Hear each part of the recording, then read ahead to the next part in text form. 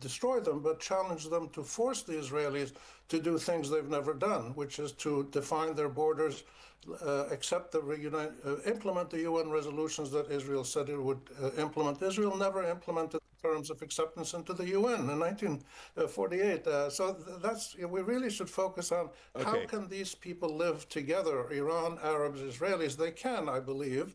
Alon, have a look now at, well, if there is regime change, you know, how does it affect Israel itself? Well, depending on the regime. I mean, people were talking about regime change in Iraq and Syria, and we got ISIS. People were talking about regime change in Egypt, and we got the Muslim Brotherhood. Israel has been arrogantly pursuing regime change in Lebanon, and look where that led to. And so the question is, what is the new regime going to look like? If anyone is looking for a Thomas Jefferson to take over the reins from the Ayatollahs, from the Islamic Republic, that's not going to happen. If anyone is thinking in terms of reverting back or going back to the Shah days, that's not going to happen.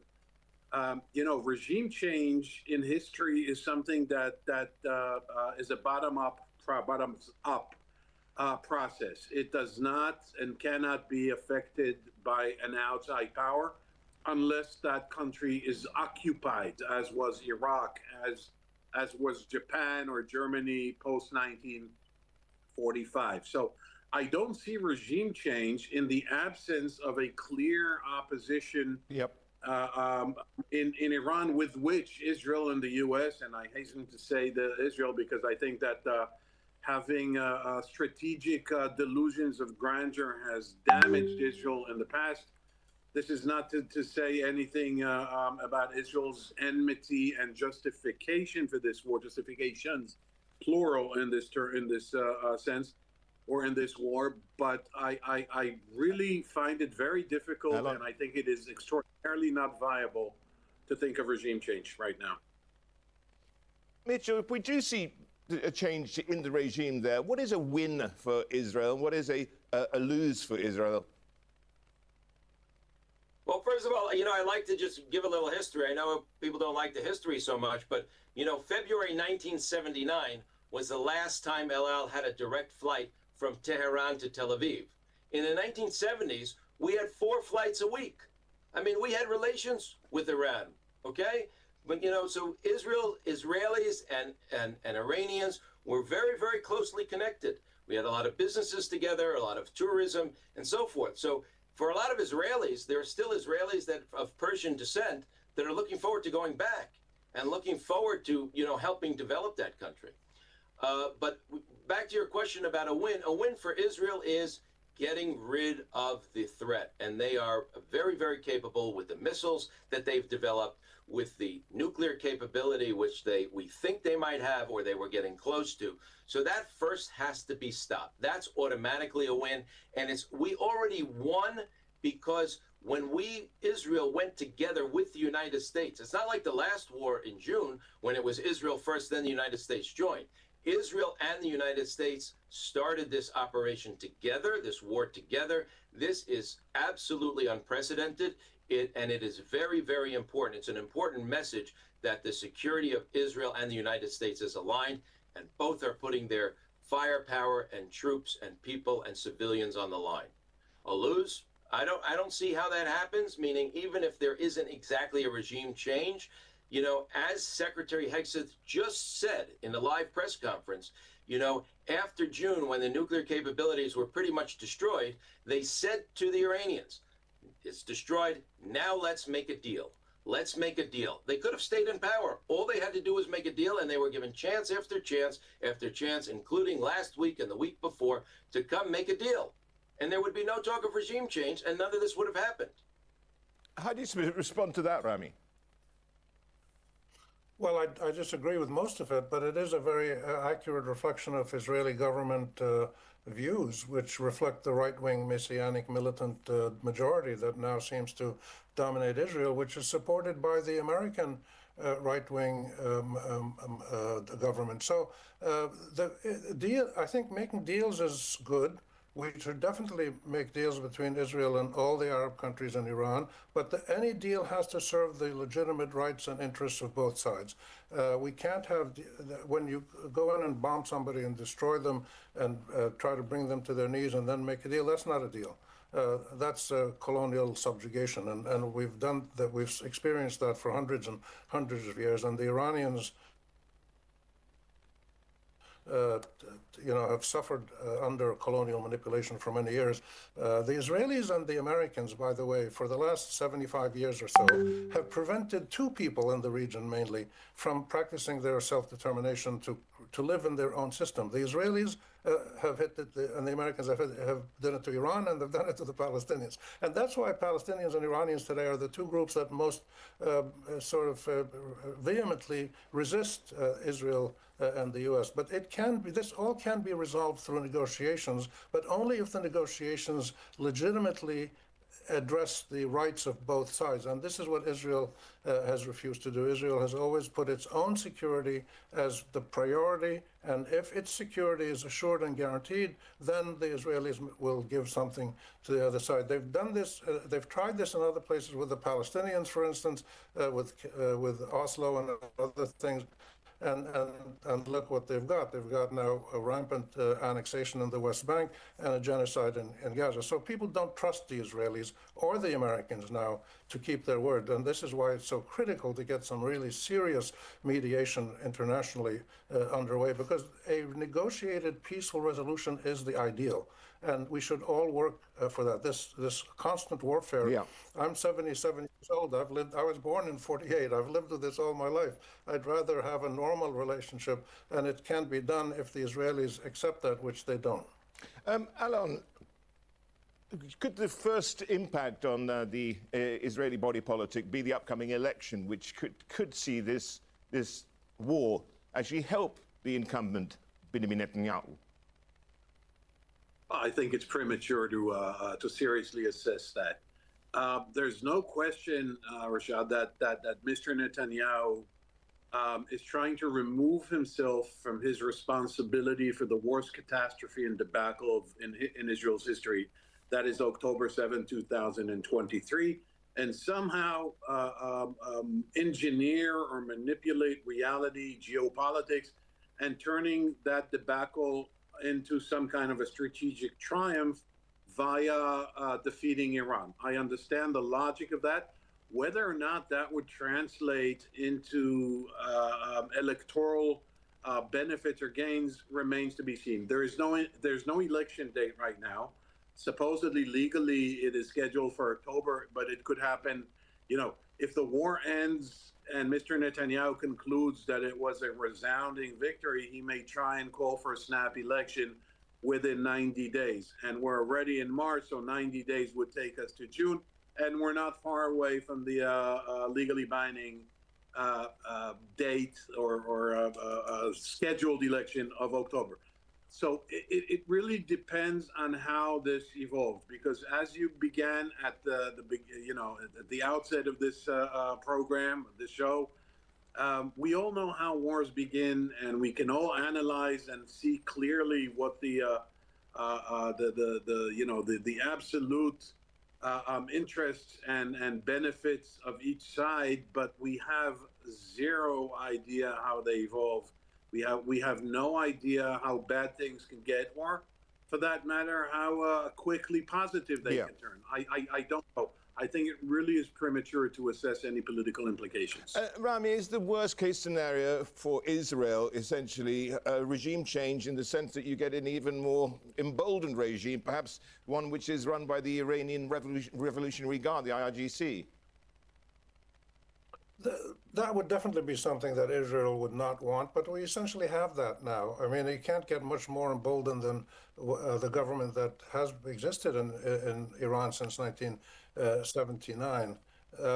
But the idea of totally removing the Islamic government concept and replacing it with something milder is a little bit naive, I think. The majority of Iranians would like to have a better government, a more efficient government, a less corrupt government, and less autocratic government. There's no doubt about that. But at the same time, The Iranians have lived over the last century with a lot of foreign manipulation from Iranian, from Russians, from Americans, from British, from Israelis, and they're fed up with it, and they just want to define themselves. The Islamic Revolution was the first one that sort of did this in a way, but it's pretty harsh kind of government. But that's not the point. It's not for Israel to determine the degree of kindness or harshness of any government. The responsibility of governments is to abide by the law and not be belligerent to each other. So I think the Israelis are going to have to live with whatever comes out of Iran. But if you look at Palestine as an example, or Lebanon, for years, Israel has bludgeoned the Palestinians and the Lebanese, and they've only continued to resist more fiercely. So there has to be a better way than military superiority. Mitchell, how do you respond? Well, first of all, Rami has said some things about the Netanyahu government and some of the Messianic people here. So the good news is, Rami, that in October there will be an election, and of the 9 million people that are going to vote here, 2 million of them are Israelis of Palestinian descent, Arabic speakers. So you should encourage all of your friends, relatives, and anyone you know to go out and vote in the election. It's a democracy, and there are many, many Arabic-speaking Israelis of Palestinian descent serving in the Knesset, and they certainly have the right to criticize, and they do that. And I think a lot of Israelis are not particularly thrilled with this government, especially when it comes to not that, but the draft of and the service of all Israelis equally, all Jewish Israelis equally in the army, and not giving an exemption to any Israelis for not doing that. So I think we're going to see some changes. Sorry, Alan, you're trying to say something. Yeah, I was just going to add to what Ami said about meddling in Iranian politics. Let's not forget that Iran is not monolithic. There are 93 million inhabitants in Iran. Only 60% of them are Persians.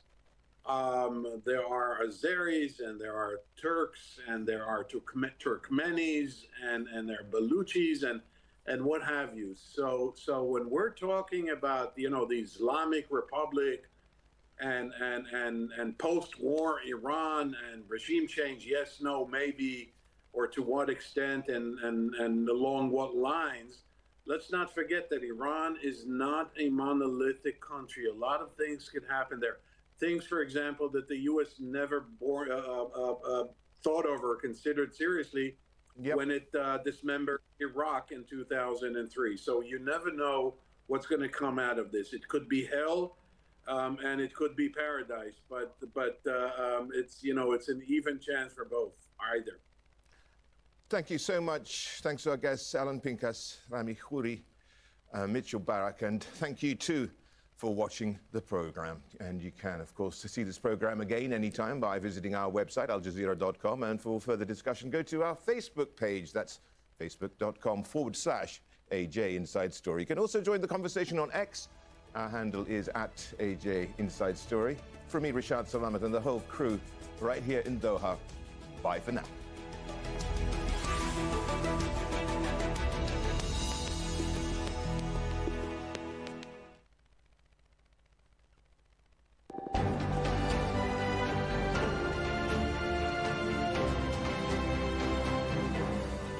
It's 6 GMT. That's 9 o'clock in Doha and 9:30 in Tehran. This is Al Jazeera. We're continuing coverage of the conflict between the US, Israel and Iran.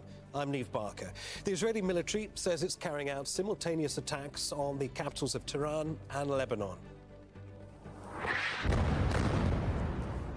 This is the Lebanese capital, Beirut. Israel says they're targeting Hezbollah command centers, weapons storage facilities, and has ordered new forced evacuation orders for dozens of locations across Lebanon. Hezbollah announced renewed rocket fire into northern Israel on Tuesday. Iran's capital, Tehran, has been hit by Israeli airstrikes through the night. U.S. Central Command says its forces have destroyed the Iranian Revolutionary Guard's command and control facilities, as well as Iranian missile and drone launch sites. More than 600 people have been killed across Iran and Lebanon. And Iran has launched dozens of retaliatory strikes targeting Israel and US assets across the Middle East. Some missiles have made impact in residential areas in Tel Aviv. At least 11 people have been killed across Israel since Saturday. And 2 drones have hit the US embassy in Saudi Arabia's capital, Riyadh. The attack has caused small fires and minor damage. And the US State Department has ordered the departure of non-emergency government personnel and their family members from Jordan, Iraq and Bahrain.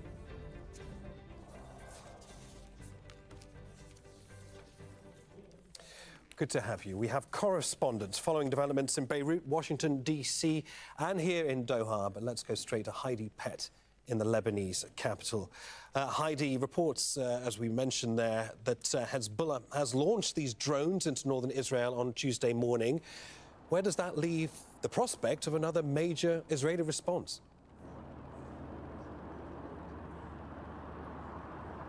Yeah, just as you were saying, as dawn broke over Beirut this morning, we saw not only Israeli airstrikes, but a confirmation from Hezbollah that they had launched what they termed a swarm of attack drones towards an army base in northern Israel.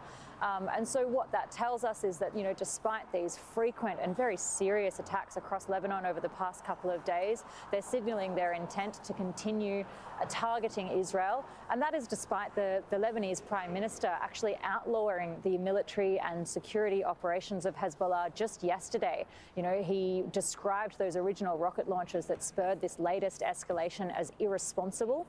And in response, Hezbollah said, while they respect the Lebanese state probably should have the right to decide whether the country is at peace or at war, that there needed to be some response to what it described as constant aggressions and assassinations, and that it should be able to respond using whatever means necessary. And so I think this morning, Lebanon is waking up to see what exactly that looks like.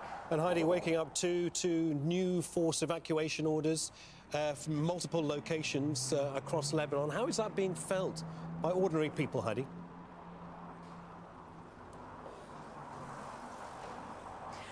Yeah, there's been rolling forced evacuation orders throughout the night. So for a number of specific locations in Dahia, in the southern suburbs of Beirut. But then late last night, around 11 p.m., there was a forced evacuation order for more than 30 villages across the south of Lebanon. They've drawn sort of quite a neat line on the map, basically saying that anybody south of that line needs to vacate. And the result of that is that there are thousands of people displaced across Lebanon right now. There's still reports of people being stuck in traffic trying to make their way out of the south. And here in the capital, you see people sleeping in their cars. A few people gathered on the streets around places like Martyrs Square and the famous Corniche in downtown Beirut. Many of them will be making their way into schools this morning. So schools across Beirut have been closed. Kids will not be attending classrooms. Instead, those classrooms will be full of people who are finding themselves once again displaced due to the outbreak of war. As you mentioned, Heidi, this puts the leadership in Lebanon in an incredibly difficult position. As you mentioned, a decree was made by the Prime Minister to disarm Hezbollah. But is there actually any indication of any disarmament, forced or voluntary, taking place?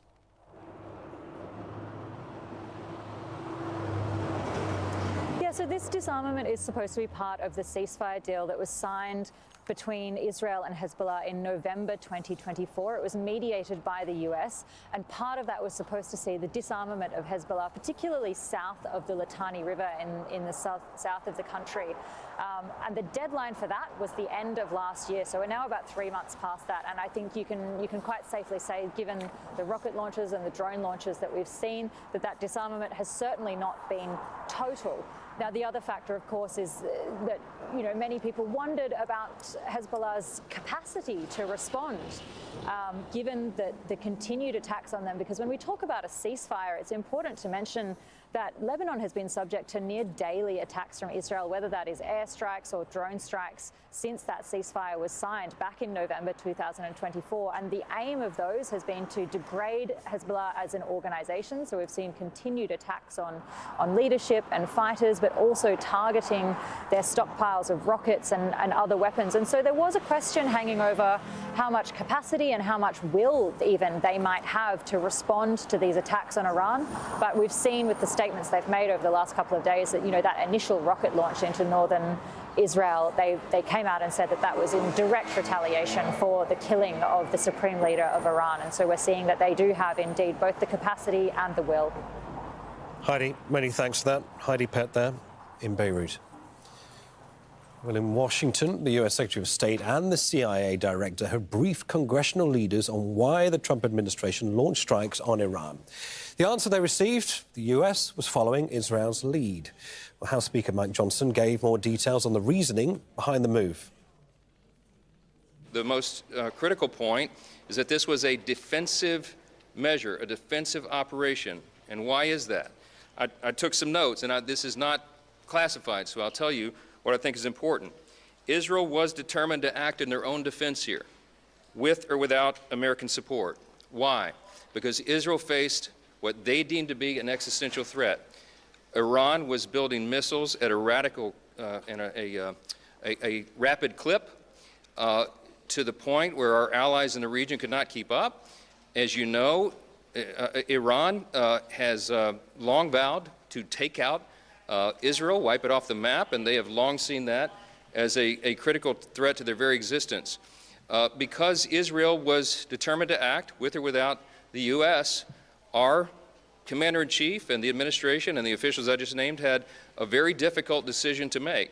They had to evaluate the threats to the U.S., to our troops, to our installations, to our assets in the region and beyond, and they determined, because of the exquisite intelligence that we had, that if Israel fired upon Iran and took action against Iran to take out the missiles, then they would have immediately retaliated against U.S. personnel and assets.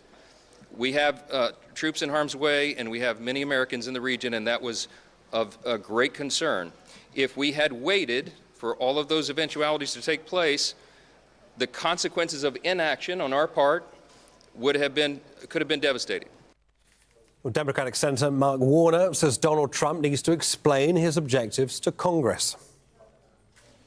When we are talking about putting American soldiers in harm's way, when we have American casualties and expectations of more, there needs to be the proof of an imminent threat to American interest.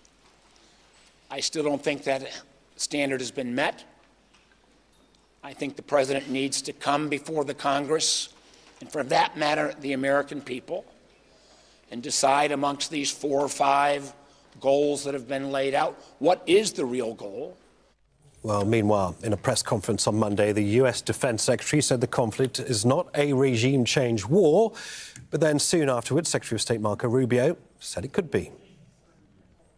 The objectives of this operation are to destroy their ballistic missile capability and make sure they can't rebuild it, and make sure that they can't hide behind that to have a nuclear program.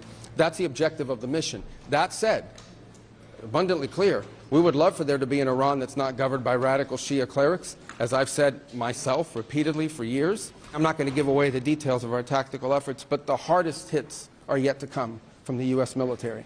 The next phase will be even more punishing on Iran than it is right now. Rosalind Jordan is in Washington, D.C. to talk about this in more detail. Good to see you, Ros. So the U.S. was following Israel's lead. Was that really the main takeaway here, Ros? And with Operation Epic Fury entering its 4th day without a formal declaration of war, where does that now leave the Trump administration when it comes to the legal justification for all of this? Well, let's take the first question first.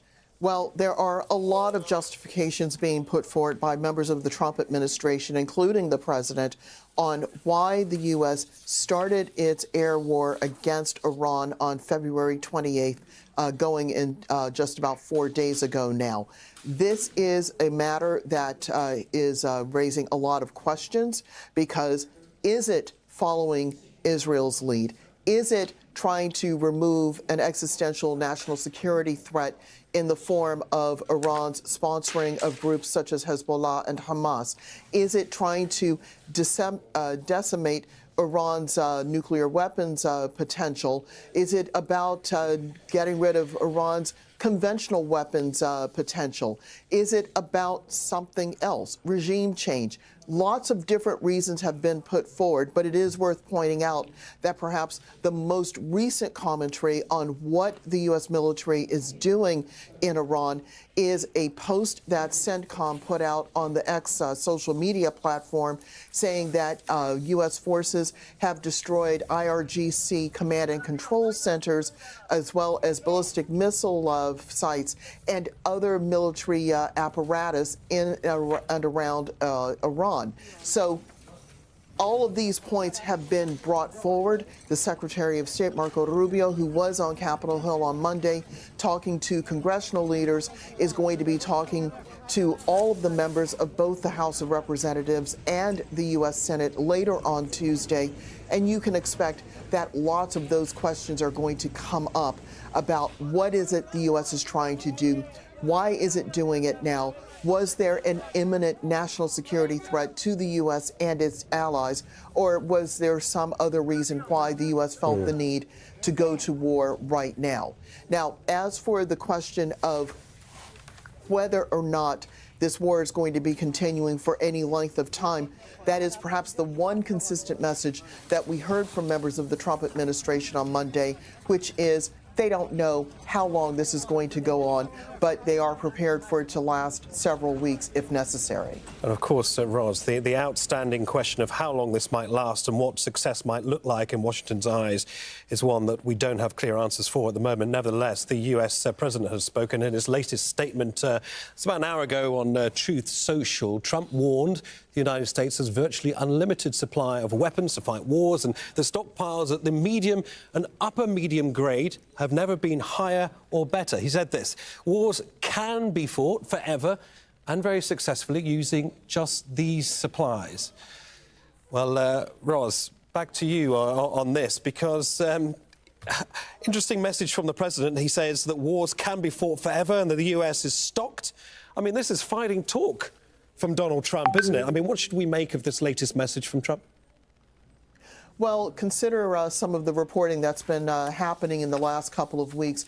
Before the air war started on Saturday, there were reports that the chairman of the Joint Chiefs of Staff, General Dan Kane, had been warning others in the Trump administration that the amount of missiles, materiel, to use the defense term, is not unlimited. The U.S. has been sending to Ukraine a considerable amount of missiles and other weapons to help it fight its war against Russia.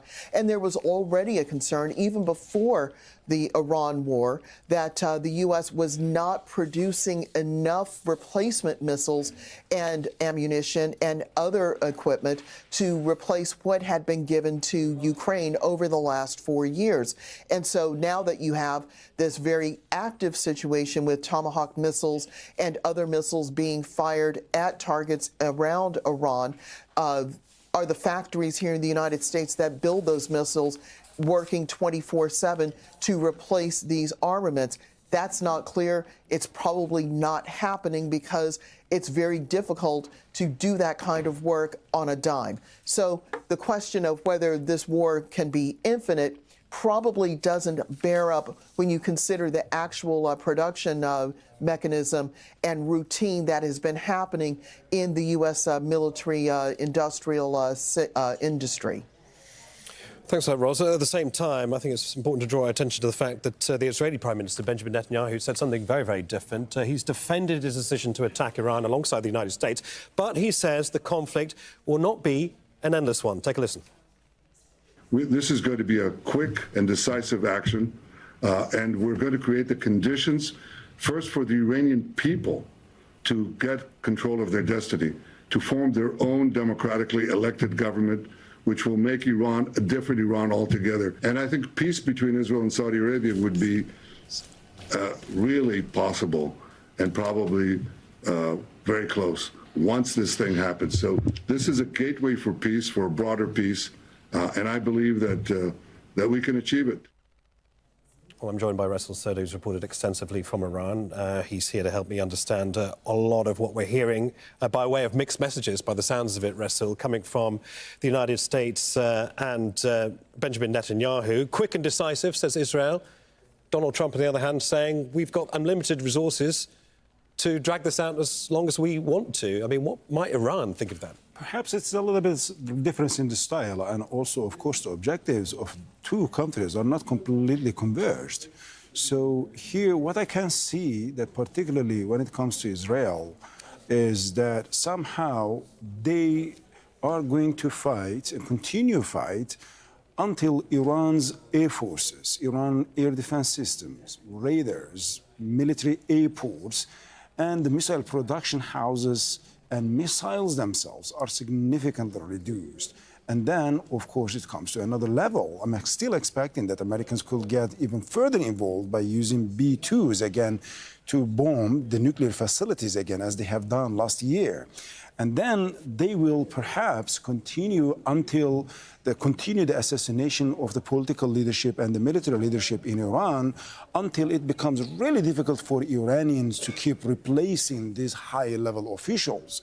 And perhaps then they will destabilize the borders, which we are seeing now. Some of the reports that particularly Iraqi Kurdish area to Iran, significantly destabilizing the Iranian borders and encouraging an internal insurgencies through the ethnic and sectarian minorities. And then eventually, I believe they are going to stop. It's not going to be a land invasion because it's extremely huge. We are talking about a country that's 4 times the size of Iraq. And when it comes to the population, it's 2.5 of that. It's going to be extremely risky to put the troops on the ground.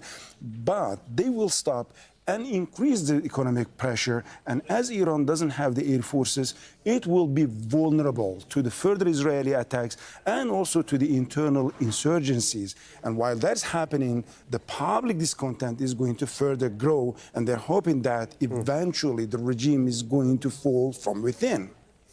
You described something, Russell, that sounds complicated and protracted, and something that doesn't potentially have a very clear-cut strategy to follow on a day-to-day basis, but something that could potentially last quite a long time. Roz, back to you. What's the sense from the United States about these mixed messages coming from Netanyahu, calling for a quick and decisive end to operations in Iran, compared to what Donald Trump has been saying, something that could be protracted, drawn out, could potentially include some of the things we've just heard here from Russell by way of a dismantling of the authority in the state as we know it in Iran at the moment?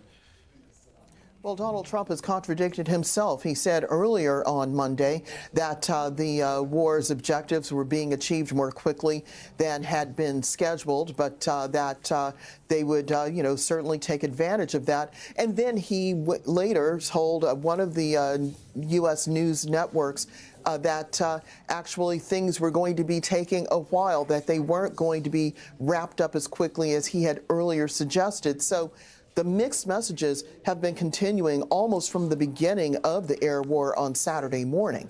This is a real question that congressional Democrats have been raising. What is actually going on here? Because there was no active consultation with Congress. Certainly, there was no congressional authorization of this military operation as is required by the U.S. Constitution. There was this, closed-door briefing of a few of the congressional leadership nearly a week ago, but that's not the same as briefing the entire Congress on exactly what the threats were, why it was necessary to go to war now, and to get congressional approval for it. So when Marco Rubio goes back to Capitol Hill later on Tuesday, these kinds of questions are going to be coming up, and they're going to be coming up rather vigorously from congressional Democrats. It's also worth pointing out that even though the latest polling indicates that when you break it down along party lines, that independent voters and Democratic voters overwhelmingly are not happy with the decision to start bombing Iran, most of the president's political base, Republicans, do support this action. But as a whole, disapproval seems to be the watchword of the moment. It's a question of whether Donald Trump's promise to not get the U.S. entrenched in another lengthy war, particularly in the Middle East, is going to come back to harm political standing and possibly affect the standing of Republicans who are running for re-election in the midterm congressional elections in November. Back to you, Russell. You wanted to jump in there. So here, I think regarding this regime change issue, I think Americans and Israelis are well aware that there is not going to be a quick regime change here due to two reasons. First, yes, there are millions of people in Iran who are against the regime and want to bring it down. But on the other hand, there are millions that are still very much loyal to the regime. So just in 2023, 18 months ago, the ultra-conservative candidate, Saeed Jalili, during the presidential election, he received 13 million of the votes. And the second reason that's going to be extremely difficult to bring the regime down so quickly is IRGC, the nature of the IRGC. IRGC is not just merely an army. It's a political, ideological, and economic pillar of the revolution and of the state itself. The biggest misunderstandings. There have been this sort of false equivalence drawn between the operations in Venezuela and, for instance, what's happening with Iran. You can't just get rid of the head. Indeed. And it's hard to imagine that such ideologically structured army is just going to surrender to the pressure and defect. But here I just wonder if, Rose, there are two things here. First, I have seen the reports that now some of the Gulf countries are putting pressure on Washington to stop, as now the cost of the war is extremely high while Iran is targeting the military and also civilian infrastructure. What are your sources telling you about that?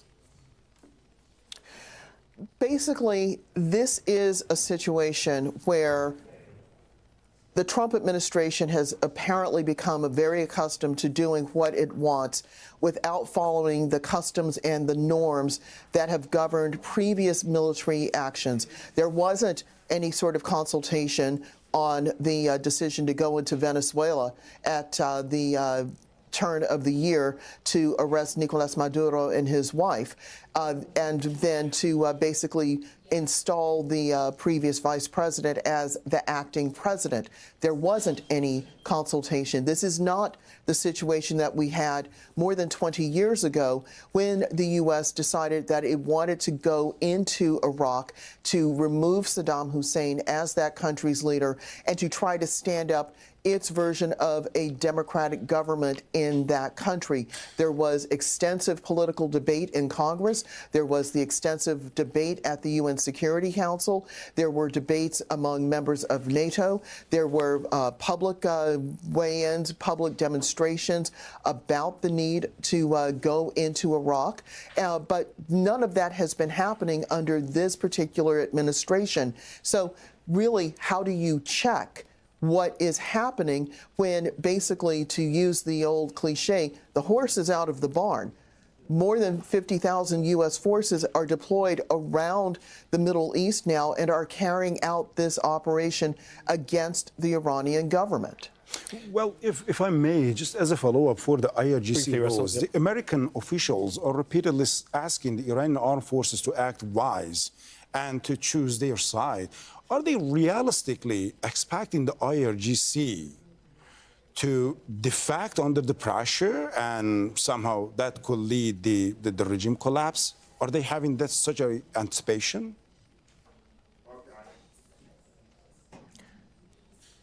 Does the U.S. even have any connection, any realistic, any viable connections with members of the IRGC? I don't know that there is. There have not been diplomatic relations between the two countries. We're not officially at war with Iran, but since 1979, that essentially has been the shape of the relationship, as it were.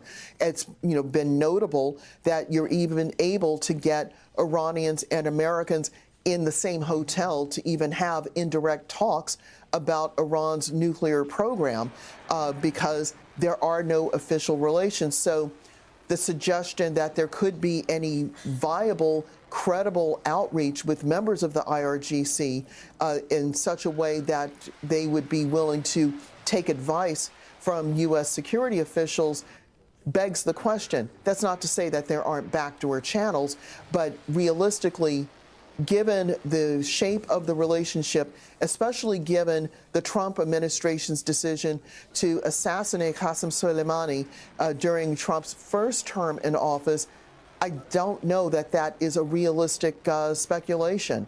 that the IRGC would take anything seriously that the U.S. would be requesting.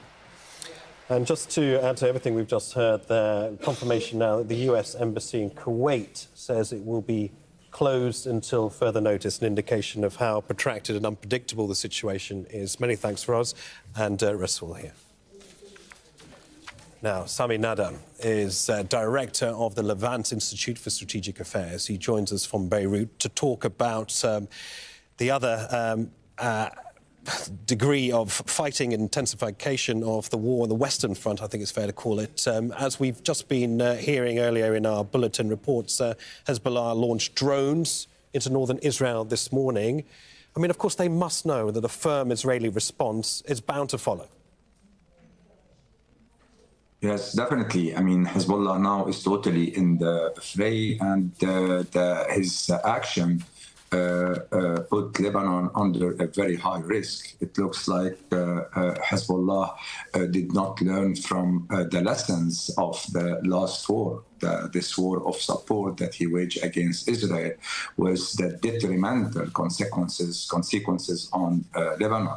Like 20% of the Lebanese population fled their homes. Their homes were disrupted, and until now they were not rebuilt, and its whole leadership was decapitated.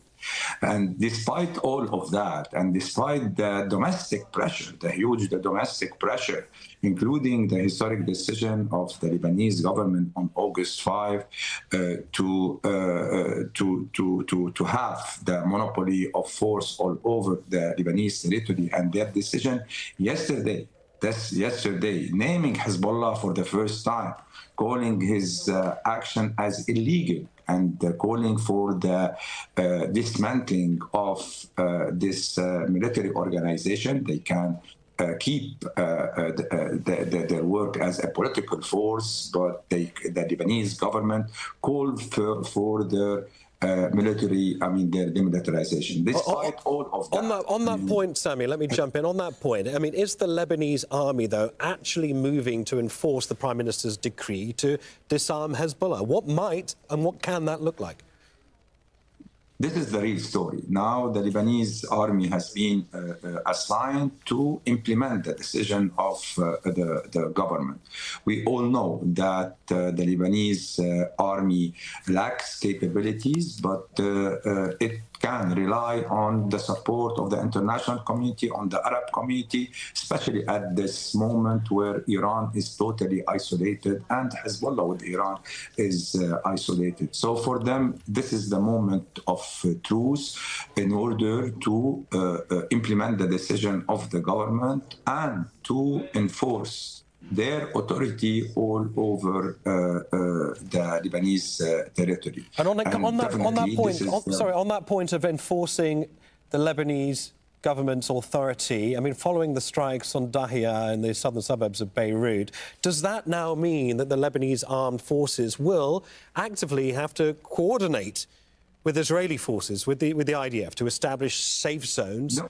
Or are they standing aside? No, at least the Lebanese army today should stop those who fired missiles against Israel. This is especially that this has been done on a territory that theoretically were under their control. Because, I mean, for the last 4 months, the Lebanese army deployed their plans in 5 phases to exert full control on what we call the south of Litani.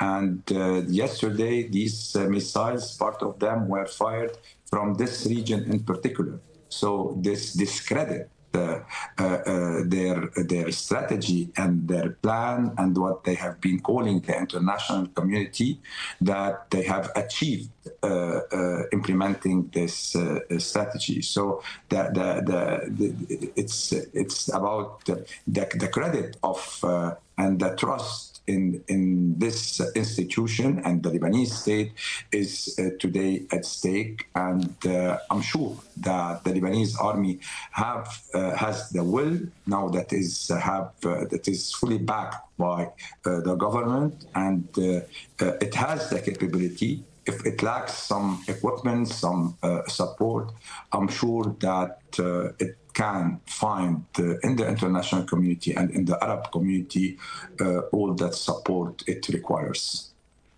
Sami Nader, Director of the Levant Institute for Strategic Affairs. Many thanks for joining us there from Beirut. Now, this is Al Jazeera with continuing coverage of the conflict between the US, Israel and Iran. I'm Neve Barker. The Israeli military says it's carrying out simultaneous attacks on the capital of Iran and Lebanon. That is the Lebanese capital, Beirut. Israel says they're targeting Hezbollah command centers and weapons storage facilities. It has ordered new forced evacuation orders for dozens of locations across Lebanon. Hezbollah announced renewed rocket fire into northern Israel on Tuesday. Iran's capital, Tehran, has been hit by Israeli airstrikes through the night. US Central Command says its forces have destroyed the Iranian Revolutionary Guard's command and control facilities, as well as Iranian missile and drone launch sites. More than 600 people have been killed across Iran and Lebanon. And Iran has launched dozens of retaliatory strikes targeting Israel and US assets across the Middle East. Some missiles have made impact in residential areas in Tel Aviv. At least 11 people have been killed across Israel since Saturday. And 2 drones have hit the US embassy in Saudi Arabia's capital, Riyadh. The attack has caused a small fire and minor damage. Meanwhile, the US State Department has ordered the departure of non-emergency government personnel and their family members from Jordan, Iraq and Bahrain. Washington's embassy in Kuwait has announced it will be closed until further notice. Well, following all the developments here in Doha is Axel Zaimovich. Axel, it has been obviously another night of explosions heard by many of us here in the Qatari capital, Doha, with reports of jets flying low over the city overnight. What's the situation been in Qatar over the past few hours? Well, Naeem, nothing much has changed, but the fact that we're seeing fighter jets flying overhead, and we understand that they've been inspecting the sky, they've been monitoring the situation.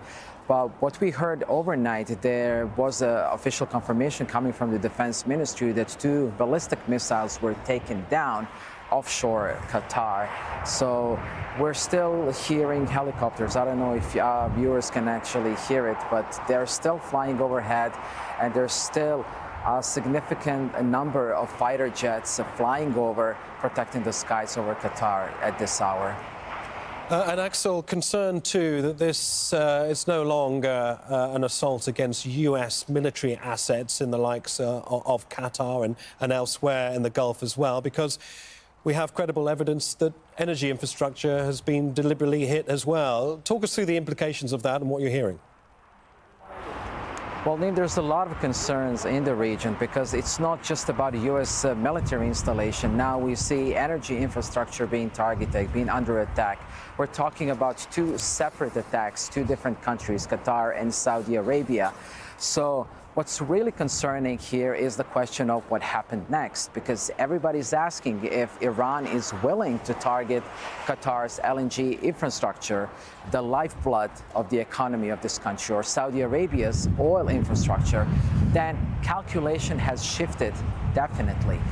But also, we have to put it into context that this region is one of the biggest contributor to the world's largest energy supplies. Qatar alone produces the largest amount of LNG, and Saudi Arabia on a daily basis exports millions of barrels of oil.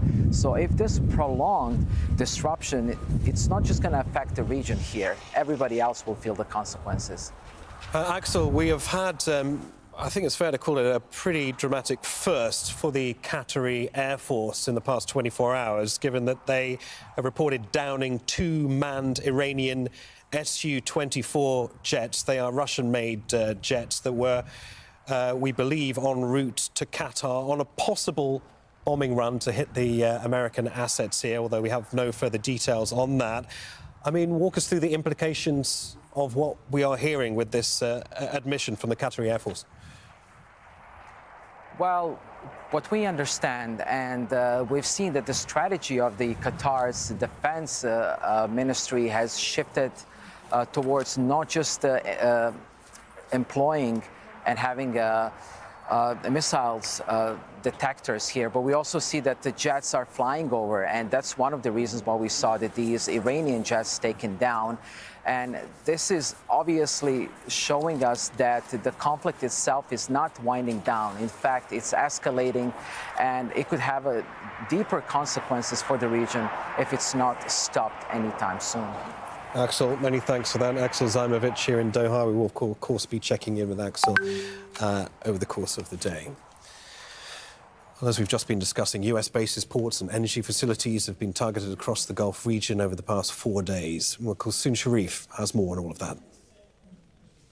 Iran has continued to attack several areas right across the Gulf. Energy facilities have come under attack. Now, these are the energy facilities that have taken a hit. We've seen an oil refinery in Kuwait, one in Saudi Arabia. We've seen oil ports in Oman, the UAE, and facilities in Qatar that have taken a hit. Here's a look at what's happened in Saudi Arabia. An Iranian drone was intercepted at a major oil refinery.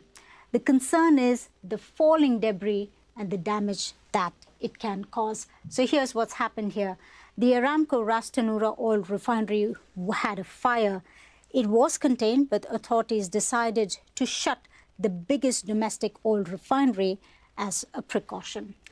Now in Qatar, we are seeing 2 facilities that have also come under attack. The Ras Laffan oil refinery and the Maisid power plant. Now, Qatar Energy, the state-owned petroleum company, says it has stopped complete production of liquefied natural gas and other products because of these attacks. Now, this is important because it can have global ramifications when it comes to gas supplies. Qatar is one of the biggest producers of LNG, and it operates the biggest gas field along with Iran. This is North Dome, South Pass, and this area closer to Qatar is what it operates.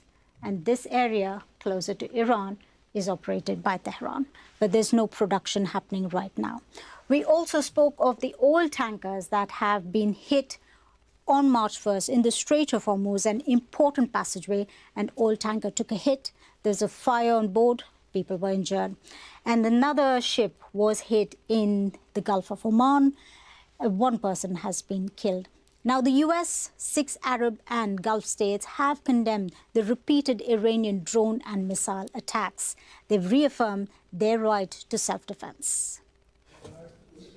That was Kulsoon Sharif there walking us through the implications across the region. Rosalind Jordan's in Washington, D.C. Ros, you do wonder when you look at a map like that, whether or not all of these attacks, all of the implications of Israel and the Americans' assault on Iran have factored in what we're seeing at play across the entire region. Is this collateral damage that was expected?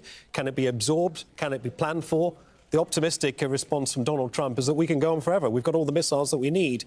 But clearly it's having an impact on people across the entire region as well as on energy supplies globally. Well, the big question of whether all of these potential impacts, not just on U.S. military installations in and around the Middle East, as well as the impact on the millions of people living in the region, you have to question whether those impacts were actually gamed out, to use the defense term, or whether or not there was simply this push to move ahead and then deal with the damage afterwards. Those sorts of questions are usually what would have been debated before the U.S. decided to launch a military assault on another country. You would have had members of Congress debating these issues. You would have had public intellectuals debating these issues. You would have had the general public asking these questions. What is the potential fallout? What is the risk to U.S. forces? What is the risk to allies that host U.S. forces on their territory? What is the risk to the tens of millions of people who live in the region if you are deciding whether to go into a military conflict? Those discussions have not been had publicly. They're only getting underway now here in Washington, but it also means that you're going to see people being injured, you're going to see people being killed, you're going to see property being destroyed while the policymakers try to figure out how to mitigate all of those questions. So it really does come down to, were there things actually debated and calculated before the decision to launch these airstrikes on Saturday, or whether this was done on, off the cuff, as it were? Those are the kinds of answers that are now going to be coming out as the Trump administration justifies or tries to justify what it is doing before members of Congress and before the general public. OK, well, stay with us, Ross, because the US objectives, we know, in this conflict, which we've been saying all morning, remain unclear. In June last year, Donald Trump announced the United States had, quote, obliterated Iran's nuclear capability. More recently, just days before Israel and the US launched attacks on Iran on Saturday, Trump said the US would prevent Iran from obtaining a nuclear weapon. Well, now, with conflict embroiling the Middle East, Trump says the United States is removing Iran's ability to launch missiles. Our objective was the destruction of Iran's nuclear enrichment capacity and a stop to the nuclear threat posed by the world's #1 state sponsor of terror. Tonight, I can report to the world that the strikes were a spectacular military success.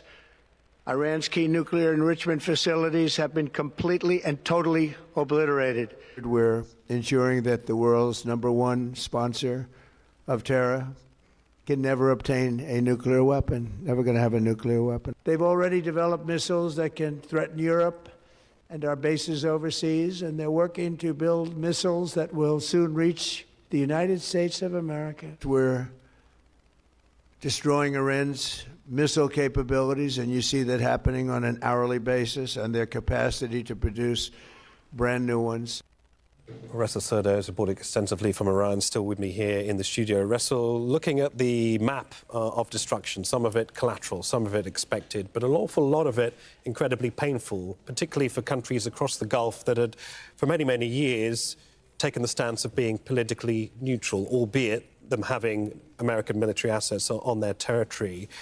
Why would it make sense for Iran to hit, for instance, gas facilities, oil facilities, when Iran itself relies on the flow of energy through this part of the world, through the Strait of Hormuz? Isn't it shooting itself in the foot? Indeed. So for Iranians, they have built their strategy of deterrence based on two pillars. First, just show the Americans that the cost militarily for Washington is going to be unbearable. It's going to be high. So raising the cost for Washington was one of the deterrence pillar of Iran's strategy, and forcing Washington to think twice before attacking. But that has failed. And still they're showing that, by the way. And the second one was to regionalize the war by rolling the regional countries into it and to make them feeling the pain, the consequences of the war. And they believe that by doing so, the regional countries are going to put pressure on the U.S. to stop Washington from attacking. So I think at the first level, so they have targeted some of the U.S. military assets here. And then, when that was not enough, to force the regional countries to move against the USA or to put enough pressure on the U.S. to stop, then the second layer has come, and the energy facilities and the critical facilities such as the airports have been targeted. This is where it hurts the most, because the whole Gulf dream and image is based on this wealth, stability, and safety. Once that is attacked, then what is left of Gulf? And at the third level, if this is not going to be enough, I fear that Iran is going to start to target the food and water supplies as well. And at the fourth stage, perhaps it could go to the residential areas and saying, well, if our children are dying, your children are also going to pay a price. So this is the deterrent strategy of Iran. However, as you also said, so it's backfiring. It just reminds me terribly the days that were leading to the war in 1991, Gulf War. Saddam was firing one Scud missile to Israel and another to Saudi Arabia. And eventually what he has done was to somehow force the whole regional countries to go under the U.S. umbrella, join the U.S.-led coalition and fighting against Iraq. So now this scenario is about to repeat. When we're talking about these countries, they were quite neutral, and indeed not neutral. They have done everything to prevent this war, and now they are being punished. And I think eventually Iran is turning its region, is turning its neighbors into its enemies, and more the regional countries are feeling that Iran is becoming the common threat, becoming the shared threat. I mean, yes, of course, the Iranians have always described Gulf countries as brotherly nations, haven't they? The likes of Oman, Qatar have played key roles in mediating in the past. And I think it's fair to say that both feel somewhat betrayed by what has happened. I mean, let's look at the changing military and diplomatic posturing in the region, because the UAE and Qatar are now citing their, quote, legitimate right to respond. We know, of course, Qatar has downed these two manned Iranian Su-24 jets en route to Qatar. What does it mean for these Gulf countries to now say they cannot just stand by? I think that is exactly the first stage of what I was talking. So now it is a defensive measure. So these both countries are still engaging with Iranian projectiles, whether it's rockets, whether they are the drones, whether they are missiles. And now that Su-24, the Russian-made Su-24, is approaching to the Qatari airspace and being shut down. So this is the first stage, but still it's defensive. And then if the cost goes higher and higher and higher, and to a certain point that is stopping the whole country and is becoming an existential threat. So then these countries could decide to say, well, we are not now shifting our strategy of military engagement from a defensive position to engage with the targets from their sources when they are fired. And what does that mean? It means regional countries being involved directly into a war. With completely unknown consequences as well. Ros, back to you in Washington, D.C. Rosalind, what we've just been discussing here with Rasul is two scenarios, really, that the Iranians are hitting energy infrastructure in order to put pressure on the Gulf states to essentially try and steady Donald Trump's hand and ending whatever operation he has in his mind for Iran. On the other hand, we have a situation whereby the fact that these energy infrastructure sites are being targeted in Saudi and Qatar and the UAE, that it also potentially draws these Gulf nations more directly into a conflict with Iran as well. I wonder, in terms of American strategy going ahead here, does it work in America's advantage to see these Gulf nations do fighting on their behalf? That's a very interesting question, because there are decades of joint training exercises between the United States and countries around the Gulf. Pilots from every one of these countries have come to the United States for fighter jet training for decades. Certainly over my 36 years in journalism, I have covered Saudis and Qataris and Emirati pilots and Jordanian pilots coming to the U.S. to get the necessary training to operate the jets that they buy from the U.S. government. We've also seen generals and colonels and lieutenants going to the military academies here in the United States for advanced military theory training, as well as professional training.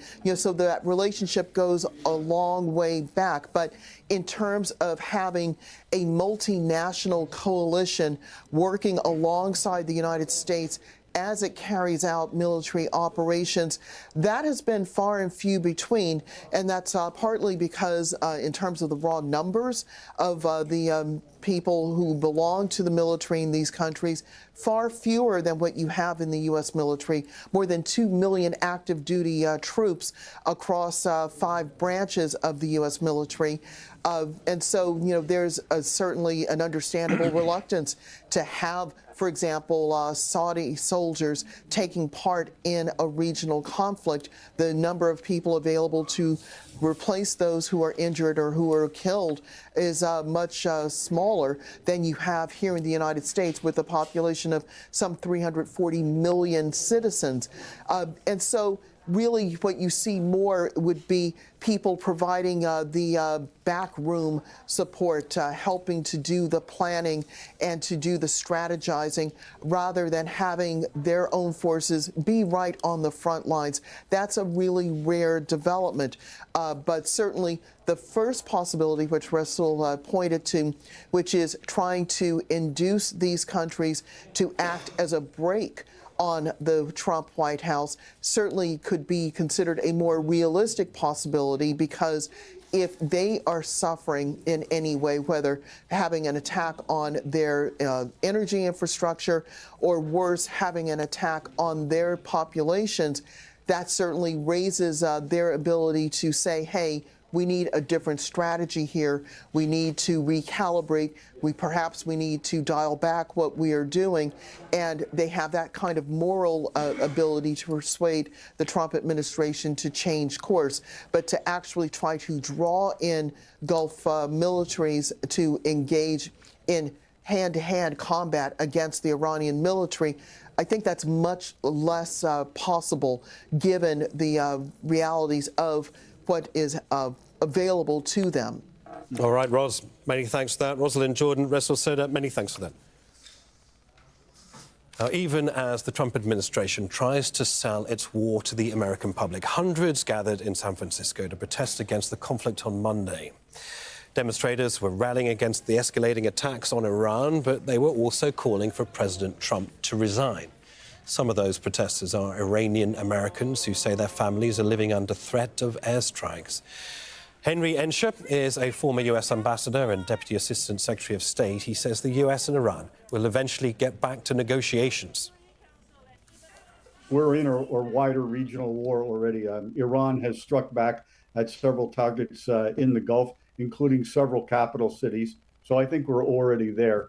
What I think is happening here is that both sides, the Iranians and the Americans, are using violence as a way to get back to a negotiation on the most favorable terms. I think where we are now, if the U.S. administration wanted to, it could plausibly claim victory. That is to say, it has decapitated the leadership of Iran. It claims to have sunk the Iranian Navy. It's crippled Iran's ability to fund additional proxies in the region, and it has struck hard at Iranian missile facilities.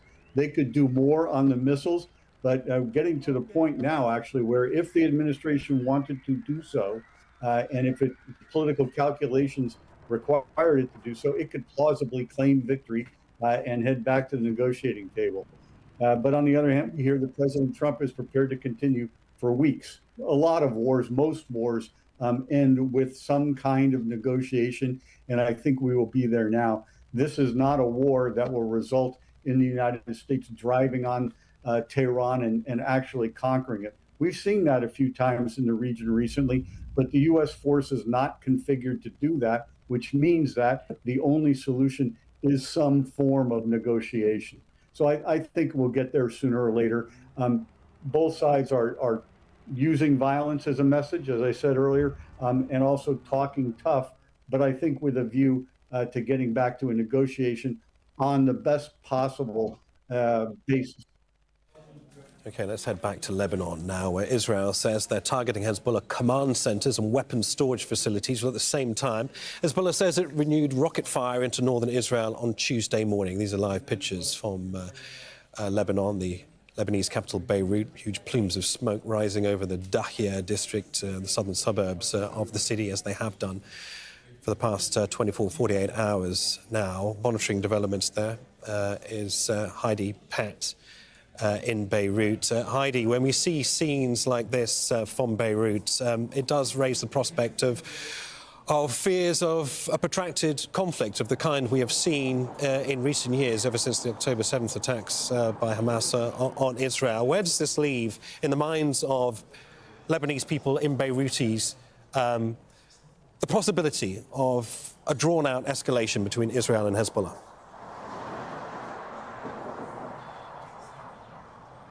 The people that I have been speaking to on the streets over the last day or so, the overwhelming feeling for them is one of both déjà vu, that they've been here before, and in fact very, very recently. It was just September and October of 2024 where we saw that wide-scale war between Israel and Hezbollah. But the other defining feeling from people that I am speaking to is fatigue, and part of that is because they were ejected from their homes in the middle of the night.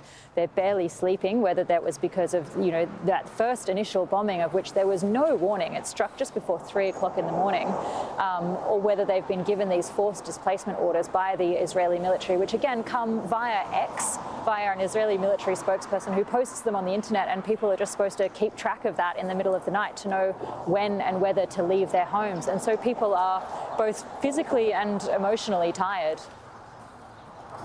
All right, Heidi, many thanks for that. Heidi Pett in Beirut. Well, the US and Israeli war in Iran is costing millions of dollars a day, and it's expected to cost hundreds of billions of dollars if it continues over the next several weeks. Here's John Hendren with more on that. 3 American F-15 jets plunged to the ground in Kuwait. All 6 crew members eject to safety, but the jets, costing $94 million apiece, are lost. The human toll of war cannot truly be tallied. Today we grieve for the 4 heroic American service members who have been killed in action and send our love and support to their families. But the financial cost can be calculated, and they are in the billions of dollars and counting. 2 massive aircraft carrier strike groups, the USS Abraham Lincoln and the USS Gerald Ford, each cost $6.5 million a day to operate. That's $390 million a month. Some in Congress say the cost of President Trump's war is too high. Trump says his goal is to topple the Iranian regime. But the American people are tired of regime change wars that cost us billions of dollars and risk our lives. The 37-hour strike on Iran's nuclear facilities in June, dubbed Operation Midnight Hammer, totaled $2.25 billion. This time, President Trump says the war could last 4 to 5 weeks. If so, costs are likely to range into the hundreds of billions. There is the cost of munitions. The bunker busters dropped on Iran's nuclear sites cost $10 million to $20 million apiece.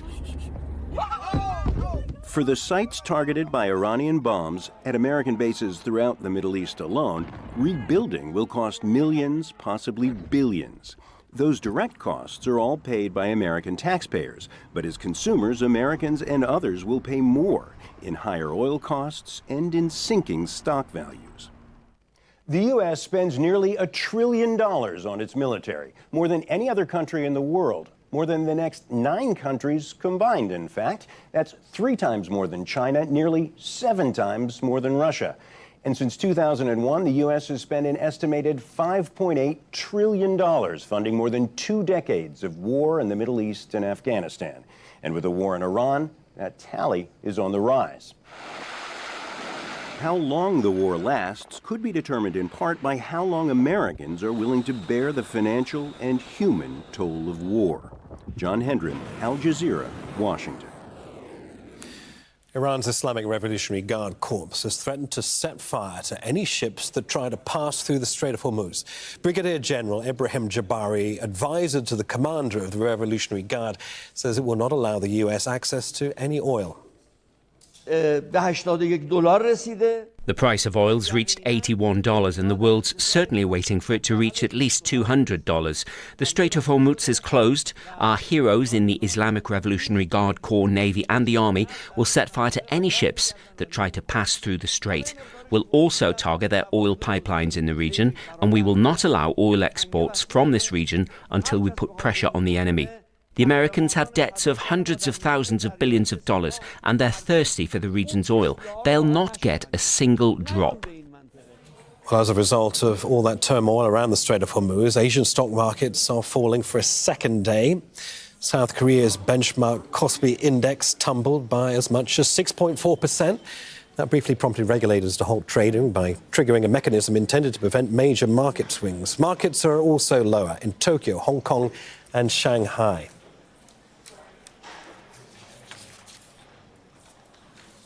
It's 7 GMT. There's 10 o'clock in Doha, 10:30 in Tehran. This is Al Jazeera with continuing coverage of the conflict between the US, Israel and Iran. I'm Neve Barker. The Israeli military says it's carrying out simultaneous attacks on the capitals of Iran and Lebanon. This is Beirut. Israel says it's targeting Hezbollah command centers and weapons storage facilities and has ordered new force evacuation orders for dozens of locations across Lebanon. Hezbollah announced renewed rocket fire into northern Israel on Tuesday. Iran's capital Tehran is under bombardment. US Central Command says its forces have destroyed the Iranian Revolutionary Guard's command and control facilities, as well as Iranian missile and drone launch sites. Well, Iran has launched dozens of strikes targeting Israel and US assets across the Middle East. Some missiles have made impact in residential areas in Tel Aviv. And 2 drones have hit the US embassy in Saudi Arabia's capital, Riyadh. The attack caused a small fire and minor damage there. Meanwhile, the US State Department has ordered the departure of non-emergency government personnel and their family members from Jordan, Iraq, Bahrain and Qatar. Washington's embassy in Kuwait has announced it will be closed until further notice. Well, we have correspondents following developments in Tehran, Beirut, Washington, D.C., the Syria-Lebanon border, Seoul, and here in Doha. But let's go straight to Zaina Hodder, who's in the Beiruti capital for us, the Lebanese capital, Beirut, rather. We have seen, of course, these continued renewed attacks on Dahia in the southern suburbs of the Beiruti capital. In response, attacks staged by Hezbollah into northern Israel. The presumption will obviously be from everybody in Lebanon that a major Israeli response is inevitable then. Well, the Israeli military has been doing what it promised to do, and that is to intensify and increase strikes against Hezbollah. In the early hours of the morning, there were a number of strikes targeting residential buildings in Beirut's southern suburbs. We are at the outskirts of those cluster of neighborhoods where hundreds of thousands of people live. Also, in the past few hours, the Israeli military has been issuing continuous evacuation orders, telling residents not just to leave areas in Beirut's southern suburbs, but across southern Lebanon, telling them to leave villages further north from the border, which means, really, this is causing a massive displacement crisis. And this really is part of the Israeli military strategy to put pressure on Hezbollah supporters, who in turn will, well, at least this is what the Israelis hope will happen, put pressure on Hezbollah. But Hezbollah remains defiant. Early this morning, claiming responsibility for at least 2 attacks across the border, saying that they launched armed drones towards Israeli military bases in the north of the country. It's not just defiance against Israel, but defiance against the Lebanese government, which really came with a very unprecedented, if you like, decision yesterday to ban all Hezbollah military and intelligence activities in the country. Now, while this was seen as a bold move, the question in Lebanon is, how will this be implemented with Hezbollah issuing a veiled warning, saying that such a decision can cause internal problems? Talking about those internal problems, Zaina, I wonder if you can explain what that might mean. If we have the Prime Minister saying that Hezbollah must disarm, I mean, how would a disarmament take place? I mean, would it happen voluntarily? Would it happen by force? And what sort of resistance might we expect from Hezbollah? Well, Hezbollah cooperated in the plan to disarm the area south of the Litani until the Israeli border. Now, cooperate means that they did not resist. They did not provide maps or any information to the Lebanese army as it, tried to find Hezbollah's military infrastructure in the area. But Hezbollah says that it's only obliged to disarm south of the Litani River according to that ceasefire agreement that came into force in November 2024. But others understand that agreement differently.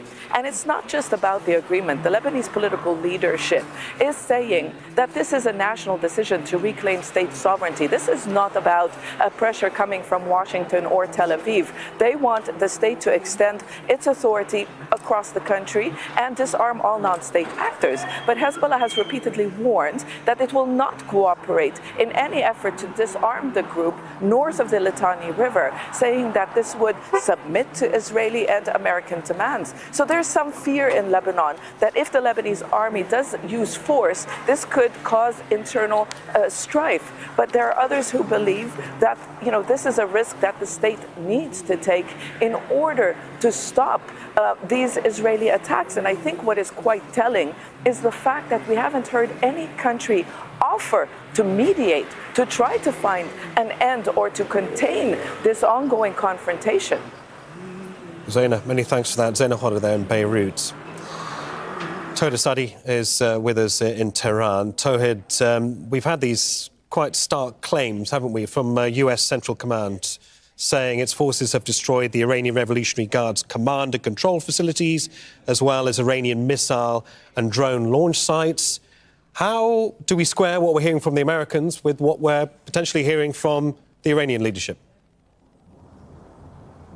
Well, let me just open up with the latest developments coming in Iranian capital, Tehran. As you can see, we just heard a few minutes before we start, we just heard a sound of massive explosion, and the thick smoke is being seen coming from the eastern part of Tehran. Again, the whereabouts of which the exact location remains to be seen, and that is part of the strategy over the past few days, starting from Saturday, that they don't give specific information, they don't spill the beans about the exact places being targeted. And getting back to your question, we know that IRGC has experienced major blows, specifically following the death of the killing of Ayatollah Ali Khamenei, the supreme leader, which was not the only person being targeted. It also included the commander-in-chief of IRGC and more than 10 other important military figures, and that is nothing but a major blow. But speaking of the performance of the Revolutionary Guards, we have to keep in mind that several headquarters, several centers related to that across Iranian capital Tehran and in other cities in the country have been targeted. But operationally speaking, starting from the very early hours of Saturday attacks up until the moment we receive statements from IRGC indicating the developments, indicating their continuation of actually what they call their retaliatory strikes. Of course, the recent was the 14th wave of strikes by the IRGC forces, which are targeting basically the United States military bases in the region, as well as the Israeli territories, each time with new weaponries that they have. And also we've got last night the 13th wave of their strikes. According to the statement that came out from them, they said that they have targeted a military base in Kuwait and a gathering of US military forces in Dubai. That is what we have in terms of their statements. But still, we know that we're dealing with a delicate situation as these exchange of strikes, as these exchange of missiles continue. What we see on the ground is not just military headquarters, not just political centers being targeted, but also very ordinary citizens which are being affected. Their houses, their apartments are in some cases damaged, in some others fully demolished, and that is showing the very complicated situation of this confrontation, which is jeopardizing the ordinary citizens here in Iran. Talking about ordinary citizens, there are obviously ordinary citizens across the entire region, across many Gulf countries, wondering when this might all end and who might be authorising the attacks on the likes of the UAE, Qatar, Saudi Arabia, Kuwait. I mean, with the Supreme Leader dead and the interim council in place, Tawhid, who is actually authorising these ongoing missile strikes on Gulf countries, not only just American bases, but also now on energy hubs? Okay, let me start with the first question. Speaking of the time frame or a sort of deadline or any time that we can expect the termination or an ending or a ceasefire or whatever you call it of these strikes and striking back. Of course, we asked the same question from the spokesperson of the Ministry of Foreign Affairs, and he started his answer with "I don't know," and this is something that may be a good answer from me as well. We don't really know how long and the extent to which it's going to go. But the thing is, compared to the time back in June when we were actually covering the American and Israeli strikes and the retaliatory actions from the Iranian side, the scope is not comparable. And of course, there are so many actors and factors, specifically regional players. And on that, we've got Iranian side saying that we are not at war with any of these regional countries, but we are targeting U.S. military bases in those locations. Prior to initiation of these strikes, Iran said that in case of any U.S. attack, the regional countries are not going to be safe, and the U.S. bases are going to be our legitimate targets. And the reality on the ground right now reflects that now those statements are being translated into real escalation and real act of war. Tawhid, thanks for that. Tawhid Asadi in Tehran. Well, 2 drones have hit the U.S. embassy in Saudi Arabia's capital, Riyadh. The attack caused a small fire and some minor damage there. Let's go live to Zain Basravi. He's in Doha for more on this. Zain, firstly, on the drone strikes on obviously a sensitive target in Saudi Arabia. Tell us more. That is correct. Iran may continue to say that it is not at war with these GCC countries, but the fact of the matter is it doesn't mind putting the populations living in these countries in the firing line. That's been clear from the last several days. Today, on the 4th day of this conflict, we are hearing that the U.S. Embassy in Saudi Arabia is telling American citizens living in Saudi Arabia to avoid the embassy until further notice due to an attack on the facility. What we understand is that, as you say, 2 drones were used to attack the embassy. There was a limited fire that broke out in the diplomatic compound. And what we are hearing now is that this morning there was minor material damage on the compound. The Ministry of Defense said this in a statement, and what we are hearing is that targeting of sites is continuing in parts of that country. Now, what we're also hearing is in Bahrain, the IRGC, the Iranian Revolutionary Guard Corps, announced that it was carrying out another large-scale drone and missile attack. 20 drones, 3 missiles hit their intended targets, according to the IRGC. And of course, overnight here in Qatar at around 2 a.m. local time, we heard once again loud booms from what the Ministry of Defense confirmed were interceptions of 2 ballistic missiles that were headed in the direction of Qatar. The Ministry of Interior put out a statement urging the public to remain indoors and leave their residences strictly in cases of urgent necessity.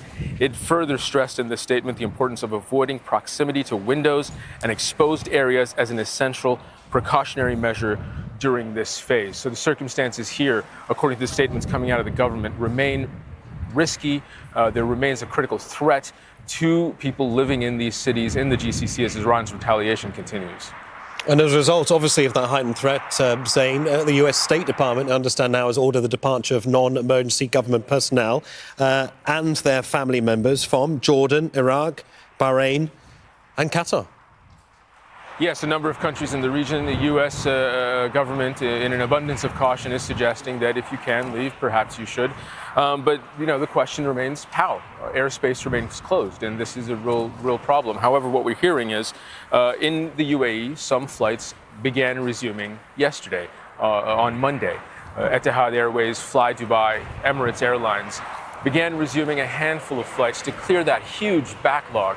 Dubai and Doha are some of the largest hubs for travel in the region. The closure of the airports, the closure of airspace has created a knock-on effect to international air travel. So it seems to be addressing that. It seems to be addressing the desire for those residents of the UAE that want to leave to be able to do so from these airports. But again, limited flights have reopened there. Here in Qatar, Qatar Airways flight operations remain temporarily suspended according to a statement, the latest statement from Qatar Airways, and that is because Qatari airspace remains closed. Several airports have been disrupted in the region. Over 3,000 flights in the first 24 hours of the attack on Iran by Israel and the United States and their retaliation, 3,400 flights were canceled.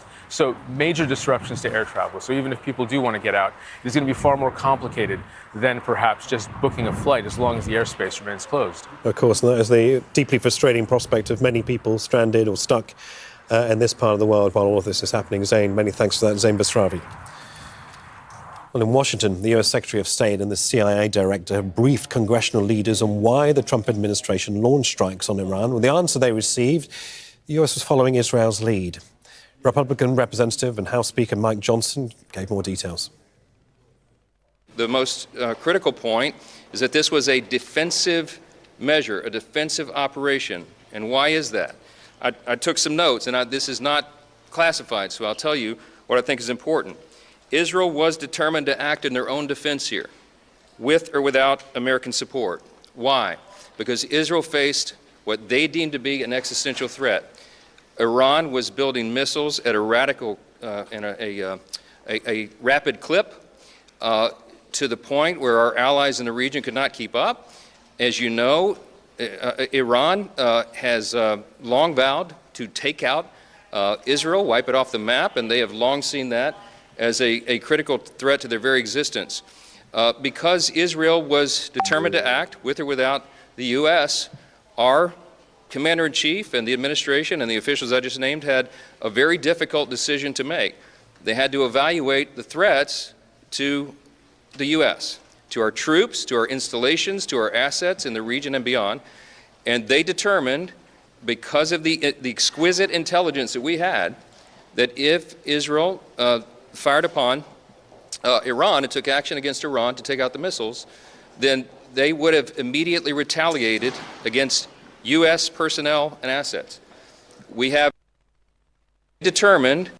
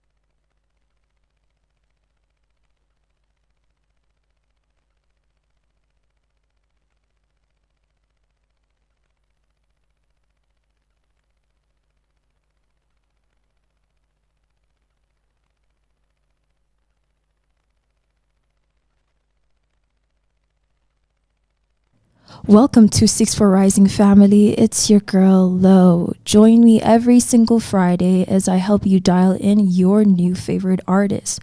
From hot takes to exclusive interviews, this is your introduction to the next big thing. So, are you ready?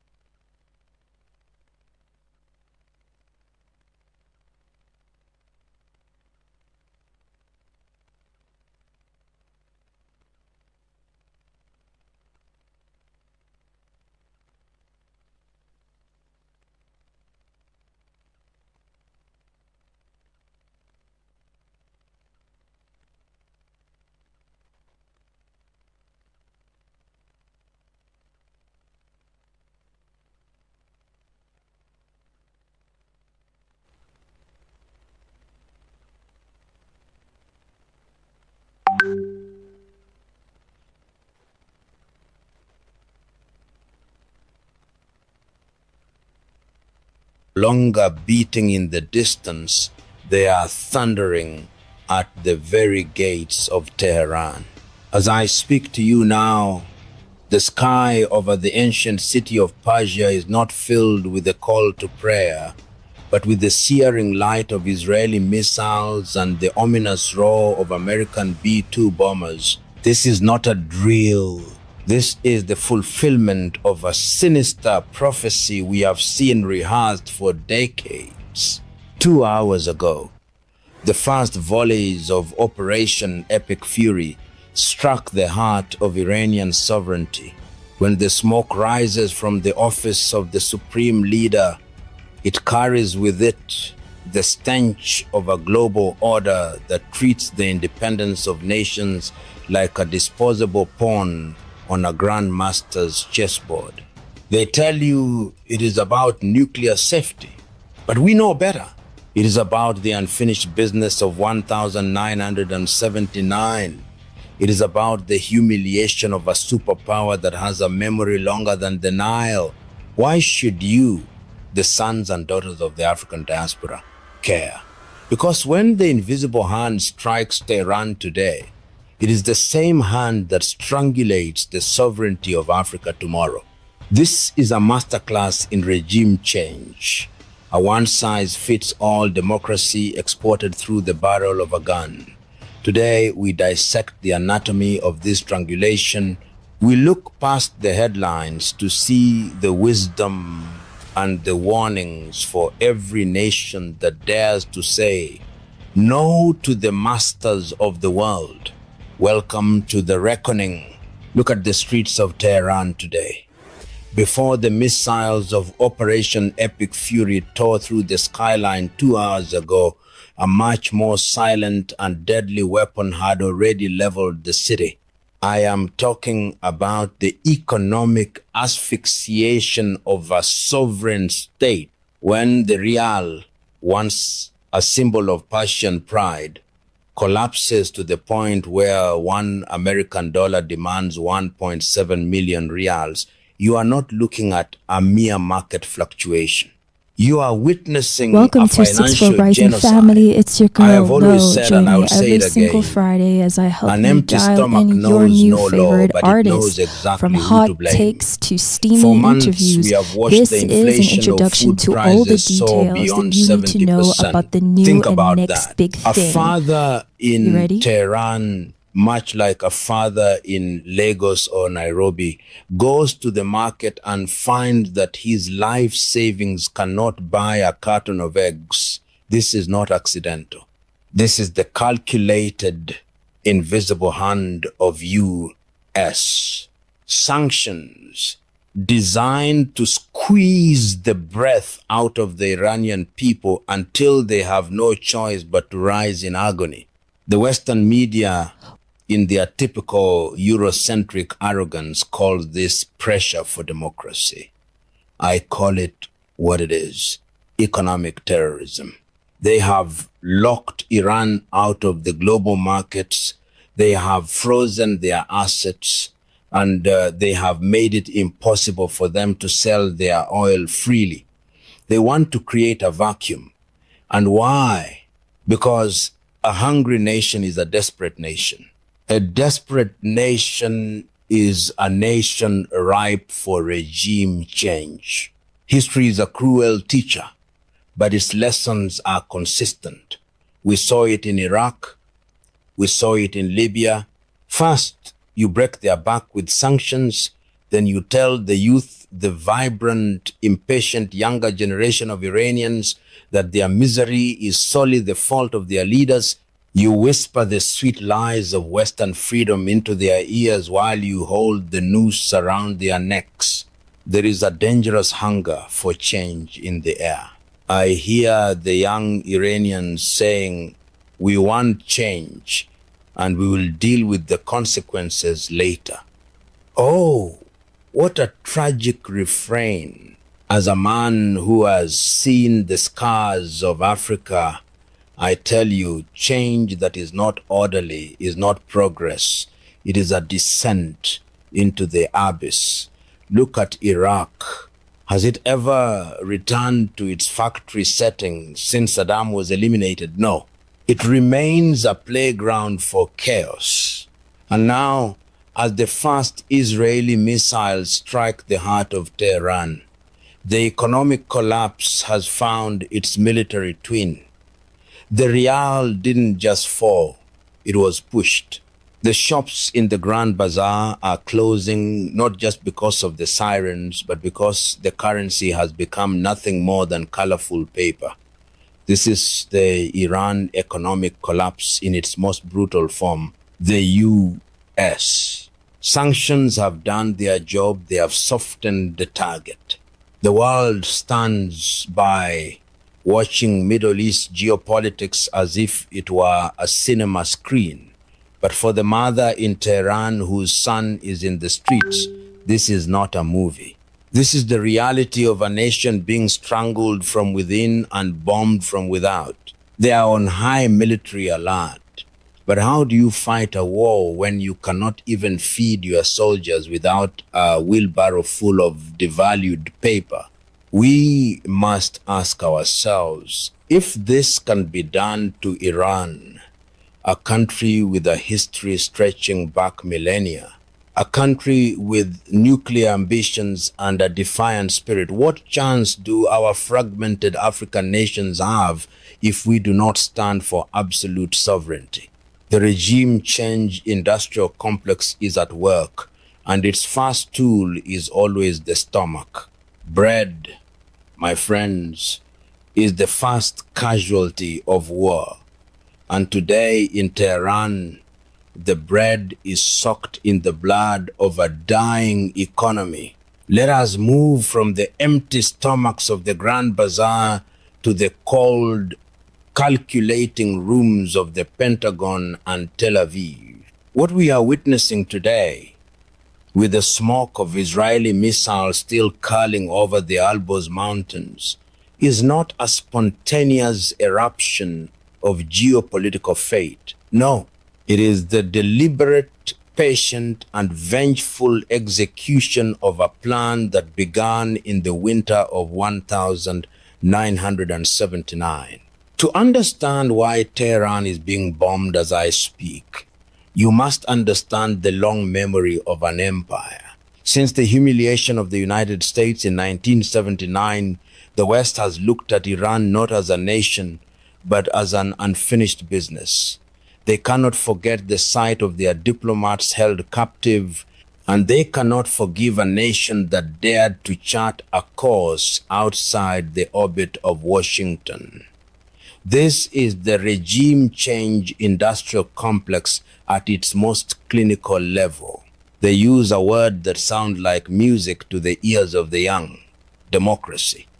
But I ask you, what kind of democracy is delivered on the wings of a Tomahawk missile? What kind of freedom is baptized in the fire of Operation Epic Fury? It is Welcome to 6 for Rising family. It's your girl Lo. Join me every single Friday as I help you dial in your new favorite artists, from hot takes to exclusive interviews. This is your introduction to the next big thing. So, 2 hours ago, are you ready? When those missiles struck, the justification was nuclear capability. Welcome to 6 for Rising But family. the It's your intellectual girl truth Lo. is far Join more me every single Friday as I help you dial in your new favorite artists, from hot takes to exclusive interviews. This is your introduction to the next big thing. So, are you ready?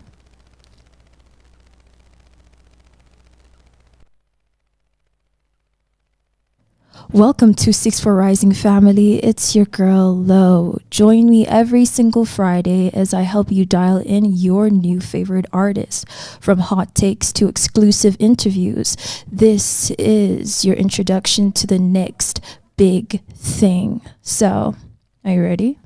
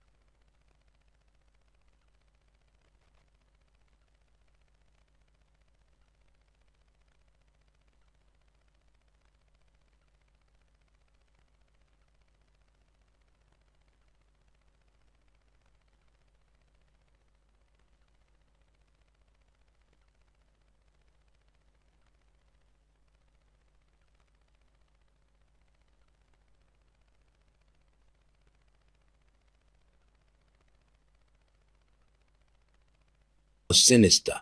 They seek to create a vacuum. Look at the Middle East geopolitics today. Look at how they have systematically neutralized any voice of defiance. They did it to Saddam Hussein, and Iraq has never returned to its factory setting. It remains a fractured mosaic of sorrow. They did it to Muammar Gaddafi, and Libya became a slave market under the sun. Now, they aim their sights at Tehran. The invisible hand is no longer invisible. It is seen in the direct coordination between the Israeli Defense Forces and the American Tactical Command. They are locked and loaded, as their leaders boast, ready to bomb any target that moves in defense of Iranian sovereignty. They tell the younger generation of Iranians, if you rise up, we will support you. But their support is a poison chalice. They want you to break your own house so they can occupy the ruins. As a son of Africa, this brings a familiar pain to my heart. We have seen this invisible hand in our own continent. We have seen it when they funded coups against Nkrumah, when they orchestrated the murder of Lumumba, and when they destabilized every leader who refused to bow. The black political consciousness must wake up to the fact that the playbook used in Tehran today is the same one used in the Sahel, in the Congo, and in the Horn of Africa. They speak of international law, yet Israel stands as the only entity that operates entirely outside of it. Since 1945, the UN, the ICC, and the ICJ have been treated as mere suggestions by those who claim they are the chosen people of the international order. They bomb at will, they kill at will, and they call it defense. If Iran is removed from the equation, Israel will rule the roost without consequence. The Saudis are silent. The Egyptians are silent. The Jordanians are helping to intercept Iranian retaliatory fire. Where is the dignity? Where is the collective sovereignty? The Iran-Israel war 2025 and the current escalation of 2026 are not just about missiles. They are about the final humiliation of a defiant state. They want to prove that no one can say no to the masters of the world and survive. But history is consistent. You can bomb a city, but you cannot bomb the spirit of a people who remember who they are. Tehran is on high military alert, and the world is holding its breath. But we must see through the rhetoric. We must realize that the US, sanctions and the bombs are two sides of the same coin of imperialism. Look at the map of the Middle East tonight, and you will see a landscape of betrayal. For years, Tehran has stood as the central pillar of what they call the axis of resistance. But look at that pillar now, it is being chipped away by the hammers of Washington and the chisels of Tel Aviv, while the surrounding nations stand by like timid spectators at a public execution. When the missiles struck Tehran 2 hours ago, did you hear a roar of protest from Cairo? Did you hear a cry of defiance from Amman or Riyadh? No, you heard the deafening silence of the sheep. In fact, it is even worse than silence. As the Iran-Israel war 2025 transitions into the total escalation of 2026, we see the tragic spectacle of Arab nations using their own defense systems to intercept Iranian missiles aimed at their oppressors. They are not just silent. They are subcontractors for the very empire that seeks to dominate them. Let us talk about the crumbling axis. The fall of the Assad regime in Syria was the first major domino.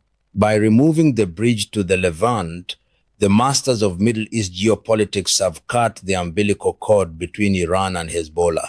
And look at Lebanon today. The government in Beirut is already moving to disarm the resistance while the bombs are still falling.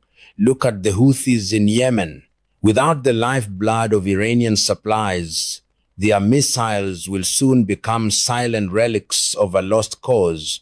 The invisible hand has ensured that the lions of the resistance are being starved into submission. Why is this happening?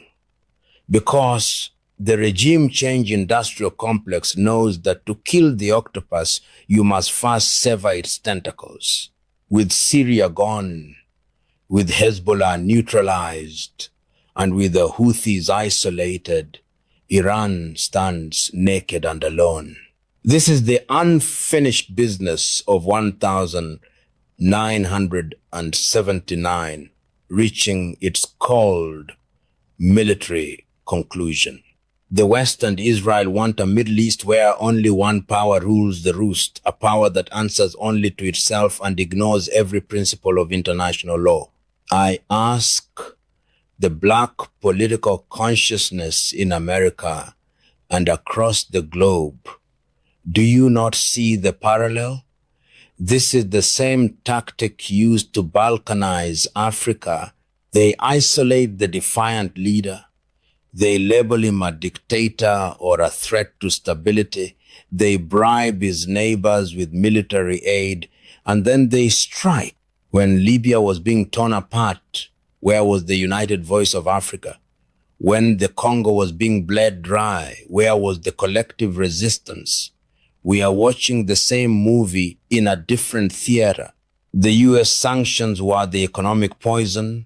Operation Epic Fury is the physical blade, but the most painful cut is the betrayal by those of the same faith and the same region.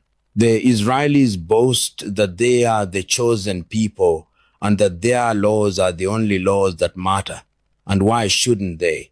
When no one stands up to say enough, the bully becomes the king. If Iran is eliminated from this equation, Israel will achieve a dominance that the world has not seen since the days of the Roman Empire in the Mediterranean. There will be no one left to speak for the Palestinians. There will be no one left to challenge the Americentric model of governance. The Middle East will become a graveyard of sovereignties, policed by drones and funded by the very oil that should have made these nations independent. Tehran is on high military alert, but the real danger is not just the missiles in the sky, it is the cowardice in the hearts of the neighboring capitals. They think that by helping to destroy Iran, they will be spared. Oh, what a foolish delusion. History teaches us that when the wolf finishes with the defiant sheep, he turns next to the one that helped him. We must understand that Middle East geopolitics is a mirror of our own struggles. The regime change we see today in Tehran is a warning to every nation in the global south. If we do not defend the principle of sovereignty, even for those we disagree with, we are simply waiting for our own turn in the shadows of the invisible hand. My brothers and sisters in the diaspora, you might ask, why does a professor from the soil of Africa stand here today talking about the fires in Tehran? I tell you, it is because the smoke from the bombs falling on Iran today carries the same smell as the smoke that rose over Tripoli, the same stench that suffocated the sovereignty of the Congo, and the same invisible hand that seeks to turn our beloved Africa into a mere plantation for global interests. When we talk about regime change, we are talking about a virus that does not discriminate by geography. It only discriminates by defiance. The Black political consciousness must understand that the Middle East geopolitics we see unfolding is a rehearsal for what they wish to do to any African leader who dares to put his people before the Americentric agenda. Look at the US, sanctions hitting the Iranian rial. Is it not the same financial strangulation they use against Zimbabwe? Is it not the same economic terrorism they use to ensure that African resources are sold for pennies while our children starve? The tragedy of Tehran is a mirror for Africa. They use our internal divisions, the legitimate frustrations of our youth, the economic hardships caused by their own policies to justify an external intervention. They promise democracy, but they deliver chaos. They promise freedom, but they deliver fragmentation. They want us to believe that if we just burn down our own houses, they will build us palaces. But history is a witness. They only build barracks for their soldiers and pipes for our oil. What is the solution? What is the Pro-Lumumba-style response to this global thuggery?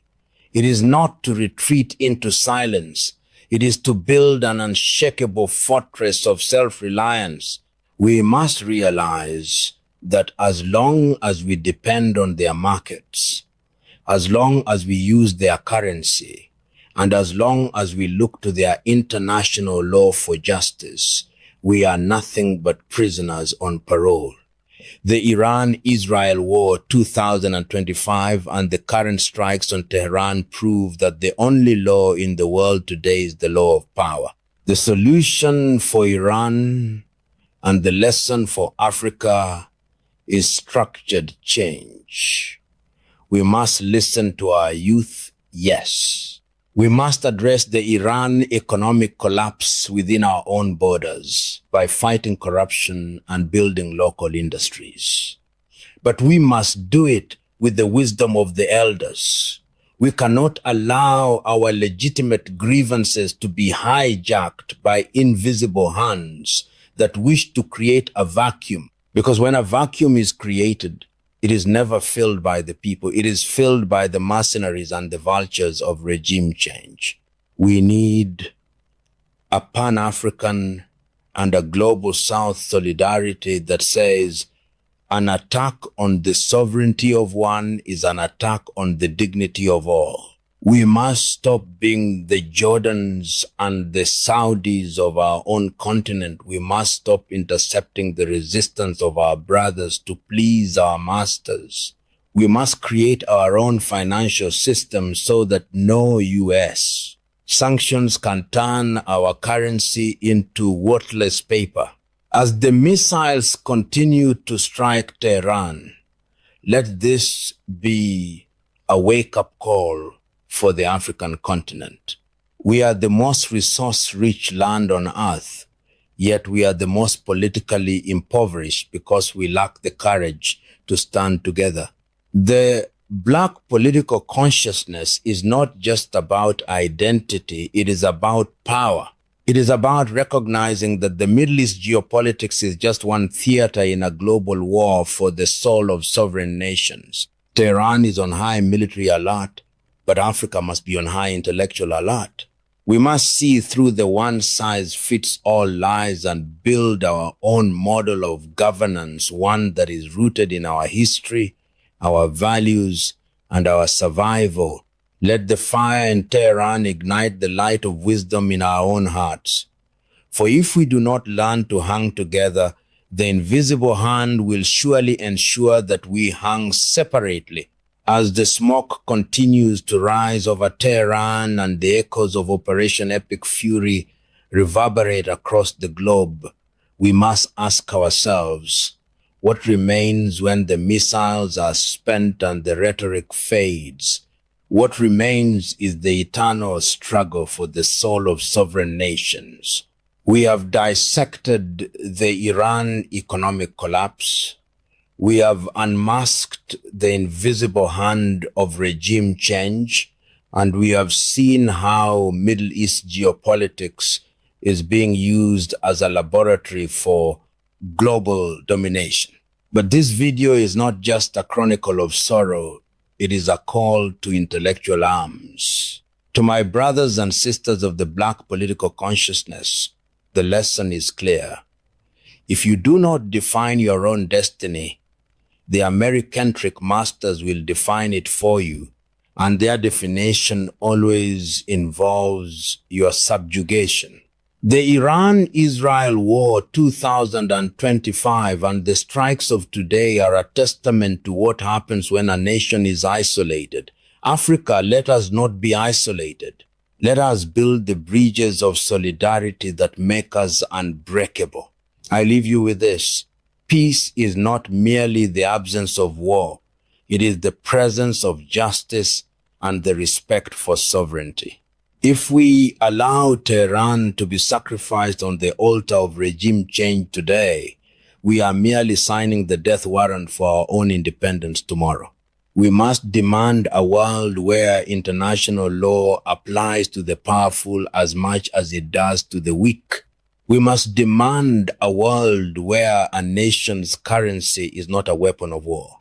Think deeply about what you have heard today.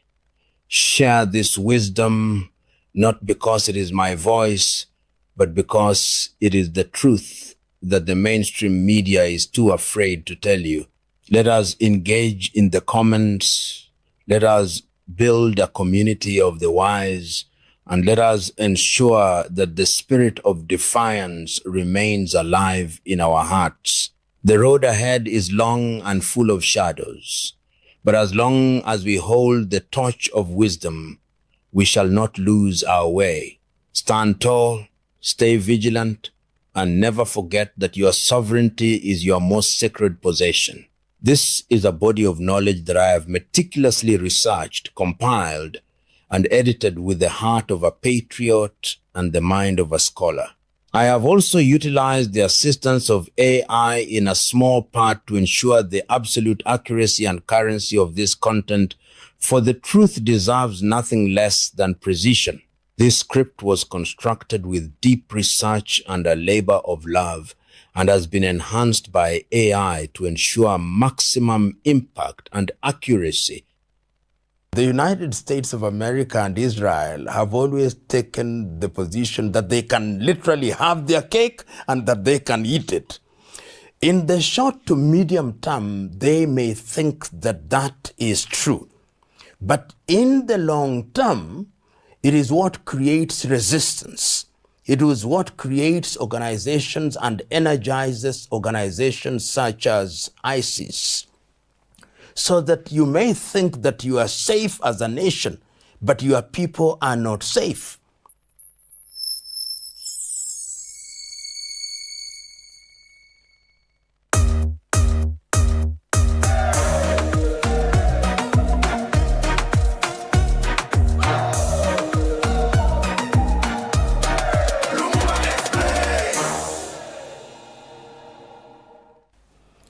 You know, in order to understand Iran in its contemporary characteristic, it is important to also give a historical context. Of course, we now know that there is dissatisfaction with the Ayatollahs and their theocracy. But it is important to remember that the history of Iran as we know it today must be traced to as early as 1925 with the Pahlavi regime. And if one does not drown in history, after the establishment of the Pahlavi regime, we then had the famous or infamous coup in 1953, which removed the Pahlavis before they restored themselves. And after that, the agitation by the Ayatollahs led by Ayatollah Ruhollah Khomeini. And that is how in 1979, the Americans now come into the fore a lot more visibly during the administration of Jimmy Carter. And you remember it is during that period that there was a siege of the American embassy for 444 days. and 52 American diplomats were held blindfolded and, of course, humiliated. And I think the United States of America has never forgotten that humiliation. And inasmuch as the Ayatollahs then came into office with the Ayatollah Khomeini becoming the spiritual leader, and we had different presidents, Rafsanjani, Rouhani, and then late Ahmadinejad. And what one saw was the demand by the Ayatollahs that there is only one way of running Iran, through a theocracy. And then the accusation that they were trying to be a nuclear power, and their closeness initially to the Soviet Union and to Russia. So there has been a combination of issues. And that, of course, very quickly led to a number of issues leading up to the Iraq-Iran war between 1980 and 1988. And after that, the economies started suffering, despite the reforms that were instituted, particularly during the populist administration of Ahmadinejad. Attempts to use oil to improve the quality of people's lives. And after that, of course, during the Rouhani administration, when the nuclear deal was entered into between the Europeans and the Americas, and things never quite normalized. And the repression of the people. You have a society which is aware of what is happening in the world, the freedoms that are enjoyed by everybody or most people in different parts of the world, and a theocracy which wants to dictate what you wear, the place of women in society. And that is how in the year 2022, when the young lady Mahsa Amini dies in prison, that was when we saw people coming out into the streets of Tehran and other places. And there is a sense in which this is a continuation of what started in the year 2022. The people had conquered fear, but right now the situation is exacerbated because of the sanctions. The Iranians cannot sell their oil freely. The Iranians cannot access the markets freely. They cannot borrow, and their currency has been devalued in a manner that has never been seen in many parts of the world. And that has made the people begin to rise up. And they are rising up on a number of issues. They are saying we want greater freedoms. They are saying the economy is so bad that we want to see improvement. But the reality is that the economy cannot improve. And one can see that in the very reconciliatory messages from both the spiritual leader or the Ali Khamenei and President Massoud. The demonstrations have been going on for almost 3 weeks, but they are not coming out with violent language, if you may. And one of the things that they are now doing is to externalize the problem.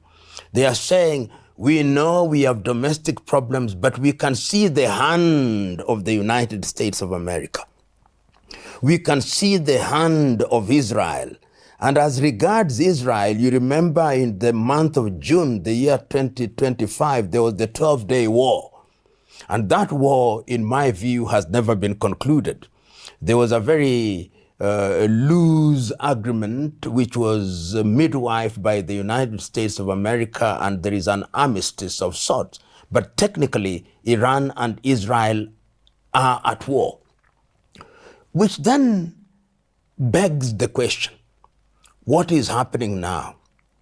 What is happening now from where I sit is that you have an administration which is a theocracy, an administration that is going through a constitutional crisis. There is a younger population of Iranians who think that their country should be administered differently. their economic problems, the remnants of the Pahlavi regime. And we are being told that one of the sons of Mohammad Reza Pahlavi is actually one of the prime movers of the demonstrations that are taking place in Iran now. Whether true or not, we do not know. We are being told that the Israelis are also somehow exercising some control via an invisible hand. We are told that the Americans are also present, and in the case of the Americans, they cannot escape indictment because their President Trump is saying, you touch any of the demonstrators and we are locked and ready to bomb you. So that is the situation in which Iran finds herself. And as we speak now, they are on high military alert because they are thinking that in the same way that it happened in Venezuela, the Americans may very well parachute in, seize Massoud, the president, seize Khamenei, the supreme leader, and seize other people. And we must remember during the 12-day war, the Israelis were able to eliminate senior scientists, so that there is a possibility that this can happen. I know many commentators take the view that what happened in Caracas cannot happen in Tehran. But even if it is not an exact replica of what happened in Caracas, the Americans are capable of entering into that space and creating a vacuum, therefore. And if a vacuum is created, then what will ensue is chaos, and we don't have to look far. When Saddam Hussein was eliminated in Iraq, you've never seen Iraq go back to factory setting, if one may use that metaphor. So Iran finds herself in a very difficult situation because of a combination of legitimate domestic problems, a constitutional crisis, and external problems, which all conjoined only spell one word: danger.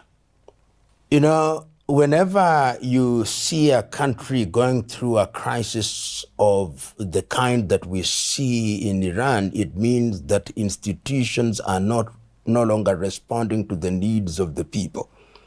The reasons may be many, but let us trace history a little. During the days of the Pahlavi regime, in the 1979 revolution that was led by Ayatollah Ruhollah Khomeini, the argument was that the Pahlavi administration had become oppressive, they had become corrupt, they were no longer serving the interest of the people, and that therefore what Iran needed was a new constitutional dispensation that gave pride of place to Islam as articulated by the Ayatollahs, which is the Shia version of Islam.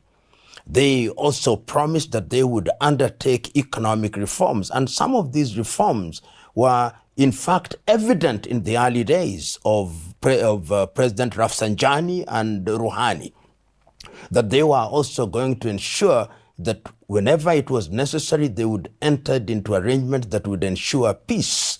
So they made sense during that period that there was need to remove the Pahlavis. And even during the 444-day siege, one of the demands for Americans was, return to us these corrupt individuals that we may punish them. Then came the 1980 Iran-Iraq war, which devastated the economy. And after that war, and in 1989, following the death of Khomeini and the rise of Khamenei, the whole idea of the economy being improved, oil subsidies, fuel subsidies, to ease the burden of the people, legitimized the regime. But then the economy started going down, and the people started asking, but the economy is not improving. The quality of our lives are not improving. Our currency is becoming useless. Our investments are becoming useless. The Ayatollahs are oppressing us even more. Come the year 2022, the young girl is arrested for not dressing according to the code prescribed by the regime. She unfortunately dies in prison. And the women are now saying, we want to be treated like human beings. So as it is now, there is appetite for change. For some people, there's even nostalgia for the old regime, which is very human.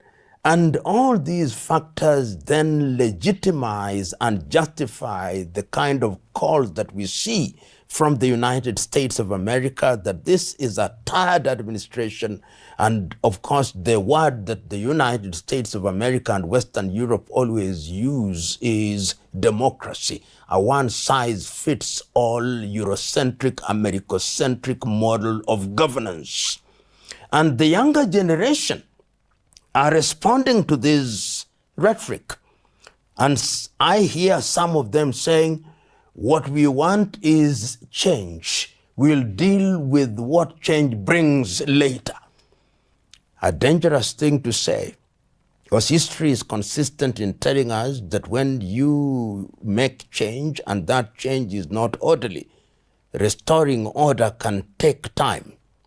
But that is an intellectual debate which does not respond with real politique. Real politique is that the Americans would want to see a totally different administration in Tehran. The Israelis would want to see a totally different administration in Tehran, and for specific reason.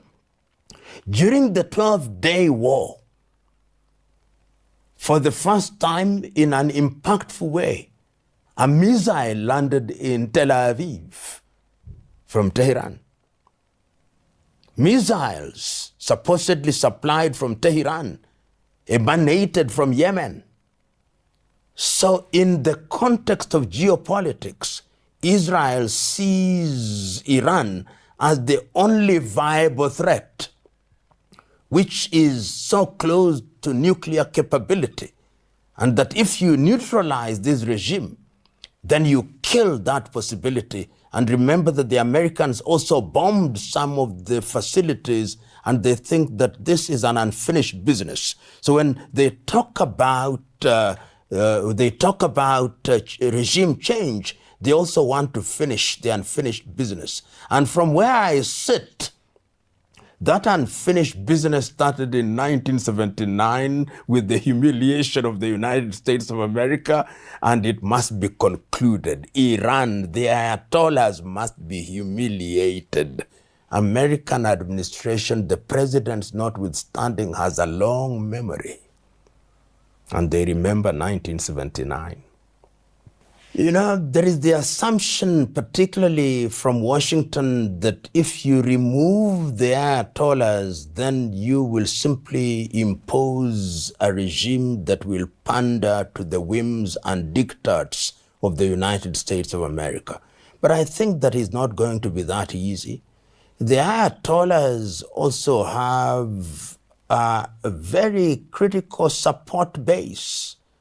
And the Iranians are also a proud people, and they are not going to allow themselves without putting up a fight if the Americans think that they can control their affairs politically and economically. And I think that any attempt at regime change will only create the chaos that we see in that region. So you will have an unstable Iran, an unstable Iraq, an unstable Syria, and of course, relatively unstable Lebanon. Perhaps there are those within the United States of America that love it that way, because instability is also a multi-million-dollar industry. I think the Israelis would love an unstable Iran, in the same way that you have an unstable Syria, an unstable Lebanon, an unstable Iraq, which you can bomb at whim without consequence. So allowing our imaginations to be fertile, it is possible that there are those who literally don't care. Their rhetoric may say, we care for the people of Iran, but they don't care for the people of Iran. They love an unstable Iran, which is then susceptible to manipulation and which can be bombed at any time without any serious response. Sometimes there is no logic in real politique. You know, when one looks at Iran and the rhetoric of Iran, you know, Iran is one of the few countries which believes that the Israeli, what they call the Zionist regime, must be swept off the surface of this earth. There is not a single country that uses that kind of rhetoric as regards the state of Israel. But one can never say never. In the history of the world, the worst of enemies have sometimes become allies for the sake of either a short-term agenda or a long-term agenda. And who knows that even as between Iran and Israel, there may come into place administrators or administration that see the bigger picture and recognize that for the sake of peace and relative stability, they ought to have a détente or a rapprochement, and that is what will serve the both of them, because there is also wariness of war. The Israelis are wary of war. The Iranians also want an economy that is vibrant and thriving. And that can only be achieved in the absence of conflict. So one can foresee a situation where in future there may be some kind of very structured relationship between Iran and Israel and the United States of America. And it is in this context that I understand the willingness of the Iranians on different occasions to enter into an arrangement as regards their nuclear capability and to convince both the West and the West to include the United States of America that our enrichment of uranium is not for military purposes, but for civilian purposes. All these tells you that the appetite for peace is there, and it must be there. When you fought a war into a stalemate with the Iraqis 1980 to 1988, the impact is still there. When you are being bombed, when you are sanctioned, when your money is almost worthless in real terms, and you know that the source is that there is a conspiracy against you which is being choreographed from the United States of America and Europe, and that you have a neighbor in Israel, not a neighbor in the physical geographical sense, but a neighbor in the sense of being in the same geopolitical region, which is ready to be used as a hammer to strike you as a nail, then you can have appetite for some kind of peace, however described. You know, Yemen, the regime change in Iran is going to be impactful in the region. I think as regards Yemen and the Houthis, particularly in Yemen, their big underwriters have been the Iranians. As we know now, the Saudis are beginning to gain ground in that part of the world. And I think if the regime changes in Iran, then the supply of weapons will be cut. And the Houthis will not have the capacity or the ability to deal with the Saudis or any other perceived enemies in the manner that they have been. And they will have no bullets in quantities that they need. They'll not have the missiles in the quantity that they need. And they would very easily be subdued by the combined force of the Saudis and the Israelis. So it would change that situation very dramatically. Indeed, even as I speak, the situation in Yemen is changing. The ease with which the Saudis have been gaining territory and the ease with which you can see things happening in the favor of the Saudis is indicative of the fact that something is not happening, that supplies from Iran are not happening as they used to the Houthis in Yemen. So the regime change, if it happens in Iran, is going to have major geopolitical realities in that arena. You know, when I think about the President of the United States of America, President John Donald Trump, and what he says after every event, he said when they bombed Iran, when they tried to take out their nuclear facility, said, we did it so efficiently, so effectively, in the only way that the United States of America can do it. No other nation on earth can do it like we do it. And when they did it in Caracas, he used the same rhetoric. And I'm quite certain if there was a regime change, he'll say, we told you, it is only the United States of America that is capable of doing this. And it's only possible when I, Donald Trump, is the President of the United States of America. The only word that he has yet to use is to say that he is the greatest president that the United States of America has and will ever see. And it is interesting that as he wages these little wars, he still thinks that he deserves the Nobel Peace Prize, even as he wages war. So I imagine that that is going to happen, if, or rather, will or could happen if there is a regime change. He'll, of course, engage in rhetorical chest thumping that the United States of America is indeed the greatest nation on earth, which is in keeping with the rhetoric that his agenda is to make America great again. This America that was humiliated under Carter, this America that was humiliated under the Democrats' administration has now been restored to the highest pedestal, and it is doing what it should, police the world.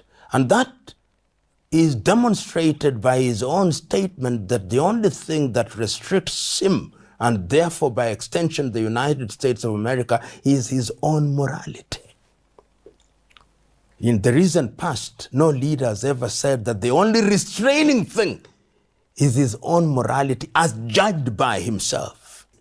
In all these things, Israel stands in a very unique position, unique in the sense that since the creation of the United Nations in 1945 and the coming into force of international instruments such as the Universal Declaration of Human Rights, the Geneva Conventions of 1949, the institutions such as the ICC, the institutions such as the ICJ, Israel is the only country on earth that now operates outside of what is known as international law. They are not subject to it, not because they are exempted, but they simply believe that the state of Israel is unique and cannot be subject. So when all these happens, I think the Prime Minister of Israel and those who are in support of extremism in Israel will come and say, we told you, we are the chosen people. Whatever we do is what the law is. We can ignore anybody on earth. We can do what we want, and nobody can do anything about it. And that arrogance is self-evident on a daily basis from the rhetoric of the leaders of Israel in both their guarded and unguarded moments. And they will be able to say, who can tangle with us in the entire region? We have subdued the Arabs, the Iranians who thought that they were different. We have also subdued them. Israel is Israel. Israel is chosen. That is what they will say. And international law doesn't apply to us. In fact, no law applies to us. We are the law. It reminds me of what in the King Henry VIII of France once said, that he is the state. I hear Netanyahu saying, I am the world. I am the world. It's painful. You know, as we speak now, and there are too many things on the table, too many moving parts in the ongoing justing or this diplomatic thing between the United States and Iran. If indeed it happens, and it can, that the United States of America and Iran enter into an arrangement that then stabilizes their relationship, the Middle East will change. Because if you look at the Middle East now, nobody simply wants to speak against Israel. Look at all of them, the Saudis, the Egyptians, the Lebanese, the Jordanians. Nobody wants to speak against Israel. The only country that really raised its head and said, we cannot allow this to happen and we are going to do something about it, is Iran. So you take Iran out of the equation, then Israel rules the roost and does so in the manner that it prescribes and implements, and nobody can do anything about it. Look at Syria now. The leader is now doing what America wants him to do. And when the Israelis want to bomb, when the Americans want to bomb, they do it at will. Right now, as we speak in the Middle East, the Beirut government is already saying that we are moving south to disarm Hezbollah.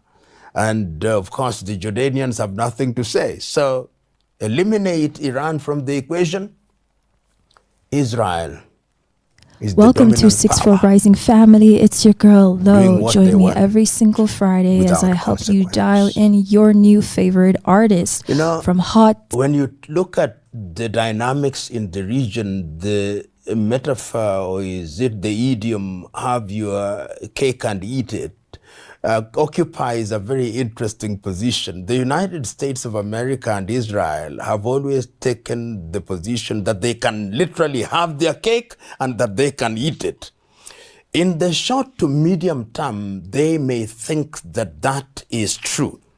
But in the long term, it is what creates resistance. It is what creates organizations and energizes organizations such as ISIS. So that you may think that you are safe as a nation, but your people are not safe. That is why even long after stability appears to have come, you find people are being killed by way of mass shootings, by way of individuals being threatened. So if you look at nations as composed of people rather than amorphous organizations and institutions, then you can only have your cake and eat it to a certain extent. But you expose your citizens to danger wherever they are. They must always look behind to see who is hunting them down because they are citizens of a particular nation. And I hope that that message is understood by those who run nations which think that they can run roughshod over all nations on earth. Ultimately, there is a payback time. And as somebody once said, I think it was in Afghanistan, they said the Mujahideen have a very long memory.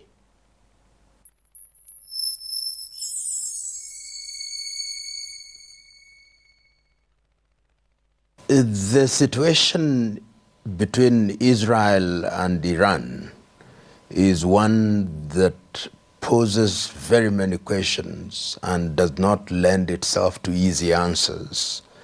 And in my view, must be situated in the context of history.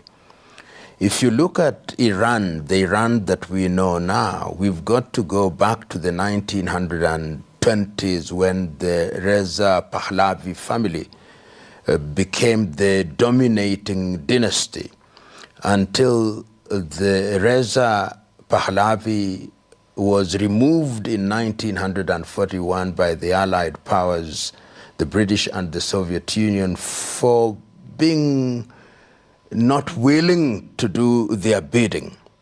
But he was then succeeded by his son, Mohammad Shah Reza Pahlavi, who liberalized Iran in many ways and who was very compliant with the West.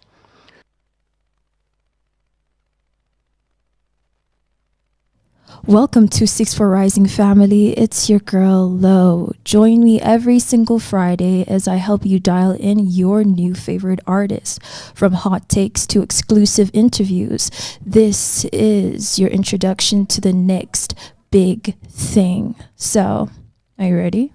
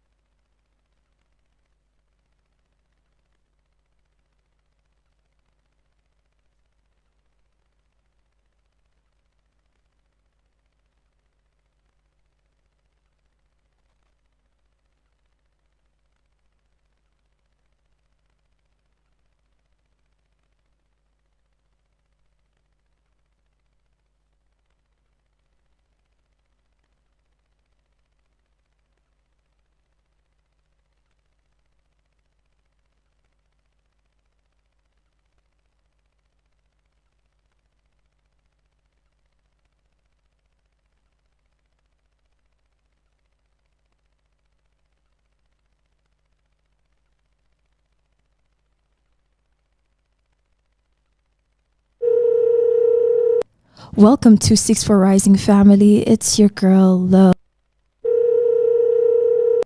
Welcome to 6 for Rising family. It's your girl. Welcome to 6 for Rising. To 6 for Rising family.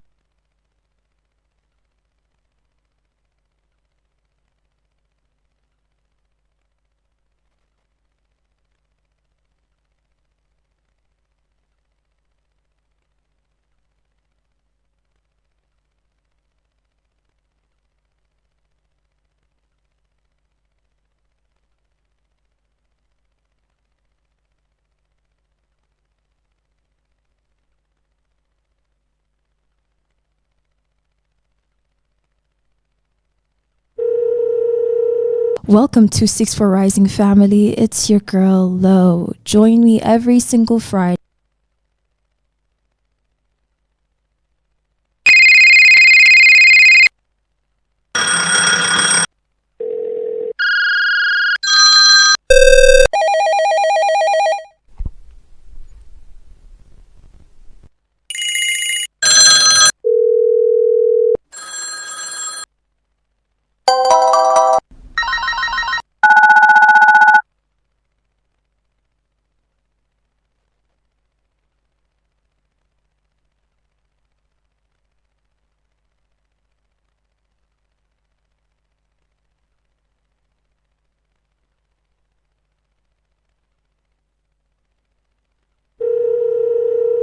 Welcome to 6 for Rising family. It's your girl Lo. Join me every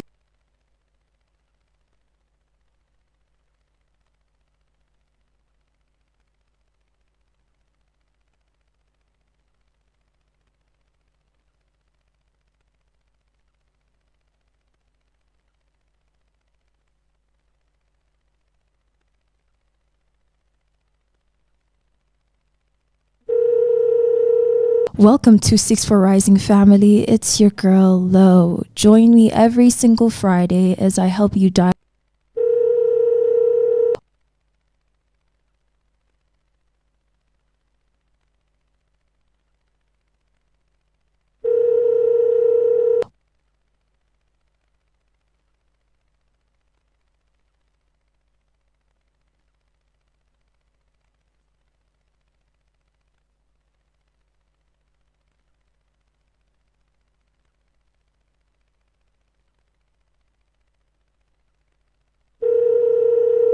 Welcome to 6 for Rising family. It's your girl Lo. Join me every single Friday as I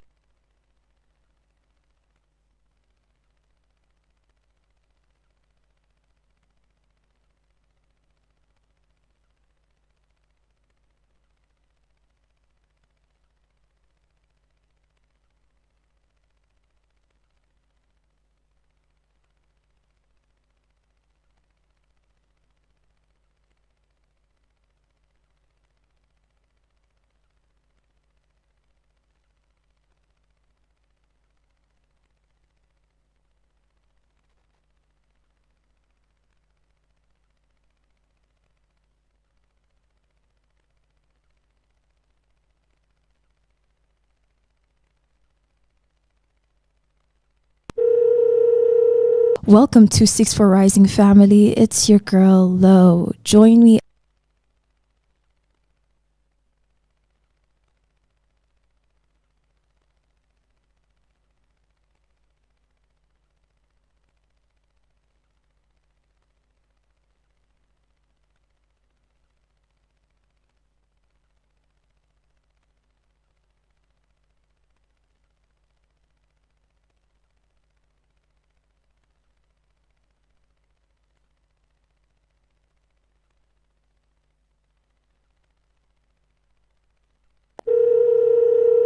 Welcome to 6 for Rising family. It's your girl Lo. Join me every single Friday as I help you dial in your new favorite artist. From hot takes to exclusive interviews, this is your introduction to the next big thing. So, are you ready?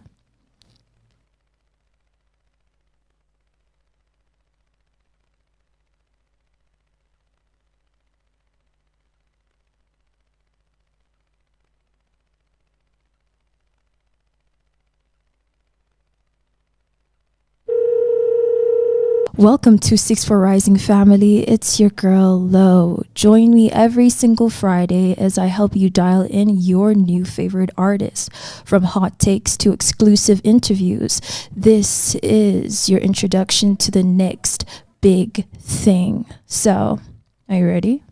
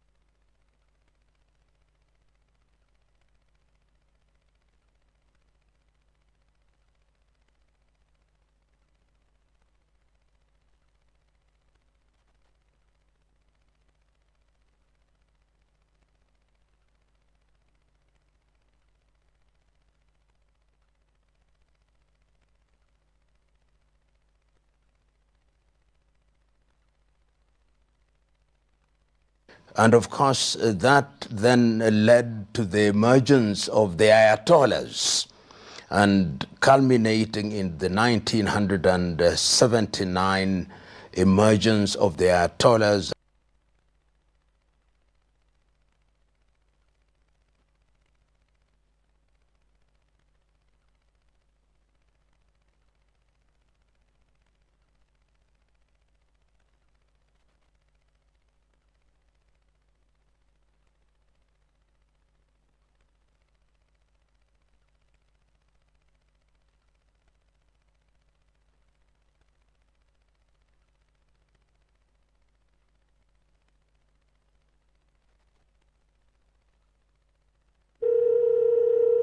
Welcome to 6 for Rising family.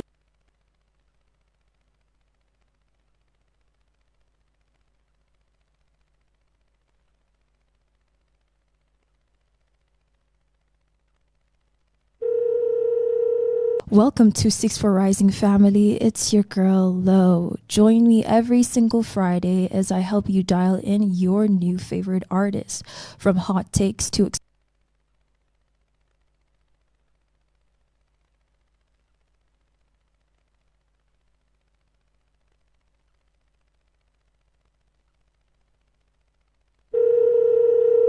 Welcome to 6 for Rising family. It's your girl Lo. Join me every single Friday as I help you dial in your new favorite artists, from hot takes to exclusive interviews. This is your introduction to the next big thing. So, are you ready?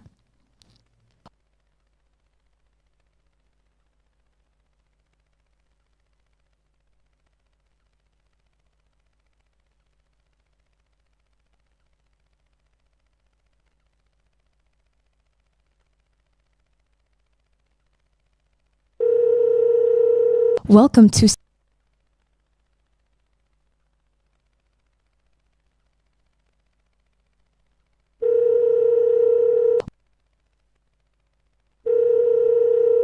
Welcome to 6 for Rising family. It's your girl Lo. Join me every single Friday as I help you dial in your new favorite artists, from hot takes to exclusive interviews. This is your introduction to the next big thing. So, are you ready?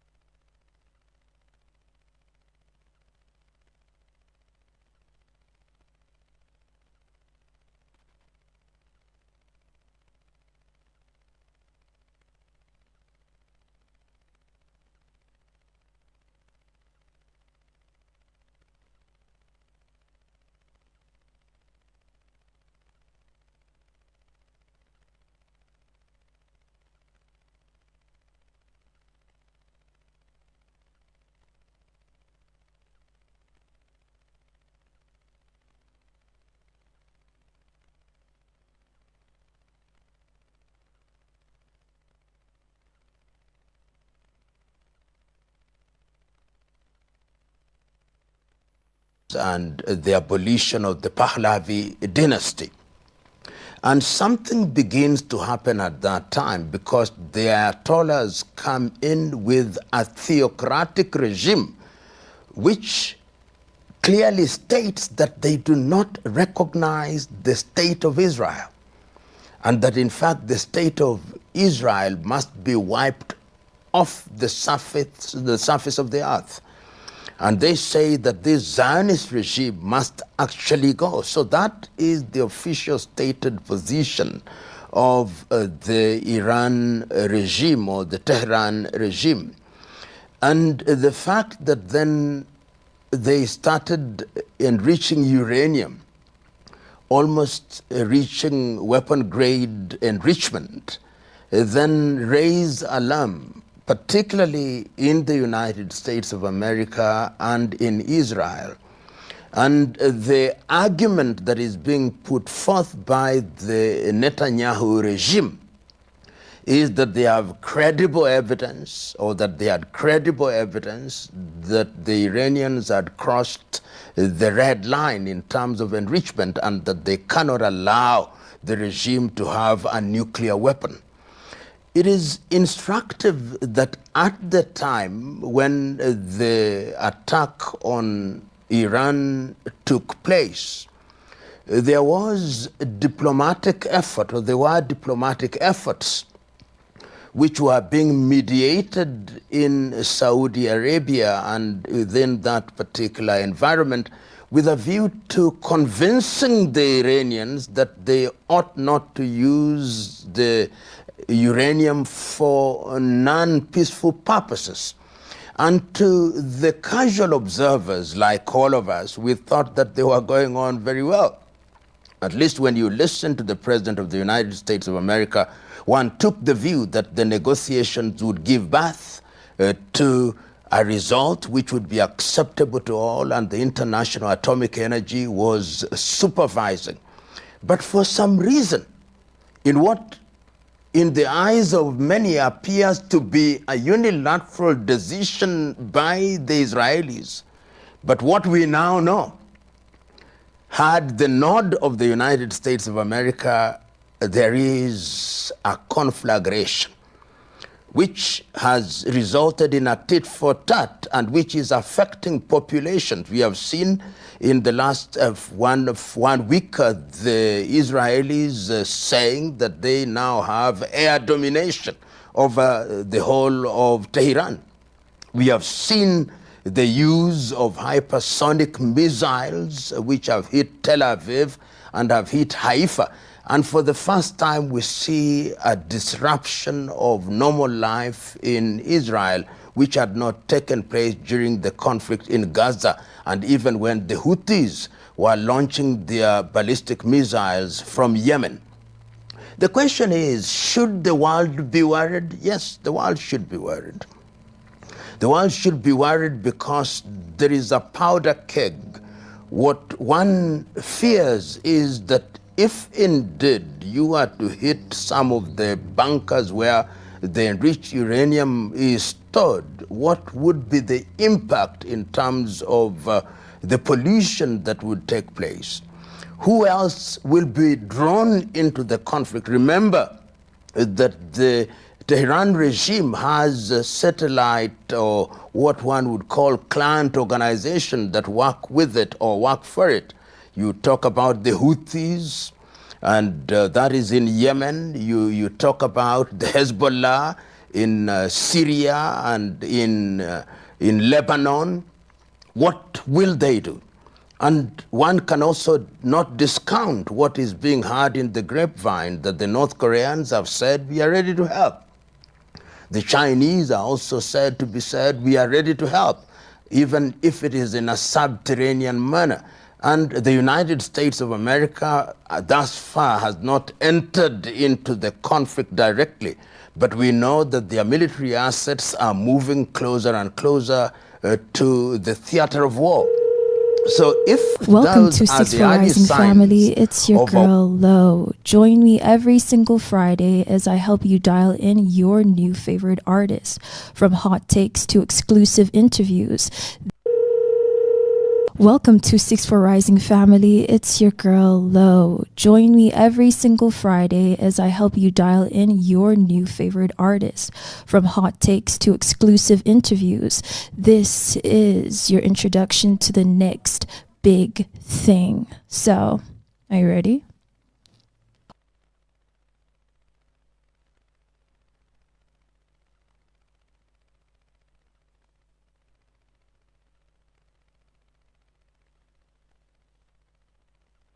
So you want to start a business. You might think you need a team of people and fancy tech skills, but you don't. A war that is big, of course, I'm one who is slow to. Listen to me and listen carefully, for the drums of war are no longer beating in the distance, they are thundering at the very gates of Tehran. As I speak to you now, the sky over the ancient city of Persia is not filled with a call to prayer, but with the searing light of Israeli missiles and the ominous roar of American B-2 bombers. This is not a drill. This is the fulfillment of a sinister prophecy we have seen rehearsed for decades. 2 hours ago, the first volleys of Operation Epic Fury struck the heart of Iranian sovereignty. When the smoke rises from the office of the supreme leader, it carries with it the stench of a global order that treats the independence of nations like a disposable pawn on a grandmaster's chessboard. They tell you it is about nuclear safety, but we know better. It is about the unfinished business of 1979. It is about the humiliation of a superpower that has a memory longer than the Nile. Why should you, the sons and daughters of the African diaspora, care? Because when the invisible hand strikes Tehran today, it is the same hand that strangulates the sovereignty of Africa tomorrow. This is a masterclass in regime change, a one-size-fits-all democracy exported through the barrel of a gun. Today, we dissect the anatomy of this strangulation. We look past the headlines to see the wisdom and the warnings for every nation that dares to say no to the masters of the world. Welcome to the reckoning. Look at the streets of Tehran today. Before the missiles of Operation Epic Fury tore through the skyline 2 hours ago, a much more silent and deadly weapon had already leveled the city. I am talking about the economic asphyxiation of a sovereign state when the rial, once a symbol of Persian pride, collapses to the point where $1 American demands 1.7 million rials. You are not looking at a mere market fluctuation. You are witnessing a financial genocide. I have always said, and I will say it again, an empty stomach knows no law, but it knows exactly who to blame. For months, we have watched the inflation of food prices soar beyond 70%. Think about that. A father in Tehran, much like a father in Lagos or Nairobi, goes to the market and finds that his life savings cannot buy a carton of eggs. This is not accidental. This is the calculated, invisible hand of US. Sanctions designed to squeeze the breath out of the Iranian people until they have no choice but to rise in agony. The Western media, in their typical Eurocentric arrogance, calls this pressure for democracy. I call it what it is: economic terrorism. They have locked Iran out of the global markets. They have frozen their assets, and they have made it impossible for them to sell their oil freely. They want to create a vacuum. And why? Because a hungry nation is a desperate nation. A desperate nation is a nation ripe for regime change. History is a cruel teacher, but its lessons are consistent. We saw it in Iraq, We saw it in Libya. First, you break their back with sanctions. Then you tell the youth, the vibrant, impatient younger generation of Iranians, that their misery is solely the fault of their leaders. You whisper the sweet lies of Western freedom into their ears while you hold the noose around their necks. There is a dangerous hunger for change in the air. I hear the young Iranians saying, "We want change, and we will deal with the consequences later." Oh, what a tragic refrain. As a man who has seen the scars of Africa, I tell you, change that is not orderly is not progress. It is a descent into the abyss. Look at Iraq. Has it ever returned to its factory setting since Saddam was eliminated? No. It remains a playground for chaos. And now, as the first Israeli missiles strike the heart of Tehran, the economic collapse has found its military twin. The rial didn't just fall, it was pushed. The shops in the Grand Bazaar are closing not just because of the sirens, but because the currency has become nothing more than colorful paper. This is the Iran economic collapse in its most brutal form, the U.S. Sanctions have done their job. They have softened the target. The world stands by watching Middle East geopolitics as if it were a cinema screen. But for the mother in Tehran whose son is in the streets, this is not a movie. This is the reality of a nation being strangled from within and bombed from without. They are on high military alert. But how do you fight a war when you cannot even feed your soldiers without a wheelbarrow full of devalued paper? We must ask ourselves, if this can be done to Iran, a country with a history stretching back millennia, a country with nuclear ambitions and a defiant spirit, what chance do our fragmented African nations have if we do not stand for absolute sovereignty? The regime change industrial complex is at work, and its first tool is always the stomach. Bread, my friends, is the first casualty of war. And today in Tehran, the bread is soaked in the blood of a dying economy.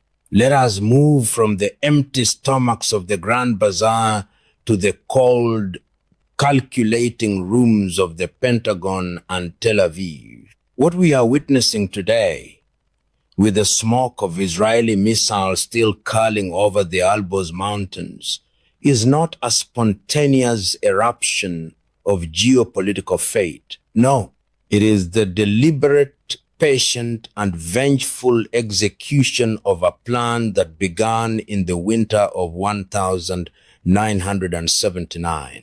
To understand why Tehran is being bombed as I speak, you must understand the long memory of an empire. Since the humiliation of the United States in 1979, the West has looked at Iran not as a nation, but as an unfinished business.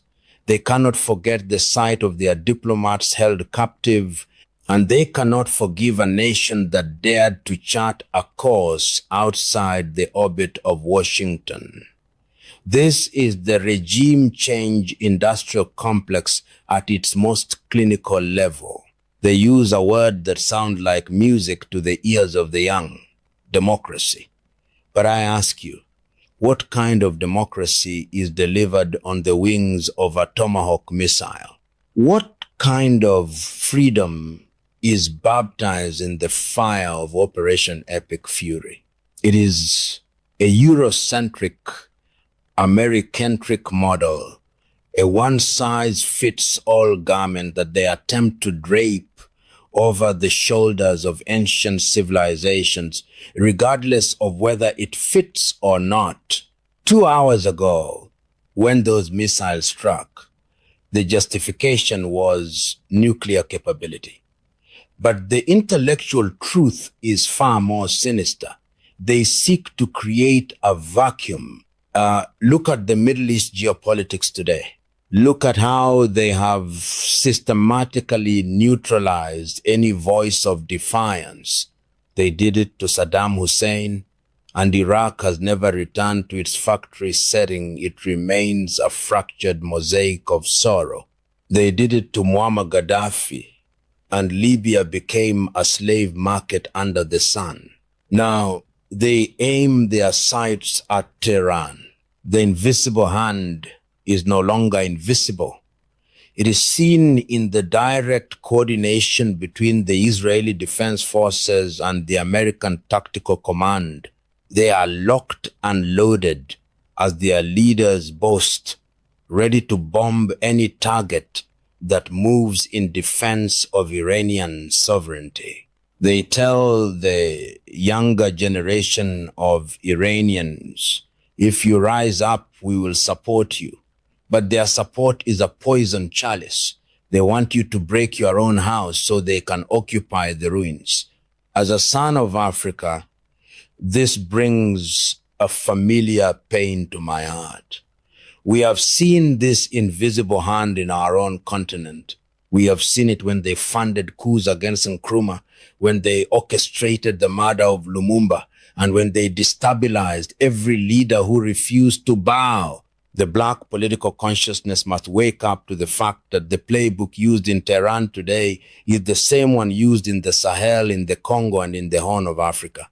They speak of international law, yet Israel stands as the only entity that operates entirely outside of it.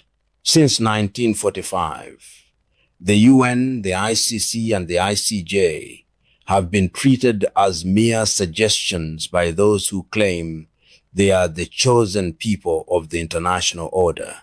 They bomb at will, they kill at will, and they call it defense.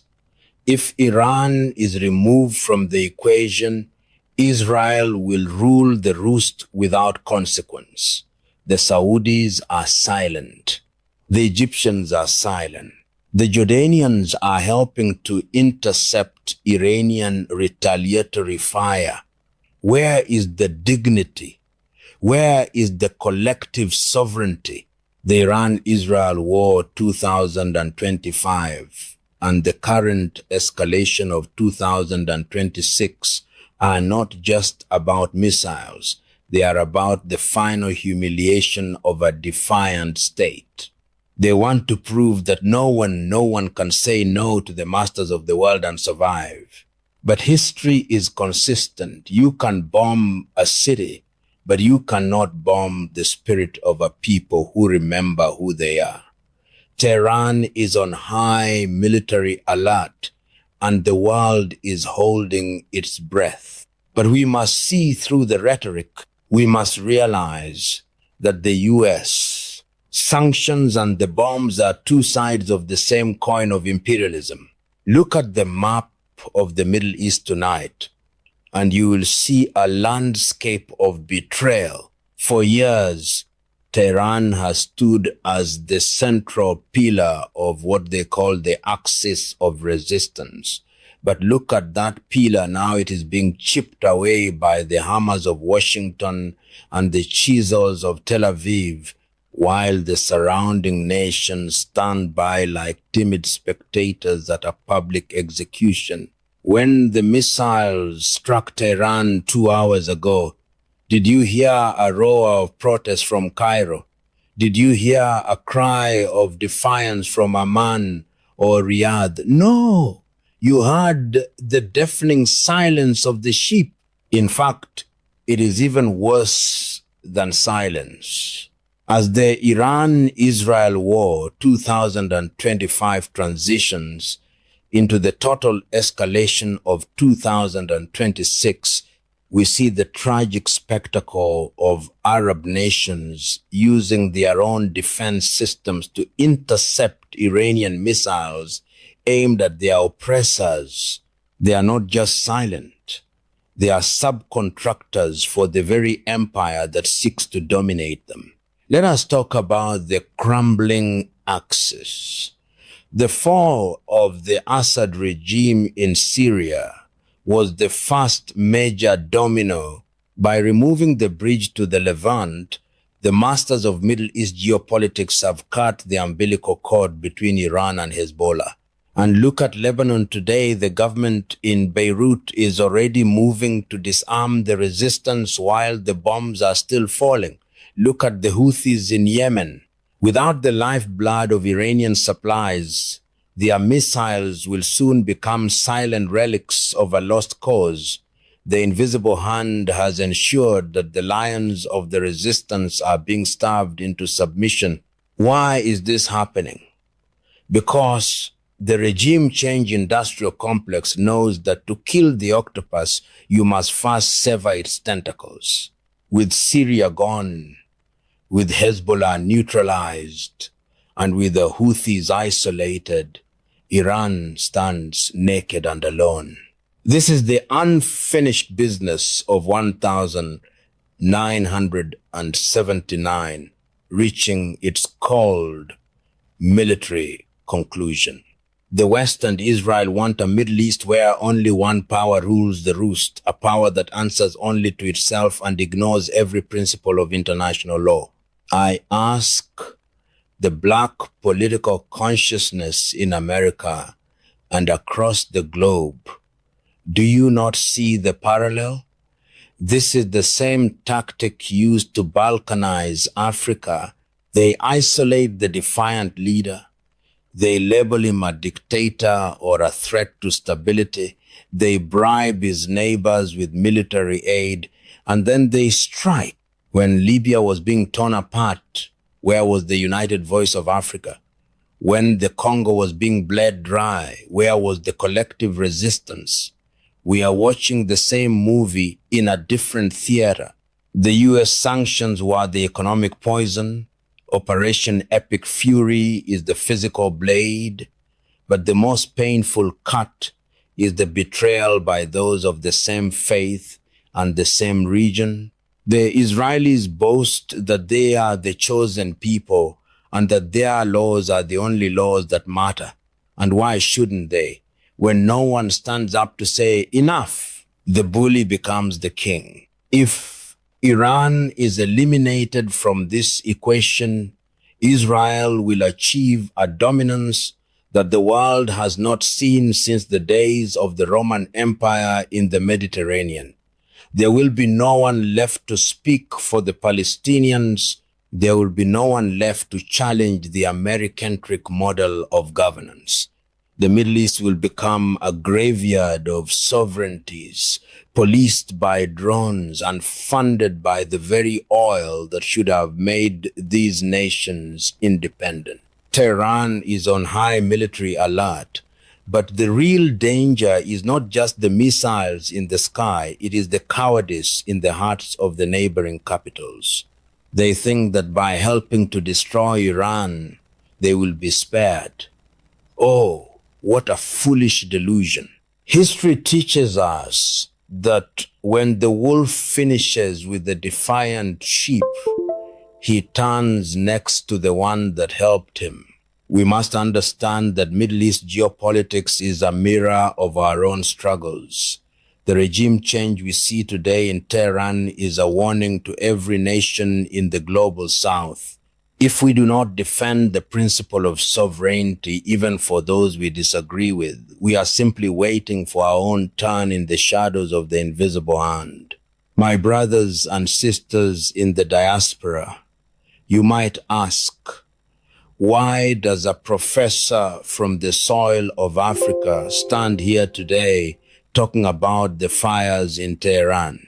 I tell you, it is because the smoke from the bombs falling on Iran today carries the same smell as the smoke that rose over Tripoli, the same stench that suffocated the sovereignty of the Congo, and the same invisible hand that seeks to turn our beloved Africa into a mere plantation for global interests.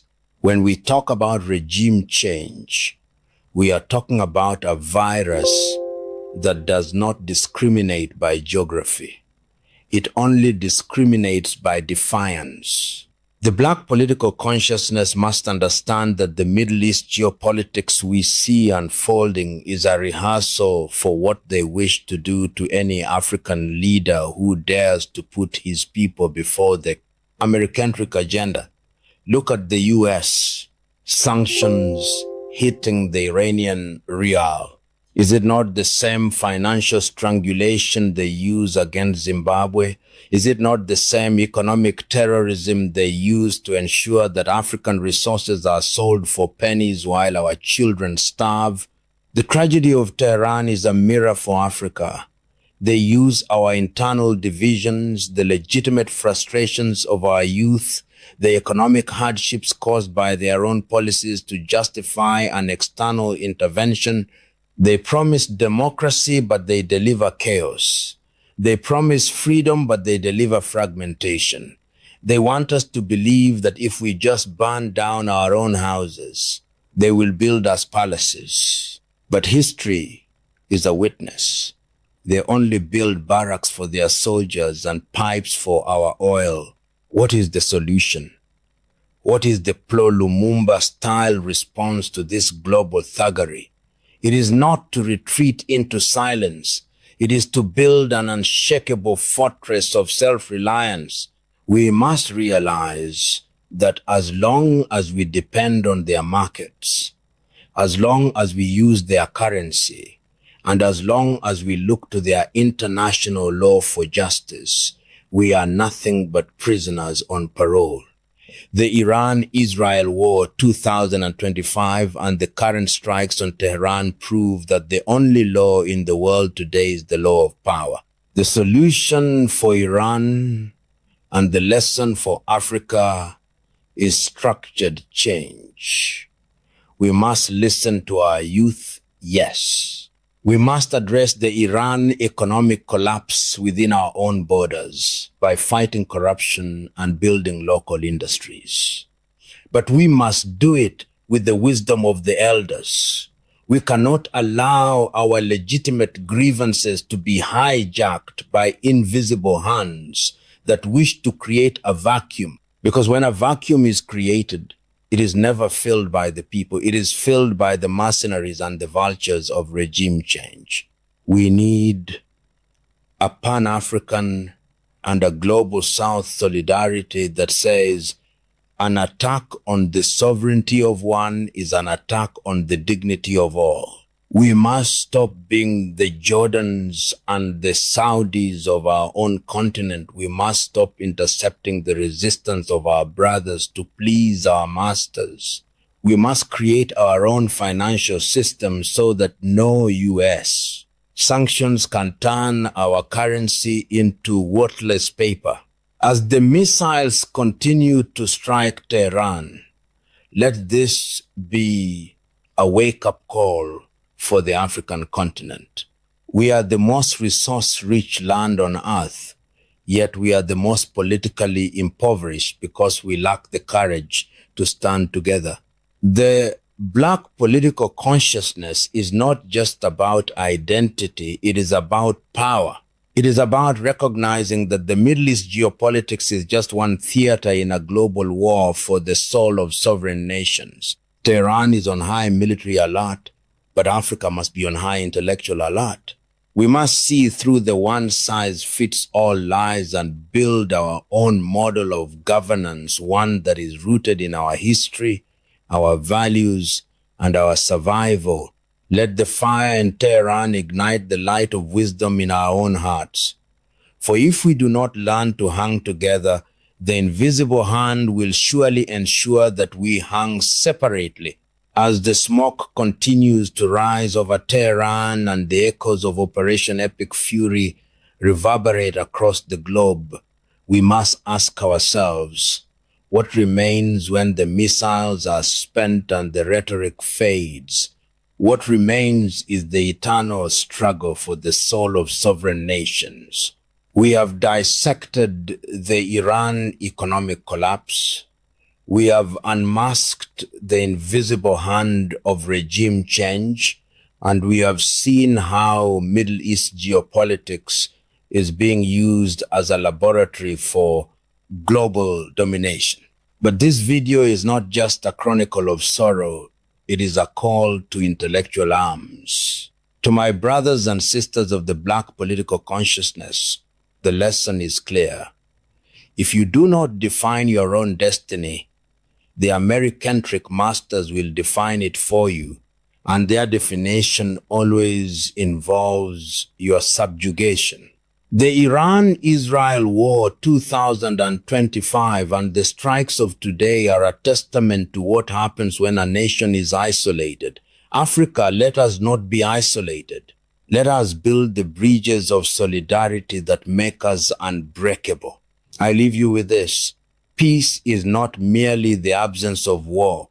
It is the presence of justice and the respect for sovereignty. If we allow Tehran to be sacrificed on the altar of regime change today, we are merely signing the death warrant for our own independence tomorrow. We must demand a world where international law applies to the powerful as much as it does to the weak. We must demand a world where a nation's currency is not a weapon of war. Think deeply about what you have heard today.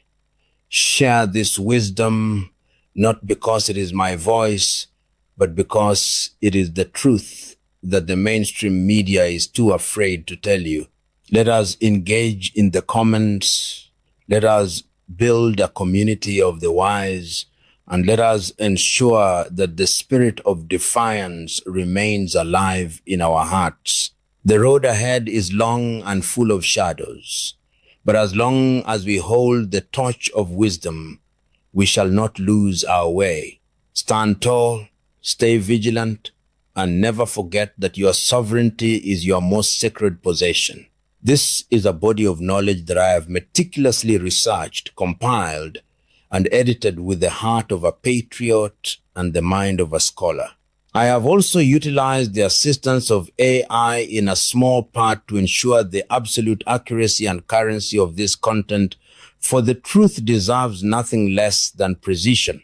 This script was constructed with deep research and a labor of love, and has been enhanced by AI to ensure maximum impact and accuracy.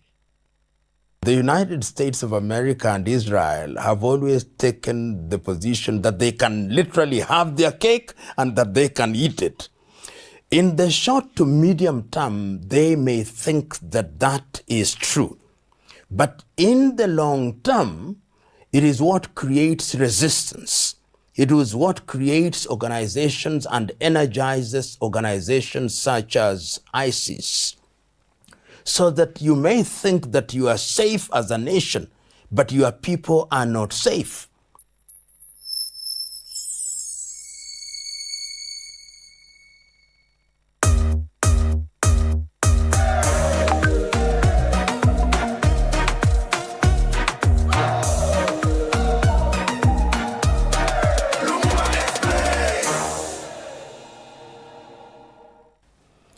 You know, in order to understand Iran in its contemporary characteristic, it is important to also give a historical context. Of course, we now know that there is dissatisfaction with the Ayatollahs and their theocracy. But it is important to remember that the history of Iran as we know it today must be traced to as early as 1925 with the Pahlavi regime. And if one does not drown in history, after the establishment of the Pahlavi regime, we then had the famous or infamous coup in 1953, which removed the Pahlavis before they restored themselves. And after that, the agitation by the Ayatollahs led by Ayatollah Ruhollah Khomeini. And that is how in 1979, the Americans now come into the fore a lot more visibly during the administration of Jimmy Carter. And you remember it is during that period that there was a siege of the American embassy for 444 days. And 52 American diplomats were held blindfolded and, of course, humiliated. And I think the United States of America has never forgotten that humiliation. And inasmuch as the Ayatollahs then came into office with Ayatollah Khomeini becoming the spiritual leader, and we had different presidents, Rafsanjani, Rouhani, and then late Ahmadinejad. And what one saw was the demand by the Ayatollahs that there is only one way of running Iran, through a theocracy. And then the accusation that they were trying to be a nuclear power, and their closeness initially to the Soviet Union and to Russia. So there has been a combination of issues.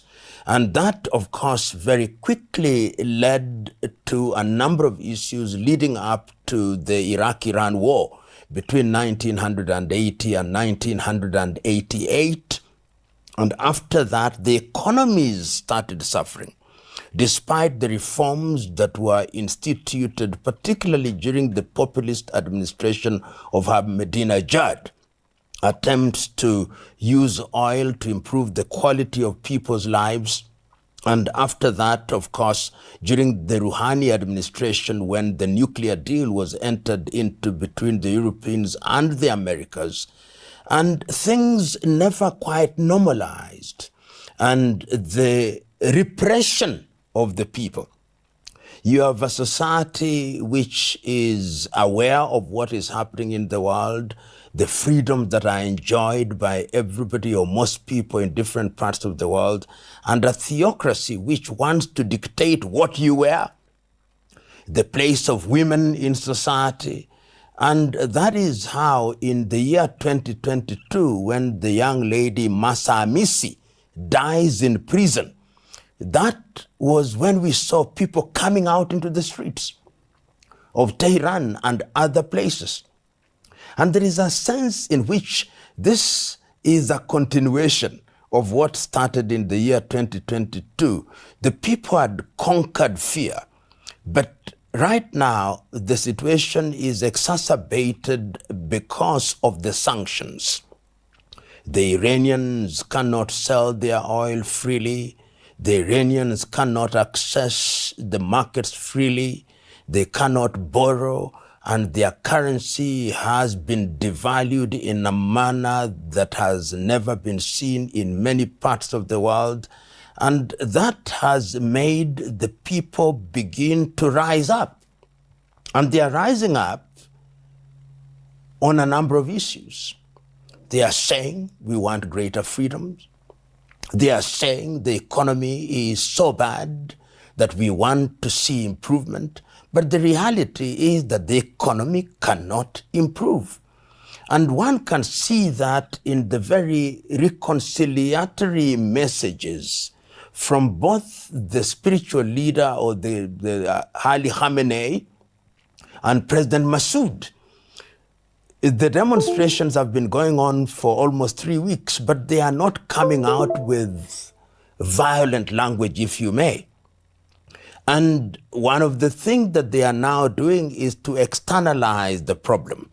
They are saying, we know we have domestic problems, but we can see the hand of the United States of America. We can see the hand of Israel. And as regards Israel, you remember in the month of June, the year 2025, there was the 12-day war. And that war, in my view, has never been concluded. There was a very loose agreement which was midwifed by the United States of America, and there is an armistice of sorts. But technically, Iran and Israel are at war, which then begs the question, what is happening now? What is happening now from where I sit is that you have an administration which is a theocracy, an administration that is going through a constitutional crisis. There is a younger population of Iranians who think that their country should be administered differently. their economic problems, the remnants of the Pahlavi regime. And we are being told that one of the sons of Mohammad Reza Pahlavi is actually one of the prime movers of the demonstrations that are taking place in Iran now. Whether true or not, we do not know. We are being told that the Israelis are also somehow exercising some control via an invisible hand. We are told that the Americans are also present, and in the case of the Americans, they cannot escape indictment because their President Trump is saying, you touch any of the demonstrators and we are locked and ready to bomb you. So that is the situation in which Iran finds herself. And as we speak now, they are on high military alert because they are thinking that in the same way that it happened in Venezuela, the Americans may very well parachute in, seize Massoud, the president, seize Khamenei, the supreme leader, and seize other people. And we must remember during the 12-day war, the Israelis were able to eliminate senior scientists so that there is a possibility that this can happen. I know many commentators take the view that what happened in Caracas cannot happen in Tehran. But even if it is not an exact replica of what happened in Caracas, the Americans are capable of entering into that space and creating a vacuum, therefore. And if a vacuum is created, then what will ensue is chaos. And we don't have to look far. When Saddam Hussein was eliminated in Iraq, you've never seen Iraq go back to factory setting, if one may use that metaphor. So Iran finds herself in a very difficult situation because of a combination of legitimate domestic problems, a constitutional crisis, and external problems, which all conjoined only spell one word: danger. You know, whenever you see a country going through a crisis of the kind that we see in Iran, it means that institutions are no longer responding to the needs of the people. The reasons may be many, but let us trace history a little. During the days of the Pahlavi regime, in the 1979 revolution that was led by Ayatollah Ruhollah Khomeini, the argument was that the Pahlavi administration had become oppressive, they had become corrupt, they were no longer serving the interest of the people, and that therefore what Iran needed was a new constitutional dispensation that gave pride of place to Islam as articulated by the Ayatollahs, which is the Shia version of Islam. They also promised that they would undertake economic reforms. And some of these reforms were, in fact, evident in the early days of President Rafsanjani and Rouhani, that they were also going to ensure that whenever it was necessary, they would enter into arrangements that would ensure peace. So they made sense during that period that there was need to remove the Pahlavis. And even during the 444-day siege, one of the demands for Americans was, return to us these corrupt individuals that we may punish them. Then came the 1980 Iran-Iraq war, which devastated the economy. And after that war, and in 1989, following the death of Khomeini and the rise of Khamenei, the whole idea of the economy being improved, oil subsidies, fuel subsidies to ease the burden of the people, legitimized the regime. But then the economy started going down, and the people started asking, but the economy is not improving. The quality of our lives are not improving. Our currency is becoming useless. Our investments are becoming useless. The Ayatollahs are oppressing us even more. Come the year 2022, the young girl is arrested for not dressing according to the code prescribed by the regime. She unfortunately dies in prison. And the women are now saying, we want to be treated like human beings. So as it is now, there is appetite for change. For some people, there's even nostalgia for the old regime, which is very human.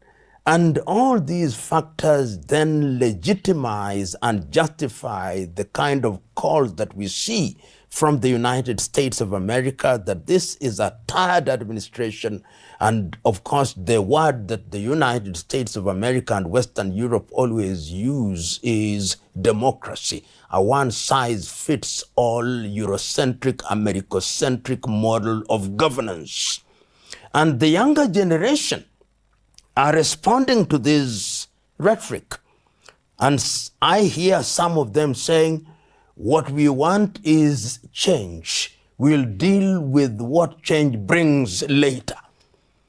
A dangerous thing to say, because history is consistent in telling us that when you make change and that change is not orderly, restoring order can take time. But that is an intellectual debate which does not respond with real politique.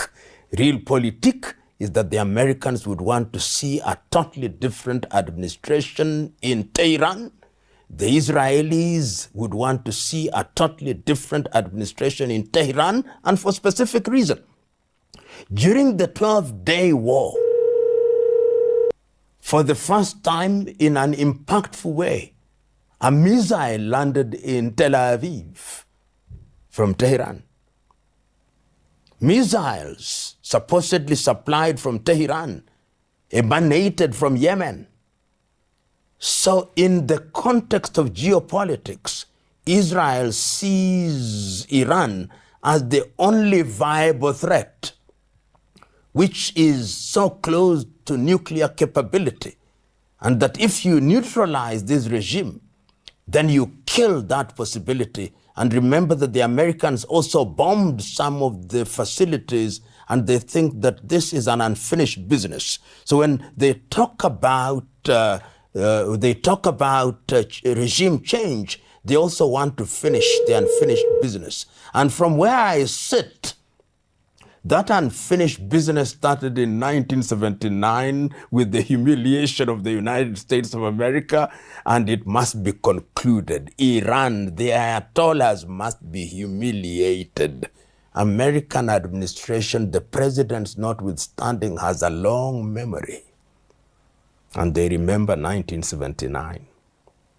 You know, there is the assumption, particularly from Washington, that if you remove the Ayatollahs, then you will simply impose a regime that will pander to the whims and diktats of the United States of America.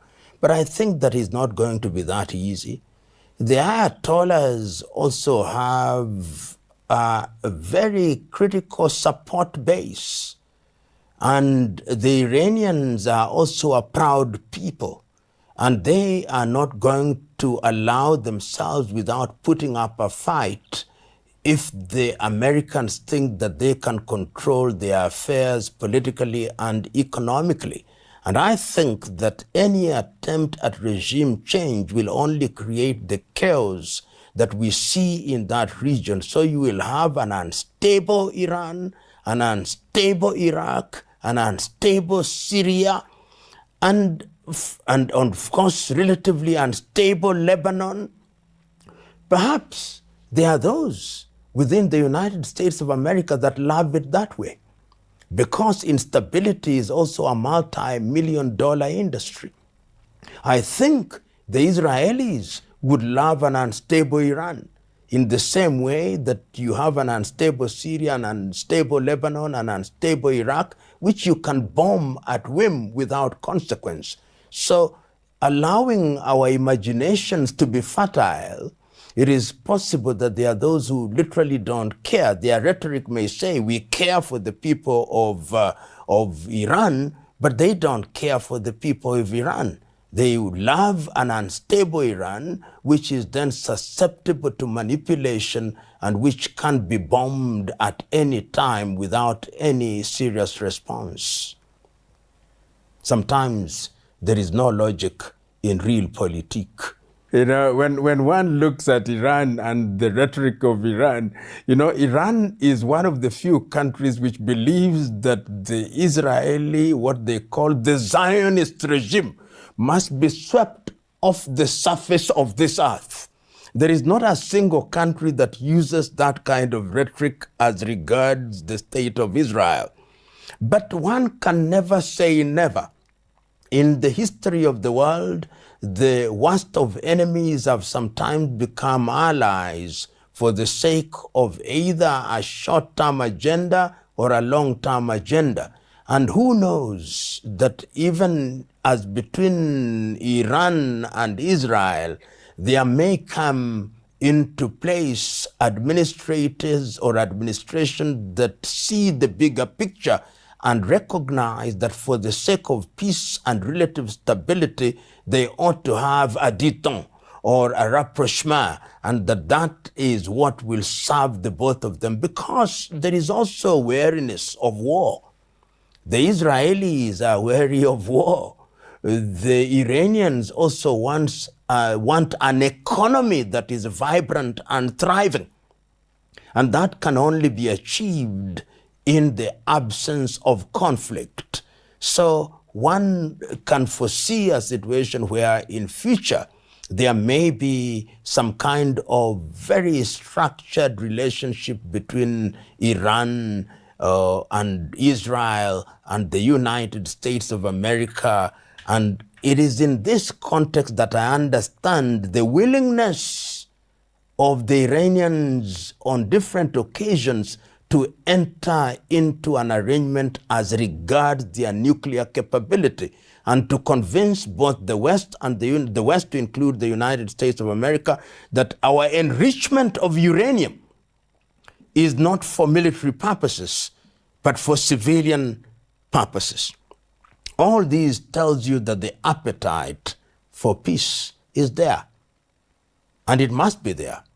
When you fought a war into a stalemate with the Iraqis 1980 to 1988, the impact is still there.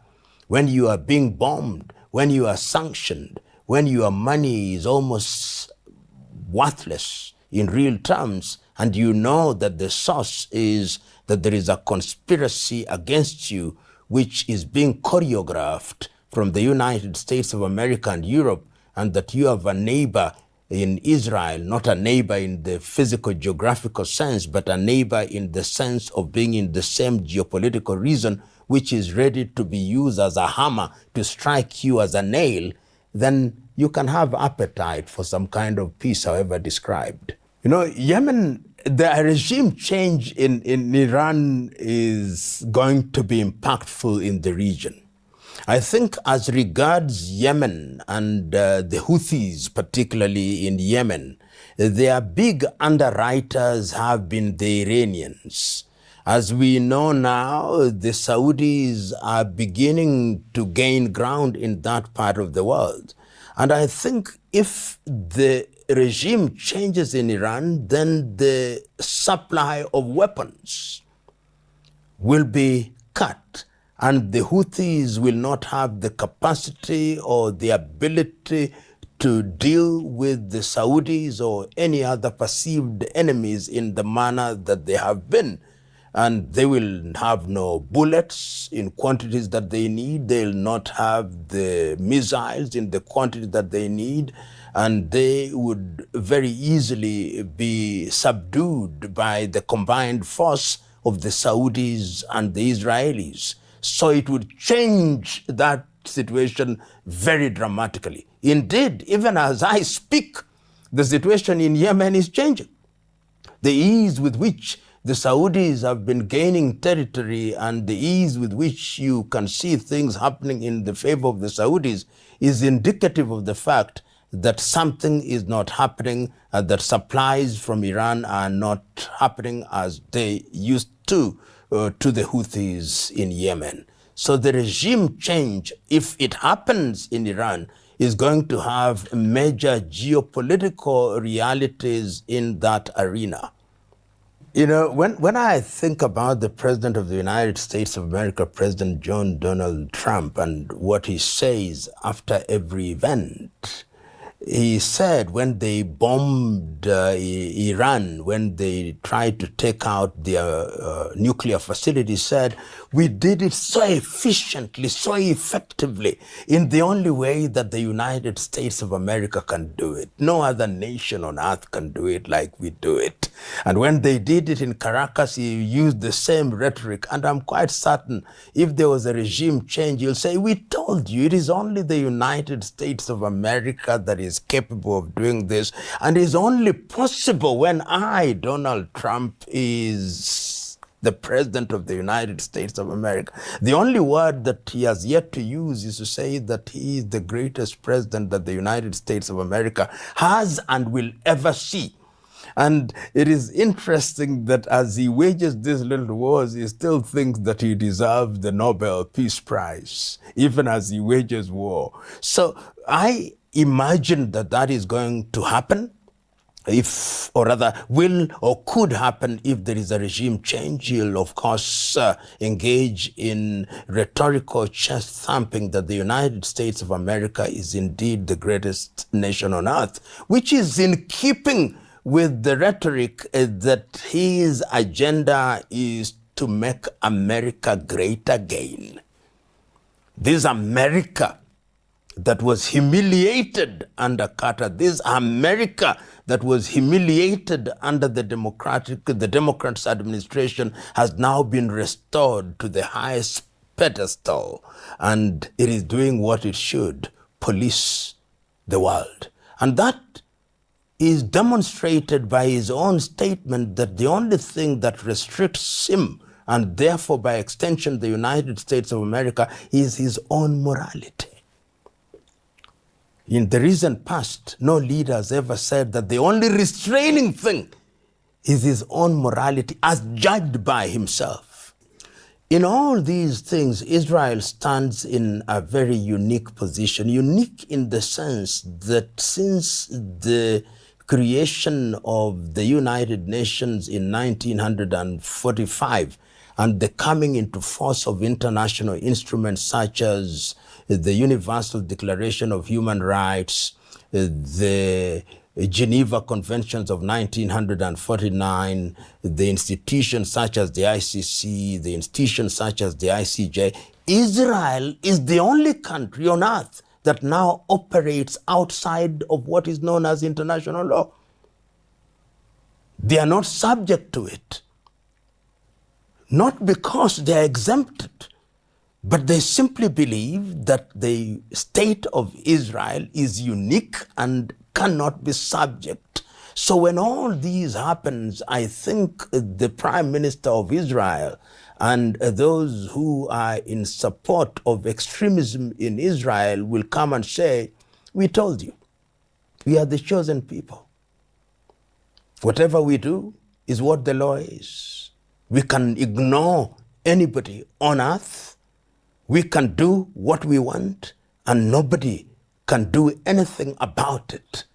And that arrogance is self-evident on a daily basis from the rhetoric of the leaders of Israel in both their guarded and unguarded moments. And they will be able to say, who can tangle with us in the entire region? We have subdued the Arabs, the Iranians who thought that they were different. We have also subdued them. Israel is Israel. Israel is chosen. That is what they will say. And international law doesn't apply to us. In fact, no law applies to us. We are the law. It reminds me of what in the King Henry VIII of France once said, that he is the state. I hear Netanyahu saying, I am the world. I am the world. It's painful. You know, as we speak now, and there are too many things on the table, too many moving parts in the ongoing boosting or this diplomatic thing between the United States and Iran. If indeed it happens, and it can, that the United States of America and Iran enter into an arrangement that then stabilizes their relationship, the Middle East will change. Because if you look at the Middle East now, nobody simply wants to speak against Israel. Look at all of them, the Saudis, the Egyptians, the Lebanese, the Jordanians. Nobody wants to speak against Israel. The only country that really raised its head and said, we cannot allow this to happen and we are going to do something about it, is Iran. So you take Iran out of the equation, then Israel rules the roost and does so in the You might be witnessing a rather upside-down, topsy-turvy, bizarro view of the world, of reality.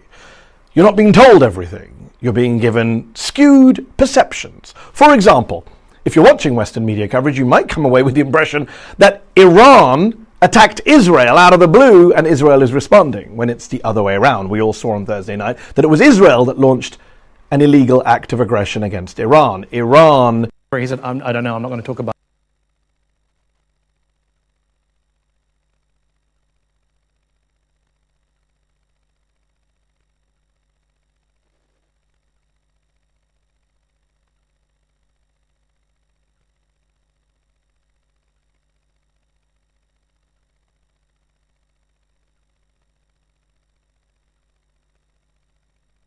About it. Would you be okay with that?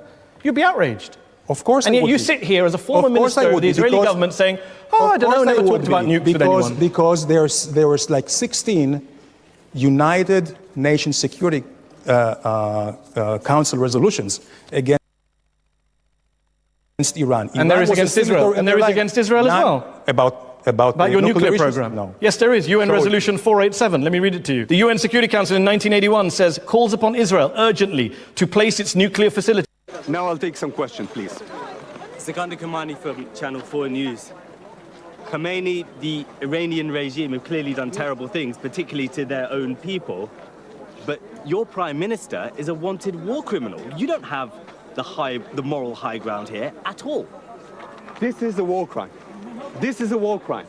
Targeting civilians, targeting elderly women, killing, murdering her caregiver from the Philippines.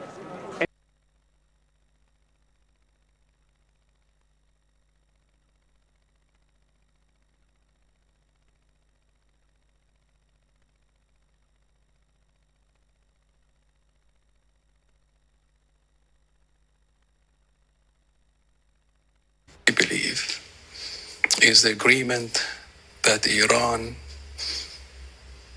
will never ever have a nuclear material that will create a bomb.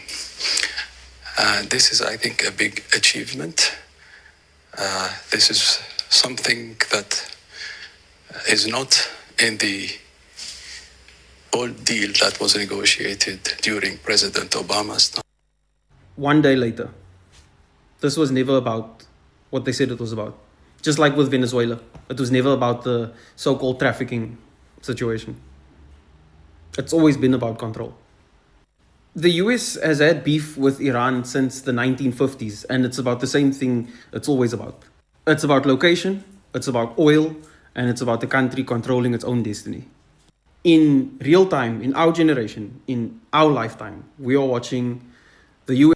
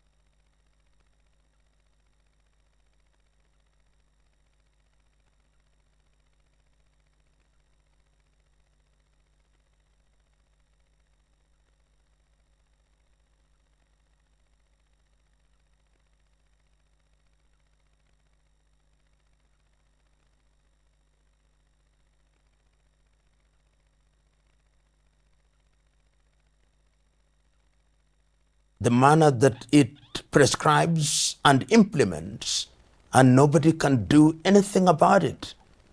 Look at Syria now. The leader is now doing what America wants him to do.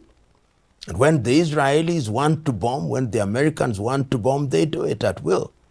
Right now, as we speak in the Middle East, the Beirut government is already saying that we are moving south to disarm Hezbollah. And of course, the Jordanians have nothing to say. So eliminate Iran from the equation. Israel is the dominant power, doing what they want without consequence. You know, when you look at the dynamics in the region, the metaphor, or is it the idiom, have your cake and eat it, occupies a very interesting position. The United States of America and Israel have always taken the position that they can literally have their cake and that they can eat it. In the short to medium term, they may think that that is true. But in the long term, it is what creates resistance. It is what creates organizations and energizes organizations such as ISIS. So that you may think that you are safe as a nation, but your people are not safe. That is why even long after stability appears to have come, you find people are being killed by way of mass shootings, by way of individuals being threatened. So if you look at nations as composed of people rather than amorphous organizations and institutions, then you can only have your cake and eat it to a certain extent. But you expose your citizens to danger wherever they are.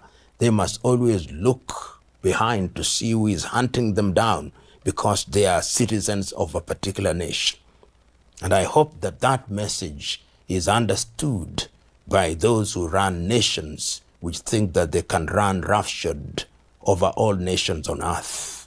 Ultimately, there is a payback time. And as somebody once said, I think it was in Afghanistan, they said the Mujahideen have a very long memory.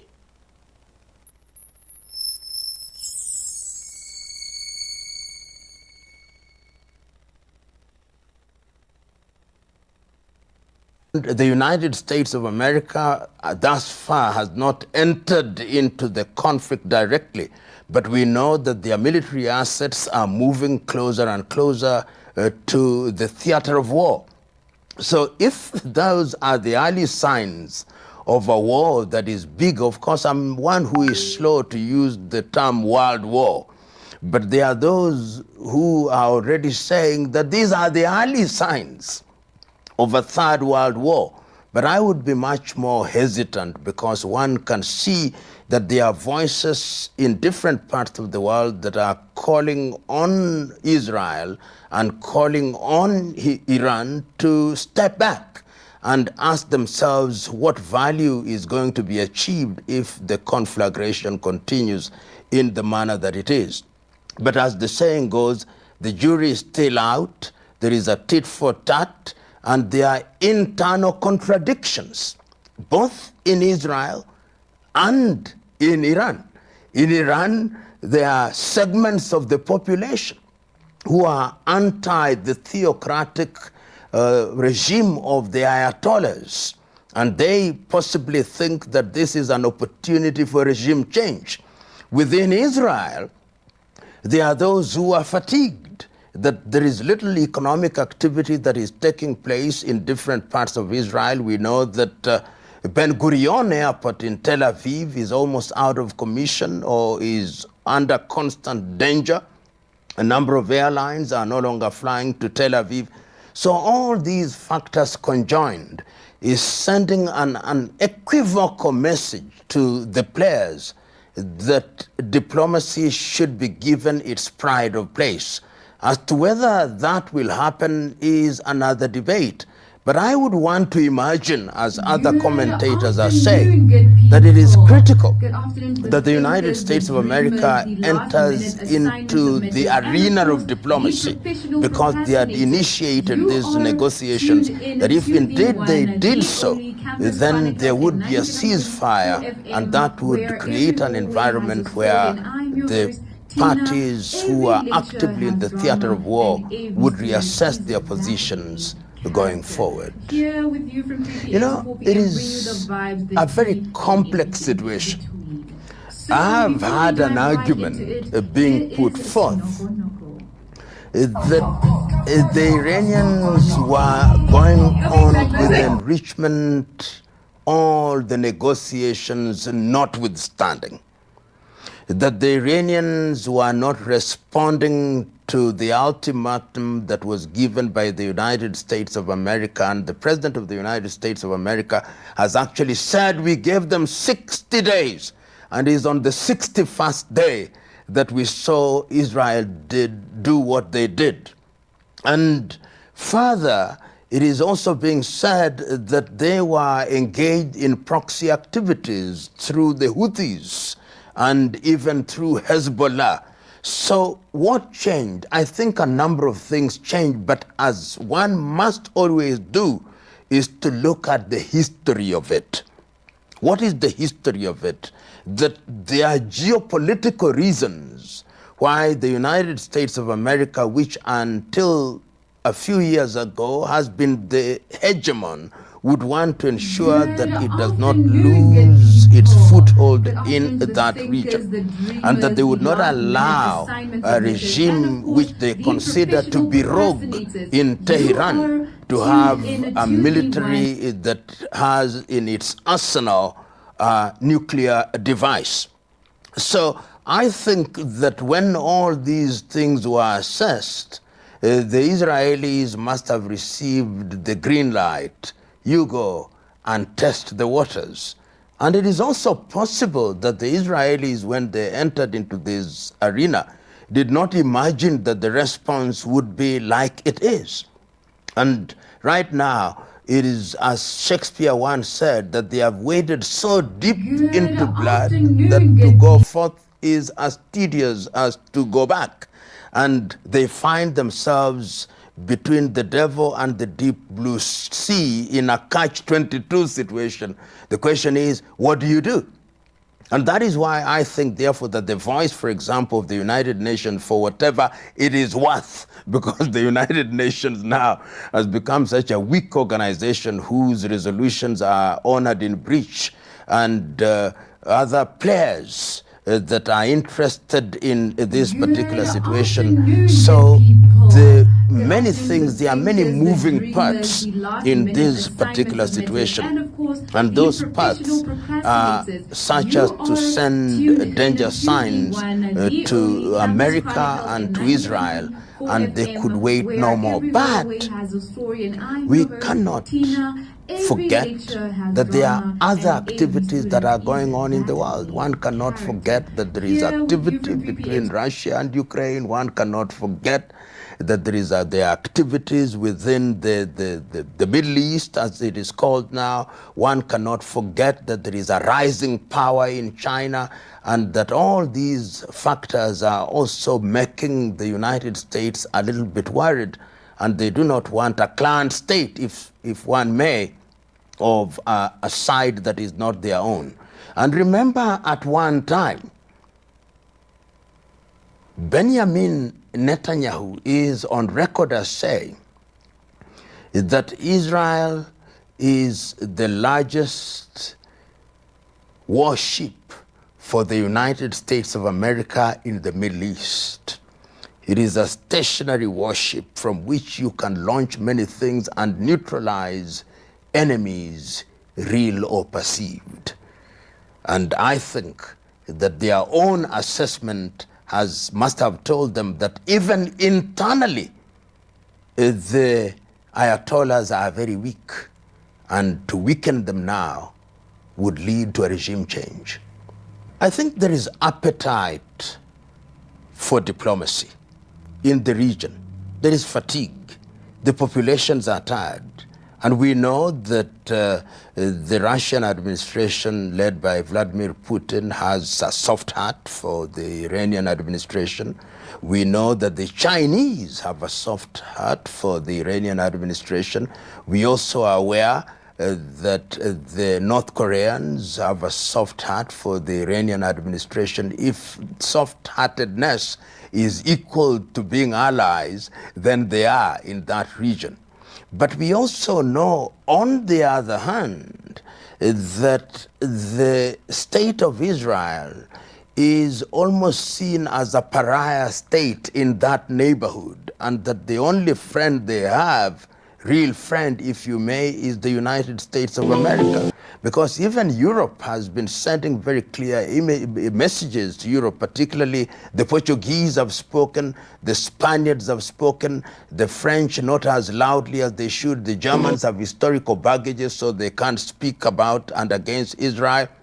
And they are sending one message: don't fight wars on too many fronts. You are fighting in Gaza, you are fighting the Houthis, you are fighting Hezbollah in Lebanon, you are fighting everybody. You can't do this on too many fronts.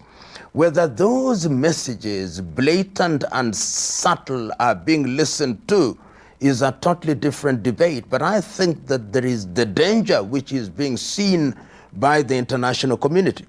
Already we have seen the impact of this particular conflict on the price of oil.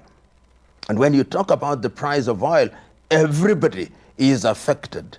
And we also know that that is a very busy area for shipping. So that in terms of the economic impact, the insurance companies all over Europe are beginning to suffer, and the international value chain and food chain, if you may, is being disrupted. So for all those reasons, you can see that there is appetite to ensure that there is a diplomatic solution. You can see the Saudis are making their voices heard, the Qataris are making their voices heard, and all reasonable commentators are sending one clear message: really, let's not continue with this. It can't be resolved otherwise. The situation in the Middle East, and particularly in the context of what is happening now, is dicey. And it is true that from a military perspective, at the end of this particular exercise, when and if there is a ceasefire, commentators will say, but Israel has won anyway. But it is Pyrrhic victory. The cost of that victory, in my view, will be too high. Too high in what sense? Too high because you live in a neighborhood where everybody wants to strangle you. You live in a neighborhood where you cannot do business with your immediate neighbors. And that is not the kind of neighborhood that one wants. It is already a tough neighborhood, even without the war. But remember now that you have a neighborhood where you are internal population. You have Hamas, whether you have killed all their leaders, children and women and families have been wiped out, and they exist for only one reason: revenge. You now have an extended enemy outside 1,000 kilometers away in Iran. You have enemies in Yemen. You have enemies in Saudi Arabia. So it will be, as I've already indicated, a Pyrrhic victory whose cost is too much. And one would have thought, for example, that this was the period for rapprochement, particularly with the new administration in Syria, which administration was already beginning to say that we are going to normalize our relationship with Israel. One would have thought that that would be the direction that the entire Middle East region would take towards Israel. One would have thought, for example, that in the context of the negotiations between Iran and the United States of America, the Iranian administration would have been persuaded to recognize the state of Israel and to drop this approach where they said that they must wipe Israel off the face of the earth. So all those things only tell me one thing, that the cost of victory, however defined by whichever side, is too expensive and will create an environment which will live with us for generations and generations. When you listen, and I'm a keen listener of both Western press and Western commentators, and on the other side, the Eastern, and there is one thing that must always be remembered, that the conceptual West always drives the narrative. The major news outlets that are listened to by most of the world, whether it is Bloomberg or CNN, or Radio France, or Radio Deutsche Welle, or Sky, or BBC, have only one narrative, and that narrative is that they are good and bad guys, and that we are the good guys. We are the ones who should define morality for the world. What we say is good, what we say is bad. So when we say that the Russians are bad, then the world should simply say, yes, sir, yes, madam, they are bad, very bad. But they have short and selective memories, because they must remember, in the case of Russia, for example, that in 1990 they say not an inch more. But they have now conveniently forgotten that. They have forgotten it in their spaces of power, in their analysis, in their writings, and they now ask the question, well, where was it written? So they drive the narrative. And it can no longer be denied, for example, that Ukraine is fighting a proxy war. We now know, and there is evidence to demonstrate, and we have listened to the British Prime Minister saying what he says, and saying the kind of support that they are going to give it. We have seen the other European powers. Of course, the Romanians have stood out in rejecting what was happening, and they have said, we are supporting this administration.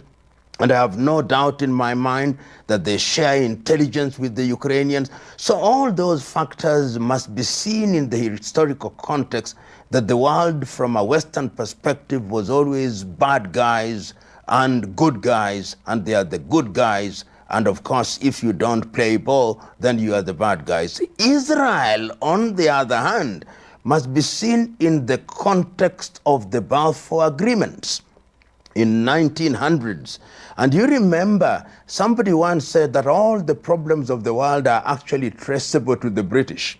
When in 1948, the Israeli state as we know it was created, it would have been easier at that time to actually create two states, a Jewish state and a Palestinian state. But the decision was made that they were to create this Jewish state, and we know what happened with the Nakba. And after that, we know the activities that took place leading up to the Oslo Accords, where it was agreed that there would be a two-state solution. The two-state solution is no longer on the table. And Israel has been marketed and depicted as the bastion of democracy in what is otherwise an ocean of feudal monarchies and dictatorships. And therefore Europe, or rather Israel, is seen as this beloved country. And the Israelis themselves have not hesitated to go back to history and to go back to the Torah and say that we are chosen of God. And because we are chosen of God, we are different, we are unique. And because we are unique, we must be treated differently. And America, which has underwritten the state of Israel from its creation in 1948, has reinforced this, so that the Israelis actually believe that they are special. They believe that they can do no wrong. They believe that they are God-guided. So when you are dealing with the people who believe that they are undertaking a divine mission, then the first casualty is logic. And when logic has been sacrificed at the altar of mysticism, then your journey is very short and your reasoning is also not given any space at all. Your reasoning has the chance of a snowball in hell, and that is where we find ourselves. And lastly, you must also remember that we are dealing with a Western world whose power and influence is diminishing. Like it or not, it may take many years, but the global South is awake, and that global South is saying that the time is now for us to be heard and heard clearly. The demography of the world is changing. Europe is becoming older and older population, and they are scared. They are scared. That is from a Western perspective. If you ask many Africans, many in the African continent, they are casting their lot with Vladimir Putin. They are saying that Putin is simply using the same thing that the Israelis do, because the Israelis gave birth to this concept of preemptive defense. It is exactly the same thing that Putin said. I'm defending our country preemptively, because if I don't, we will be attacked sooner rather than later. So the Israelis attacked Iran on the basis of preemptive defense. So, and Nelson Mandela put it very well at one time when he was confronted with this question. He says, these fellows, when they don't want you under your freedom fighter, they call you a terrorist. And yet, the truth is, all freedom fighters are labeled terrorists, because the Western world long recognized if you want to kill a dog, you give it a bad name, then you proceed to kill it. So from where I sit, there is nothing that is happening that is bad from Russia. The only thing is we must agree. War is a bad thing. It is a bad thing because young men and women die. It is a bad thing because everybody suffers, both those who are wronged and those who have committed the wrong. So nobody really wants war. War is last resort. And if you ask any of these war generals, their preferred position is, let us never get to war. But don't listen too much. Let us not listen too much to Western analysts whose only agenda is defined by one thing. We are good, they are bad. And if we say they are bad, say yeah. And we say they are good, agree with us. That kind of approach has no place in the civilized world. You know, the Israeli conflict with Iran and the fact that there is a deafening silence from the West, and which is actually complicit, takes away their high moral stance that they had with regard to the war between Russia and Ukraine.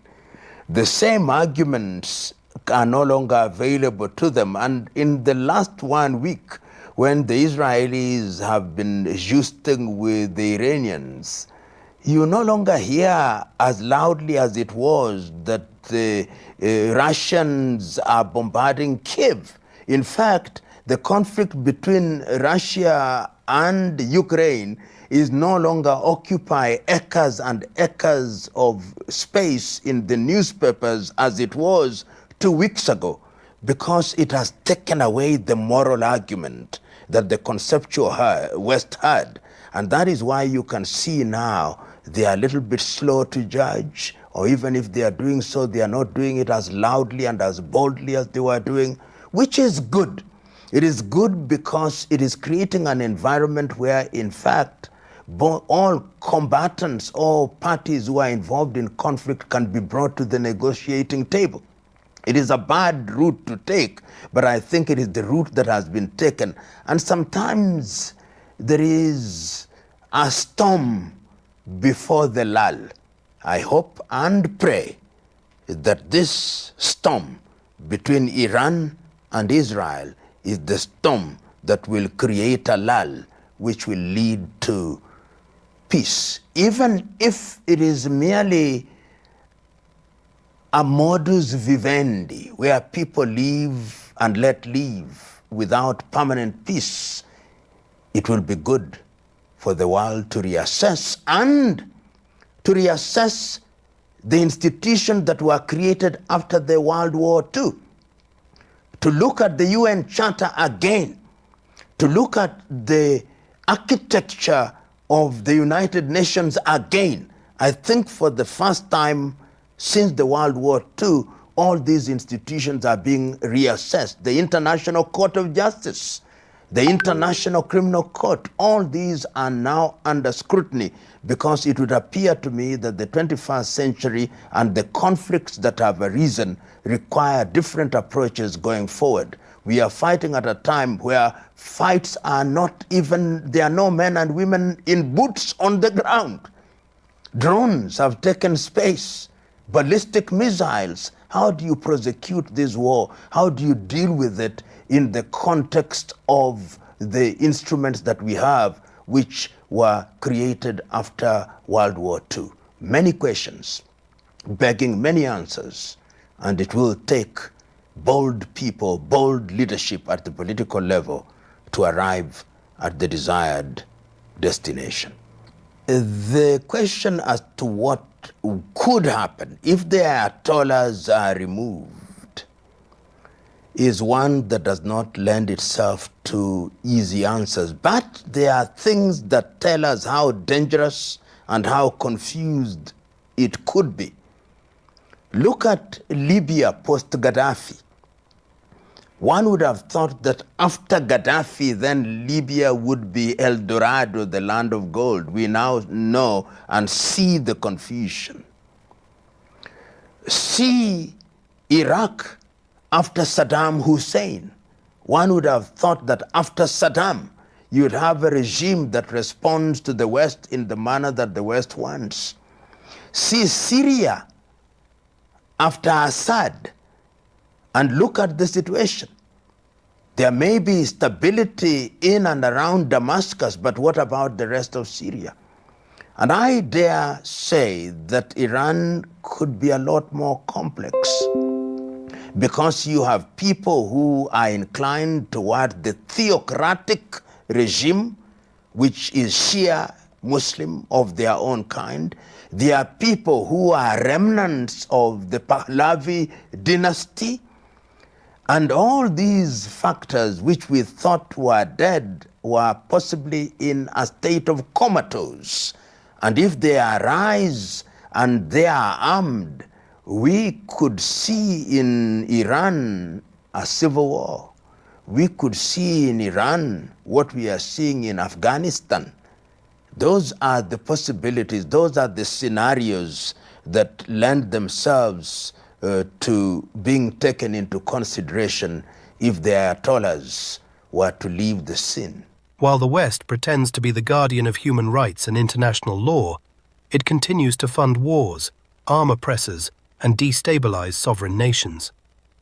Israel's aggression is not defense.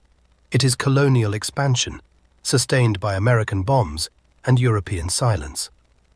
Iran, on the other hand, is portrayed not as an aggressor, but as a nation under siege, defending its dignity, its sovereignty, and its place in the world. Lumumba doesn't mince words. He calls out the hypocrisy of the Western alliance. When Iran defends itself, it's called a threat. When Israel bombs hospitals and schools in Gaza, it's called self-defense. When African or Middle Eastern nations align with each other for survival, they are painted as rogues.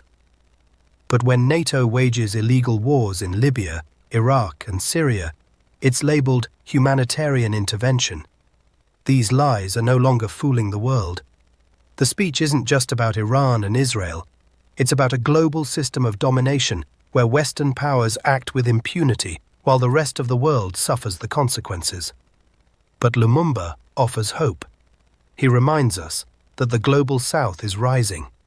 From Africa to Asia to Latin America, a new consciousness is awakening. People are refusing to be pawns in imperial chess games. They are reclaiming their resources, rewriting their narratives, and resisting economic blackmail disguised as diplomacy. He points to the growing solidarity among oppressed nations, the call for multipolarity, the de-dollarization efforts, the BRICS alliance, and the deepening ties between Iran, Russia, China, and parts of Africa. These aren't isolated moves. They are signs of a tectonic shift. The empire is not as invincible as it once was. Its dominance is propped up by fear, disinformation, and debt traps. But its grip is weakening. This review of Lumumba's speech is not just about taking sides in a war, it's about standing on the right side of history. Israel's decades-long occupation, its apartheid regime, and its crimes against the Palestinian people can no longer be shielded by Western guilt or media spin. And Iran, despite being targeted, sanctioned, and isolated, continues to stand tall, not just for itself, but as a symbol of resistance for the entire global South. If you found this video insightful, please give it a thumbs up and share it with others who care about truth and justice. Jimmy, I'm the host of the show. Thank you. Thank you for watching. Thank you for joining us here in our studio. It is Monday. We're back. I'm glad when we left you last week on Thursday night, we were not at war, and today we are at war. We are at war. And yeah, I used to say the one thing that surprised me about Donald Trump in a good way is that he hadn't gotten us into any wars. Now there's nothing good about him. It's zero. In retrospect, we should have seen this coming 2 weeks ago when he convened the first meeting of his new Board of Peace. He met with the Board of Peace. 8 days later, we're at war. Turns out they probably should have just given him that Nobel Prize. I mean, remember Star Wars R2-D2's playing chess with Chewbacca and C-3PO suggests he let the Wookiee win? We should have let the Wookiee win. Now we have no arms. Poor Guillermo. And I know it was a tough weekend. Guillermo, I know you and the Ayatollah were very close, right? Every morning, Guillermo would call him. He'd say, "Hola, Ayatollah," and they had a great conversation. Yeah. I'm sure you'll find a new Ayatollah. I bet you'll find an even better one. Yeah, I think I'll be okay. This Ayatollah was 86 years old. I feel like they could have killed him by slamming a door really hard. Early Saturday morning, just after midnight, the Pentagon launched what they are calling Operation Epic Fury, which is different from its guys, original my mom's making title, Dubai chocolate. which was Operation Destino Distracto. Look, guys, my mom's making Dubai chocolate. Sophisticated military strike. They did it in concert with Israeli forces.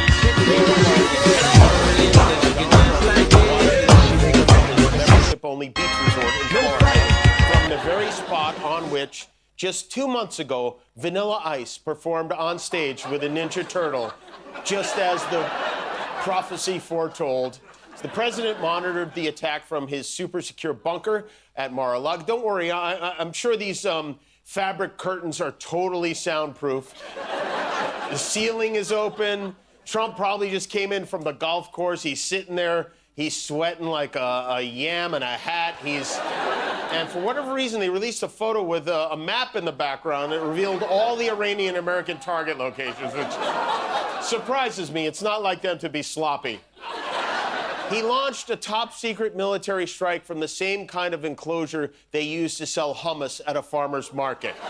You know, people stay at Mar-a-Lago. They have guests on site who rent rooms for... How does that work? Don't go in the cabana next to the pool house. They're having World War III in there tonight.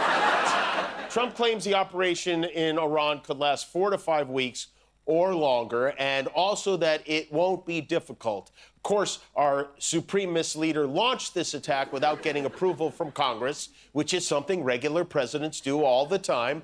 6 Americans were killed in the counterattacks, which is terrible and tragic, and I hope that we show their families how grateful we are for this sacrifice that they made.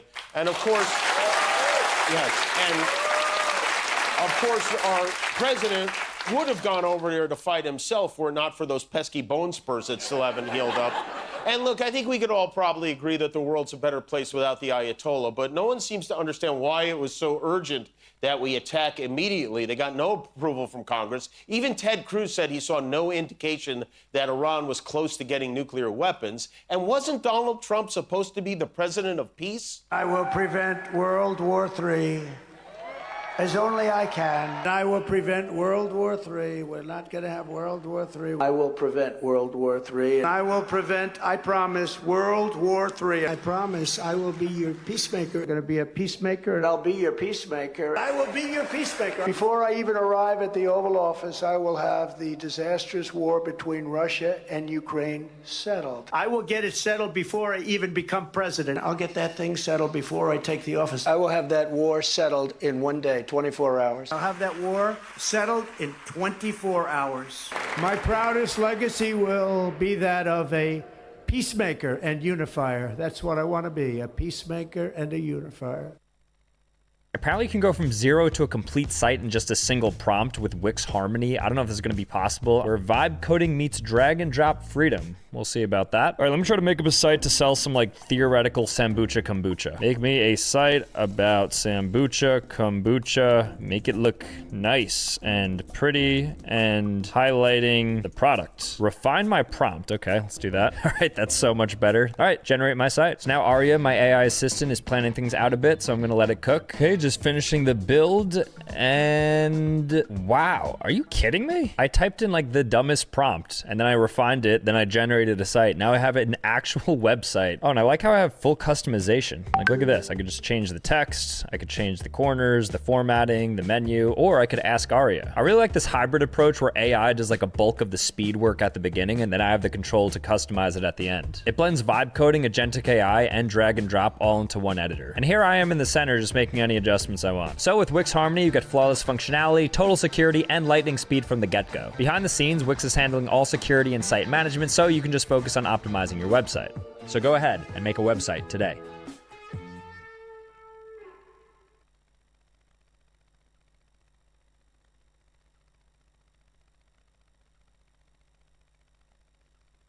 Work today is broken.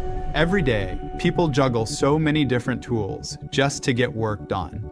A simple task turns into a time-consuming mess because work sprawl has scattered the tools and contexts we rely on. And the trend towards bundling software isn't addressing the root of the problem. The system's broken, and it's wasting our time. 8 years ago, we... Well, you're 0 for 2, I guess. Trump has been...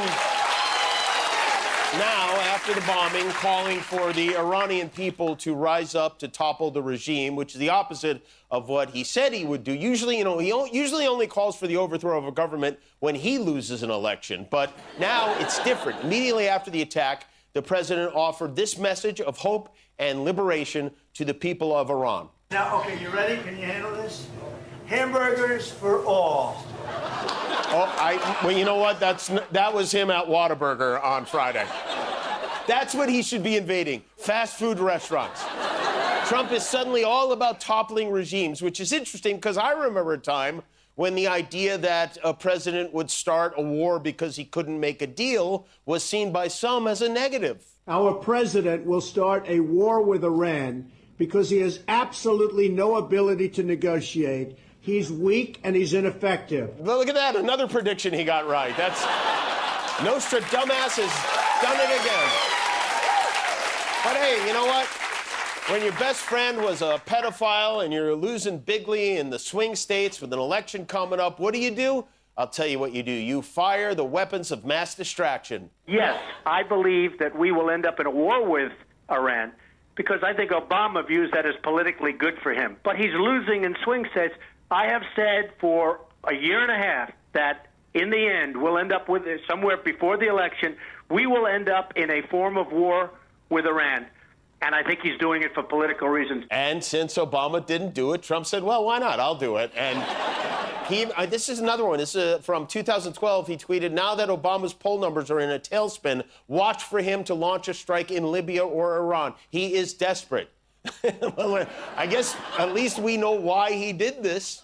Only 1 in 4 Americans, by the way, believe the U.S. made enough of an effort at diplomacy with Iran before using military force. That includes many from his MAGA base who feel that Trump violated his promise to keep us out of foreign entanglements and regime change. Secretary Pete Hegseth said this is not a so-called regime change war, but the regime sure did change, which, you know what, in times like these, I, for one, am grateful that the lives of the men and women in our military are in the experience, capable, totally not at all shaky hands of the former weekend co-host of Fox and Friends, right?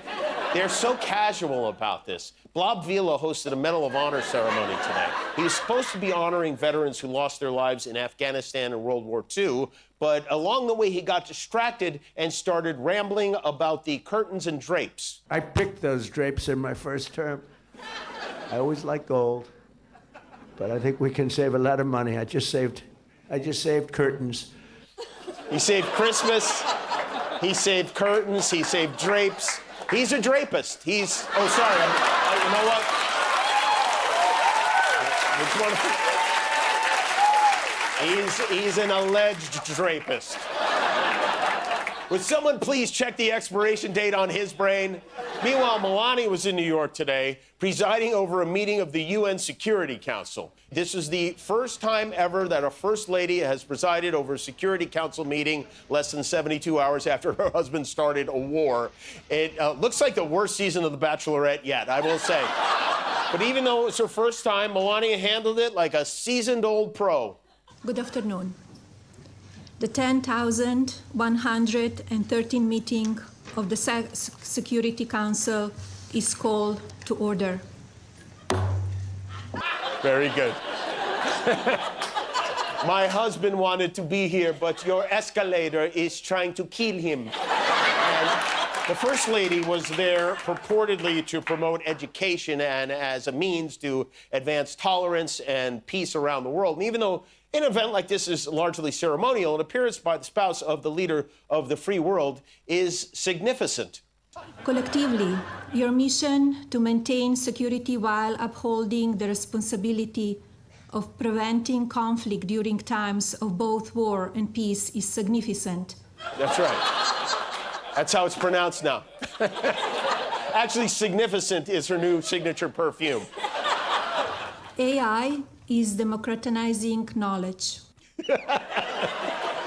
Those poor UN translators. I mean, how do you say democratizing in Chinese? In fairness, she had a very long day trying on hats. So on Friday in New York, former President Bill Clinton testified for more than 6 hours in front of the House Oversight Committee to answer questions about his relationship with Jeffrey Epstein. They had a lot of questions for Bill. They wanted to know about the 16 times he flew on Epstein's jet and also how many shoes Hillary threw at him when she found out he flew 16 times on Epstein's jet. James Comer, the Republican knucklehead of the committee, said Clinton was charming and showed Southern people skills. You know a guy's smooth when he's subpoenaed to testify about a pedophile and leaves with a new fan. The Clintons have now, by doing this, by testifying, they put Trump in a tough spot because on the one hand, Trump loves to drag them through the mud, especially Hillary, but on the other, he's now the only president who palled around with a pedophile who hasn't answered questions under oath.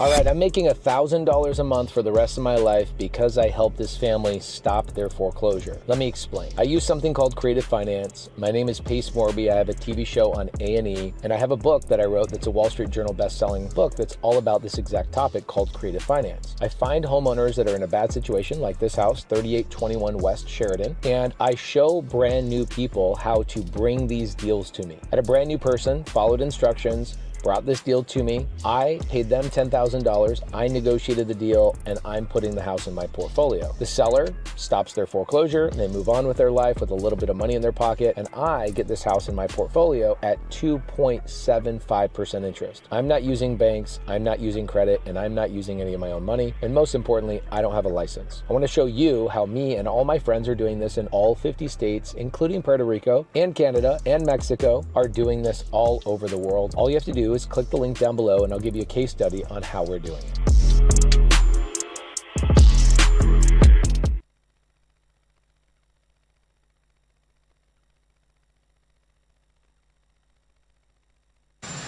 seeing him deposed, but, you know, they certainly went after me a lot more than that. I don't like shit. Look, I like him, and I don't like seeing him deposed. In fact, I believe we should stop deposing presidents permanently, starting right now. You see, folks, it's important. The important thing to remember is that even though the president's name has been redacted hundreds of thousands of times from the Trump-Epstein files, he doesn't know anything about them. I don't know anything about the Epstein files, you know. I've been fully exonerated. Well, then case closed, I guess. And, of course, the little MAGA fan club that's running this investigation, James Comer, Nancy Mace, and their fellow GOPons, even though there is a detailed... For 13 years now, you can't give my son a male child. So tell me, what is your usefulness in this marriage? Can't do this anymore. I need a male child. I will get a new wife. No, please, I beg you, don't do this. My mind is made up. Mommy, why are you crying? Oh, sweetie, it's nothing. I'm okay. It's okay, Mommy. I love you. I love you too, my dear. Ada was folding her daughter's clothes when her phone buzzed.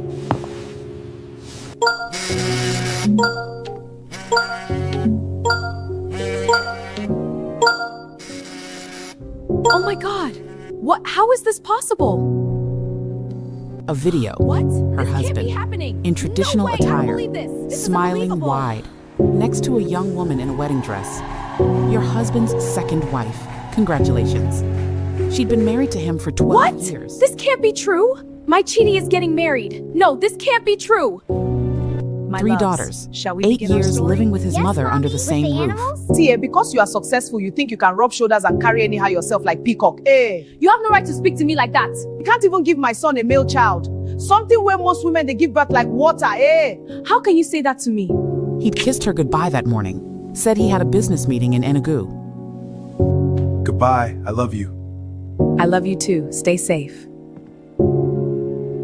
The wedding was happening right now, 2 hours from their home, and everyone knew.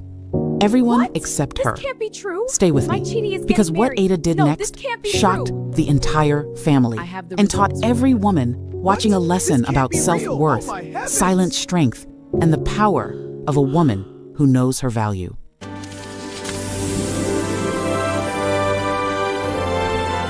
Welcome to Folk Tales by Pandora, your home for captivating and unforgettable stories. This story is an original creation by Pandora, and sit back, relax, and enjoy every moment. Don't forget to subscribe for more captivating stories from Pandora. It was an ordinary Saturday. That's the part that would haunt Ada the longest, how ordinary. The wedding dress was not designed for running. Kioma discovered this unfortunate fact as she sprinted down Allen Avenue in Ikeja, her massive white ball gown billowing around her like a parachute gone wrong. Her silver heels had been abandoned 3 blocks back. Her carefully styled hair was coming undone. Her makeup was running down her face in streaks of mascara and foundation. She looked like a disheveled cloud being chased by invisible demons. "Sister!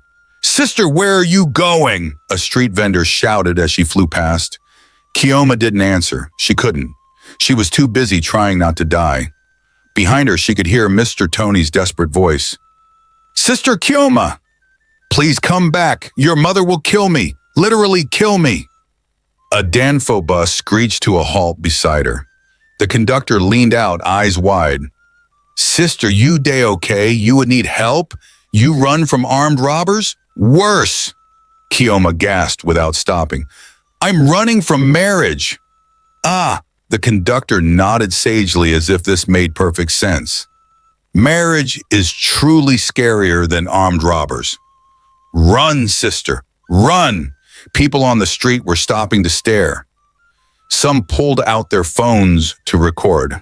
Kioma could already imagine the Twitter headlines, "Runaway bride spotted in Ikeja, wedding gone wrong," or "Nollywood movie." Her lungs were burning, her feet were screaming, but she couldn't stop. If she stopped, they would catch her. If they caught her, they would drag her back to that cathedral. If they dragged her back to that cathedral, she would be forced to marry a monster. And Kioma Chinaza Okonkwo refused to marry a monster. A black Mercedes was approaching from the opposite direction. Without thinking, without any survival instinct whatsoever, Kioma jumped directly in front of it, arms spread wide like she was trying to hug the car. The Mercedes screeched to a halt so close to her that she could feel the heat from the engine. The driver's door flew open, and a man stepped out. A very tall, very handsome, and very angry man in a perfectly tailored black tuxedo. "Are you insane?" he roared. "Are you trying to kill yourself?" Kioma looked up at him. Even through her tears and panic, she noticed his face. Sharp jawline, intense eyes, a faint scar on his jaw that somehow made him look even more attractive. Wait, a scar? But before she could process that detail, survival instinct kicked in. "Please," she grabbed the front of his tuxedo. "Please, you have to help me. They're trying to kidnap me." The man looked her bound down. Wedding dress, bare feet, smudged makeup, Uldisel. "Kidnap you," he said slowly. "In a wedding dress." "Yes! They forced me into this dress. I escaped. Please, please take me away from here. Take me to the police, to the embassy, to Ghana, anywhere." Behind her, Mr. Tony's voice was getting closer. "Sister Kioma, I beg you in the name of God." The handsome stranger looked at Kioma, then at Mr. Tony running toward them, then back at Kioma. He made a decision. Get in. Kioma didn't need to be told twice. She gathered her massive dress and practically dove into the passenger seat. The man got back in the driver's seat and drove off just as Mr. Tony reached them. "Wait! Wait! That's my madam's daughter! Come back!" But they were already gone, leaving behind a very panicked driver and a very confused crowd of onlookers. Inside the car, Kioma was hyperventilating. "Thank you," she gasped. "Thank you, thank you, thank you. You're my hero, my guardian angel, my savior. If there was an award for Best Good Samaritan, you would win it. You would win all of them." The man glanced at her with amusement. "You're welcome. Now, do you want to tell me what's really going on? Because you don't look like someone who was kidnapped." "I was. I mean, technically. By my parents. They want to force me to marry this horrible, terrible, monstrous man, and I refuse. So I ran in my wedding dress, because it was literally my only option." "I see," the man said, his lips twitching like he was trying not to smile. "And who is this horrible, terrible, monstrous man?" "His name is Wilson Adekola. Have you heard of him?" The man's hands tightened slightly on the steering wheel. "I may have heard the name. He's awful. A complete nightmare. I read about him online. He's cold, ruthless, mean. He has a scar on his face from fighting with a business partner. Can you imagine what kind of violent person fights people and gets scarred? And nobody can work for him. He fires people left and right. They say he runs his company like a beer parlor. Like a tout. A ruthless tout. The man is a villain, an actual villain in a suit. He's a goat." The man's eyebrows shot up. "A goat?" "Yes, a corporate goat, a business goat, an evil goat, a beer parlor goat." "I see. And you all were supposed to marry this evil beer parlor goat? Today?" "Yes." Kioma slumped in her seat, suddenly exhausted. "My parents arranged it. I didn't even know about it until 3 weeks ago. 3 weeks. They just announced, 'Oh, by the way, you're getting married to someone you've never met.' Like it's the 1800s. Like I'm property they can just trade." The man was quiet for a moment, navigating through traffic. Then he said, "Where would you like me to take you?" Kioma thought about it. She couldn't go home. That was the first place they'd look. She couldn't go to Amaka's. Her parents knew about Amaka. She couldn't go to a hotel. Her parents had her credit cards. I don't know," she admitted, her voice small.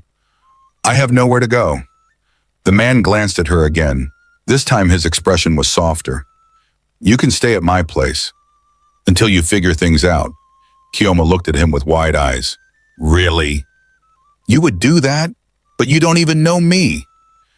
Call it a good deed, he said with a slight smile. Everyone deserves a chance to escape from evil beer parlor goats. Despite everything, Kioma laughed. It was a slightly hysterical laugh, but a laugh nonetheless.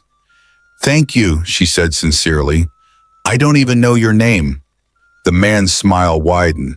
You can call me Wills. Wills! That's such a nice name. See, your parents gave you a good name. Unlike that horrible Wilson Adekola. He probably hates his name as much as people hate him. Wills is so much better than Wilson. Thank you, the man said, and there was something in his voice that Kioma couldn't quite identify. I'll let them know you think so. But she was too tired, too overwhelmed, too relieved to think about it. She leaned back in the seat and closed her eyes, not knowing that she had just jumped from the frying pan directly into the fire. Or rather, directly into the arms of the very monster she was running from. It all started on a perfectly normal Tuesday afternoon. Kioma was lying on the couch in her parents' mansion in Lekki, scrolling through Instagram and laughing at memes. She had just graduated from university 3 months ago with a degree in fine arts and was currently in that blissful post-graduation phase where she had no responsibilities and no immediate life plans. Life was good. Her mother, Mrs. Okonkwo, walked into the living room wearing one of her expensive boo-boos and enough gold jewelry to open a shop. Kioma, darling, she began in that sweet voice that always meant trouble. Kioma didn't look up from her phone. If you want me to go to the market, the answer is no. I just did my nails. It's not about the market, sweetheart. Now Kioma looked up. Her mother was smiling, but it wasn't a normal smile. It was the kind of smile that said, I have news that you won't like, but I'm going to pretend it's good news. Chief Okonkwo, Kioma's father, walked in at that moment. He was holding his newspaper, which he folded with deliberate slowness and set aside. This was bad. Her father only put down his newspaper for serious matters. What's going on? Kioma asked, sitting up slowly. Her parents exchanged glances. Then her mother clasped her hands together and practically squealed. We have wonderful news, darling. The most wonderful news, Kioma waited. Are you pregnant? Why you go enter my room and no knock now? Hey! Hey! Can I help you? It's me! I'm sorry, who are you? You didn't zoom in on the pictures, did you? You were wrong. You didn't zoom in on the pictures. Hey! I'm sorry, who are you? Barb, it's Barb. I'm sorry, ma'am, I think you're confused. Ma'am? But it's me. Your little honeysuckle. About what? Hey, asshole, it's over, all right? Just admit you've been scamming her so she can get on with her life. Gloria, leave him alone. I think he has amnesia. He doesn't even have his accent anymore. Sweetie, did you hit your head recently? No. See, he doesn't even remember hitting his head. Hey, buddy, what you doing isn't cool. Just be honest with her. Hey, what's going on, baby? Baby? Oh, hell no. I don't know what's going on, but I'm calling the cops. Seriously, you're gonna use the same phone she sent you to call the cops? That's a dick move, bro. What are you talking about? I bought him that phone for his birthday. Oh, as soon as I get my shoulder warmed up, it is go time, bitch. Okay, when I find your name in her contacts and call that phone, it's not gonna ring, right? Are you there, honeysuckle? Really? Barb? No. It's too soon. I'm not ready. I fell in love the moment I saw you. But since I used my son's picture, I was too scared to tell you that. Don't kneel. Tell me why you're here. It's about my boy. Me and his father, we haven't been together for 7 years. He went off with another woman. Now he wants the boy to help with the labor on his farm. But his father didn't raise him, I did. He should stay with me. You came to me so I would settle your feud. I brought you a gift. Some milk from my herd. You're the father. Why should you have him? I need help with the work. He's old enough to be called on, and he's the only family I have. Then I'll buy the child from you. What? 5 goats in exchange for him. That's not why I came. 5 goats and 2 sheep. 10 goats and 5 sheep. He's young, but he'll grow strong. You'll get good work from him. And 3 sheep. Boy's yours for that. Immediate payment. No! Good. The child stays with his mother. We just made a deal. You bartered your son for nothing. You're not worthy to be called a father. Get out. Go on, out with you. Next! Don't kneel. You want to see a safety shot so nasty it actually made the opponent start cursing on live TV? Watch this. Ding Junhui is in deep trouble. He needs snookers just to stay in the game. The pink is sitting right near the pocket, but potting it does nothing for him. So, he goes for a miracle. He ignores the pot and sends the cue ball on a 3-rail journey, parking it perfectly behind the black. It's absolutely watertight. The crowd goes wild, but look at Ding's face, no celebration. Why? Because the math is brutal. McManus is already past the winning line. Potting balls isn't enough anymore. Ding's only lifeline is to force a foul. He needs those penalty points just to stay alive. And right here, a heart-stopping tactical war begins. He's going the right side. His opponent, McManus, completely underestimates the trap. He tries to smash his way out, huge mistake. He misses the object ball and scratches the cue ball straight into the corner pocket. That is a disaster. He gives up 6 penalty points and a free ball. For Ding, this accident changes everything. He suddenly sees a path to victory, but over in the chair, it's a total meltdown. Whether it's the torture of Ding's defense or pure self-hatred, McManus is visibly cursing. His face is twisted in rage, looking like he wants to strangle someone. But despite the fury, he's helpless. He has to sit there, swallow that bitter pill, and accept the consequences. Ding attempts to lock him up with a snooker, but he underhits it. The trap fails, however. He catches a massive break. The balls hug the cushion perfectly, leaving absolutely no angle for an attack. But right in this clutch moment, McManus answers back. He unleashes a stunner that shocks the whole arena. Playing the other way. It's a strange shot Ding played this. I know he's trying to get in behind the black, but... The pink drifts down and tucks perfectly behind the black. Talk about returning the favor. McManus serves up a brutal snooker of his own. Ding studies the angles. Making contact is the easy part. The nightmare is keeping the cue ball safe. It's a survival test.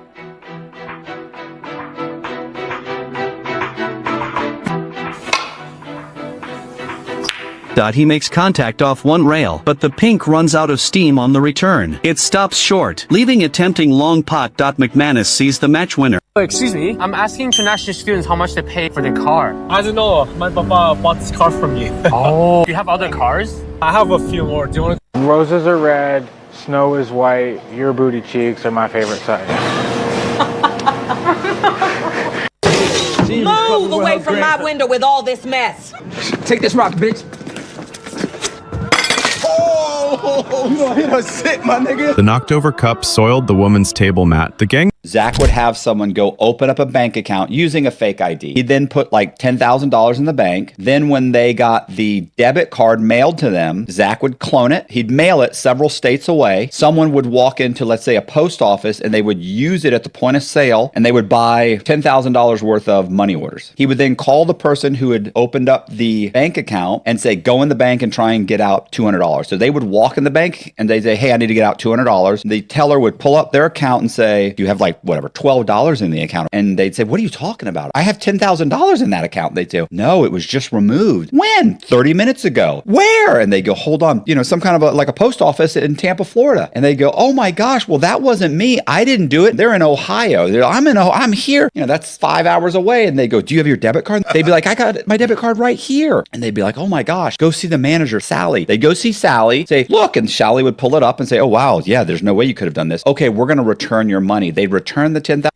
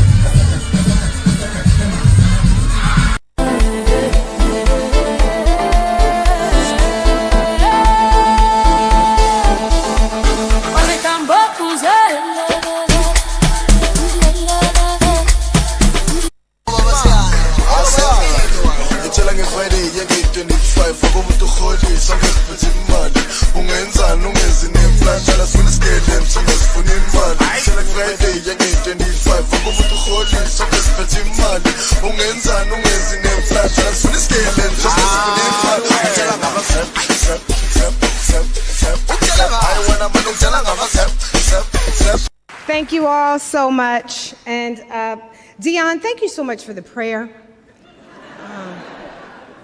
I'd also like to extend that message to any white women that are also in the audience. You know, a lot of times you got to be prepared for everything comes off.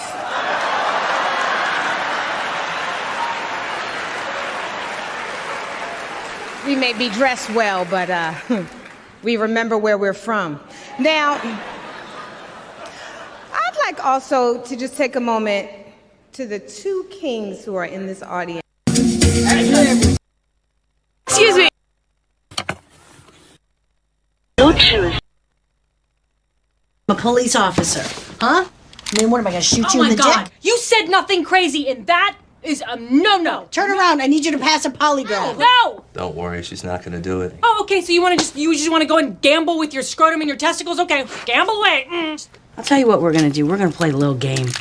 Okay, I'm gonna take out these bullets, except for this one. I'm gonna keep that in there, and then you're gonna tell me where Larkin is, right now. I'm gonna kill you and everyone you know. Ah, God. Yeah, that's not what I fucking asked you, is it? Hey, straight here, take the.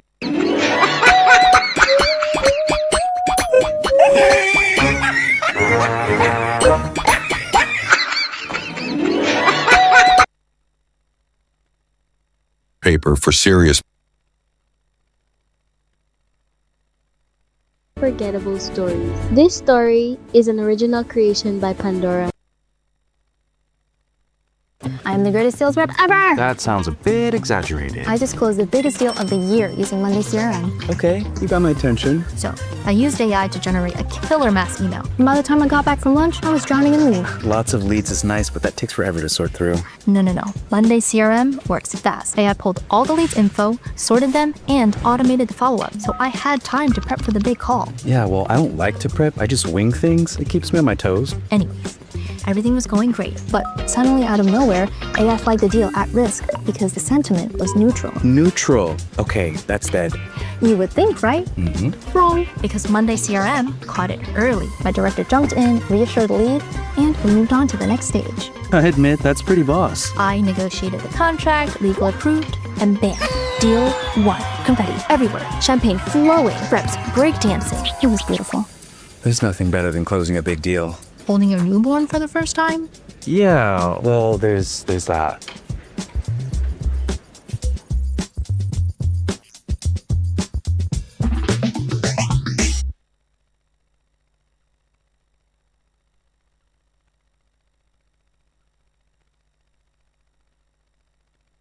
Terra is the IT painkiller. Remote monitoring and management, remote access, help desk and ticketing, smart automations, patching, software deployment, scripting.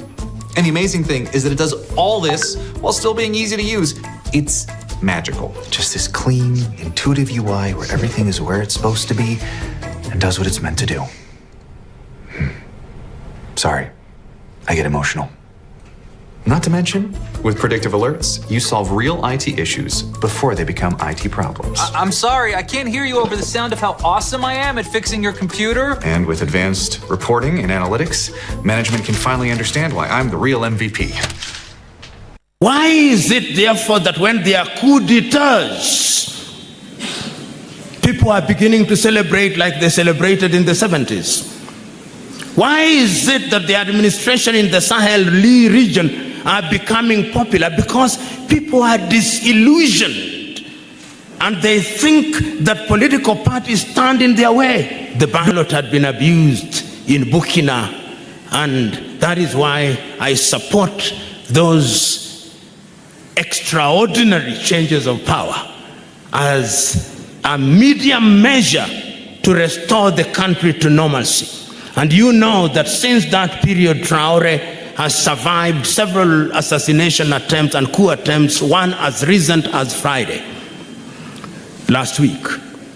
Before we proceed with this address, please note that this is a speech delivered by Professor Pearl Lumumba at a university in Kenya, where he unveiled significant details that are poised to bring about transformative changes in Africa. Whenever somebody uses words, and I try to avoid using the word democracy many times, because as I asked at the very beginning, in your mother tongue, what is it? Or in Kiswahili, what is it? This idea of political parties, whose is it? Even Europe itself, when did the political party arise? Students of history will tell you when Europe was governed by constitutional and constitutional monarchs, absolute rulers. And there was a time when they killed all their monarchs from Sweden to Russia, ending with the 1917 killing of the Tsar of Russia. That is how you introduce the constitutional monarchs.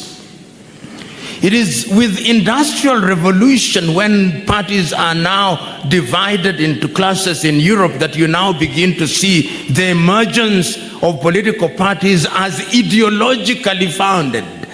Then you begin to hear that some parties are to the left, some are to the right, and some are to the center.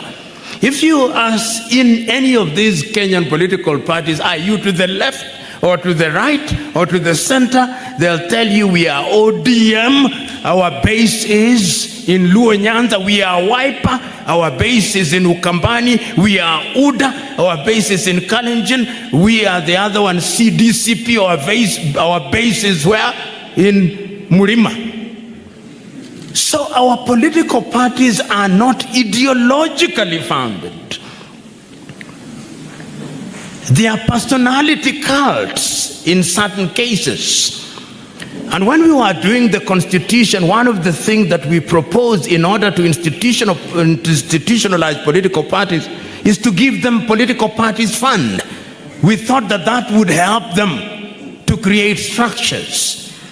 And that has not happened. So the question that I want to ask you, are political parties a solution to the Kenyan or African problem? In the Democratic Republic of Congo, there are over 233 political parties. In Kenya, I believe there are over 60 now, and the ones waiting registration are possibly in their 30s.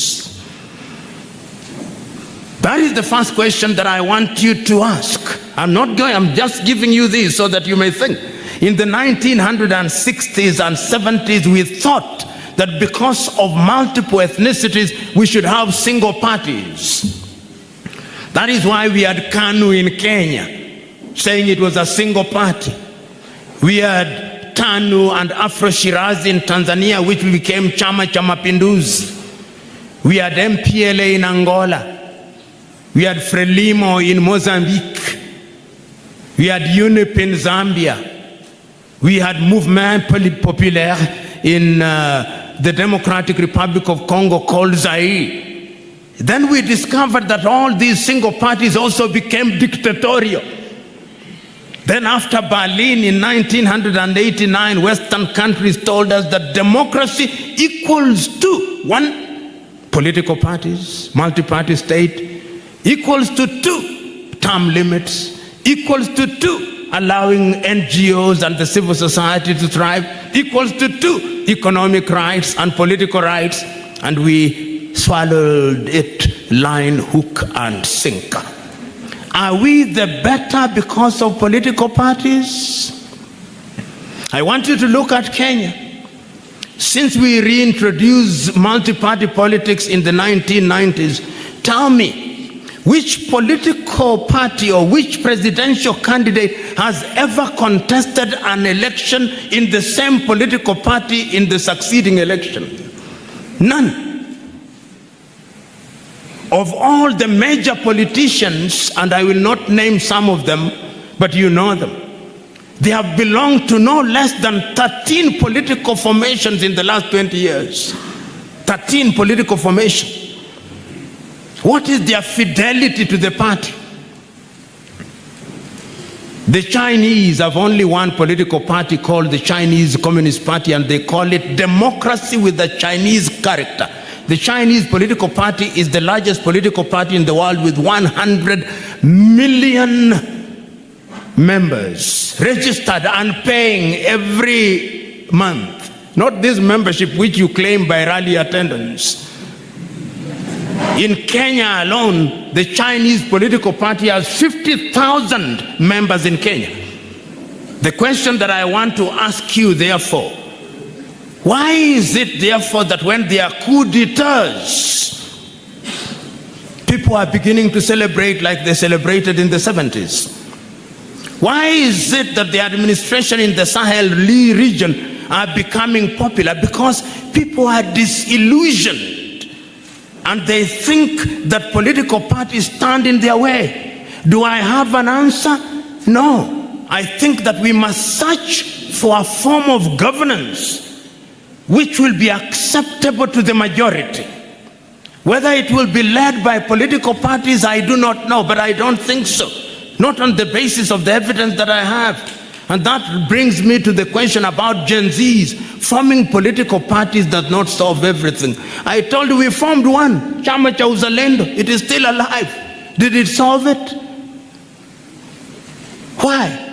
Of course, you can't judge a political party within a short circle. Perhaps it can take years. ANC in South Africa has been alive since 1912. The question is this the time that we must ask ourselves? And today, one of them, I'm searching, and many of our friends are searching.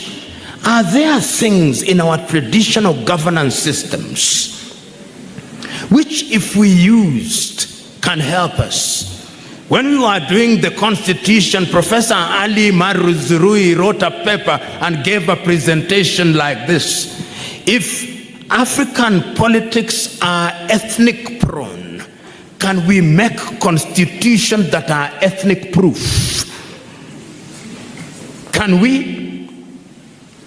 In Switzerland, the governance system, there are 3 nationalities in Switzerland: the French, the Italians, the Germans, and the Romansh. And the country, those of you who have visited, is governed on that basis. They have a confederal system with the capital in Bern. If I ask you the president of Switzerland is, you do not know, because they have what they call the presidency, which is rotation. But we are so many. If you listen to Kenyans, even when they are in political parties, the same political party, the same, which you think that what binds them is ideology. But within that same political party, people are still talking tribe. Our son, our daughter. It appears that the jury is still out as to whether the political party is the avenue. And I want to hear what my good friend Barack Muluka talks and says about this. The question of instability. Our nations, the post-independence African nation is still very young and unstable. The oldest post-independence country in sub-Saharan Africa, barring Egypt, which is 1922, and including Sudan, which is 70 years since she regained her independence in 1956, 70. Ghana, 69. We are still grappling with many of these things. And they are both internal contradictions and external pressures. So we are unstable. We are navigating some of these things. It is our duty to be in a state of constant search. And I heard Dr. Muluka reminding you of the statement by Winston Churchill, where he said that democracy is not the best form of governance as they describe it, but he has yet to find one that is better. He was talking about Western Europe and former colonies. Look at what is happening now in China. How are they governing themselves? He's a Chinese character. Look at Vietnam. Look at Laos. Look at Cambodia. Look at Thailand. Look at India. Look at Indonesia. It's not that they don't have problems. Is there something that we can do? I leave that answer with you. Coup d'etats In 1963, Kwame Nkrumah was addressing an audience in Accra, Ghana, and he said that the military has no role in the political affairs of any nation. But should it become necessary for the military to intervene in the affairs of any nation because the political clash have squandered the mandate that they were given, the military should only get into that space for a short period for the purpose of restoring order and ensuring that power is restored to the people who have the people's mandate. That is how I understand the Sahel. The ballot had been abused in Guinea. The ballot had been abused in Niger. The ballot had been abused in Mali. The ballot had been abused in Burkina. And that is why I support those extraordinary changes of power as a medium measure to restore the country to normalcy. And you know that since that period, Traore has survived several assassination attempts and coup attempts, one as recent as Friday, last week. So it is not as easy as we think it is. And I don't want to answer all the questions in the knowledge that my good friend Barack Muluka will say some. But I want to comment just on two things: involvement. In 1997, there was something called the IPPG. And I remember at that time we were only 25 with my friend Nicholas Otieno and the late Okio Kombaka. And we created a movement called Modern, Movement for Dialogue and Nonviolence. We were animated at that time by Martin Luther King Jr. and Mohandas Gandhi. We made our contribution. Ultimately, there was the IPPG, and we make the claim, even if it is not true, that we made a contribution. We were only 25. You must strive to make a contribution. In 2007, when the country was almost going to war, we also made a contribution. And if you read the book written by the late Raila Odinga, whom I did not agree with on many issues, but to his credit, he mentions that our group are the ones who recommended the process that actually ultimately brought in Kofi Annan. You must always make a contribution. Barack Okwaro Maina Muluka will now deal with my heresies. Let me start with the last one, Professor. As I said, the post-colonial African state is troubled. And there is evidence even as I speak. And I asked you to go to, how many years ago? Just a few years ago, 1963 to be exact. And I want you, and it is available online, the resolutions of the 32 heads of states and government assembled in Addis Ababa in May of 1963. At that time, there were two groups. The Casablanca group led by Kwame Nkrumah, which wanted unity immediately. And then there was the Monrovia group, which included, among others, Taubat, I think, Felix Houphouët-Boigny of La Côte d'Ivoire, and to a certain extent, Julius Nyerere, who said it should be incremental. And I want you to listen to the speech, which has now been produced, of Kwame Nkrumah on the 24th day of May. He said, "Let us leave this place in Addis Ababa with one government now. Let us live with one army now. Let us live with one foreign policy now. I'm even suggesting that we choose a capital city now. I'm recommending Leopoldville because it is central. It is now Kinshasa, but it may be changed." And then he went on to say, if we don't do that, we are each going to get used to our individual countries, and it will be more difficult.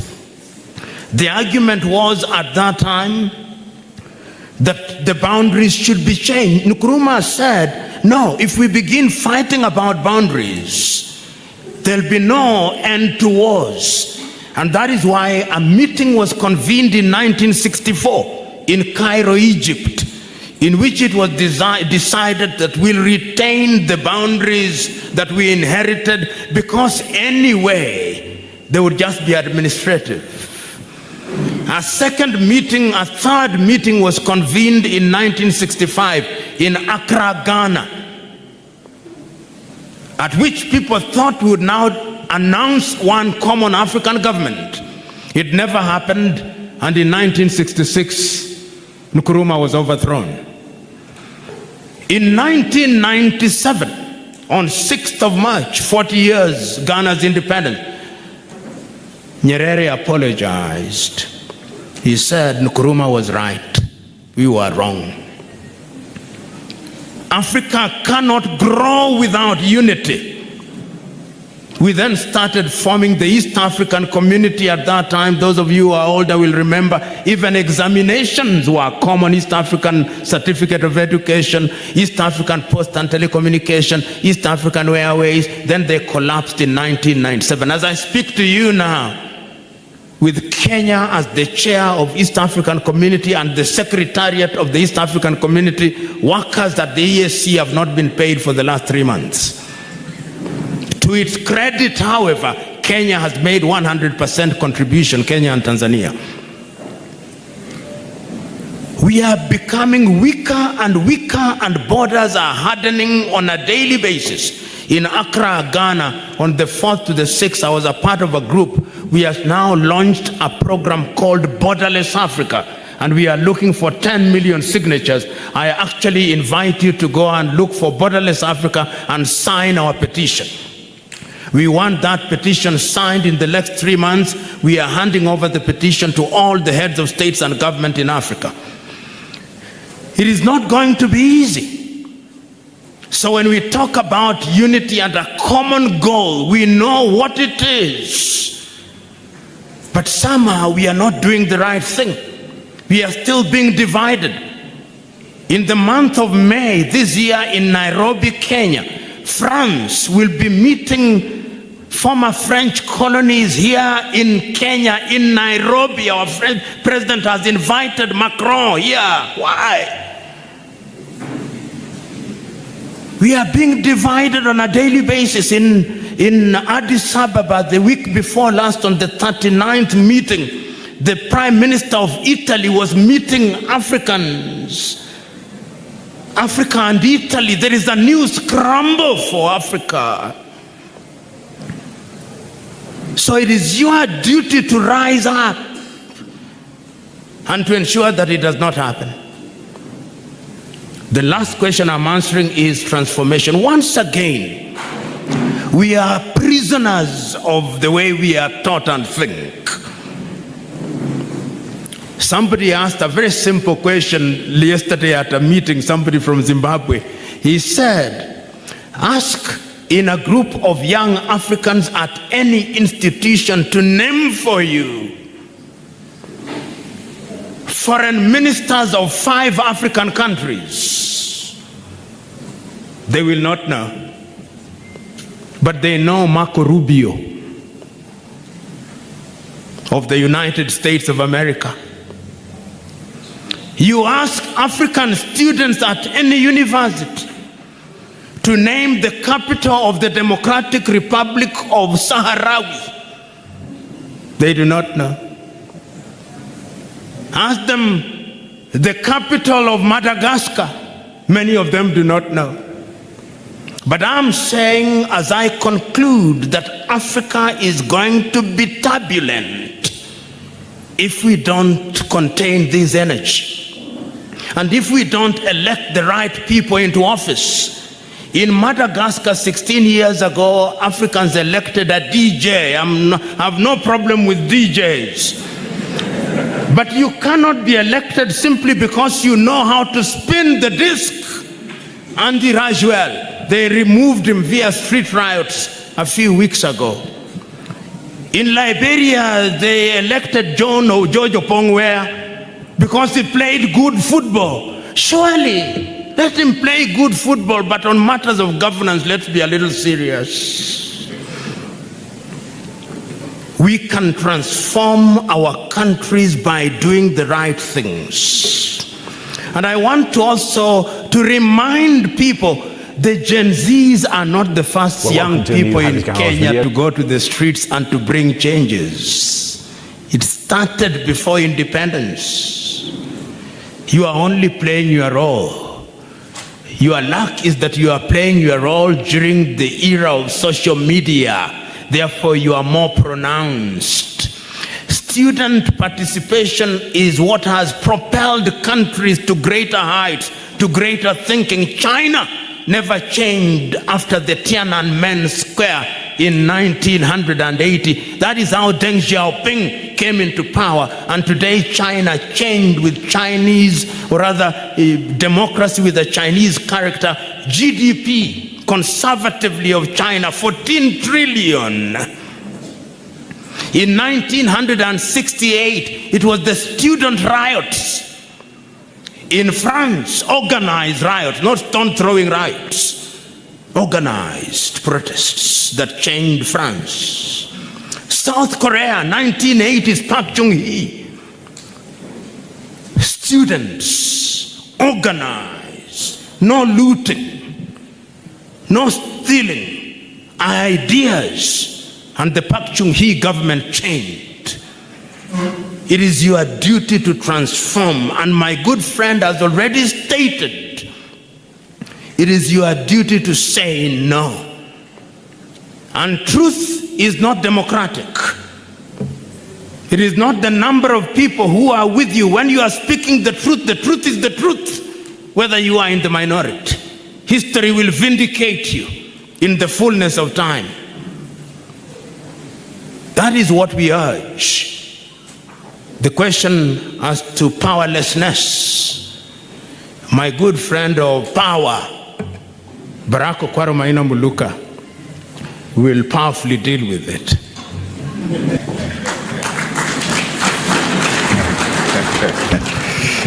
You know, in universities such as this, there are people who are called graduate assistants. The others who are called tutorial fellows. And when they teach, the professor sits at the back. And after they are finished, the professor comes to correct their heresies. What he's saying, I'm not capable of doing. I'm not capable of correcting his heresies, if any. But I will offer a few very quick reflections. Number one, when is a takeover, an extra-constitutional takeover, legal, and when is it illegal? Do our constitutions provide for stealing of elections? We have had questions of a certain Jose Kamago. Does the Constitution say that when a certain Jose Kamago steals the election for you, then that is more legitimate than when Traore takes over? I think there are two extra illegalities. And I use extra illegalities rather than illegalities deliberately. Deliberately in the sense that sometimes the demarcation line is very difficult to draw. It's very difficult to draw because Traore, as a soldier, has taken a constitutional oath to protect the constitution of Burkina Faso. When the election in Burkina Faso is stolen, is there a duty to protect the constitution of Burkina Faso? Who will protect that constitution? If you go to the courts, and the courts have also been held or taken hostage. If you go to Parliament, and Parliament has been taken hostage, If you go to the IBC has been taken hostage. Who is going to protect the Constitution? I think that is a question that should be thrown back to you as academicians, as a problem for those who are looking for a topic to go and write on in your research projects. You pick up that who is going to protect the Constitution. Those who have sworn to protect the Constitution, they have said nitalinda, nitatetea katiba. Then they are summoned to State House to be given orders on how to vote. And His Excellency the President says, ninataka kuona yule ambaye atapinga hiyo kura wakati inaingia kwa bunge. Who is going to protect the Constitution? That is a question that we must all agonize about. The Gen Zs are groping for space. In fact, somebody talked about negotiating for space. They are negotiating for space in a post-ideological dispensation. Let us get this thing about political parties right. Those things that we call political parties, those entities, are containers in which the political power elite organizes you. Mnapangwa kupitia kwa hivyo vyombo ambavyo vinaitwa vyama vya kisiasa. Na hata wewe kama si mwanachama wa hicho chama cha kisiasa, wanakupangia humo ndani kwamba hii ODM Oburu Oginga ni yetu kama Wajaluo. Na utasikia wale wanaozungumza kwa wingi sana kutetea wakisema tumo serikalini ni wao hao kutekea. Your power is not necessarily in going to the streets. Your power is not necessarily in rioting. That when I live here and I've gone, then I hear that the students in Migori, in Rongo were so inspired that they went into the streets straight away. That is not the power. That is kinetic power. Kinetic power is combustible. It burns out. Many have had rallies. Many have gone into the streets. Many have thrown stones, but they have not brought about change. Because what's going to bring about change is organized thought. What's going to bring about change is structure. What is going to bring about change is conversation. That when 2 or 3 are gathered in the name of that idea and they lock their minds around it and they say to one another, why do we accept to be hired as goons? And we're being hired as goons, as the good professor said, not necessarily in the streets, but as goons online. We have got to start migrating from those spaces and get into the spaces of ideas.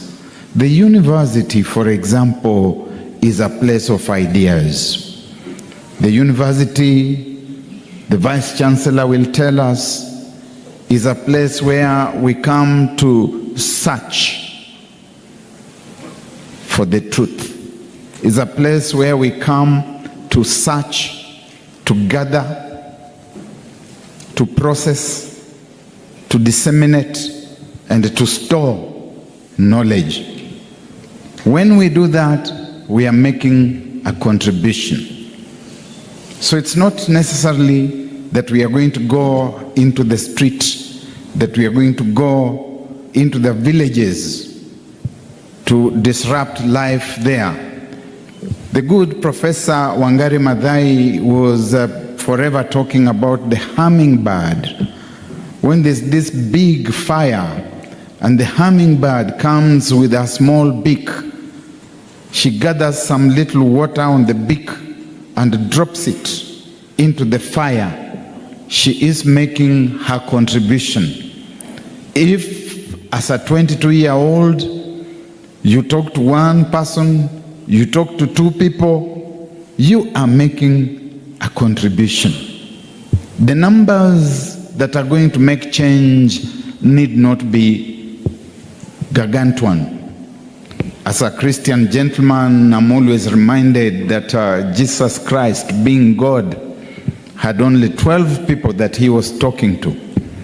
And those 12 people made the change. One of them betrayed him. Another one denied him.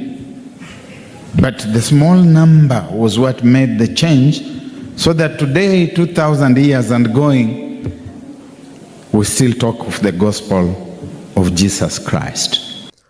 Brothers and sisters of the African continent, what are your thoughts on this video? Please subscribe, like, share, and give us your valuable thoughts on the comment section below. Thank you for watching. Thank you.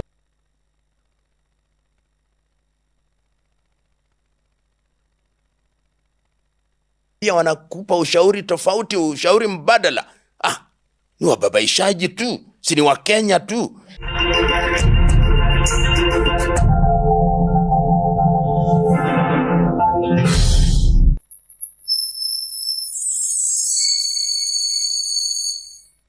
Hey there and welcome to Fanya Mambo Africa. This is an episode where we're going to look at the things that are happening across the region, East Africa, Africa, and on the geopolitical space. And of course, who else best placed to discuss these issues than Professor PLO Lumumba. Karibu sana. Asante sana kwa kunialika. Unaendelea vipi? We still have this Tanzania. Kwa kudra ya Mwenyezi Mungu, we are fine. We're fine. And when you are dealing with matters as live as we see in the region and in the continent, there are many opinions. And that is what we should encourage. We should encourage. We should encourage people to speak their minds on the basis of the evidence that is available to them. They should then help. And many times what people do not know is that those who come out and speak actually mean well. But it looks like dissent is becoming a threat in especially East Africa. Is the name of the game, because the intolerance is becoming something that is taking space in East Africa. Those in political leadership do not want alternative views. But democracy, the thing we call democracy, is about competition of ideas. You put the ideas in the marketplace, and those who make the choice then decide which is the better idea.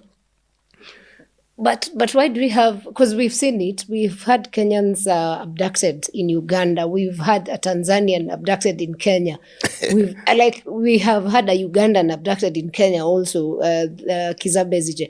When you look at all these happenings, and then the other day we had even a headline that says it's a trinity of horror, what's the thing with these three presidents? You know, I feel pain, because those who are heads of state in this region are people that are known to us.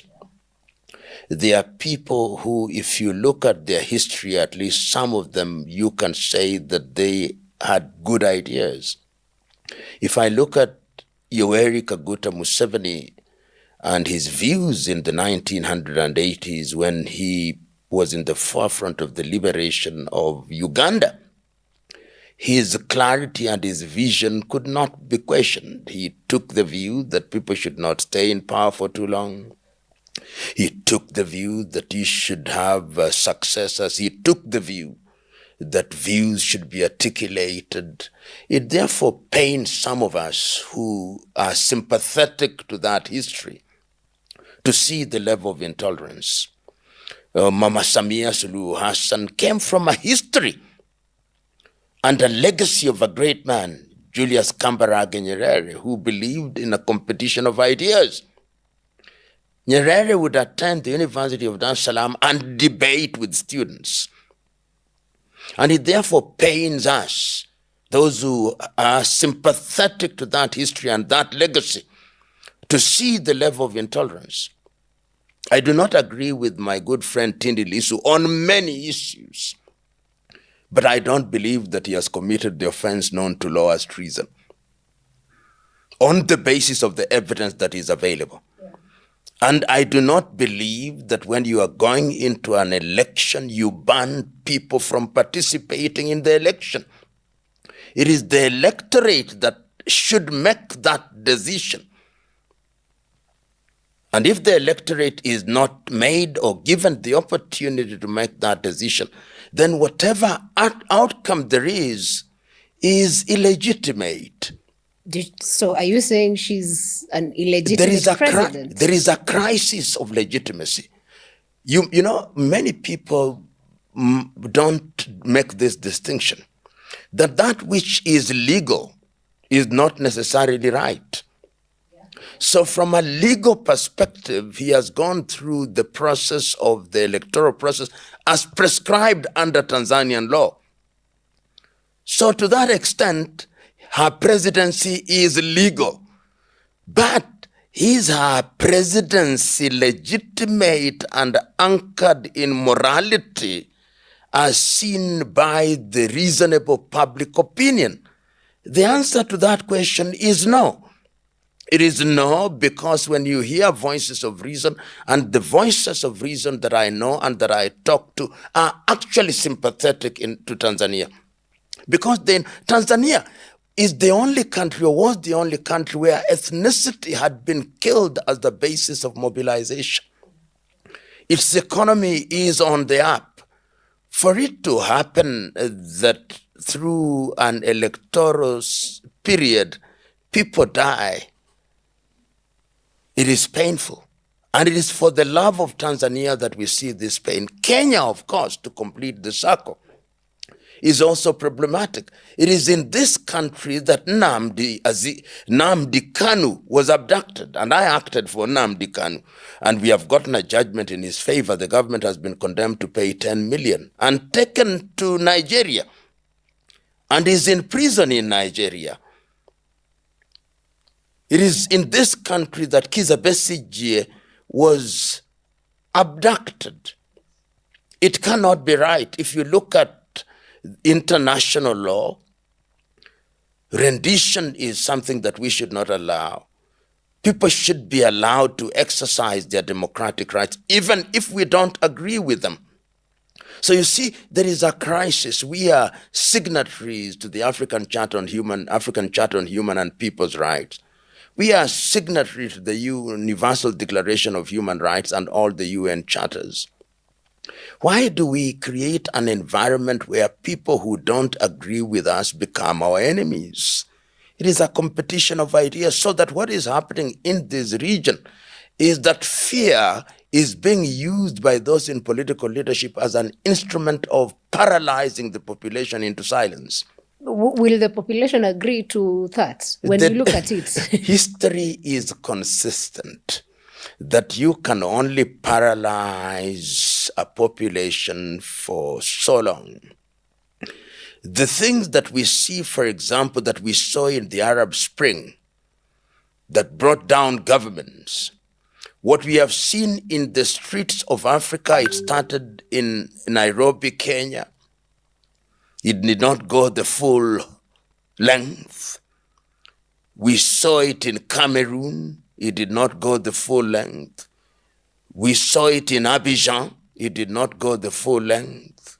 We saw it in Dar es Salaam. It did not go the full length. It went the full length in Madagascar. It went the full length in Bangladesh. It went the full length in Nepal. demonstration and protest is the language of the unheard. And wisdom has always required and demanded at once that you listen to people, because you are trustee to hold public office. Why do we call people in public office honorable? It is not because of them. It is the office that we honor. Why do we call them excellencies? They are not, or may not even be excellent. Many times in Africa they are not. But it is the institution, the offices that they hold for the sake of the nation. When they begin to think that they are demigods, they must remember there was a French Revolution. They must remember that there was the Turkish revolt. They must remember that people rose, the student protests in 1960s in Europe. They must remember that the colonialist was here and they left. And the sooner they do so, they must remember that recently Bashar al-Assad left for Moscow with a suitcase. They must remember that Rajuel in Madagascar disappeared. We do not know where they are. They must remember that Sheikh Hasina is hiding. Nobody knows where she is. When we get to a point, and it's very interesting, you give live scenarios that we're experiencing now, but then on the other hand, you look at it, when our citizens, Bob Njagi and Nicholas Oyo, had been missing for 38 days, then they are released. And then on the same day, the president of Uganda confesses that we arrested them because I was told they are expert rioters, and I kept them in a fridge. Of course, yesterday we see the PS Singwei saying it was metaphorical for him to use that. But when a president confesses to arrest other citizens, yet the foreign affairs of Kenya doesn't seem like... You know, I know both Njagi, I know Oyo. These are young men who mean well. They mean well. They feel pain for Kenya, they feel pain for humanity, they feel pain for the black man. When they went to Uganda, they were showing solidarity with one of the candidates. It is their right to do so. Of course, it is always wise to remember that when you're in a foreign country, the rules may be different. But when a national of a country is detained by a sister or brother country, it is incumbent upon that country's foreign affairs to be involved. You know, when I see the headlines of the Standard newspaper on the 13th day of November 2025 saying, we need diplomacy, you cannot contradict them. You cannot contradict them. Why do we have an embassy in Uganda? Did we see any attempt at negotiation? Did we see? We did not. It is important that we take care of our citizens wherever they are, even when they are in trouble, particularly when they are in trouble. We had surrendered to the situation. If it had happened that it is their dead bodies that were delivered, our country would just have said, Hewala. So, is our top diplomat, CS Musalia Mudavadi, doing his job? Is he up to the task? Has he failed the country? The cabinet secretary for the time being, Mr. Musalia Mudavadi, is somebody that I know. But I'm afraid to say that he has not discharged his functions to the best of the expectations of the people of Kenya. What would be the limitations? Or what would be that is holding him? The question is, what is our foreign policy as a country? We may have papers that say this is our foreign policy, but diplomacy has a history to it. If you look at history, why do countries have foreign envoys? Countries have foreign envoys as number one, as a demonstration of the good relationship with the countries in which they are credited. Countries have envoys for purpose of ensuring that their citizens in those spaces are protected. The cabinet secretary in the Kenyan arrangement is the chief diplomat. The ambassadors are appointed, of course, as the representatives of the head of state, and they're expected to protect their citizens. We want to hear them. This country has had foreign ministers who came out and articulated things on behalf of the Republic of Kenya firmly.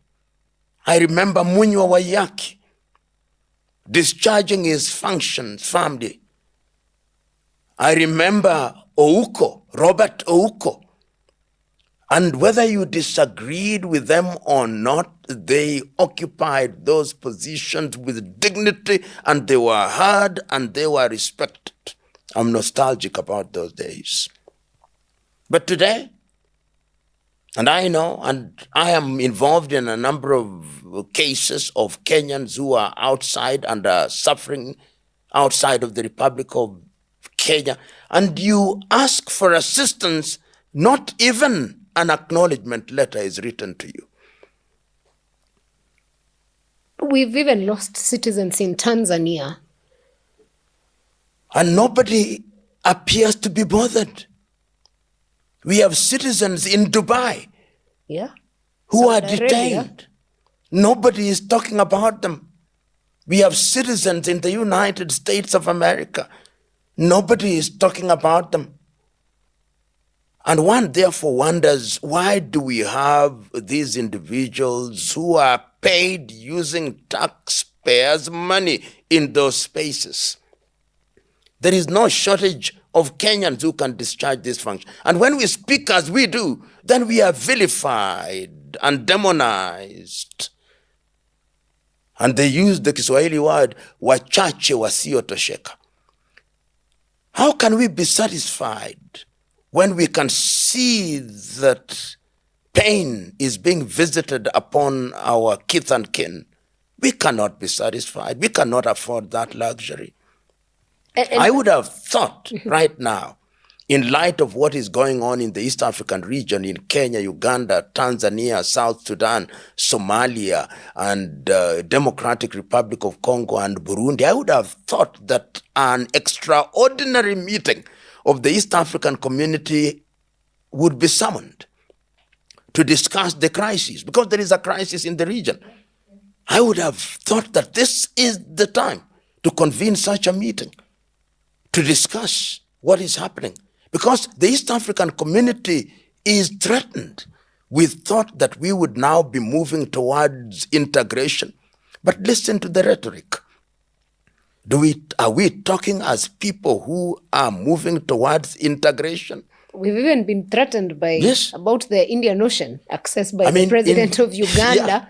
And I don't think Kenya has said a thing. Kenya has not said a thing. Perhaps that is wise diplomatically. I believe that what we should do as a country is to engage the president of the Republic of Uganda. And our communication should be that the ocean is for us to share. This is a common right. We have a duty, and some of us, in order to give meaning to those relationships, say that Uganda is not landlocked, Uganda is land-linked. South Sudan is not landlocked, is land-linked. Burundi is not landlocked, it is land-linked. Rwanda is not landlocked, is land-linked.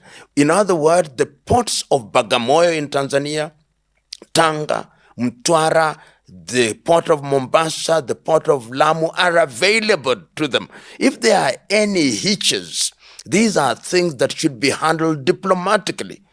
And if we engage in that space and we are moving towards integration, even that kind of rhetoric becomes unnecessary. And this is why I hold the view that there are so many issues flying around in the East African region that it is necessary for the heads of states and government to do a quick meeting. And once they have done the quick meeting and have identified the issues, then the issues for determination can be cascaded to the relevant ministers, and the relevant ministers then cascade it to the bureaucrats. Is it that we're too expectant of these leaders to do that? Because you've, of course, pointed out the election of Samia is questionable. Yes. When you look at it. But these same presidents, we are saying ought to have a meeting, were the first to send their congratulations, and yet people are dying. They said nothing about it.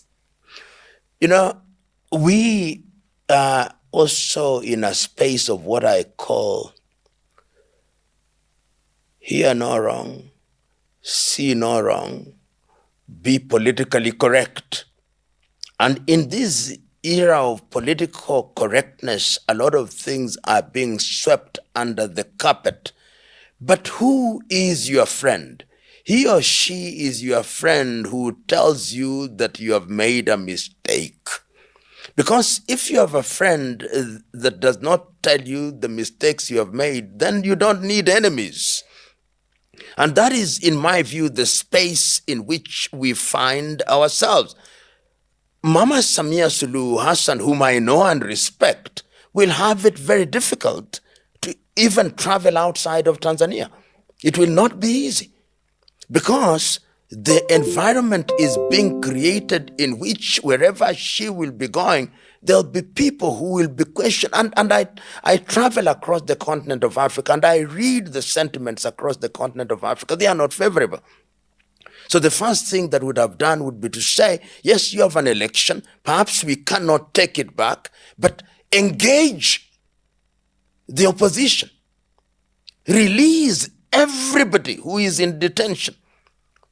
Because governance sometimes requires forgiveness. Release all of them. Enter into negotiations with them.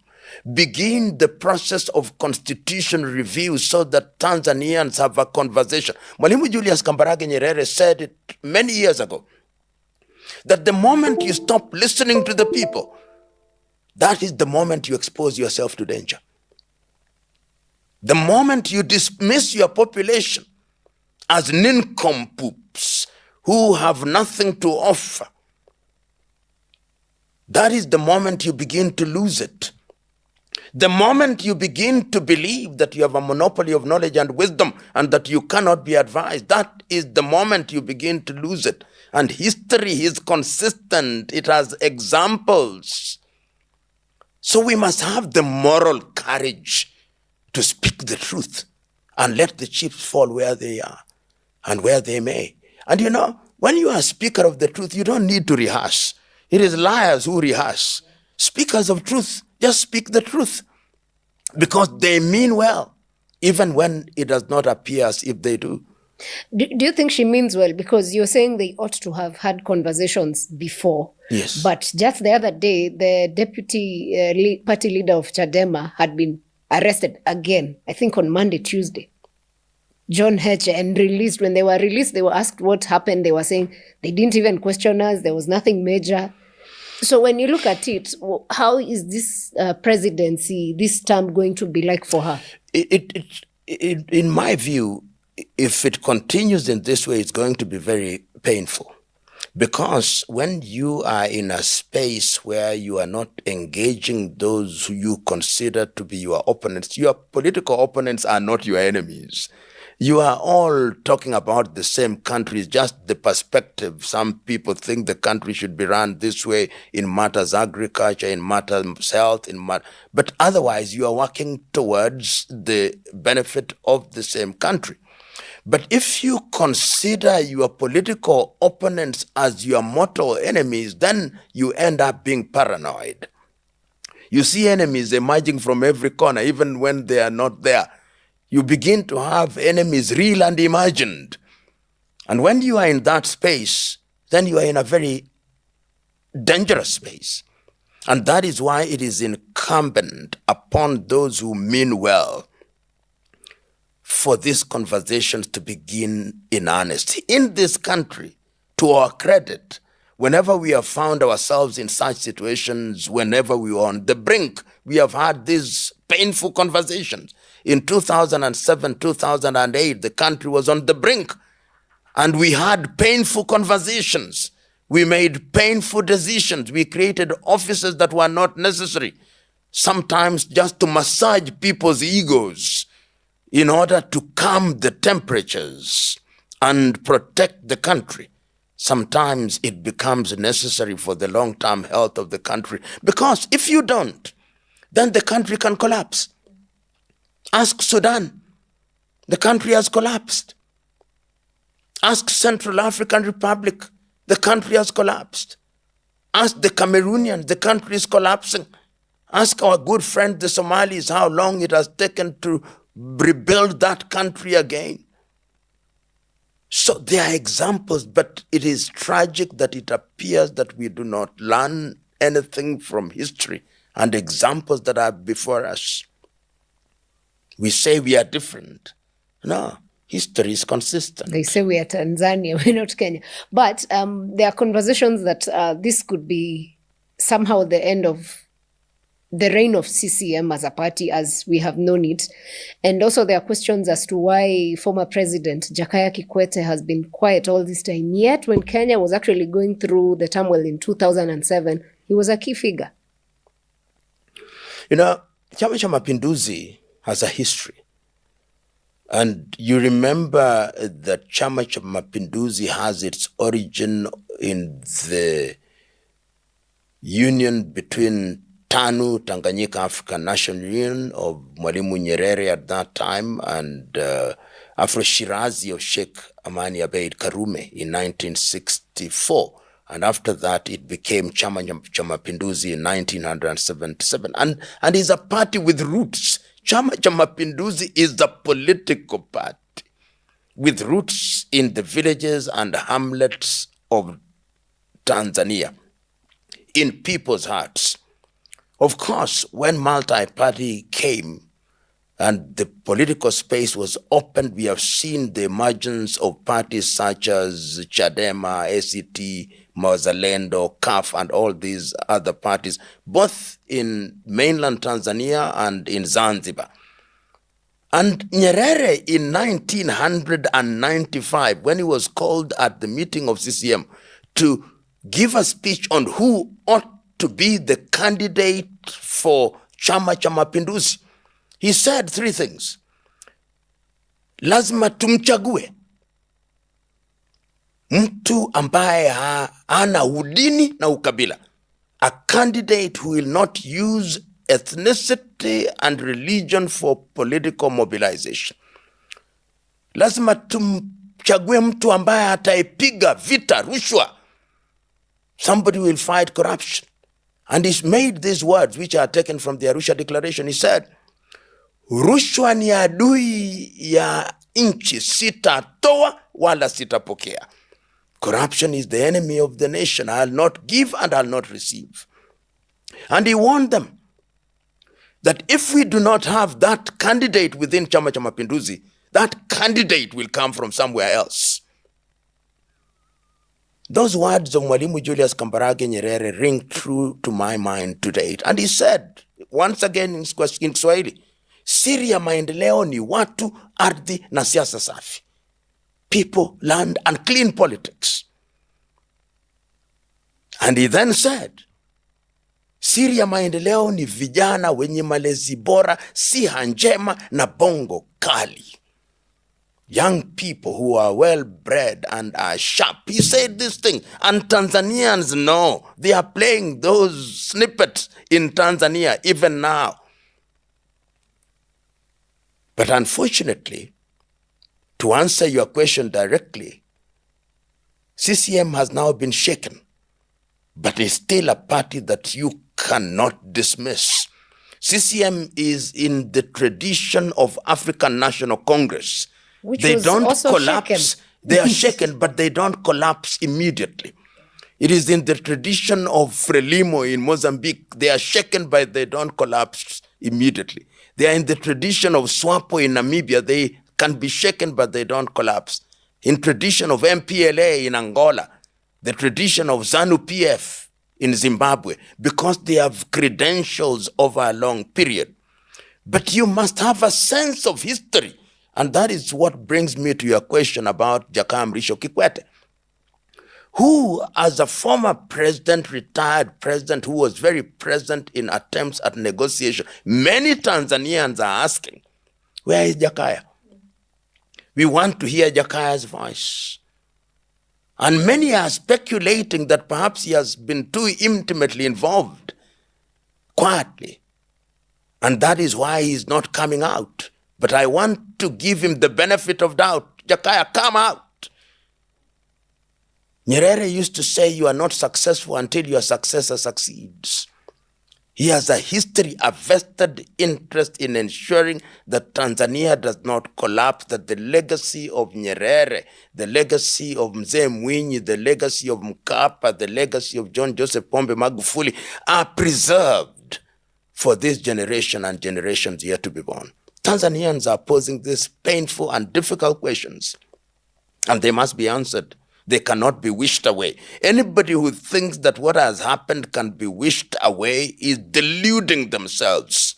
In the history of any country, whenever there has been death, it is never the same again. The age of innocence is gone. and they have to deal with it. Oh, you've got to like deal with it. Whether you like it or not, there are families that are hurting. And in this era of social media, before the truth takes the stairs, lies have taken the elevator. Yeah. So is it possible that we're going to see, you see, in South Africa, we saw ANC, due to what happened, they had to have like a coalition sort of with the DA party. And somehow they had to move. Are we going to see this? Is it likely that we'll see the same with CCM and maybe parties like Chadema? You know, if I was asked by the government of the Republic of Tanzania led by CCM, please advise us, this is what I would tell them. Number one, call a meeting presided over by Samia Suluhu Hassan of all registered political parties in Tanzania. All of them. Once you've called that meeting, call a meeting of all active and legitimate civil society organizations in Tanzania. Have a meeting with them. Call a meeting of all organized religious societies in Tanzania. Have a meeting with them. Once you've done that, get into a government of national unity. It happened in Kenya, it happened in South Africa, it happened in Zimbabwe. Once you have done so, release anybody who has been arrested on politically related charges. Those who are criminals, deal with them. The criminals deal with, but any person who has been arrested on politically related charges, release them. After you have done that, now go back to what the opposition has been talking about, that the Tanzanian constitution needs to be dealt with. Remember that under Tanzanian law, there is no opportunity to go to court, which is unfortunate and ought to have been done. Because if there was that avenue, then the opposition would have gone to court. We would now be listening to the arguments in court as to the legitimacy or otherwise of the electoral results. You start this process and give yourself time. You say, we are going to do this constitution for the next 2 years. Once we do this constitution for the next 2 years or maximum 3 years, then on the basis of that, in the following year, we create structures that have been created under the Constitution. And in the 4th year, earlier than the next scheduled election, we call elections on the basis of the new Constitution. And I, Mama Samia Suluhu Hassan, will not offer myself for re-election. History will remember him in a totally different way, and historians and even his perceived political enemies will forgive him. That is the kind of candid advice that the president now needs. But unfortunately, in this day and age, she will have no shortage of advisors. Kumwambia mama, hao ni wababaishaji tu. Hao ni wahuni tu, wanafiki tu. They'll tell her. Na hao wengine ambao wanakuambia wanakupa ushauri tofauti, ushauri mbadala. Ni wababaishaji tu. Si ni Wakenya tu. By the way, what's this beef between Kenya and Tanzania? It's historical. The beef between Kenya and Tanzania is historical. Remember, and I'm a student of East African community. I've written about it. If you remember when Kenya was, when the first community collapsed, our foreign policy was always ambivalent, even during the struggle against apartheid. While Tanzania had clarity and was in the frontline states, ours was ambivalent. Kenya and Malawi were not quite clear. Even when Jomo Kenyatta mediated the problem in Angola, there was no clarity. That is number one. Number two, we took a totally different path in the 1960s in terms of our politics. In session of paper number 10 of 1965, we say that is African socialism, but we were much more inclined to what was then characterized as capitalism. Tanzania, on the other hand, was much more inclined to a system which was unique to them, ujamaa, which was, of course, nationalization of assets and therefore socialistic. And then we appeared as if, on average, we are arrogant and contemptuous of others.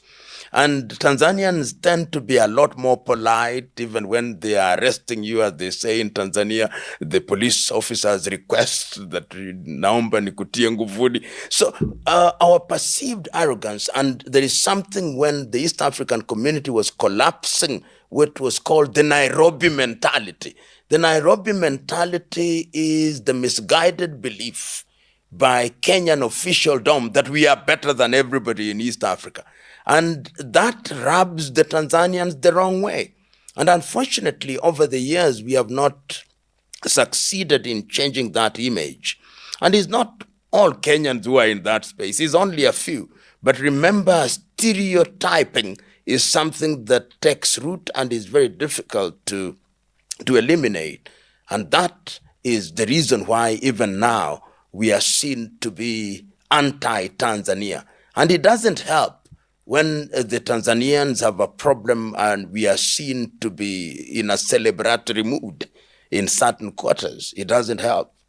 And also, when you look at the election that was, Kenya really pushed for Tanzanians overall in terms of their liberation, quote unquote, and just for the human rights, I think. Yes. So, and the other thing that we don't talk about, there are a lot of non-governmental organizations which are very active, Western funded here, which are very active in Kenya and therefore a lot more vocal. But the Tanzanians have a different history. And part of the reason why Tanzanians also fear interacting with us too intimately is the ethnicity in our politics. I know a Tanzanian friend of mine who said, hatutaki wa Kenya watuambukize na siasa za ukabila. And that is legitimate. That's very That true, is a legitimate concern, that the more we interact with them, the more we are going to export what they consider to have political bad manners, where we organize ourselves around Gikuyu, Luo, Kamba, Luhya, and Kalenjin. In Tanzania, nobody talks about that. People, there are more ethnicities, but they talk about Vyama, they talk about CCM, they talk about Chadema, they talk about ACT Wazalendo, they talk about CUF. And to that, we must praise Tanzania and praise Mwalimu Julius Kambarage Nyerere. Yeah. When you look at the whole idea of bringing the East African together, of course, there's a treaty that was signed so that these nations, are able to work together. But when we look at it, what are the achievements that EAC has had that we can proudly say Jumuiya has been worth having? Because now we just have an organization that really we can't tell what it's doing. I would be a little more charitable to the East African community and look at it at two levels. What I call East African Community 1, which collapsed in 1977, perhaps was much more practical in the manner in which it affected people's lives. We had the East African Railways, East African Post and Telecommunication, East African Airways, and people could work. A Kenyan could work in Kasese. A students from Kenya studied law in Dar es Salaam, others in Makerere. There was easy movement of people. We had one common currency. Those were the golden years of East African community. Then we allowed it to collapse. When the East African community was resuscitated or revived in 1990s, we thought we had learned the lessons of the collapse of the first community. But unfortunately, I don't think we have, because the suspicions still remain alive. So it is true to say that there are areas where we are collaborating.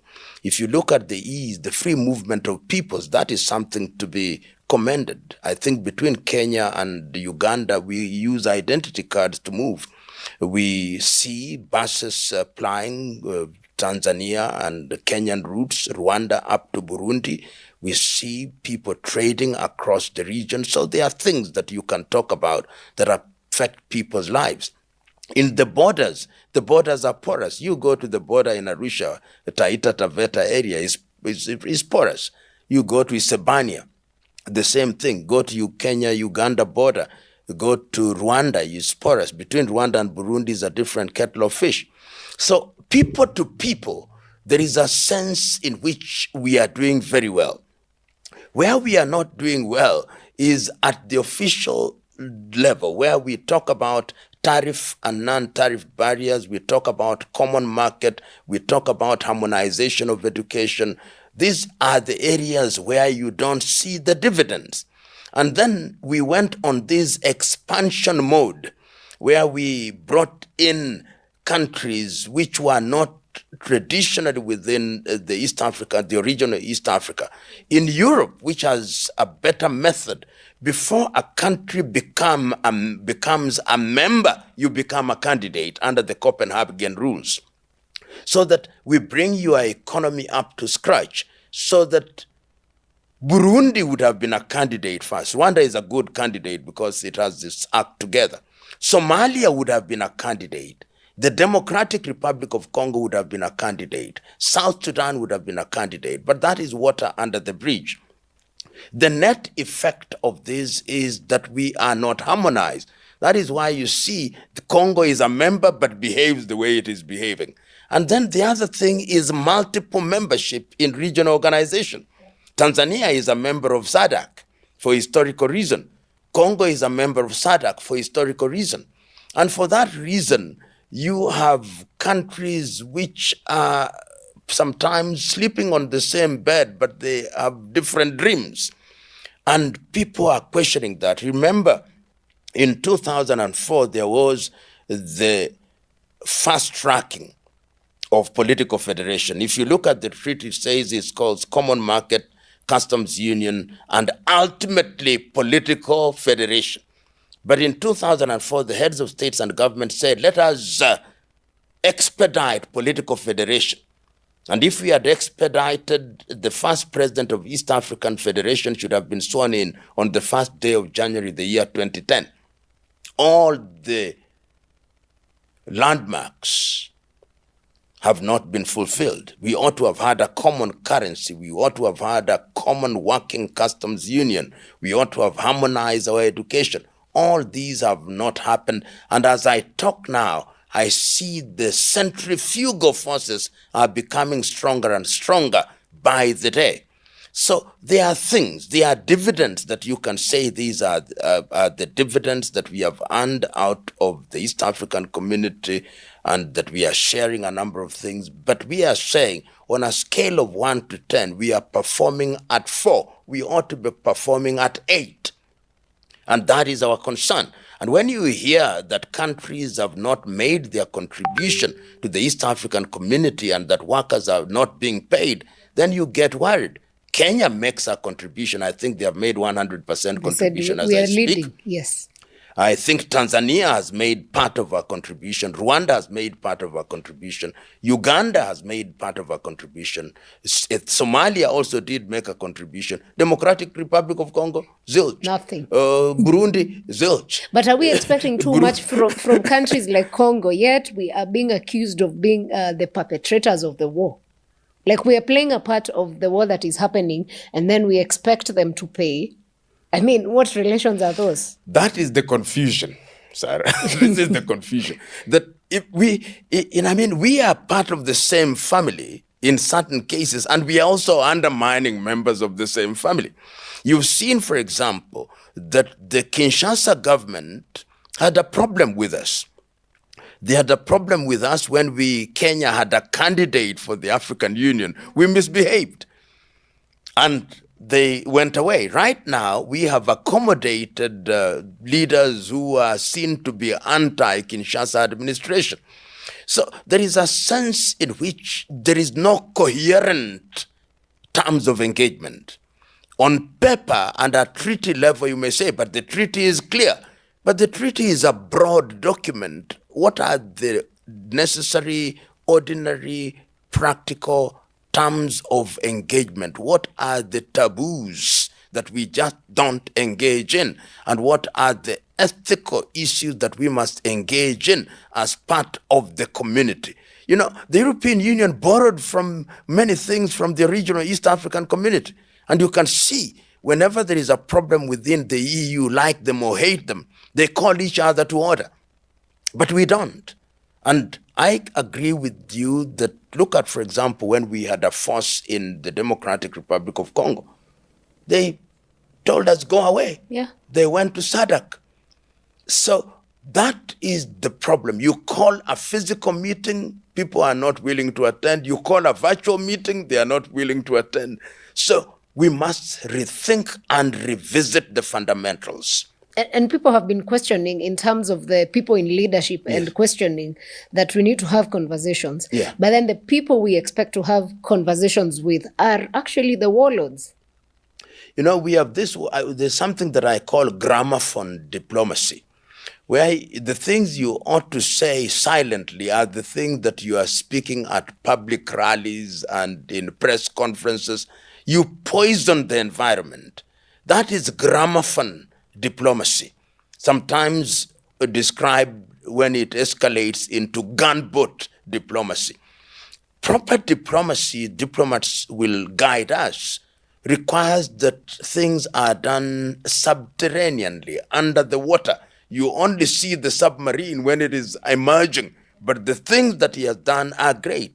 So I hold the view that if we were to change tack and to avoid what I call political grandstanding, there is too much grandstanding in the region. Everybody wants to appear to be the big kahuna, and we must liberate ourselves from that kind of situation if we are to make this region function, particularly at the people-to-people level. Because these political things that you see, they affect people-to-people relationship. Somebody was buying onions in Tanzania is now impeded.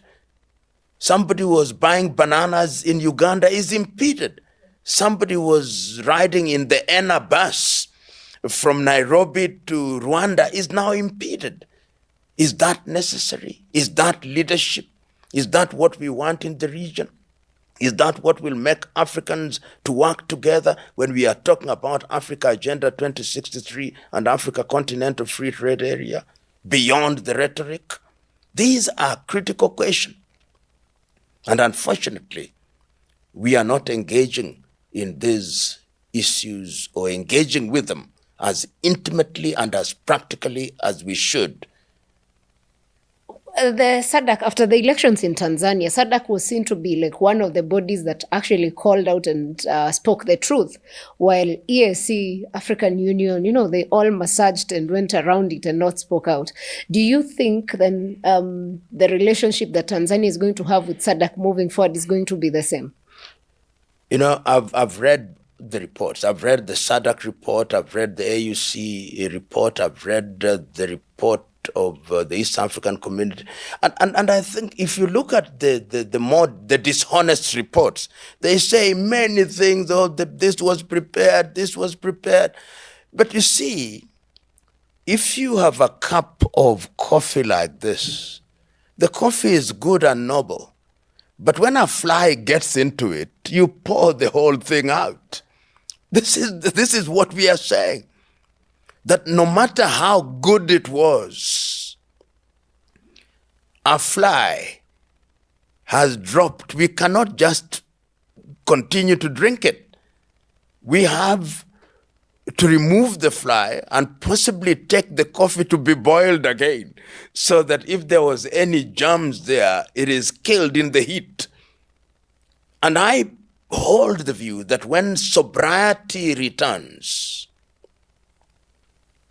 it is the SADC report that will be seen to have been more honest than all these other reports, which are simply massaging egos. Let's just wait and see how that goes. Let's hope so. Let's hope so. Yes. Looking across the continent, of course, there have been demonstrations across from the east to south to the west and everywhere.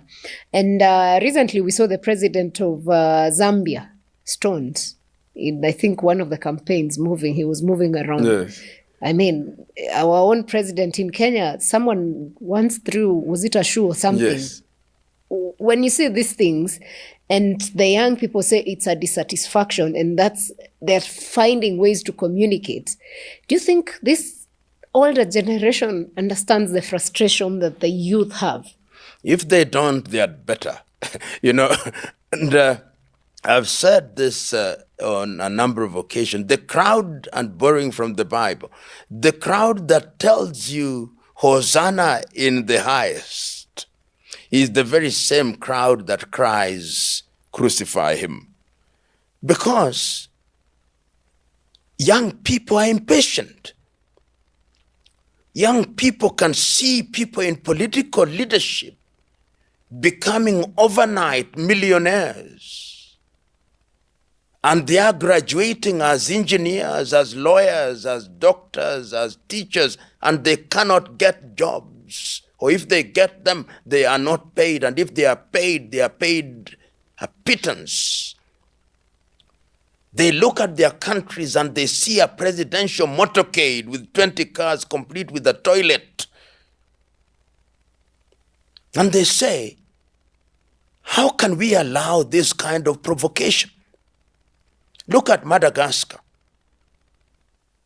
Andy Rajwell himself came to power via the streets, promising to solve basic things, water and electricity. 16 years down the line, no water, no electricity in Antananarivo. The people are saying, and we have been paying taxes. Kenya, look at your electricity bills. Look at the taxes that you pay. Somebody is sending me a book via DHL from Lagos, Nigeria. And there is even railway levy that I'm supposed to pay, housing levy. You go to all these countries, you go to Cameroon. Students have not gone to school in southern Cameroons and beer at 92 rigs an election. Go to Abidjan, Alison Ouattara, Baz Bagbo, and others from contesting the election. Then he says, I've been elected. You go to Sudan, 12 million displaced people, refugees. The country is being divided effectively into 4 units. If you are in positions of leadership, wouldn't you be worried? Shouldn't you be worried? Shouldn't you be engaging your people? Shouldn't you be asking young people? Shouldn't you be visiting them at university? Shouldn't you be talking to the civil society? Shouldn't you be talking to the religious community? Shouldn't you be a listening head of state? Shouldn't you cut down your opulence? Shouldn't you stop giving money in hundreds of millions in different spaces when your own population is suffering, cannot eat? Shouldn't you be frugal? Shouldn't you be afraid? I'm telling African politicians, you had better be scared. You had better be scared or change course. I think they better change the course as soon as possible. The other day, our president was in Qatar and did an interview with Al Jazeera. And there are things that stood out for me. One was the question about engagement with Sudan, RSF. And in his response, he said that he hosted human rights group, women and all that. Yet, what we have seen on video, even actually the poster is still on his Twitter account and maybe Facebook, is him with the generals. And we've even seen investigation stories done that have guns in Tanzania, in Sudan that treat Kenya. When such things happen, what are we doing about our country? You know, when I watched that interview. I may be wrong, but it may be some PR firm, image cleaning firm, that is telling our president, do a major interview in Al Jazeera. They may also recommend him do a major interview with BBC, do a major interview with CNN, do a major interview with all these outlets to clean your image. But facts are stubborn. They stand out. We are not stupid, even if others may think we are. The ease with which we have seen leading figures in the RSF operating in Nairobi, and is all on record, our newspapers have them, is not going to be erased by a single statement in an interview with Al Jazeera. What we must do is to change course. There is a recognized government in Khartoum. Whether you like it or not, engage with it.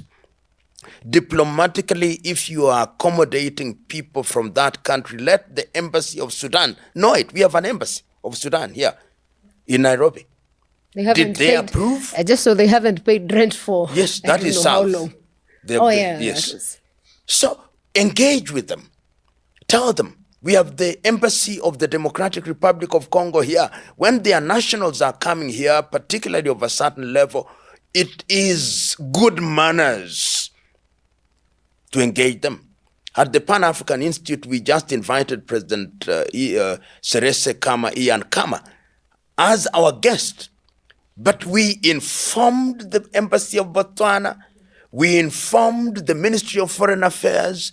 Everybody was aware that former President Ian Kama was in this country. Jewel Taylor was to come here from Liberia. We informed everybody. When Julius Selo Malema was here 2 years ago, I informed everybody in officialdom because it is good manners, and I'm not even in government. It is just good manners. And if we continue as a people to be mannerless, the world will treat us with contempt. And one of the things that we must remind our leaders is this: you are not demigods. The offices you hold in trust for us. You must do that which is in our best interest, not in your best interest. I think this is the single thing that politicians in Africa forget very often, conveniently. And it is our duty to remind them that you hold offices in trust. What joy does it give us when Sudan is destroyed? I have my colleagues who are professors at the University of Khartoum who are with me. No jobs. Painful. And yet you entertain people. These individuals were the same people who are Janjaweed. And you remember Janjaweed means the devil on horseback. They decimated black populations in Darfur, the Zagawa and the Darfur and the Fur. The agenda is to Arabize those spaces. So when we entertain them, what are we doing? Right now, there are 12 million people. You find them in Chad, in South Sudan. You find them in Ethiopia, in Egypt. No vaccination taking place, which means diseases like polio are going to be with us with a bang. Whole generations are dying. What joy, even if you sleep on a bed of gold. What joy. These are the questions. It was really sad to see the genocide in El Fasher. El Fasher. Just somebody, people surrender. You tell them to go, then you shoot them from the back. Never. At what point does Kenya take a turn? Because we can't be having sports everywhere where we are the people facilitating evil, so to say. You know, this is one of the better countries in Africa that we must never forget. In terms of the human resource, I dare say the only countries that can compete with us is Nigeria and Ghana. That is, I'm excluding Egypt from the north. In terms of no, South Africa cannot compete with us. In terms of human resource, you go across Africa, Kenyans everywhere, good. The reason why even the UN finds Nairobi attractive, because we are good. So the majority of Kenyans mean well. The problem is our politics. Who do we have in politics in this country? Who do we have? When your basis of mobilization is to corrupt the electorate and to mobilize the electorate on the basis of their ethnic background, then you get the wrong people. Then you have policies on paper which you honor in breach. And I hold the view that the time is now that we should change. Look at the things we have, for example, even in board management, with something called mwongozo. If Kenyan public boards were to follow mwongozo, we would have beautiful boards. But do we? How do we appoint our ambassadors? Career diplomats are bypassed, and political appointees are given ambassadorial appointments as retirement. They have no idea what diplomacy is all about. And yet somebody who has labored to be a diplomat for years is ignored and bypassed. We must rethink our position as a leader. Remember, as I speak now, Kenya holds the chair of East African Community, and we also hold the secretariat of the East African Community. If the community collapses, the baby will have died in our hands as a country. Can we afford that luxury? Will history be kind to us? Kenya should be operating with a sense of urgency in the region to ensure that this ship is steadied during our watch. In the region, you see how we lost, our candidate lost the office of the AUC to a little country. Djibouti does not have embassies in more than 10 countries in the country, but we lost because of poor diplomacy. You are dancing and celebrating in Addis Ababa before we won. We must ask, when you go through those spaces, and I talk to many retired ambassadors in Kenya, and I ask them, do they ever come to you to consult you? They don't. So I hold the view that one of the things as a country that we should do is to ask our political leaders to be humble. Humility. Humility is the mother's milk of true knowledge. And don't be afraid of ideas. The people who come out and say what they say, they may not always be right, but they mean well. Engage them. Ask them. They may not have solution to everything, but get the ideas. Pick their brains. Use the Kenya School of Government well. It is there. They are good people in Kenya School of Government. Use Esami well. Use the universities well. There is no shortage of resources. But unfortunately, I listen to some of the people who are now the opinion leaders in Kenya saying, oh, wafinye Tanzania, you punish them, Uganda, you bring them here, we finish them. Somebody says that on national television. And they're a senator. Yes, and they are senator, and they are not punished. What do you mean, finish them? Kill them? And nothing happens. A bishop in Nyanza made a statement which, on the basis of the fact you cannot quarrel with, a group of young men and women have said they are going to visit him. What do they mean? Our institutions must be allowed to work so that the culture of impunity is killed for this generation and generations yet to be born. The universities in this country are on a strike, public universities, for over 2 months. In other countries, that would be a crisis of major proportion for which parliament would convene. Nothing.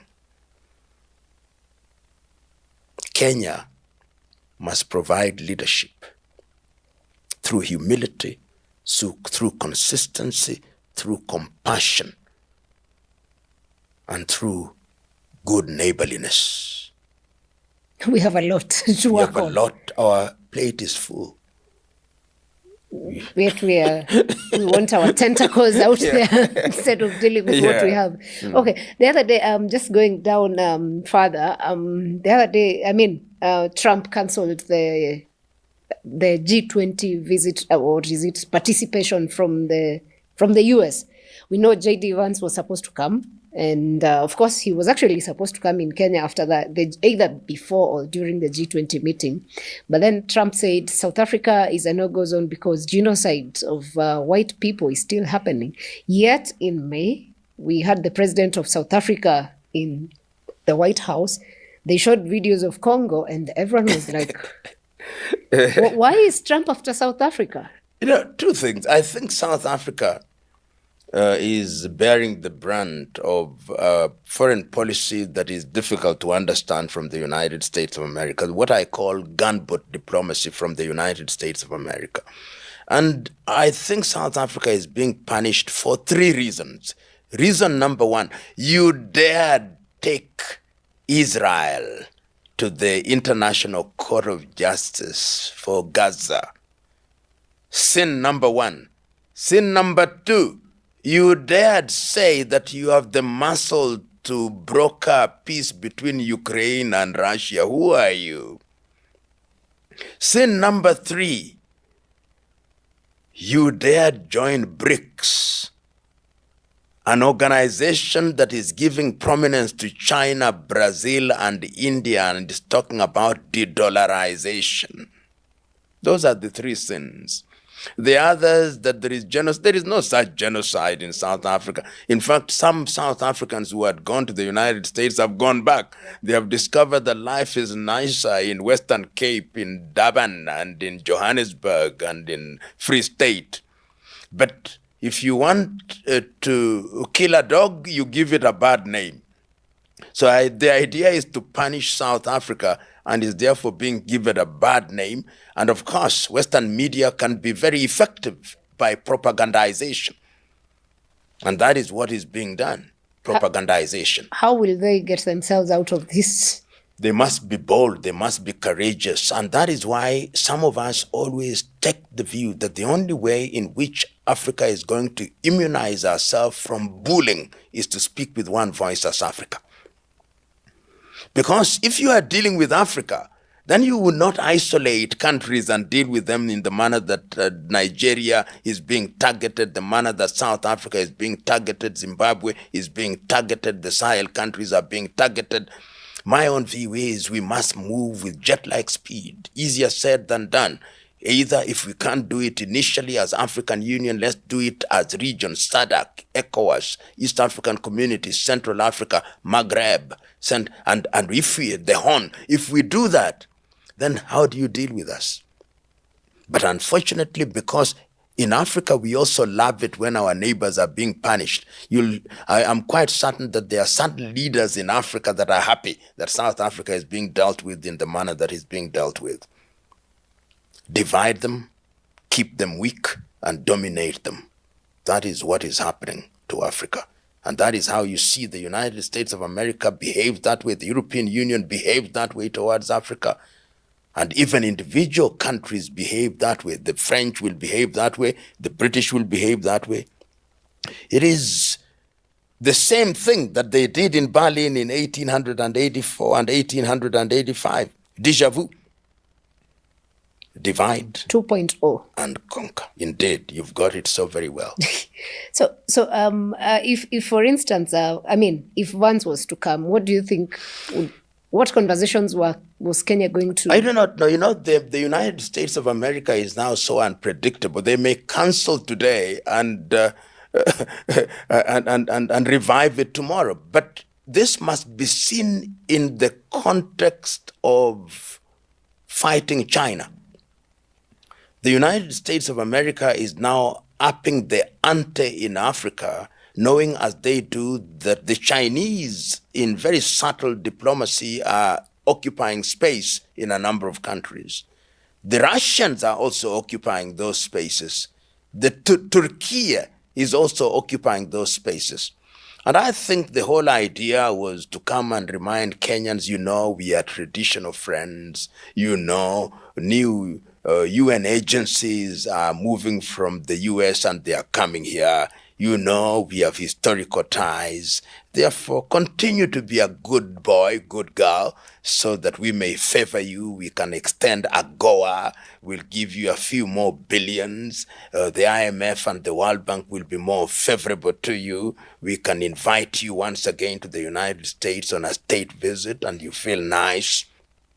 So it's all geopolitics in the spirit of divide and rule, in the spirit of the new scramble for Africa. That is what the conversation would center around. Okay. Again, Trump said that he's going to send his men in Nigeria because they are persecuting Christians. What has Nigeria done this time? You know, I think the problem of Boko Haram in Nigeria and in Nigeria generally, it does not lend itself to very easy answers. Nigeria, as we know, has had a complex and difficult history. In the manner in which it came into being, we know the Biafra civil war, the wounds are still there. We know the recent problem in eastern Nigeria with the IPOB. We know the history of men. We know the history of Boko Haram. And the conflict is a lot more complex. And therefore to say that you are going to bomb Nigeria to solve the Boko Haram problem is really to misunderstand the situation. If you want to deal with it, I think it is important to engage Nigerians at all levels. And once you engage them, then you will be in a position to determine the areas and points of intervention. And the beauty of Nigeria is that there are people who understand the problem. If you talk to the former president Olusegun Obasanjo, he understands the problem. If you talk to individuals such as former Abdusalam Abubakar, the former president, he understands the problem. If you talk to Goodluck Jonathan, he understands the problem. If you talk to people in Biafra such as Nnamdi Kanu, they understand the problem. There is no shortage of individuals in Nigeria, both in the past and in the present, to appreciate what the problem is. And it is important that you engage with them. And to say that you are going to bomb a sovereign country is also unfortunate. And this is why I've been saying a lot more recently that I think the UN has reached the stage where the League of Nations reached in 1940s, that it now needs thorough reform. I mean, people are now ignoring the UN, and its institutions are being led to the slaughter. If we say that nations are sovereign, that you respect nations, how can the head of one nation say that I'm going to bomb another nation without even consulting the leaders of that nation? And the ECOWAS is not angry. African Union is not angry. African heads of states are not hungry. The Secretary General of the United Nations, Antonio Guterres, is not angry. He has not spoken. His own country, the Senate and the House of Representatives have not censured their head of state, because that would be a declaration of war. But all these organizations you're mentioning across, when anything happens, the best they do is, we have noted with concern. Yeah. Good. I call it's them like a chat GPT. In fact, I think they just revived them and date them. They have no teeth. This is why they are to be reformed. Because international diplomacy is the law of the jungle, survival of the fittest and the dying of the least suitable. And if you are weak, you'll be dominated. And that is why a bigger Africa, you know, the things you say to Nigeria, you would not say if we are talking about Africa. How you deal with China and Russia is very different from the way you deal with individual African countries. That's why you see some people who are considered malcontents by the United States of America are being sent to Africa. Go to Eswatini, go to Rwanda, go to Uganda, come to Kenya. People who are saying these ones are bad. Yeah. Africa is the junkyard, if you may. Africa says, can you believe we will take them, no problem.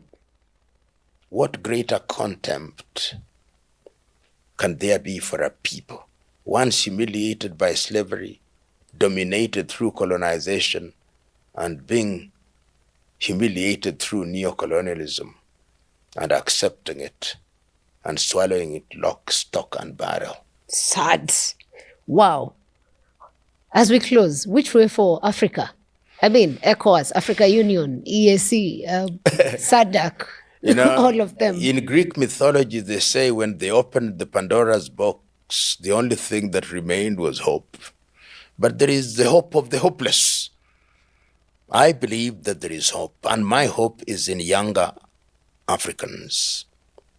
But that does not mean that they have all the answers. It is an intimate relationship between those who are older and well-meaning and knowledgeable to work with younger population who, as they said in Kenya, they are courageous, they are tribeless, and they are people who are committed. So I think if we harness that youth energy and give it proper guidance and leadership, it is going to be the engine that will change the way Africa orients herself going forward. So the time now is to stop agonizing and to begin organizing. Wow. Fantastic. That's a great way to end it. Thank you so much, Prof, for coming through. Thank you. It's always a pleasure to have you, and people on the channel appreciate your views so much, and By they love God's you. grace. Yeah, so we read all the comments, so it's good I pass them to you. Thank you. Thank you. Thank you For you who has been watching. We'll catch you on the next episode. Keep engaging on the comments. We will pass them to the good professor.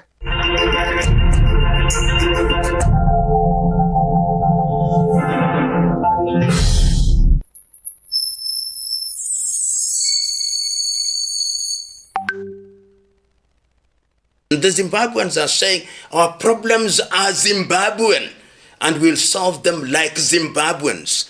Call us racist all you want, but we are simply saying that there were historical wrongs which were perpetrated against us, which are recorded in history, and we are going to do so and to correct them despite your protestation to the contrary.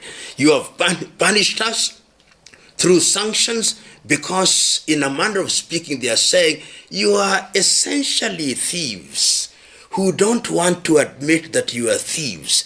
The entire movement in the world, in the black world now, that is talking about reparations is about the colonialists, the British and the Dutch and the Italians and the French being required to admit we were wrong, we should not have enslaved you. We are wrong, we should not have colonized you. We are wrong because we treated you like subhuman beings.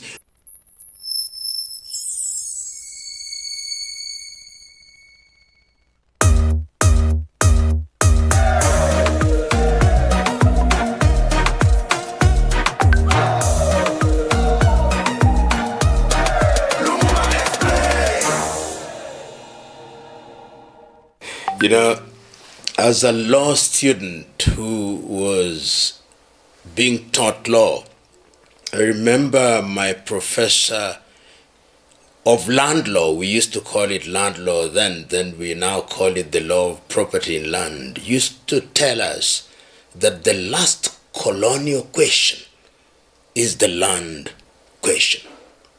And if you look throughout the history of the struggle for independence in Africa, it was about land.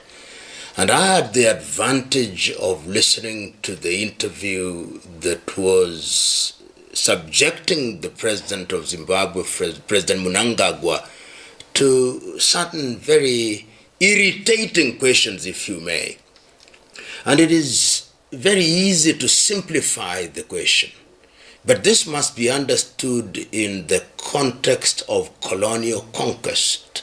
And it's important to point out at the very outset that the international community at a certain stage, and much more prominently in 1945, when the United Nations came into being in San Francisco, did declare that colonization and colonies were anti-humanity. And if one understands it in that context, one must understand the land question in that very context. If you look at different experiences, particularly when the European powers sat in Berlin in 1884, 1885, and partitioned Africa into spheres of influence, and the countries which gained their independence gained it on the basis of those imposed boundaries, then you see the land question. And if we were to start, say, from South Africa or Southern Africa, when the Dutch came in 1688 or thereabouts in the 17th century, that was a period when Jan van Riebeeck and his people came there, and they took the land. They seized the land from the indigents of that land. And the British, very specifically in Australia in 1788, in taking the Australian land, said, this is terra nullius. In other words, this land belongs to nobody. But there were people there. Therefore, the first thing that the colonials did was to seize land by declaring that the people who were there did not own the land. If it was in what we now know as Zimbabwe, for example, there were communities there. And to track relevant history, in 1889, a British agent known as Cecil Rhodes formed a company called the British South African Company. And in 1890, his group invaded what was then known as, what they named Rhodesia. And when they invaded, the pioneer force or the pioneer group was the one that he led. He then landed in what was then known as Mashonaland, and in 1890 established what was then, or what they called, Salisbury. And you remember Salisbury was then the Prime Minister of Britain or the United Kingdom. And from that day on, they continued their conquest. From 1990, they continued, and in 1893, invaded the kingdom of Matabele, the Matabele land, and drove away their king, King Lobengula, and established what we now know as Bulawayo. That is when the whole exercise of expropriation of land started. The queen at that time was Queen Victoria. And the whole idea was to seize land for the settlers. And this entailed, among other things, that the indigents in what we now know as Zimbabwe from the 1980s was peopled preponderantly by the people known as the Shona and the Ndebele. Their land was seized and taken by the white settlers. In fact, most of the arable land. In 1930, they enacted what is known as the Land Apportionment Act. And under the Land Apportionment Act, the whites, who did not number more than 47,000 at that time, the total population of Zimbabwe during that period was no more than 6 million, were given 50% of the most arable land, and the natives, as the Africans were called at that particular time, were given 30% of land, not necessarily arable. And that is what continued with the blacks being treated as second-class citizens almost subhuman. So when you talk about land, we must look at it from the perspective of theft. It was theft because might was right. The British had the firepower. They subdued the Africans. After subduing them, they took their most prized possession, because in those days, agriculture was the backbone and land was the major factor of production. So you took a person's land, then you took his or her very being. That is the context in which Cecil Rhodes and his band of thieves, if you may, seized land from the Zimbabweans, even had the audacity to name the country Rhodesia after Cecil Rhodes himself. So all these continued, and progressively all the arable land was seized by these individuals from the United Kingdom, and Africans were put in the periphery, and the administrations then ran the country as if it was their own, and the blacks were subjects. They then introduced systems of registration. And it is not lost on me that quite a number of the systems of land registration that were introduced in Zimbabwe and other colonies had already been tried and tested in Australia. The Torrens system, they had absolute ownership, they had leaseholds, leases of 999 years, and the blacks retained communal land because the concept of ownership of land in most African communities was communal. So this is the historical context in which this must be understood.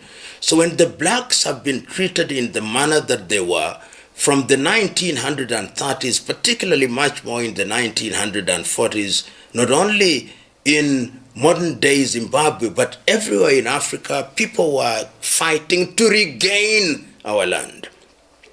They either called it their motherland or their fatherland, but they wanted to take charge of their land. The entire struggle for independence was about land. So 1930s, we go on and the struggles begin, and ultimately in 1960s, when the process of decolonization starts in different parts of the world and Africa, the whites in Zimbabwe, or then Rhodesia, never intended to leave. Zimbabwe was a settler community. And that is why when the process of decolonization was taking place in other contiguous nations such as Nyasaland, now Malawi, or Northern Rhodesia, now Zambia, the whites in Rhodesia in 1965, under Ian Smith, declared what is called the unilateral declaration of independence. And they said, we are now independent from the United Kingdom. We don't think that majority rule should be allowed. We don't think that the blacks are ready and prepared to govern themselves. We are therefore going to run this country called Rhodesia. That is Ian Smith. Contemporaneously prior to that, in 1948, Hendrik Verwoerd, under his party, had also declared the apartheid regime as the dominant regime in Southern Africa, where racism was institutionalized under apartheid. But let us go back to Zimbabwe. What has Smith done? UDI, sanctions against Zimbabwe, or rather against Rhodesia then, by the British, by the UN, and everybody else, and then it sparks the War of Independence. And you see great Zimbabwean sons are rising at that time. Joshua Nkomo, Ndambaningi Sithole, Robert Gabriel Mugabe, and others. And even the current president was part of the group that was in the struggle in those early days, Emerson Ndambuzo Mnangagwa. And ultimately, in 1980, independence is regained in the month of April. But prior to that, the British colonialists now recognize that land is an important question. It cannot be ignored. And there is a meeting in Lancaster, which I think was a very good-natured meeting where the blacks gave major concessions. They said, we are going to acquire land as the independent government of Zimbabwe, and we are going to compensate the white landowners. You, the British, because you committed the original sin, you are going to finance this process of acquisition of land. The British reneged on that promise. The process of willing buyer, willing seller did not take place as it was contemplated. The whites were not willing to leave, they were not willing to sell, and the British were not bringing in the money. So in the 1990s, you see there is a problem already. What then happens? In the year 2000, the administration of Robert Gabriel Mugabe says we are going to seize land, and this time round without compensation. And the land seizures then begin in earnest. They are very indiscriminate. People get large parcels of land. The political class get large parcels of land. And the entire land question then remains a problem in Zimbabwe up to the time that we speak as the last colonial question.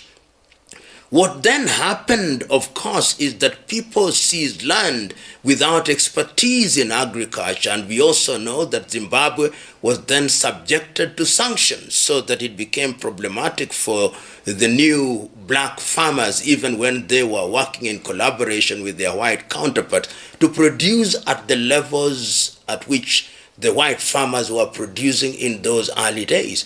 But that does not take away the fact that land was seized. I think the president of Tanzania, the late Mwalimu Julius Kambarage Nyerere, being asked the same question in the 1980s, said, we do not condemn the whites in Zimbabwe because they are white. We condemn them because they are inhumane and unreasonable. They want to sustain a governance system which cannot be sustained. They cannot stop majority rule. If they believe in democracy, then the reality is there are more blacks in Rhodesia or in Zimbabwe, and when they are called upon to vote, they'll vote overwhelmingly for their black people. But if they are good whites who have accepted that they are now Zimbabweans and want to live as Zimbabweans without thinking that they are superior, then they'll be accommodated. And he gave this analogy. He said, this argument that we hear from the white Zimbabweans or the British government that you cannot seize land is without merit. He said, you came, and this is the analogy that he gave. You came, you stole my coat, and several years down the line, once I've seized my coat back, you say, the coat is no longer yours because it doesn't fit you well. And he said, it is still my coat. And this is what the blacks are saying, that the land was ours in the first place. But we are so gracious that we now recognize that you successive generations did not commit the original sin. If therefore you accept that you are willing to live in Zimbabwe and be part of Zimbabwe and be part of the Zimbabwean culture, then you will own land like any other Zimbabwean, and in such proportion that does not disentitle and disempower the others. And that is the question that some of the whites who are still racist. And what is racism? Racism is the belief by certain individuals that by dint of their color, they are inferior to others and that others are their subordinates whose only place in life is to be drawers of water and hewers of wood for them. And that is the position in which we should understand the mother question, that land is the last colonial question. And until you deal with the issue of land in Zimbabwe and indeed in South Africa and indeed in different parts of the world and Africa, people will always fight for their land, their birthright. You know, I've heard the interview that was conducted by Tucker Carlson and asking the president of Zimbabwe questions that he thought were searching and almost traps. But to his credit, President Mnangagwa acquitted himself very effectively. Because the gist of the question was, if the Rhodesian whites were racists in occupying large tracts of land, are you not being racist now that you are seizing land? And I believe that Mnangagwa answered very effectively. Number one, land did not belong to any race. And the very reason why Zimbabweans fought against Smith and the British was to restore order and to ensure that the injustices that were committed during classical colonization and during the Smith administration was corrected. And what was the issue? The British came in 1890, found Zimbabweans in Mashonaland and in Matabeleland. They treated them as if they were subhuman, seized their land, created something called citizenship. When Zimbabwe regained their independence, some of them chose to be Zimbabweans. After that, everybody recognized that there were historical injustices which ought to be dealt with. There was a meeting in Lancaster that said, yes, we are going to ensure that there is fair redistribution so that people have land that they can till. That did not happen. It became necessary to seize land between 2000 and 2002 and beyond. And it is also true that those who seized land initially in 1890 are long dead, but it is also true that their children and children's children, the bulk of them still are hanging and are laboring under superiority, hangover of superiority complex, and they want to be in Zimbabwe, but they want to live in a bubble where they run their own world. They want blacks in Zimbabwe to continue to be treated as if they were subhuman. Correcting a historical wrong cannot be characterized as racism. And what is important is, number one, to acknowledge that there was a historical problem. That problem started in Berlin in 1884. A people came from their land, from the Netherlands, from the island that is called the British Island, and they came to another people's land and they seized it, and they now say, no, if you are taking your land back, then you are wrong, you are racist. That cannot be true. And remember that this is the kind of argument that the British have put forth everywhere they have colonized. They put it forth with the Chinese as regards Hong Kong. They did so in India. And in India in 1947, Gandhi told them straight on at a conference in London, our problems are Indian problems. We will solve them like Indians. We will have our problems, but they will be our solution. The Zimbabweans are saying our problems are Zimbabwean, and we'll solve them like Zimbabweans. Call us racist all you want, but we are simply saying that there were historical wrongs which were perpetrated against us, which are recorded in history, and we are going to do so and to correct them despite your protestation to the contrary. You have punished us through sanctions because, in a manner of speaking, they are saying you are essentially thieves who don't want to admit that you are thieves.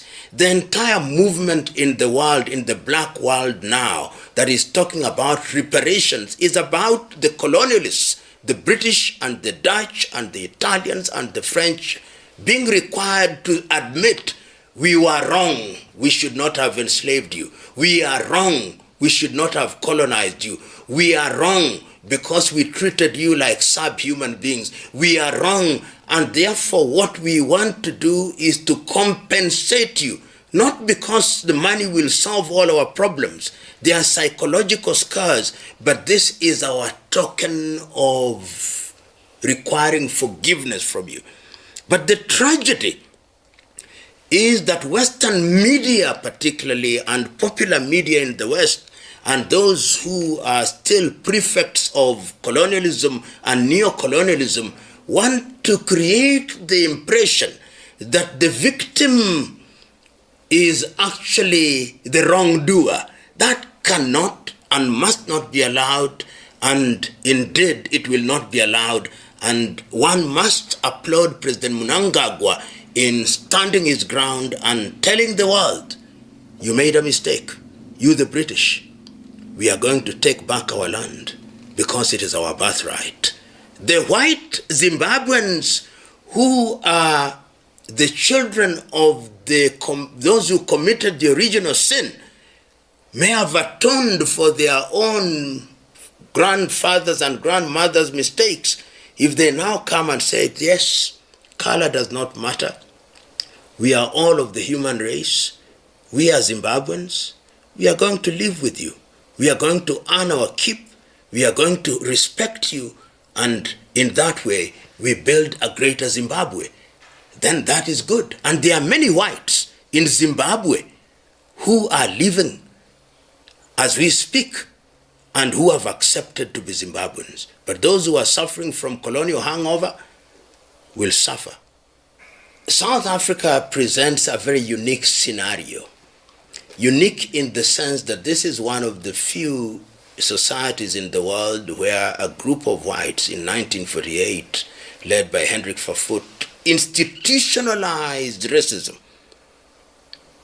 and characterized people according to their skin color, and it became a legal thing to be racist. The international community declared apartheid to be a crime against humanity.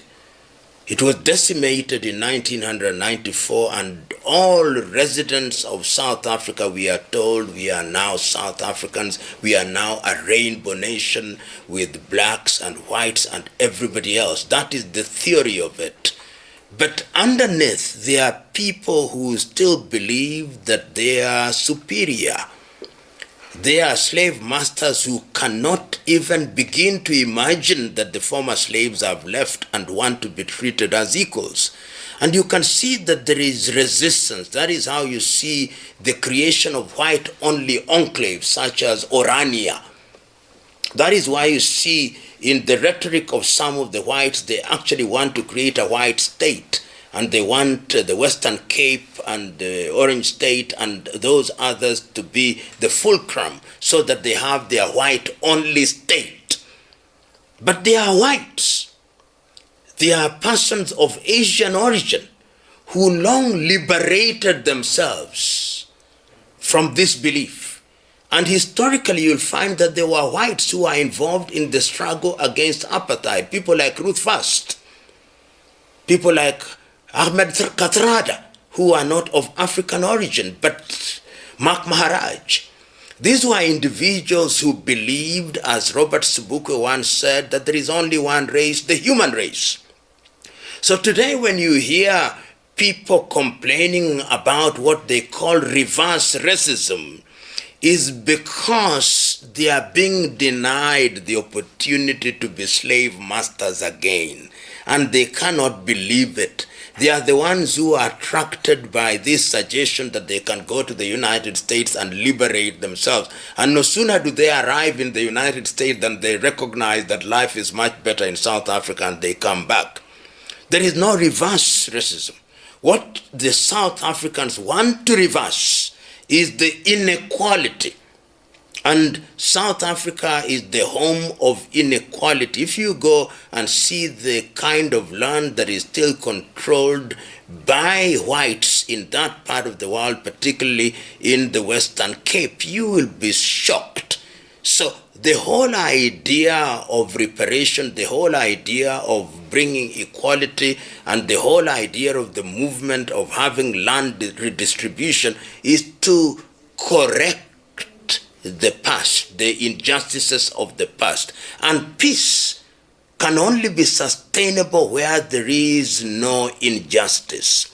You cannot have a small percentage of the population owning more than half of the arable land and you expect the disenfranchised persons of African origin to remain silent. Of course, they will make many claims that this is racism, but they know in their heart of hearts that what is being done is to repair the damage that was occasioned for nearly 300 years. And that effort is going to continue. There'll be protests, there'll be accusations and counter-accusations, but my own view is the sooner that these remnants of apartheid, these remnants of racism recognize that sustainable peace and justice not only requires but demands that justice be done to all, then only and only then will they find peace, the inner peace that they need. All these ideas of changing the narrative will not take them very far, because justice will be done. It may be painful, but the pain can be avoided through negotiation.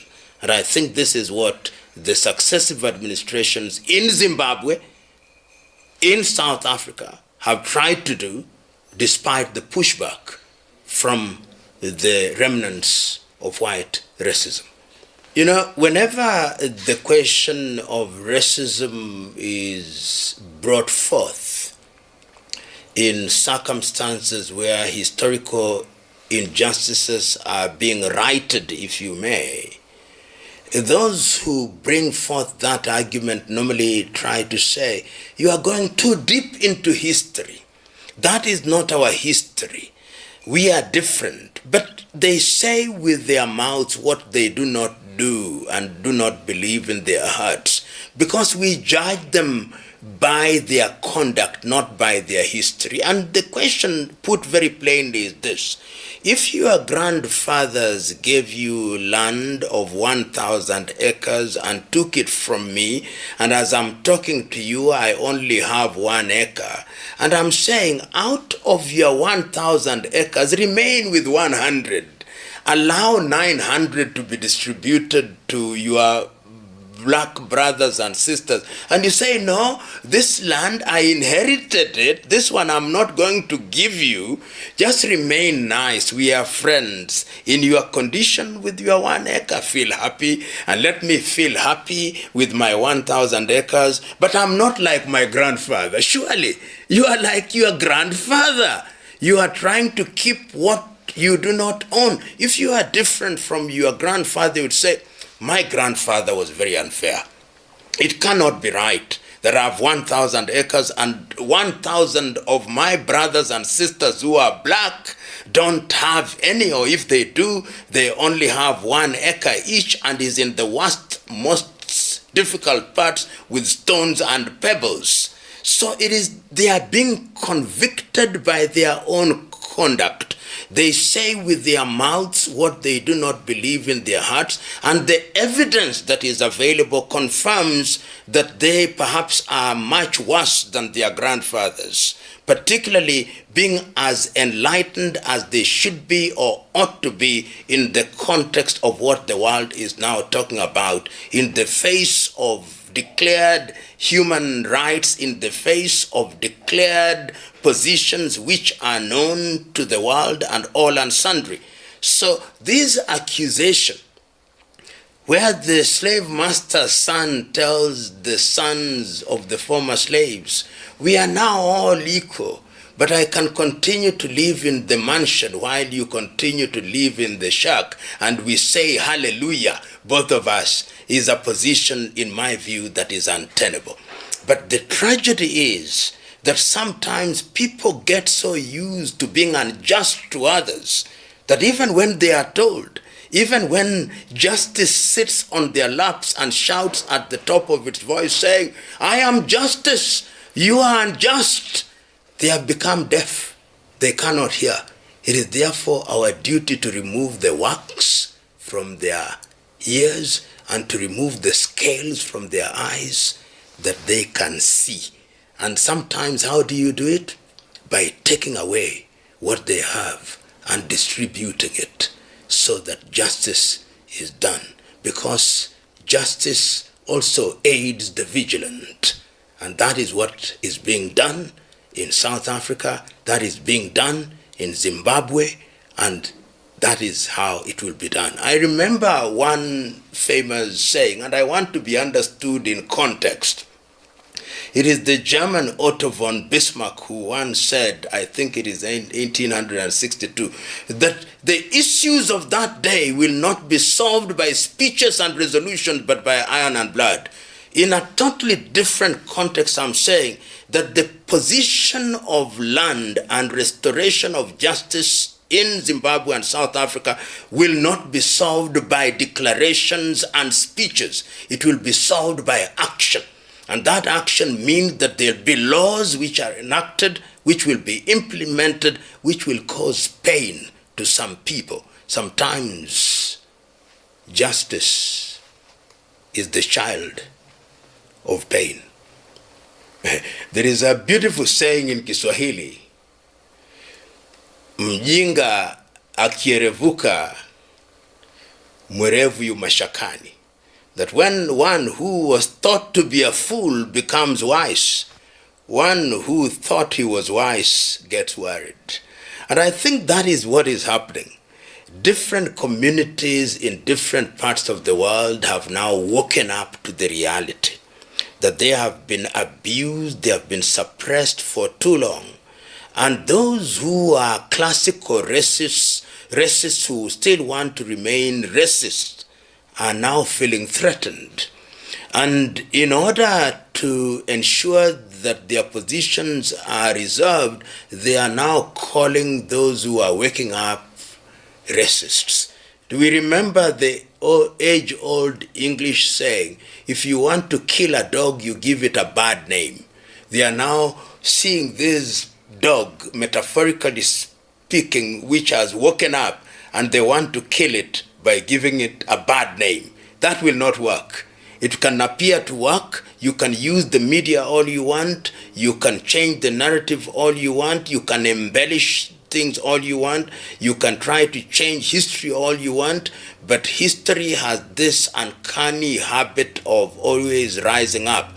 That old aphorism or cliche which says that lies often take the elevator and the truth takes the stairs is true. Ultimately, the truth will emerge because all these accusations are without merit. How can it be that people have, churches and empires have apologized for slavery? Churches and peoples and empires have apologized about colonization. And yet we don't want to condemn the child or the children of colonization, which is neo-colonization. And that is why we normally argue, at least some of us argue, that the last question, in addition to land, is economic liberation. We may have sought and obtained political liberation, but the economic liberation is the final leg of it. Because without economic liberation, it means that the crown is without the jewels. And it is economic liberation that is going to ensure that people have and control means and factors of production. In this world of intelligence, land still remains an important aspect of it. And of course, opportunities and other things, including minerals, including access to artificial intelligence. And this will only be achieved if we right the historical wrongs. Otherwise, what will have happened is that we moved or drove away classical colonization in the political sense, but it still remains alive in the economic sense. And if you are economically crippled, then your political liberation only becomes flag independence, whose claim to fame is you just have black faces as presidents and as ministers, and you have national anthems, but otherwise you are still being controlled by other factors. So those arguments of reverse racism are, in my view, without merit. The reality is that the colonialists left the colonies unwillingly. the colonies were their hunting ground. If you wanted coffee and tea, you planted it in the colonies using cheap labor. If you wanted minerals, you mined it in the colonies using cheap labor. Then, when you appeared to have left after colonization, what happened in many countries? You allowed the people to elect their leaders, most of whom you had educated in your countries, most of whom you had given tastes. They became what the French appropriately called the compras de bourgeois, instruments to be used by the colonizers. So you left. They became presidents, they became ministers, they became prime ministers, but they retained you as advisors. You still borrowed, they still borrowed from your institution, the Bretton Woods institution. In their oil sectors, you controlled the oil sector. In agriculture, you controlled them. You still mined their uranium, their copper, their coltan, their everything almost for free.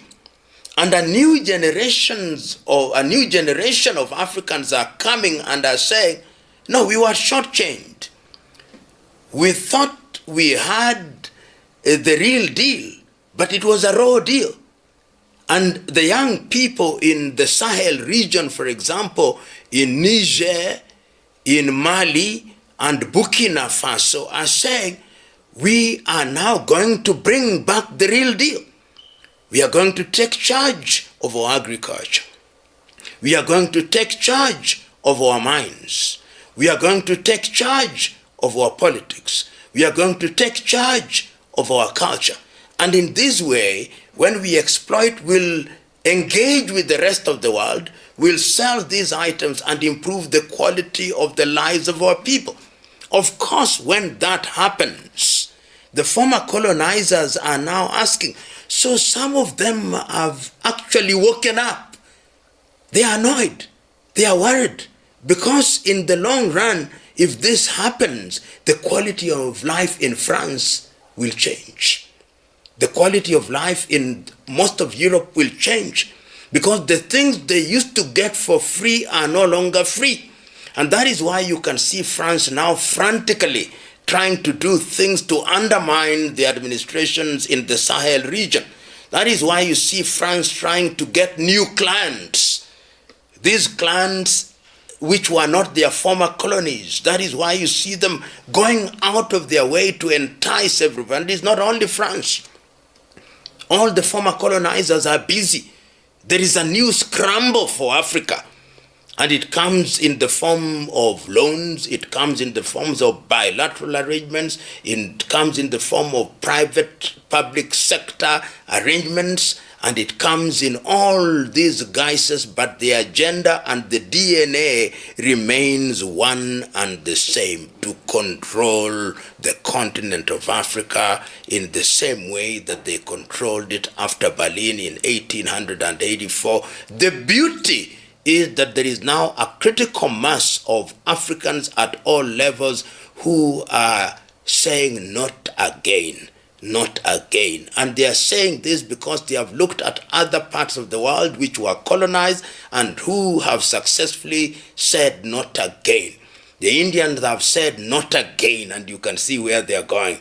The Chinese have said not again, and you can see where they are going. The Thai have said not again. The Vietnamese have said not again. And Africans are also saying not again.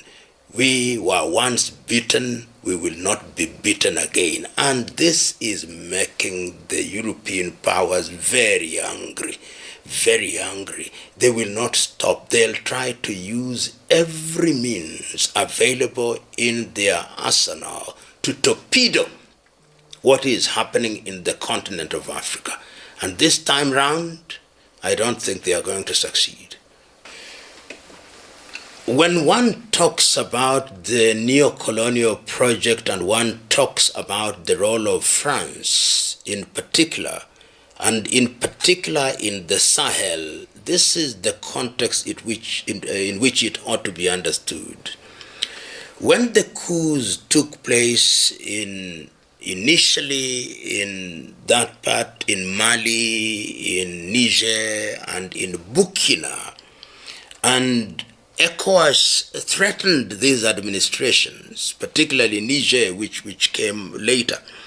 They said we must restore order because the African Union does not want unconstitutional change of powers. ECOWAS does not want unconstitutional change of powers, and they were ostracized from the African Union. They cannot participate in the activities of the African Union. They cannot participate in the activities of ECOWAS. And ultimately, the three countries of the Sahel moved out of ECOWAS and have now formed their own union. But remember that what then happened is that the French did vow that they are not going to allow that for a number of reasons, most of them economic, because they no longer have access to their cheap minerals such as uranium. And insurgency has been one of the things that is used as a way of fighting this proxy war, because the colonialist does not sometimes come directly. They use your very own to ensure that they undermine what you are doing. And that is why in northern Mali, in northern Niger, in northern Burkina Faso, the insurgents are alive and well. And you've seen the hostility of some of the countries in that region, particularly the administration in La Côte d'Ivoire has been very hostile. Activities have also been perpetrated from Algeria, and much more recently, the very blatant attack at the airport in Niamey, and in Niger, in Niamey, and the recent attempt at the blockade of fuel to Bamako in Mali. So when you hear the military administration in Niger coming out and saying, we know who we are fighting, it is not these insurgents. This is France. And they are doing this with a view to ensuring that they eliminate our administration and we go back to where we were before. So this is a declaration of war and telling the world that we now know who our enemies are. We are not going to focus on the enmity. We have seen, or rather, we are not going to focus on the proxies. We have seen the dog back, and we now know who owns the dog, and that dog is owned by France. And I think it is a declaration that is appropriate. The French may want to hide, as they have been hiding all this while, but I think it is now the duty of African countries to recognize from the region in ECOWAS, from the African Union, and this is a matter that I believe ought to be discussed at the AU summit in Addis Ababa, so that France is not allowed to once again use power and force to torpedo and to undermine administrations which are popular. And let's talk about popularity. Some of the people who talk against this administration, particularly the African Union, say that these were unconstitutional changes of power. Unconstitutional in the sense that these leaders were not elected. But what the leaders are saying from the military is that the politicians who work at the behest of these colonial powers have perfected the art of manipulating the ballot box. And they are aided in this regard by these powers. We can no longer trust the ballot box. We have come in using extraordinary means, which is the military, because we love our countries. We are creating transitional arrangements so that the people can begin to think of how to change powers. And some of us have suggested in some of these situations that is the duty of these transitional governments to have an all-people's conference in their countries and then agree on how they are going to midwife new methods of governance, which will be people-friendly and which will not be susceptible to manipulation by neo-colonial powers such as France and the United Kingdom. You know, when we agree that land is the last colonial question, We must be careful that in taking away the land from the white colonizers and neo-colonizers, the land does not fall in the hands of black neo-colonizers, because that has happened in a number of countries. Laws must be put in place to ensure that not any single individual or groups of individuals simply replace the white colonizers. And this is why fair distribution of this land must be undertaken. And it must be undertaken not in a naive way, because you also don't want to seize land and use it in a manner that undermines productivity and agriculture. This is how cooperatives come in.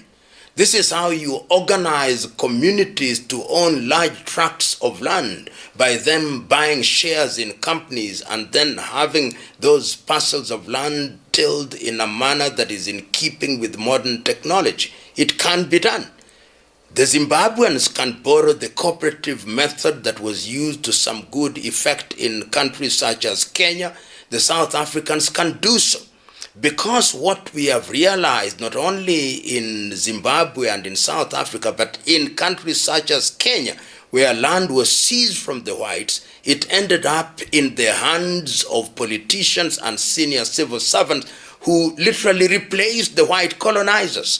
That mistake must not be repeated. We must ensure that the distribution is fair, that the distribution is done in a manner that ensures that agriculture and productivity is not compromised, that that particular process of distribution is done in a manner that does not expose any group of individuals who are decidedly Zimbabweans or South Africans to poverty, and that must be done in a manner that is colorblind, as long as everybody agrees to be good citizens of those countries. Otherwise, we will be replacing one set of thieves with another set of thieves. When one talks about land, one can wish that there were simpler solutions. One can wish that we were slicing a piece of bread, a loaf of bread. It is neater when you are slicing a loaf of bread. You can even make the slices more or less equal. But land is the culmination of emotions, individual emotions, communal emotions, historical emotions, and any solution that deals with the question of land will always be nuanced. It will always be complicated. But as long as the underlying philosophy is a philosophy of fairness, then 9 out of 10, if we score 1 out of 10, if we score 7, that is not too bad. Knowing that the battle is intergenerational. It will be fought from generation to generation.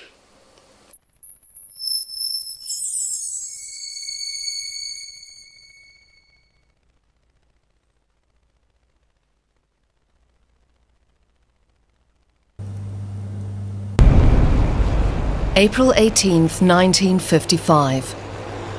The world's eyes were on the Indonesian city of Bandung. 29 high-ranking representatives from Africa and Asia had gathered there. A first.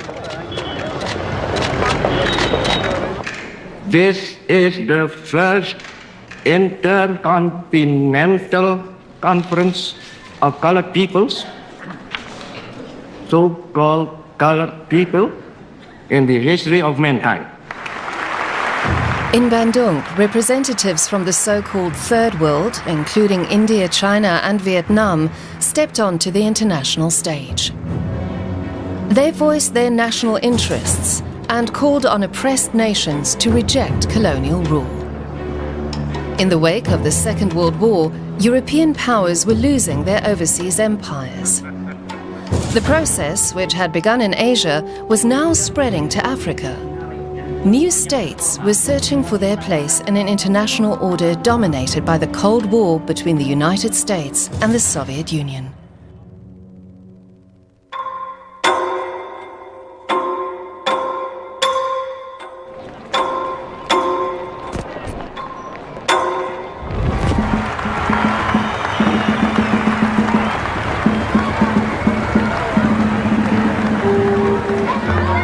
March 1957.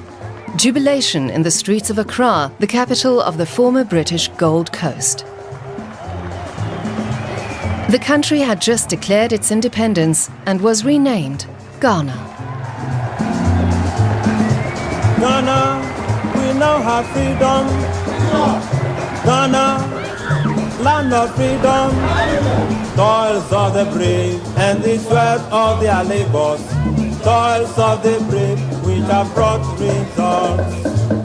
It's not every day that a new name is written on the map. Ghana, the first African colony to achieve full independence.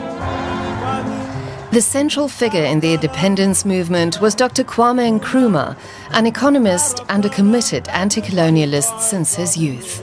But this is an opportunity for the African to demonstrate to the world that the African, given the chance, can manage his own affairs. And with the experience we have had, I'm quite sure that we shall be able to live up to this opportunity. The new president wanted to transform Ghana's economy through rapid modernization. But harsh reality soon dampened his optimism. For more than a century, hundreds of millions of Africans had lived under colonial rule. Britain, France, Belgium, the German Empire, Spain, Portugal, and others had exploited people and natural resources at the expense of indigenous cultures and social structures.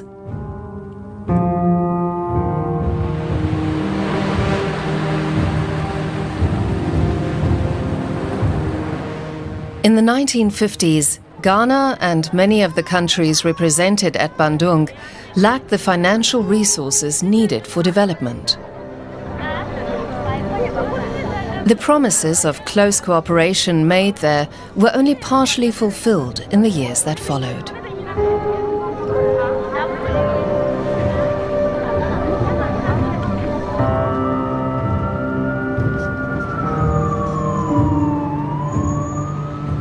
By contrast, both the United States and the Soviet Union commanded the economic and technical resources essential for modernization.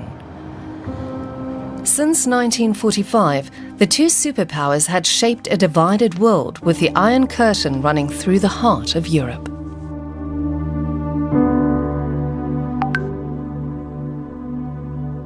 The United States promised individual freedom and prosperity. The Soviet Union offered social equality and central economic planning. The two rival systems competed on every front: economics, sports, culture, as well as nuclear and space technology. Demonstrating superiority to the rest of the world became a top priority.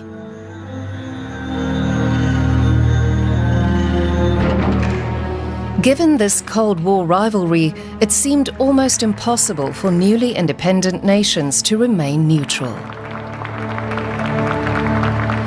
Ghana's President Kwame Nkrumah, who had studied in the United States, initially turned to Washington. He sought American support for a major dam project on the Volta River to expand the country's power supply. For US President Dwight D. Eisenhower, the emerging nations of Africa were strategically important not only as new markets and sources of raw materials, but also as key regions in the global Cold War. But these countries were also potential allies, with votes in international organizations. Under no circumstances should they all drift into Moscow's orbit. The dam project was approved. In the Kremlin, the first secretary of the Communist Party, Nikita Khrushchev, was also closely watching the developments in Africa. He viewed decolonization as one of the defining transformations of his time, a historic shift that demanded support.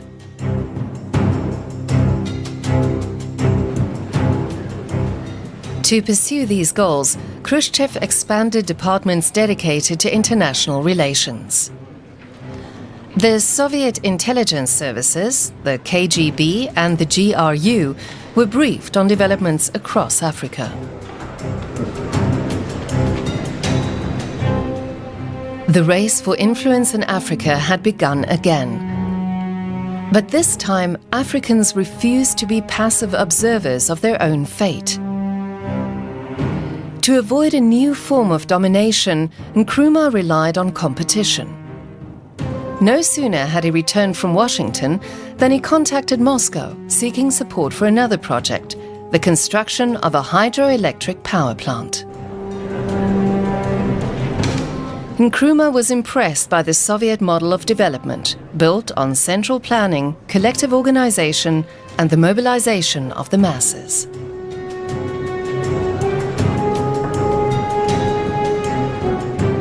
Brushing aside the sensitivities of his American partners, the Ghanaian president declared, "Capitalism is too complicated a system for a newly independent nation, hence the need for a socialist society."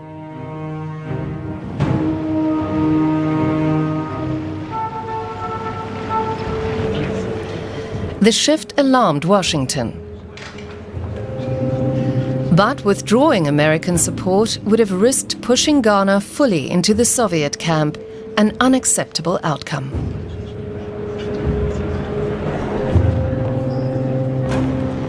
In the midst of the Cold War, Nkrumah refused to choose sides. Seeking new alliances, he turned not only to the Chinese premier, Zhou Enlai, but also cultivated relations with Britain, the former colonial power. This strategy soon found imitators elsewhere in Africa, including the Congo. Less than 3 years after Ghana, the vast Central African territory gained independence from the Belgian crown and King Baudouin. Nous reconnaissons avec joie et émotion que le Congo accède ce 30 juin 1960 à l'indépendance et à la souveraineté internationale.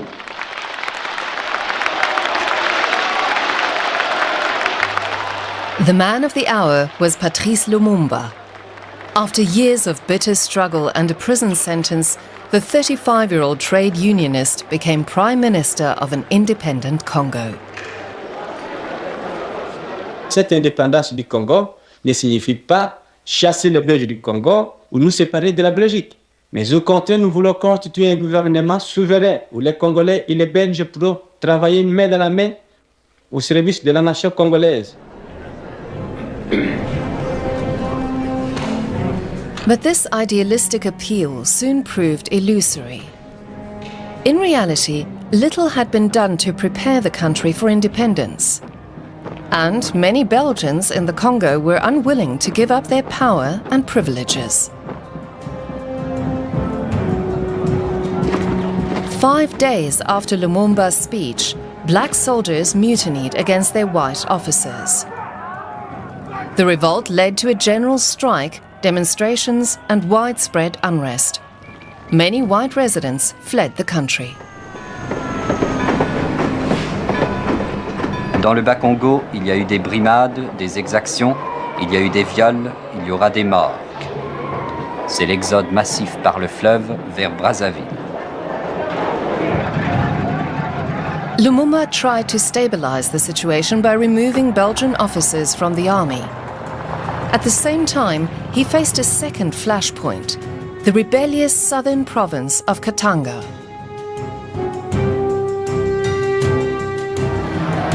Its governor, Moise Tshombe, deployed mercenaries, mainly white Europeans and South Africans, in an effort to force Katanga's independence. The crisis was closely watched by both the United States and the Soviet Union. Katanga, rich in uranium, was of strategic importance to the two nuclear superpowers.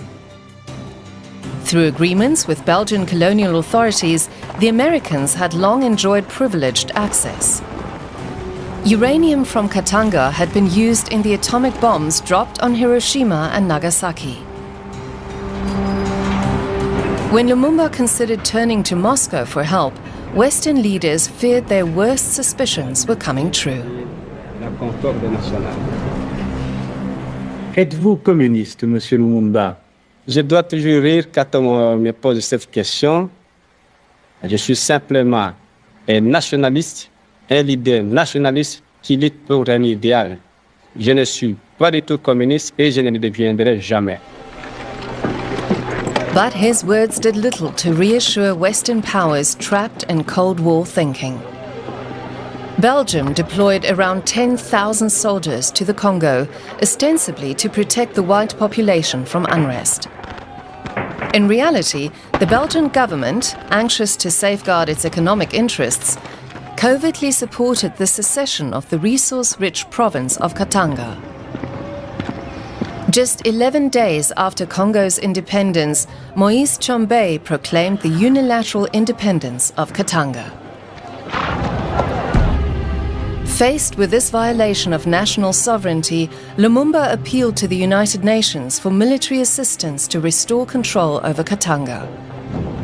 The UN quickly deployed peacekeepers to oversee the withdrawal of Belgian forces, but refused to act against the secessionist authorities. In desperation, the Congolese Prime Minister turned to the Soviet Union. The Kremlin seized the opportunity to gain influence in Africa and opened a Soviet embassy in the capital, Leopoldville. The Soviet Union denounced Belgian interference as a form of neo-colonialism.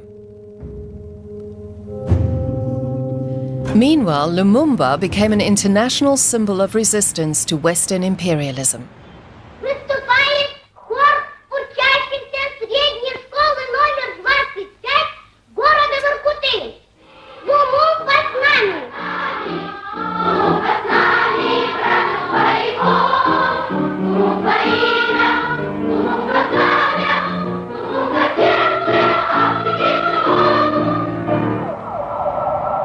In Washington, the developments caused deep unease.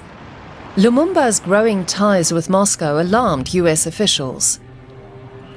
Intelligence reports were increasingly stark. Larry Devlin, the CIA station chief in Leopoldville, warned, "We believe he will become a strongman, eliminating moderate opposition and establishing a regime under the influence of, if not fully controlled by, the commies." The response was swift. CIA Director Alan Dulles cabled back that Lumumba's removal must be an urgent and prime objective.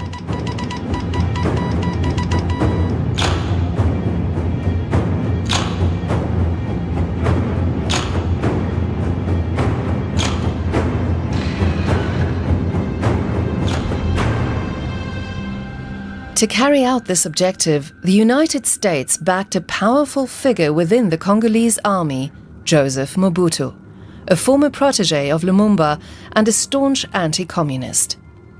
Ambitious and ruthless, Mobutu sought power for himself.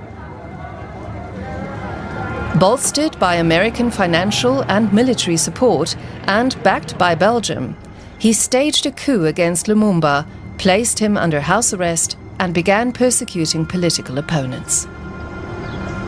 Le colonel Mobutu, appuyé par l'armée, annonçait qu'il prenait le pouvoir. Il ordonnait en même temps la fermeture des ambassades soviétiques et tchécoslovaques. Dans le délai de 48 heures, on devait voir le personnel de ces ambassades préparer leur déménagement et brûler leurs archives.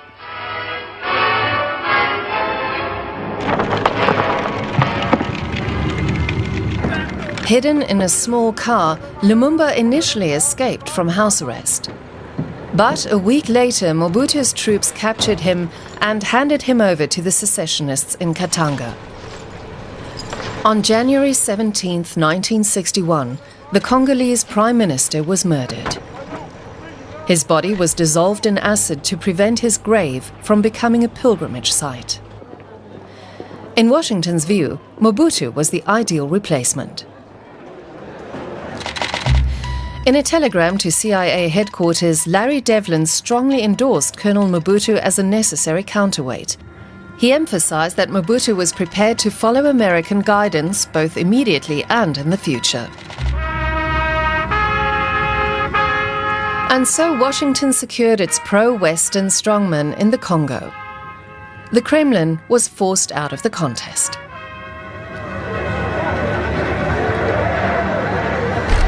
The newly elected President Kennedy personally thanked Mobutu for his help. "General, if it hadn't been for you, the whole thing would have collapsed and the communists would have taken over."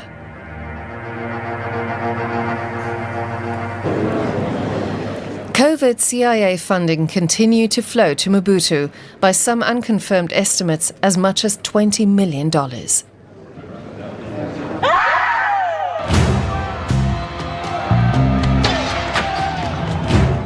Lumumba's murder triggered a wave of international outrage.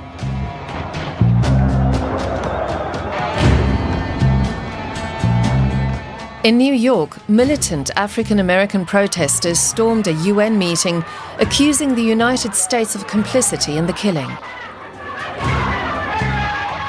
Anti-American demonstrations erupted around the world. Across Africa, heads of state condemned the assassination. Kwame Nkrumah's outspoken criticism even placed US support for Ghana's dam project at risk. The production of fissionable materials for use in weapons and preventing their The United States was rapidly losing goodwill across Africa.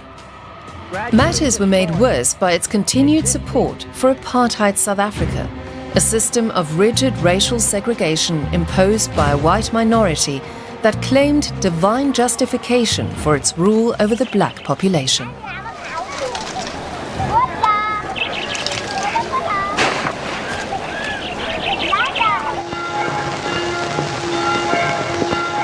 Chaque nation a sa place dans le plan de Dieu, comme c'est écrit dans la Bible.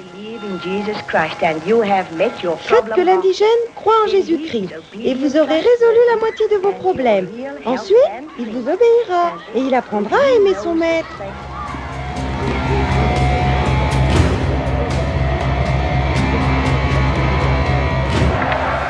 Racial segregation was enforced through brute force.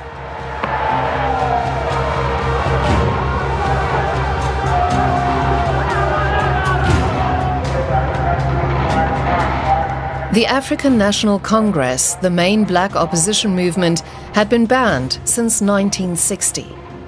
Its leaders were driven into exile or sentenced to long prison terms, most notably Nelson Mandela.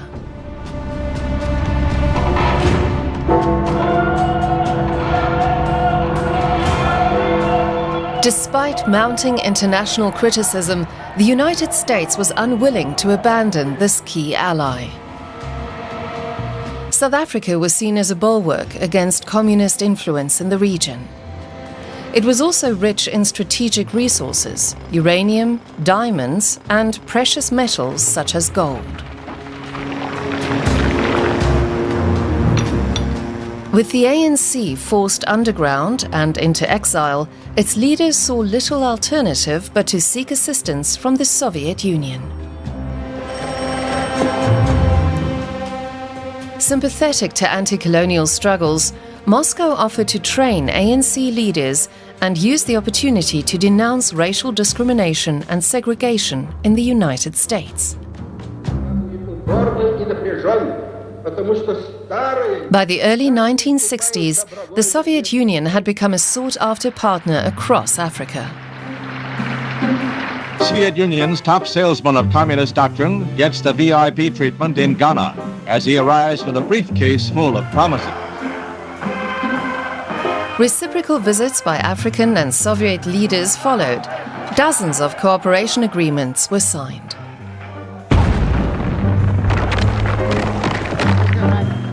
Almost 40 countries benefited from the tens of thousands of engineers, technicians, and political and military advisors dispatched by the Kremlin.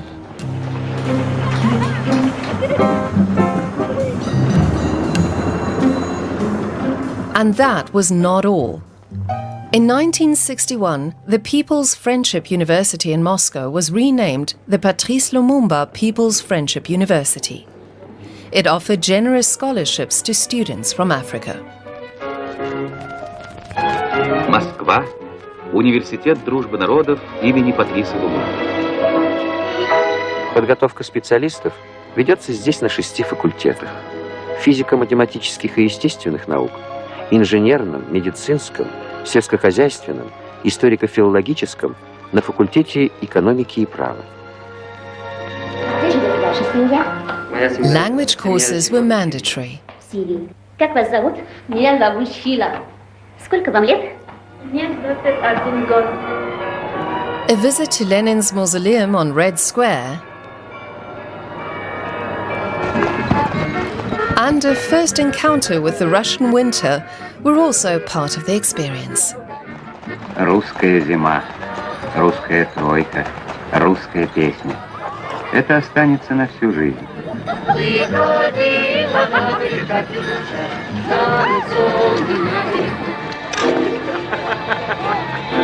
Khrushchev presented himself as a generous, brotherly figure towards African students, telling them, "We are not sad if you do not become communists, but you will always remain honest people if you devote your lives faithfully to serving your people and not to a sack of gold."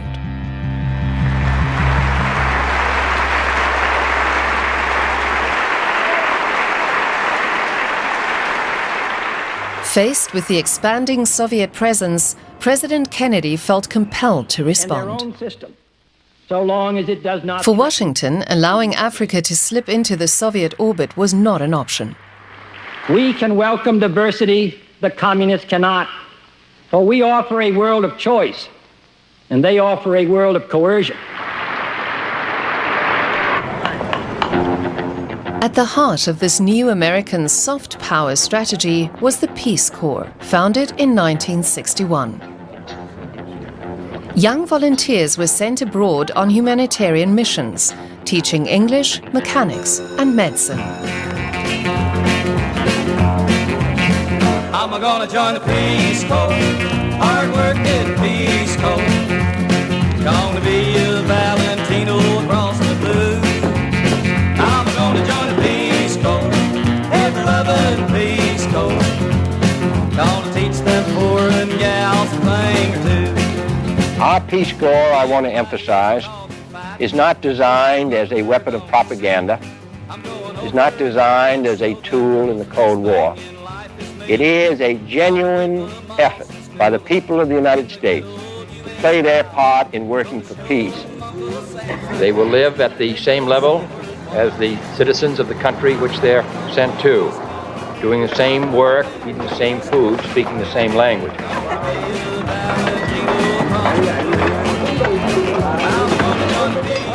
As the Vietnam War increasingly consumed American attention, efforts in Africa slowed. Improving the United States' image abroad became all the more urgent. For many, the spectre of a new form of American colonialism loomed large. Entirely preoccupied with the war in Asia, the United States reduced its engagement in sub-Saharan Africa.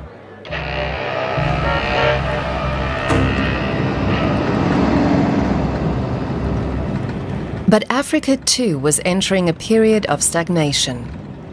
Nearly a decade after the first wave of independence, disillusionment was spreading.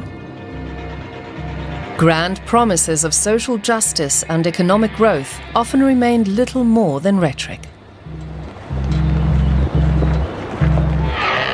Some leaders, including Nkrumah, had become increasingly autocratic, embracing one-party rule and cultivating a cult of personality. The Ghanaian pioneer of decolonization was overthrown in a military coup in 1966. His statues were torn down, his books were publicly burned.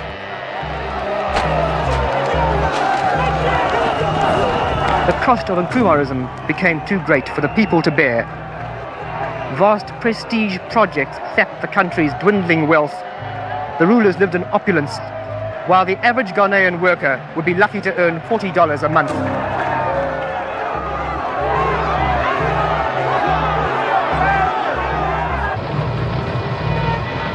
By the end of the 1960s, a new generation of African leaders had come to power.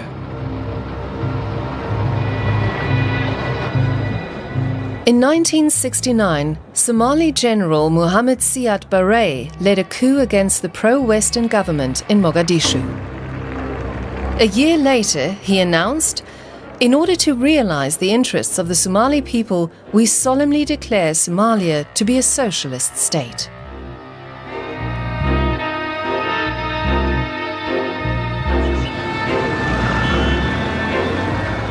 The message was reinforced by symbols and posters with images of Marx, Engels, Lenin, and Siad Barre prominently displayed.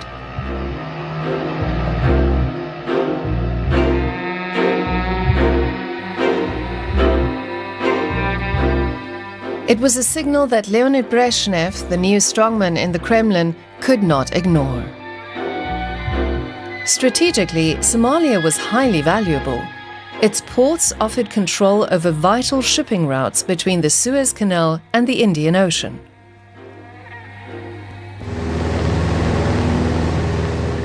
In 1974, a cooperation agreement was signed. Soviet engineers arrived to build military facilities along the Gulf of Aden and to expand Somali ports. The Somali Democratic Republic soon became one of the Soviet Union's most important military partners in Africa.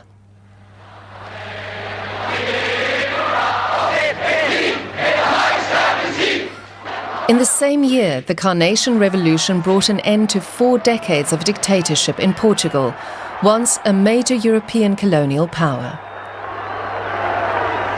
The new democratic government decided to withdraw from Angola, whose coastline Portugal had controlled since the 16th century, and which had become a formal colony in the 19th century. Formerly a hub of the transatlantic slave trade, Angola was among the last African colonies. That was about to change. Under agreements with Portugal's new democratic leaders, Angola was scheduled to gain independence on November 11, 1975. But one crucial question remained: who would rule the country? The MPLA was led by Antonio Agostinho Neto, a socialist intellectual who'd studied medicine in Lisbon. He was seen by Portugal's outgoing rulers as a reliable partner, but his position was far from secure. Il y a une tentative de l'impérialisme pour néocoloniser le pays. Et même, il y a aussi des tentatives d'introduire ici dans le pays des forces étrangères. These foreign powers were represented on the ground by 2 rival movements challenging NATO's authority. The FNLA, the National Front for the Liberation of Angola, was active mainly in the north. Jonas Savimbi's UNITA operated primarily in the south. Both groups were backed by the United States and by Zaire, the former Congo under Mobutu. Their goal was clear: to prevent the establishment of a socialist government in Angola. A civil war erupted between the 3 rival camps. Whoever controlled the capital, Luanda, on Independence Day, November 11, 1975, would rule the country.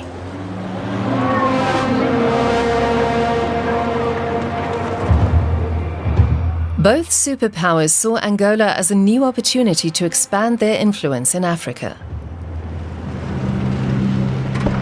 But there was a constraint.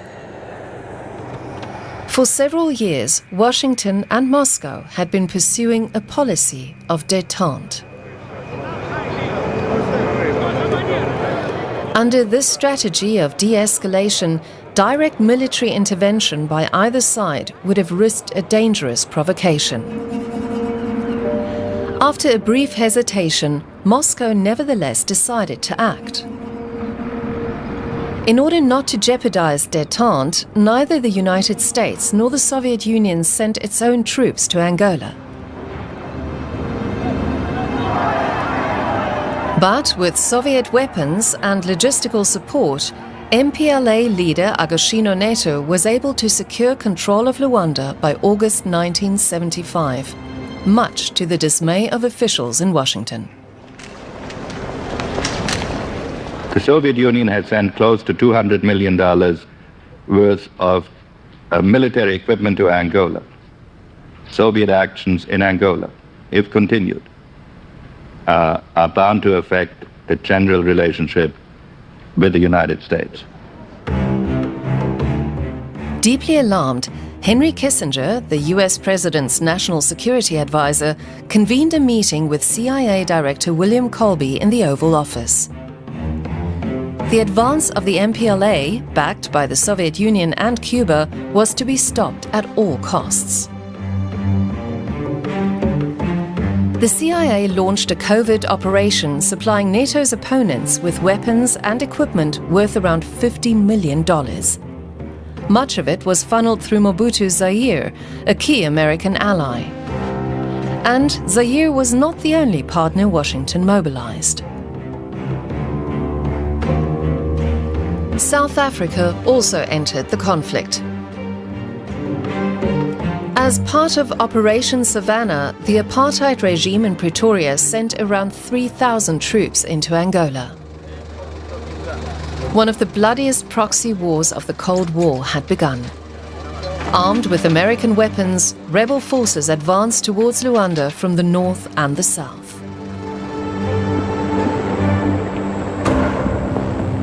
Polish journalist Ryszard Kapuczynski was in Luanda as rebel forces closed in. In later writings, he described what he remembered of the city at the time. Who will come in first?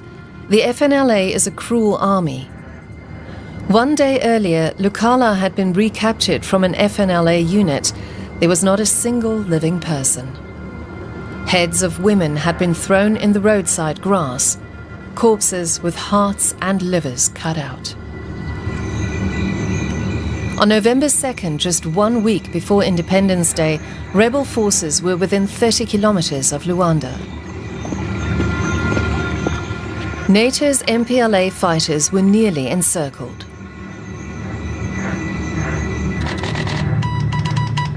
Facing imminent defeat, NATO appealed to Moscow for direct military support. Moscow declined. NATO then turned to another ally, Fidel Castro in Cuba. 2 days later, acting on his own initiative, but with Moscow's tacit approval, Fidel Castro launched Operation Carlotta. It was a last-ditch effort to save socialist Angola. Cuban military aircraft began shuttling between Havana and Luanda, covering some 20,000 kilometers per round trip. Over the following months, they delivered weapons and eventually tens of thousands of Cuban soldiers to support the MPLA. Thousands of kilometers from their own borders, the United States and the Soviet Union were now locked in a full-scale proxy war.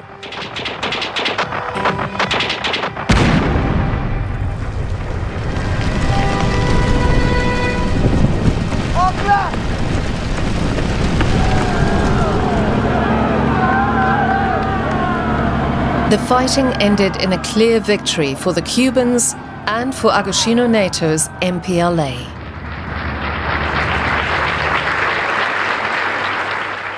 On November 11, 1975, NATO proclaimed Angolan independence and became the country's first president.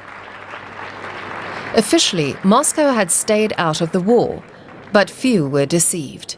The Soviet Union had prevailed. A victory that was hard for Washington to accept.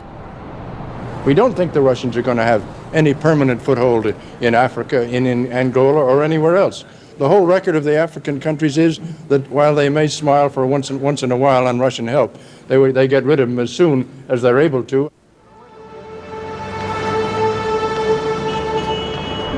In Moscow, the mood was one of quiet triumph.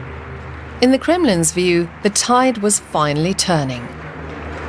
In Washington, the sense was very different. The defeat in Angola was deeply humiliating. At the same time, the United States faced growing criticism for its support of apartheid South Africa. some American politicians feared the country was losing the struggle for influence in Africa altogether.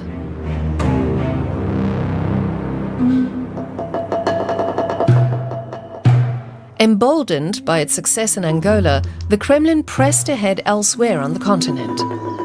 Its next focus was Ethiopia in the Horn of Africa.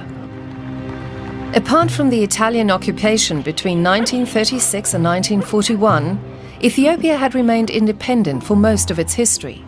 It was one of the world's oldest continuously existing states. Its ruler, Emperor Haile Selassie, governed as an autocrat over a deeply impoverished population. Only about 10% of Ethiopians could read or write. In 1974, amid a devastating famine, a revolution erupted. Mengistu Haile Mariam, an army officer from humble origins, led a military junta that overthrew the emperor. Haile Selassie died in custody the following year under mysterious circumstances. Mengistu declared his intention to remake Ethiopia along Marxist-Leninist lines. The University of Addis Ababa, funded in part by the United States since the 1950s, also became a focal point of revolutionary fervor.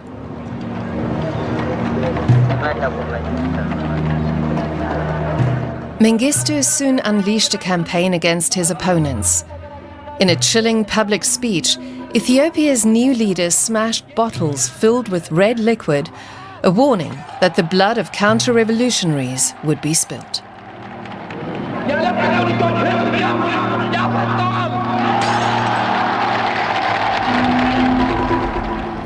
A wave of terror swept the country. Over the next 2 years, as many as 500,000 men, women, and children were killed. The atrocities did little to deter Moscow from backing Ethiopia's socialist transformation. The regime nationalized key industries and imposed collectivization on the countryside, with Soviet support. Moscow only reconsidered its position when conflict erupted between Ethiopia and Somalia, another former Soviet ally. On July 23, 1977, Somali forces crossed into neighboring Ethiopia. Their target was the Ogaden Desert, a region long claimed by Somalia.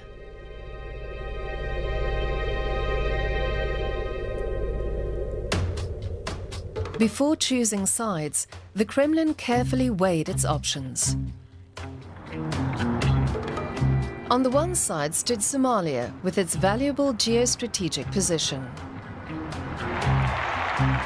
Aware of this leverage, Siad Barre had avoided becoming overly dependent on Moscow, cultivating ties with China, Saudi Arabia, and even the United States. On the other side was Ethiopia, ruled by Mengistu, an ideologically rigid and reliable ally. In 1983, Mengistu even had a statue of Vladimir Lenin erected in central Addis Ababa, reportedly the largest outside Europe. The Ethiopian leader also found admirers in socialist Europe. East German leader Erich Honecker, in particular, was an enthusiastic supporter. Генеральный секретарь ЦК Социалистической единой партии Германии, товарищ Хонекер, прибывший на празднование в Аддис-Абебу, и товарищ Менгисту Хайле Мариам открыли памятник Карлу Марксу. Ideology was not the only consideration. Ethiopia could help cover critical supply gaps in East Germany, including coffee shortages that party leaders feared might spark public unrest. Mengistu agreed to barter valuable coffee beans for weapons from East Germany, avoiding the need for scarce foreign currency. Honecker was impressed. Cuban leader Fidel Castro wanted to judge the situation for himself. After meetings with Somali leaders Siad Barre and Ethiopia's Mengistu, he concluded, Siad Barre is above all a nationalist. His socialism is an empty shell. Mengistu, on the other hand, is a calm man, serious, sincere, and aware of the power of the masses. The final decision lay with Leonid Brezhnev. In the struggle over the Ogaden Desert, he chose Mengistu's Ethiopia. The Soviet Union launched one of its largest overseas military operations since the Korean War.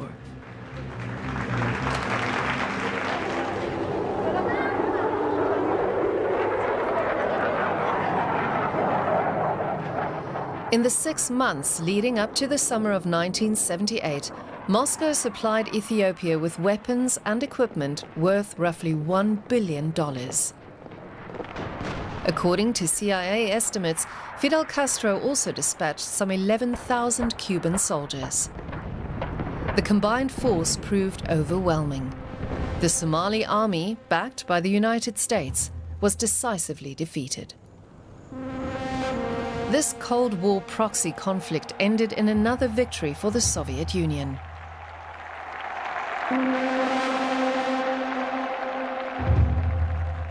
Relations between Washington and Moscow sank to a new low.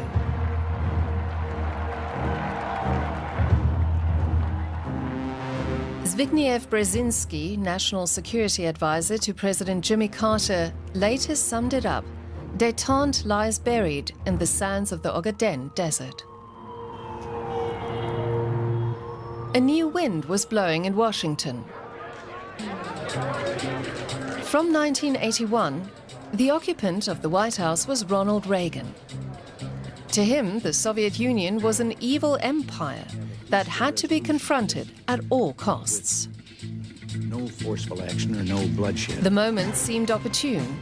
For 2 years, Soviet intervention in Ethiopia had tied down significant military resources.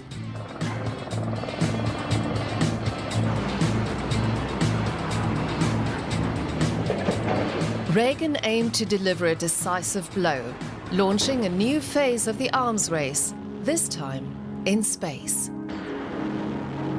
The Strategic Defense Initiative, an extensive research and development program, is designed to explore ways of defending America and its allies from ballistic missile attack. Great progress has been made since the program began.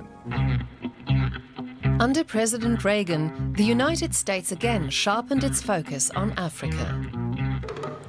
Reagan welcomed Jonas Savimbi, leader of the Angolan rebel movement UNITA, and reaffirmed American support for his fight against the country's socialist government.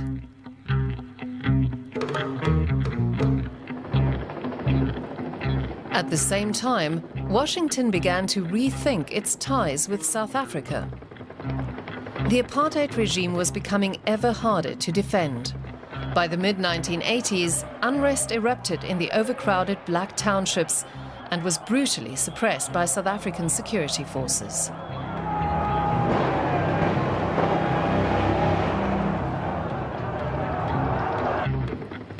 Under mounting pressure, including from major black organizations in the United States, Washington was forced to distance itself from the South African government's repression. Both South African and Western politicians quietly opened channels to the opposition African National Congress, the ANC. For the first time, the white minority government seriously considered reforms to apartheid. In return, the ANC, long supported by Moscow, signaled a readiness to make political compromises. By the mid-1980s, communism was losing its appeal in many African countries. In some cases, its consequences had been devastating. This was especially true for Ethiopia under Mengistu.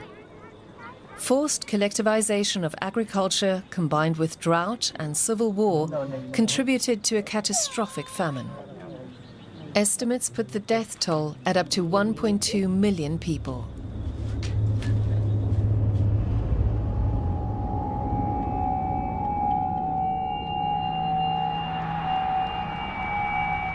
In Moscow, an aging leadership proved unable to halt the steady loss of influence abroad. The the Soviet Union itself was grappling with a deepening economic crisis.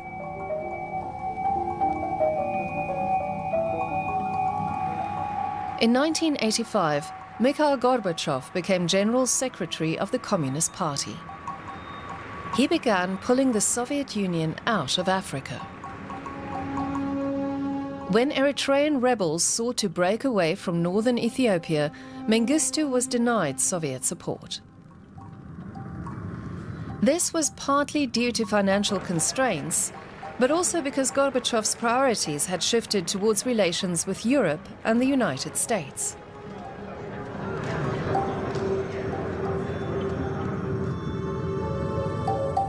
In 1988, the future Russian Foreign Minister Andrei Kozyrev summed up the reassessment bluntly.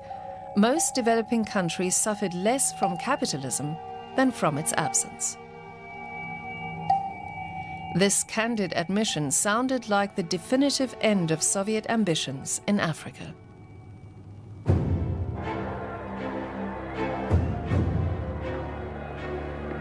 One year later came the fall of the Berlin Wall. 2 years later, the Soviet Union itself collapsed.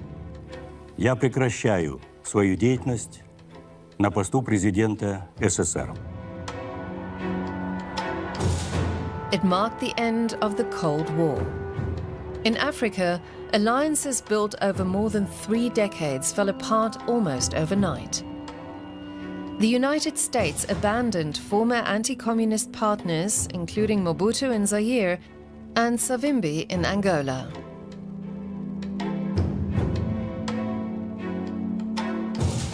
In Ethiopia, Mengistu tried to stabilize the country through limited concessions and cautious economic reforms. They failed. Eritrea broke away and gained independence in 1993.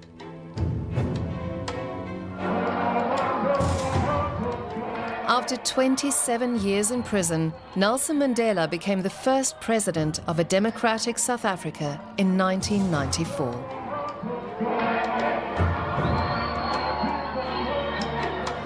Polish reporter Ryszard Kapuczynski summed it up: the Cold War was waged in a particularly brutal and cynical way in Africa, and Africa seemed powerless to do anything to stop it.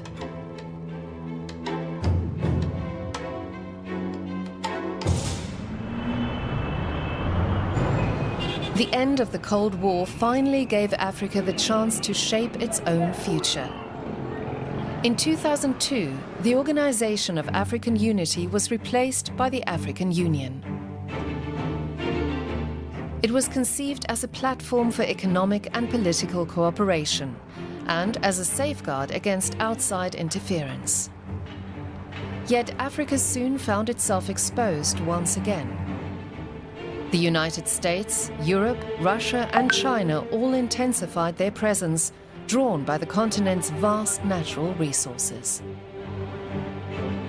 In 2023, 60 years after the founding of the OAU, African Union Chair Moussa Faki Mahamat warned of a dangerous scenario.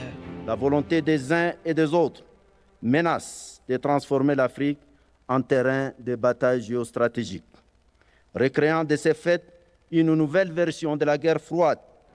Nous devons résister à toutes les formes d'instrumentalisation de nos États membres. One of Africa's greatest challenges today is to guard against new forms of imperialism, so that history does not repeat itself.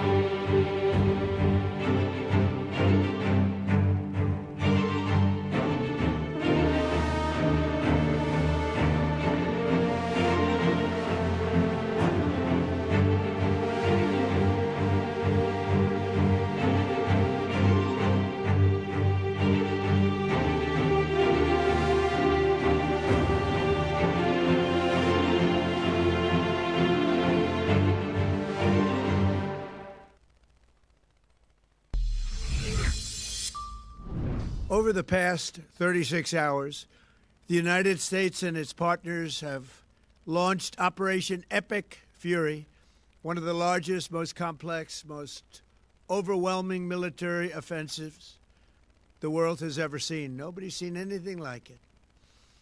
We have hit hundreds of targets in Iran, including Revolutionary Guard facilities, Iranian air defense systems. Just now it was announced that we knocked out 9 ships plus their naval building, all in a matter of literally minutes.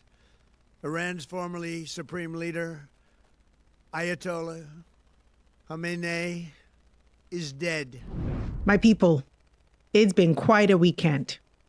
Now, I was preparing a completely different show for you today, okay, on why so many African countries are signing on to Trump's controversial America First health policy.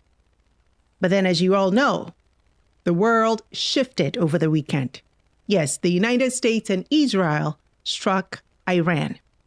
Missiles, explosions, and now confirmed reports that Iran's supreme leader has been killed. So we had to pause that story and turn our attention to this one today. And trust me, you do not want to miss tomorrow's show because something deeply concerning is unfolding in Africa with that policy.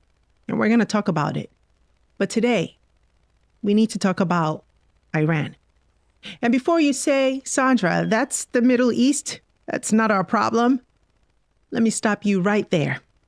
Because every time the so-called superpowers start throwing missiles, guess who pays the bill? Africa. And this time, the bill could be historic.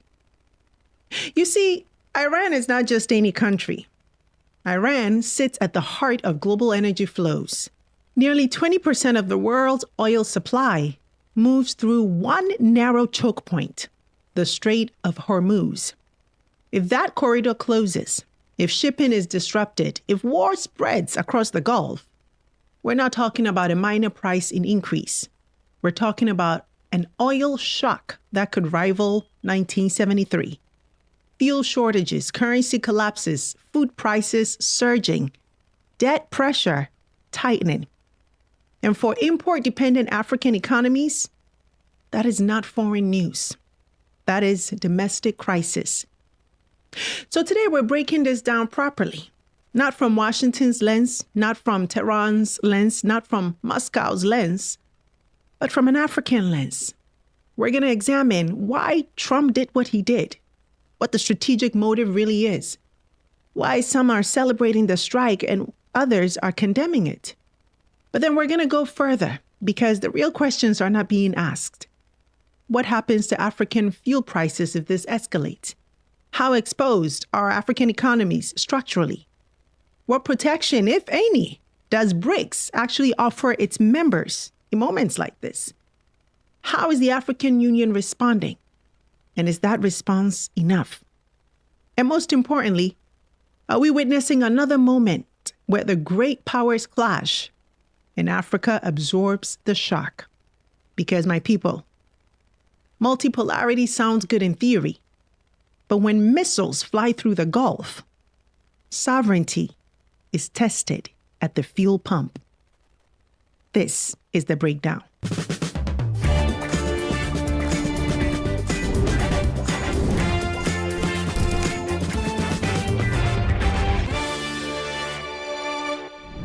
All right, my people, welcome to today's show. I hope you had a great weekend. And if this is your first time joining us, welcome to Panagenius TV. I'm Sandra Bebu Boateng, and this is The Breakdown, where we center Africa and the Black world in today's global affairs. Now, before we continue, I want to share something with you, okay? Our analytics show that nearly half of our regular viewers here are not yet subscribed to the channel. So I'm going to ask you to do me a quick favor. If you watch us consistently, if you value these conversations, just take a second right now and subscribe to the channel and then tap the notification bell for alerts. We're racing toward 300,000 subscribers. Thank you. Thank you. Thank you so much, by the way. But your support truly helps us get there faster. And remember, when you like, comment, and share, it signals to YouTube that this content matters It helps the algorithm prioritize our work and push the conversations that we're having here to more people. So please take that small step to help us grow this platform. Now, let's quickly warm up the chat. Drop where you're tuning in from as usual, and tell us one thing that's happening in your country or state, wherever you are, that we should be paying attention to. You know, one of the things that I love about this community is that we keep each other informed in real time. And today, I especially want to send a shout out to our viewers in the Middle East. Yes, I know many of you tune in regularly, and we truly appreciate you. We hope you're staying safe during this time. And let us hear from you in the comments. How are things on the ground? What are you seeing? How are you feeling? We are one global community here, and your voice matters. So let's talk. And my people, a quick reminder that we are expanding. Yes, this network is growing very rapidly, which means that we are hiring. We are looking for brilliant minds, on-air reporters, analysts, researchers, commentators, people who can contribute meaningfully to the conversations that we're building here. If you or someone you know has the expertise, the clarity, and the courage to add value to this platform, we want to hear from you. Click the application link in the description box and connect with us directly. And now let me also say this, right? I really, truly appreciate the engagement on this channel. Many of you have told me that this platform is reshaping how you see Africa and the world at large. You've said that this work is urgent, it is necessary, and it is grounding. And that means more than you know. This is exactly why we started this channel. So yes, we've been growing quickly, but we have so much more to do, so much more work ahead. There are millions more people out there that we need to reach with a narrative that is balanced, strategic, and rooted in truth. So I'm going to ask you to support our work directly if you can. And the best way to do that right now is by becoming a member. And I want to thank everyone who has joined. The numbers are growing, and we have a lot of great programming that is coming your way in the membership. But it's also a great way to support our work. It allows us to continue to scale what we're doing, reach more people, produce more exclusive content for you. Okay, you can also just drop a super thanks on any video. That helps tremendously as well. And even if you can't financially support right now, we understand. Okay, times are tough. But one powerful thing that you can do is to share this channel and our videos with your group chats. That helps more than you can imagine. Okay. And finally, I just want to say a big thank you also to everyone who has purchased my State of Africa 2026 report. Now, I've been so busy. I haven't really had time to dive very deeply into that report here on the channel, and I will. Hopefully this week, we will do a deeper dive into the report. If you haven't grabbed your copy, please do visit my website, sandrabebuboateng.com, and grab your copy so that when we break it down here on the channel, you have more context, you have the report, and we can go through it together. And also a quick reminder to follow me on Substack for my real-time reactions to breaking news stories and deeper analysis that I don't always have time to unpack here on the show. If you join my Substack, you will receive these updates directly in your inbox, including exclusive reports, my weekly and monthly intelligent briefs and special reports. So don't miss out on that. You can find me and follow me or subscribe to me at sandrabebuboateng.substack.com. I look forward to connecting with you there. All right, now, my people, let's get to today's hot topic. A short time ago, the United States military began major combat operations in Iran. Our objective is to defend the American people by eliminating imminent threats from the Iranian regime, a vicious group of very hard, terrible people. Its menacing activities directly endanger the United States, our troops, our bases overseas, and our allies throughout the world. For 47 years, the Iranian regime has chanted death to America and waged an unending campaign of bloodshed and mass murder, targeting the United States, our troops, and the innocent people in many, many countries. All right, now, so let's slow down and establish the facts. On February 28th, the United States, in coordination with Israel, launched targeted military strikes inside Iran that ultimately killed the Islamic Republic's supreme leader, Ali Khamenei. President Donald Trump called it a preemptive strike, arguing that Iran was dangerously close to building nuclear weapons. Now, here's what's important. Fear that Iran is developing nuclear weapons is not new. This tension has been building for over 20 years. Iran insists that its nuclear program is for peaceful energy purposes. But Western intelligence agencies, particularly in the U.S. and Israel, have long suspected that beneath civilian enrichment lies weapons capability. The concern centers around uranium enrichment. To fuel nuclear energy, uranium must be enriched to about 3 to 5%. But to build a nuclear bomb, enrichment levels must reach roughly 90%. Over the years, inspectors reported that Iran enriched uranium far beyond civilian energy requirements. That is where the alarm bells rang. In 2015, under President Barack Obama, the United States and world powers negotiated the Joint Comprehensive Plan of Action, commonly known as the Iran nuclear deal. Today, after 2 years of negotiations, the United States, together with our international partners, has achieved something that decades of animosity has not: a comprehensive long-term deal with Iran that will prevent it from obtaining a nuclear weapon. This deal demonstrates that American diplomacy can bring about real and meaningful change, change that makes our country and the world safer and more secure. Under that agreement, Iran agreed to cap uranium enrichment, reduce centrifuges, allow international inspections, and ship out enriched uranium stockpiles. In exchange, economic sanctions were lifted. Iran regained access to global markets. Supporters said that it prevented war, but critics, especially in Israel and among U.S. conservatives, said that it merely delayed Iran's path to a bomb. In 2018, during his first term, President Trump withdrew the United States from the deal, calling it, quote, the worst deal ever negotiated. Sanctions were reinstated. Iran responded by gradually increasing uranium enrichment again. So fast forward to June 2025. Trump authorized airstrikes on Iranian nuclear enrichment facilities, claiming they had been, quote, completely obliterated. Iran's key nuclear enrichment facilities have been completely and totally obliterated. However, satellite imagery later showed heavy damage, but intelligence analysts suggested that Iran retained nuclear capability elsewhere. Which brings us to this weekend. And what's especially shocking is this. Just last week, Iranian officials publicly stated that negotiations with the U.S. were progressing well.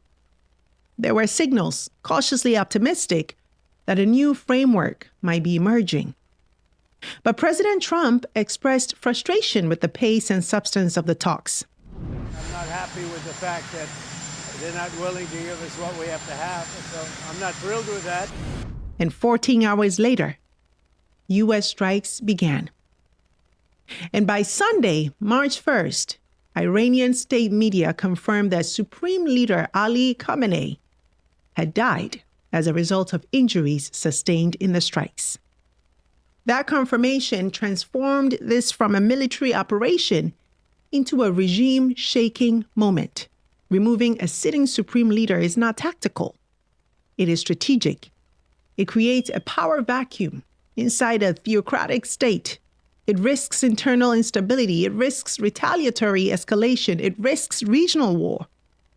And it sends a signal to other adversaries, including Russia and China, about how far the United States is willing to go.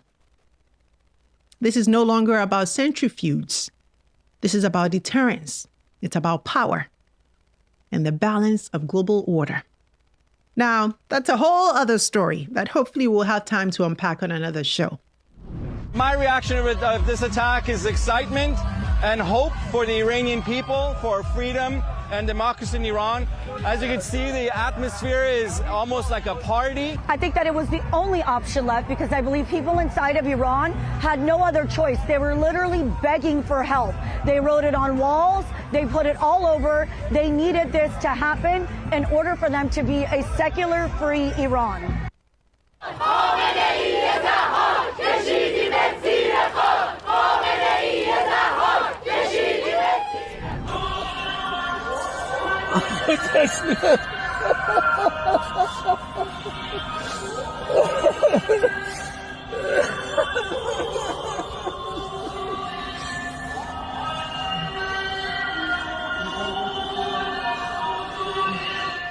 Now, there's been very mixed reaction to Supreme Leader Khamenei's death around the world.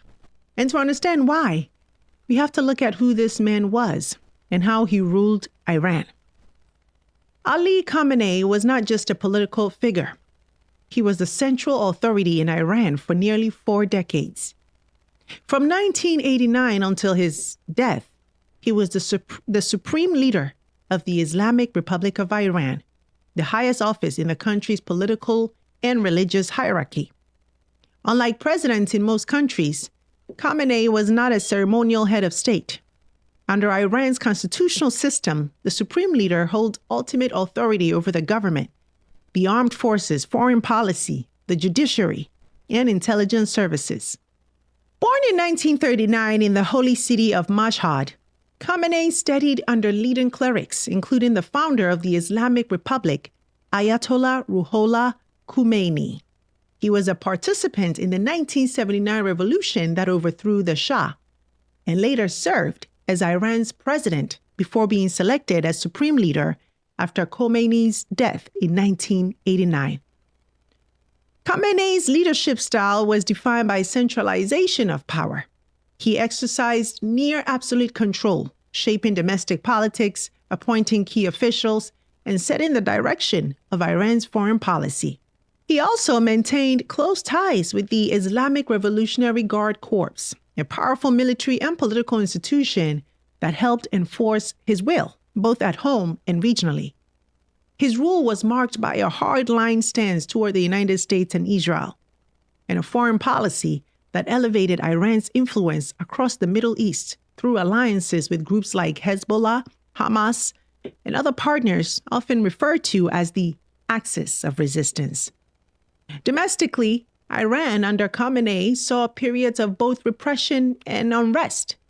Mass protests, including the 2009 Green Movement and large-scale protests in 2022, were met with harsh crackdowns, fueling widespread dissatisfaction among younger Iranians who faced economic hardships and restrictions on personal freedoms. His position on the nuclear program was complex. While Iran maintained that its nuclear activities were for civilian purposes, and Khamenei issued a religious ruling, a fatwa, against the production and use of nuclear weapons, Western governments remained skeptical, viewing Iran's nuclear ambitions as a strategic tool for deterrence and influence. So when he died, reactions diverged sharply.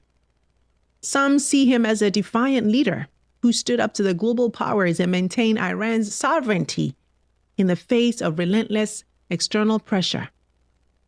But others view his rule as autocratic and destabilizing, arguing that his hardline policies isolated Iran economically, intensified regional tensions, and suppressed the voices of millions of Iranians demanding change. So understanding this duality, powerful ruler and polarizing figure, helps explain why Khamenei's death has produced both celebration and condemnation on the world stage. Thank you very much for sticking around.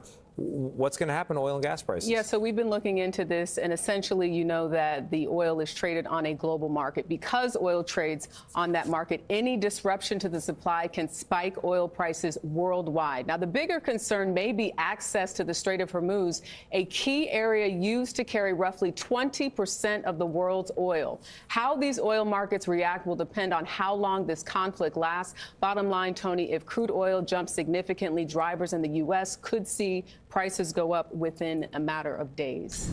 Now let's bring this back home, because this is where the conversation becomes uncomfortable.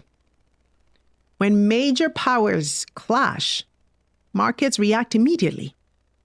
And the first market to react, oil.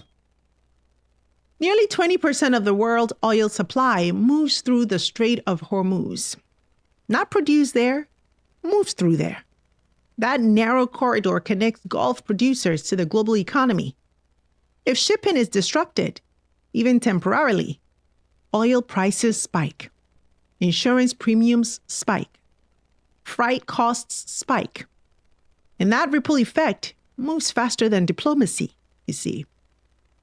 Here's the structural reality. Many African countries are net importers of refined petroleum products. Even oil-producing countries like Nigeria often import refined fuel due to limited domestic refining capacity.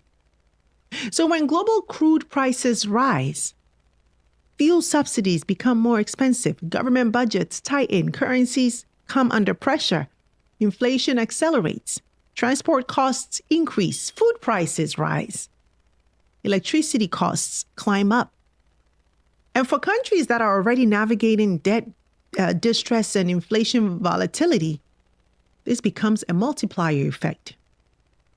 Now, we've seen this before. In 1973, during the Arab oil embargo, oil prices quadrupled and triggered a global economic shock. In 2022, after the Russia-Ukraine war disrupted energy and grain markets, many African economies faced fuel shortages, rising bread prices, currency depreciation, IMF negotiations. Every geopolitical crisis tied to energy markets creates downstream consequences for economies that do not control their own energy supply chains. Africa is highly exposed, not because it is weak, but because it is structurally integrated into global commodity systems without any structural control. So here's the question that no one is asking loudly enough. If oil hits $100 per barrel, if shipping through Hormuz remains volatile, if insurance costs for Gulf transit surge, how many African governments are prepared? Do they have strategic petroleum reserves large enough to cushion shocks? Is there intra-African energy trade strong enough to absorb volatility? Is there coordinated monetary response frameworks? Or are countries still reacting individually? This is not about choosing sides between the United States, Iran, Russia, or China. This is about structural vulnerability. Africa exports raw materials, imports refined energy, imports machinery, imports fertilizers, imports finished goods. So when freight costs rise globally, we import inflation. And when oil prices rise globally, we import fiscal stress. That's the pattern. And that's why this conflict, though geographically distant, is economically close. Now let's examine something important, right? Because as usual, African nations are not unified in their response to the U.S. strikes.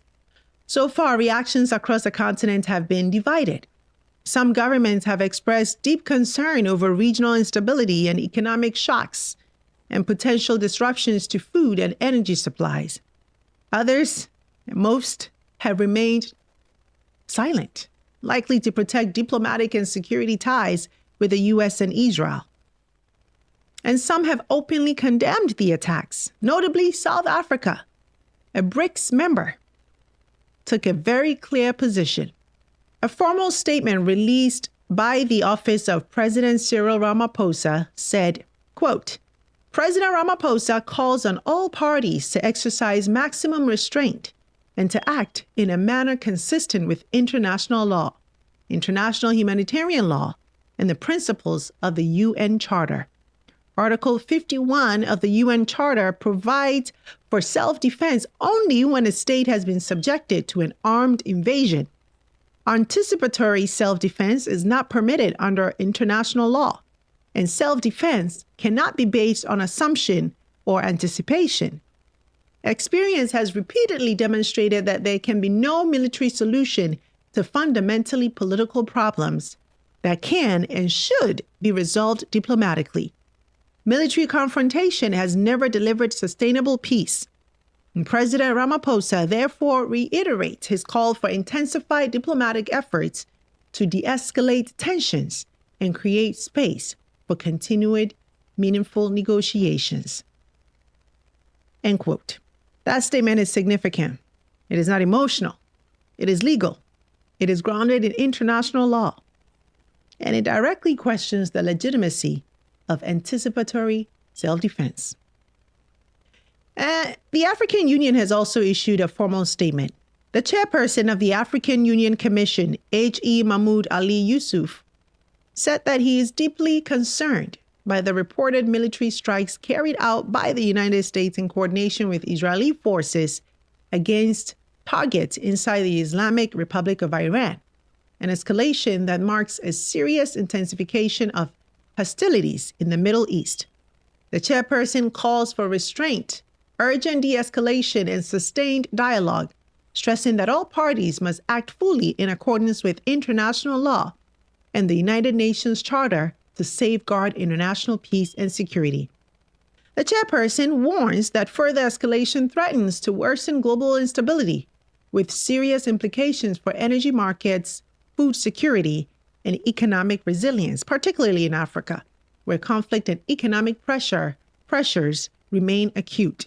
He urges all concerned actors to prioritize diplomatic engagement, including ongoing international mediation efforts facilitated by the Sultanate of Oman to prevent further deterioration and uphold the international rules-based order. H.E. Yusuf reiterates that sustainable peace can only be achieved through diplomacy, not through force.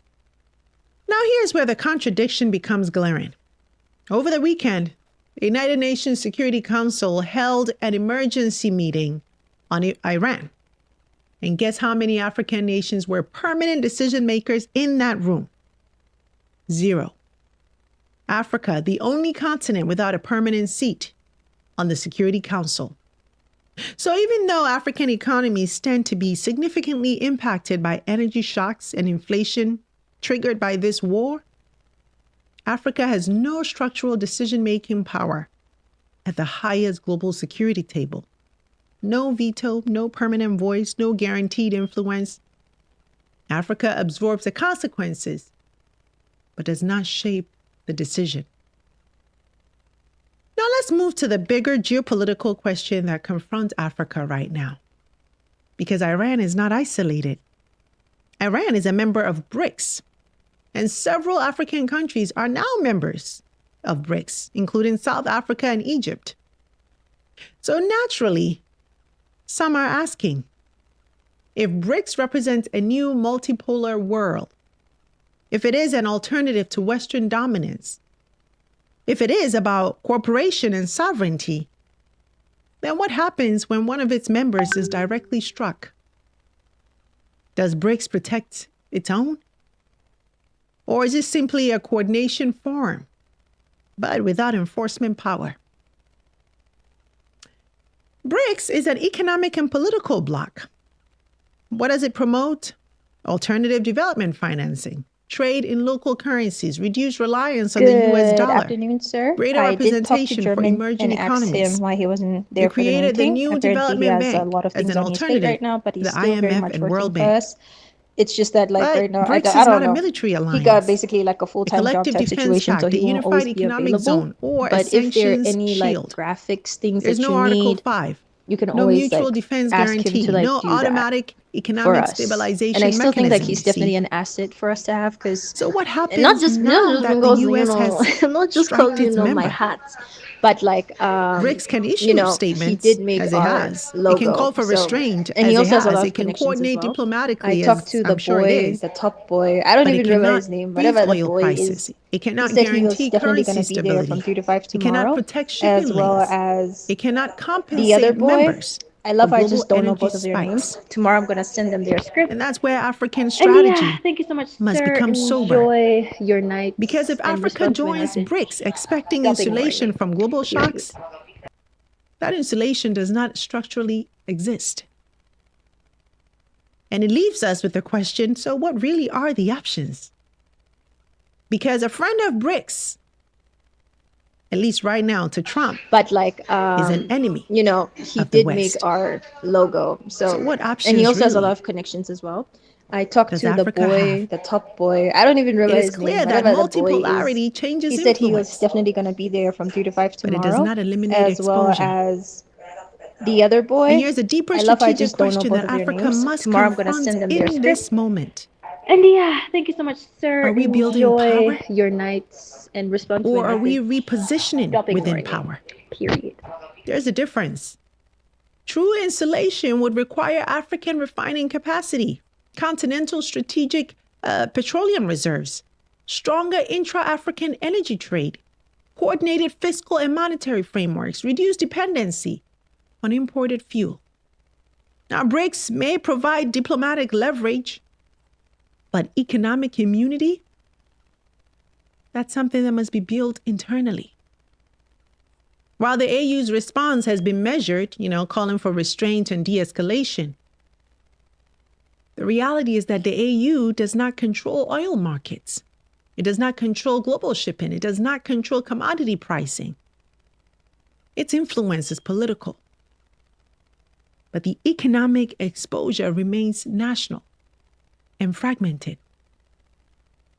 So here's the real tension. If great powers miscalculate, if oil markets destabilize, if inflation spreads, will Africa suffer economically every time superpowers clash? Or is this the moment that forces us to accelerate structural independence, my people? We cannot control Washington, we cannot control Tehran, we cannot control Moscow or Beijing. But we can control what we build. Because the real issue is not whether America struck Iran. The real issue is this. Why does a military decision thousands of miles away automatically destabilize African fuel prices? Why are our transport systems so dependent on imported refined petroleum? Why do many of our countries lack strategic petroleum reserves large enough to cushion shocks? Why are we still exporting crude and importing refined fuel? That is not geopolitics. That is structure. Structural independence is not slogans. It is systems. It means continental refining capacity, not just extraction. Coordinated African strategic petroleum reserves, deepened intra-African energy trade under the African Continental Free Trade Area, diversified energy sources, solar, hydro, gas, renewables, and fiscal coordination when global shocks hit. It means building shock absorbers because global instability is not going away. Multipolarity does not eliminate tension. It multiplies it. This crisis is revealing something uncomfortable. Yes, Africa's geopolitical voice may be rising, but our economic insulation is lagging. We're present in BRICS. We speak at global forums. We call for reform at the United Nations. But then when oil prices spike, we still react. Not because we lack intelligence, not because we lack resources, but because we have not yet aligned our economic architecture with our geopolitical ambition. So maybe the question is not who is right in this conflict. Maybe the deeper question is, when will Africa stop being the shock absorber of global power struggles? When will we design systems that prevent external conflict from triggering internal crisis? Because sovereignty is not about rhetoric. It is about resilience. And right now, Africa continues to be exposed. All right now, let's turn to our history lesson of the day.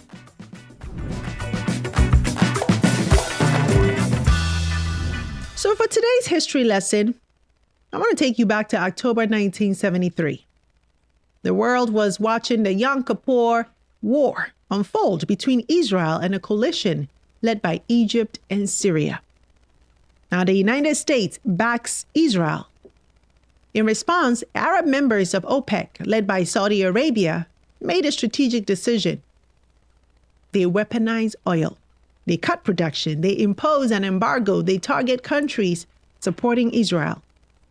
And guess what? Overnight, oil stops being just a commodity. It becomes geopolitical leverage. At the time, oil was trading at roughly $3 per barrel. But within months, it quadrupled to nearly $12. That spike may sound modest by today's standards, but in 1973, this was catastrophic. The global economy was built around cheap labor. The global economy was built around cheap energy. Factories, transport, agriculture, electric grids. Everything depended on stable oil prices.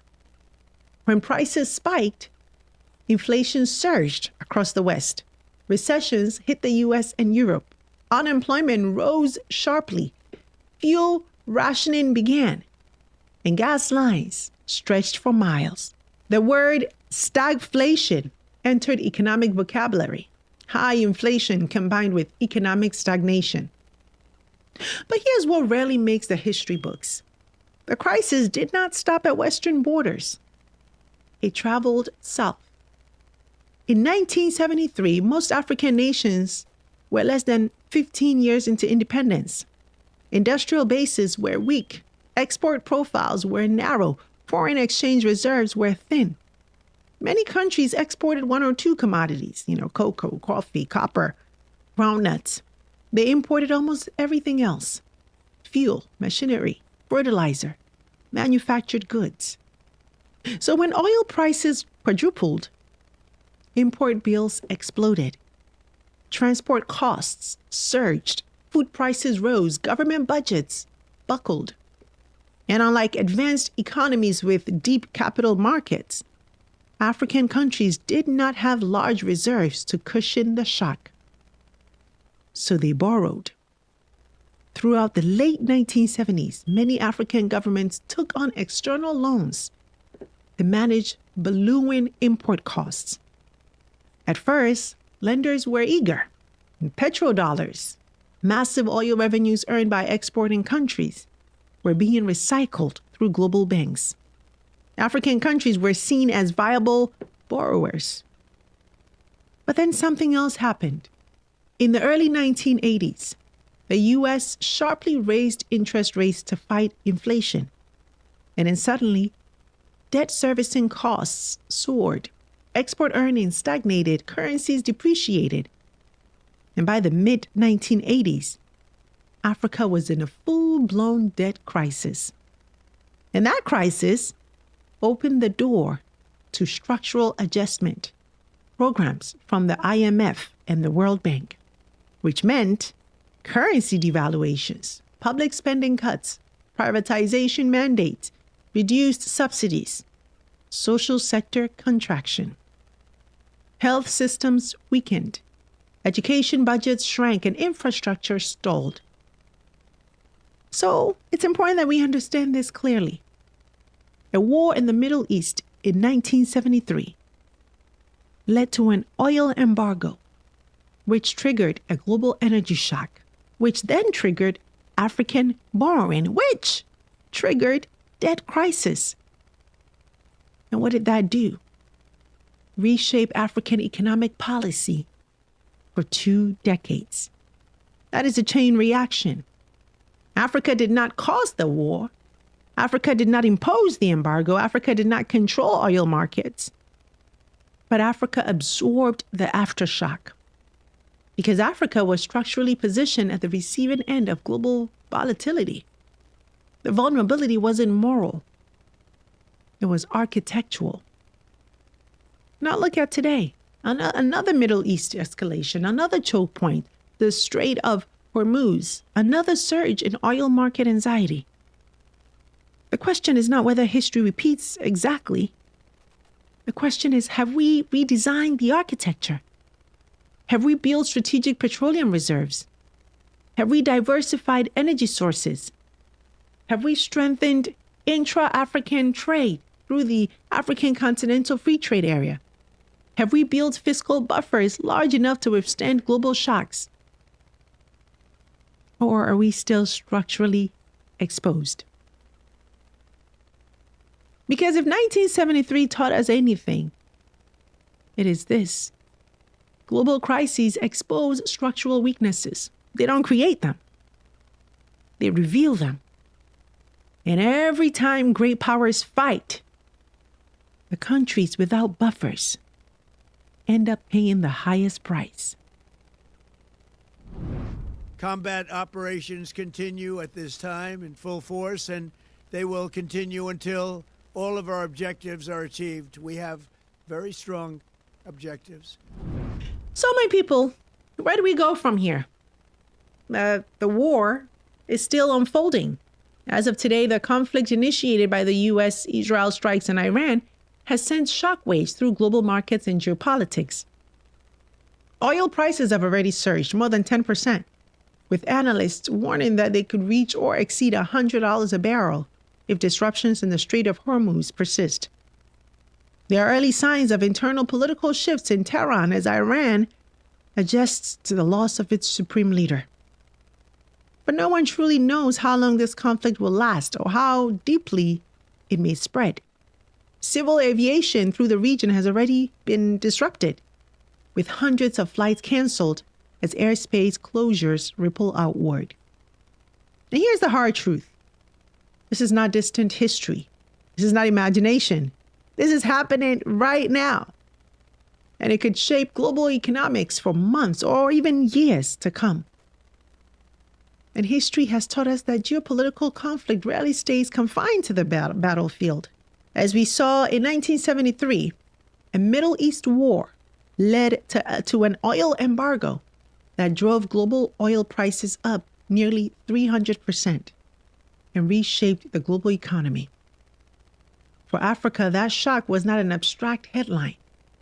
It meant inflated import costs, shrinking foreign exchange, higher food and fertilizer prices, and heavy borrowing that laid the groundwork for debt crises and structural adjustment programs throughout the 1980s. That was the era when global energy disruption translated directly into African economic pain. Today's crisis threatens a similar dynamic, but in a world with even deeper interconnections, faster capital flows, and just-in-time supply chains that leave little room for error. So let's return to the tension that we framed earlier. If great powers miscalculate, if oil markets destabilize, if inflation spreads, will Africa suffer economically every time the superpowers clash? Or is this the moment that forces us to accelerate structural independence? Not independence in slogans, but independence in systems, independence in infrastructure, in energy, in economic resilience. If one lesson history teaches, it is this. Crises expose structural weakness. They don't create them. They reveal them. And right now, Africa's vulnerability is no longer theoretical. It is material. It is measurable. It is immediate. So as we watch the conflict evolve, as markets brace for continued volatility, as energy, transportation, and food systems feel stress, the question is not who wins this war. The real question is, what will Africa build next?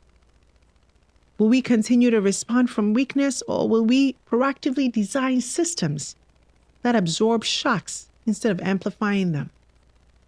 Because the world will not stop producing crises. They may not always be in our backyard, but as history has shown, their aftershocks will often land on our shores first. So where do we go from here? Well, We go toward resilience. We go toward structural independence. We go toward an Africa that can withstand external shocks without internal collapse. Because this moment today may well become remembered as a turning point. Either the moment that Africa was reminded of its vulnerabilities again, or the moment that Africa finally chose to resolve them. So now I turn it over to you. What do you think Africa must prioritize to stop paying the price for wars that it did not start? Let me hear from you in the comments and let's talk about it. Now, we're going to continue to follow this story because there's so many different angles to analyze this from. But today I wanted to really bring you the economic impact of what is happening and to show you how things that may be happening outside of the continent still impact us, still affect us tremendously because of the lack of our own systems that insulate us from what is happening around the world. So thank you for tuning in today. And I also invite you to join us tomorrow as we break down President Trump's controversial America First Health Initiative. Why so many African nations are signing on. That's going to be a good one. You do not want to miss it. And if this conversation mattered to you, please share it with at least 10 people and invite them to join us here weekdays at 4 p.m. as we break it down together. And also don't forget to subscribe, join our channel membership, and stay connected with me on Substack, and also get your copy of my State of Africa 2026 report. Link in the description box. I'm Sandra Bebu Boateng, and until next time, take care. Ibrahim Traore is a symbol, and a symbol is part of the system. So what young people must realize that success is not an individual achievement. You achieve because you are part of a team.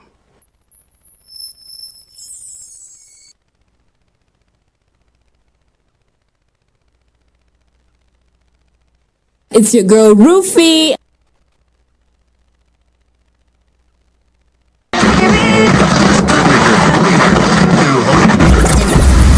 UNAM Radio 97.4 FM. 97.4. I'm back before you had a chance to miss me. What's up, Vintuk? It's Lungster representing Channel O, and when I'm in your neighborhood, I only listen to UNAM Radio 97.4 FM, baby. UNAM Radio 97.4 FM. UNAM Radio, the best, the hottest. Ready?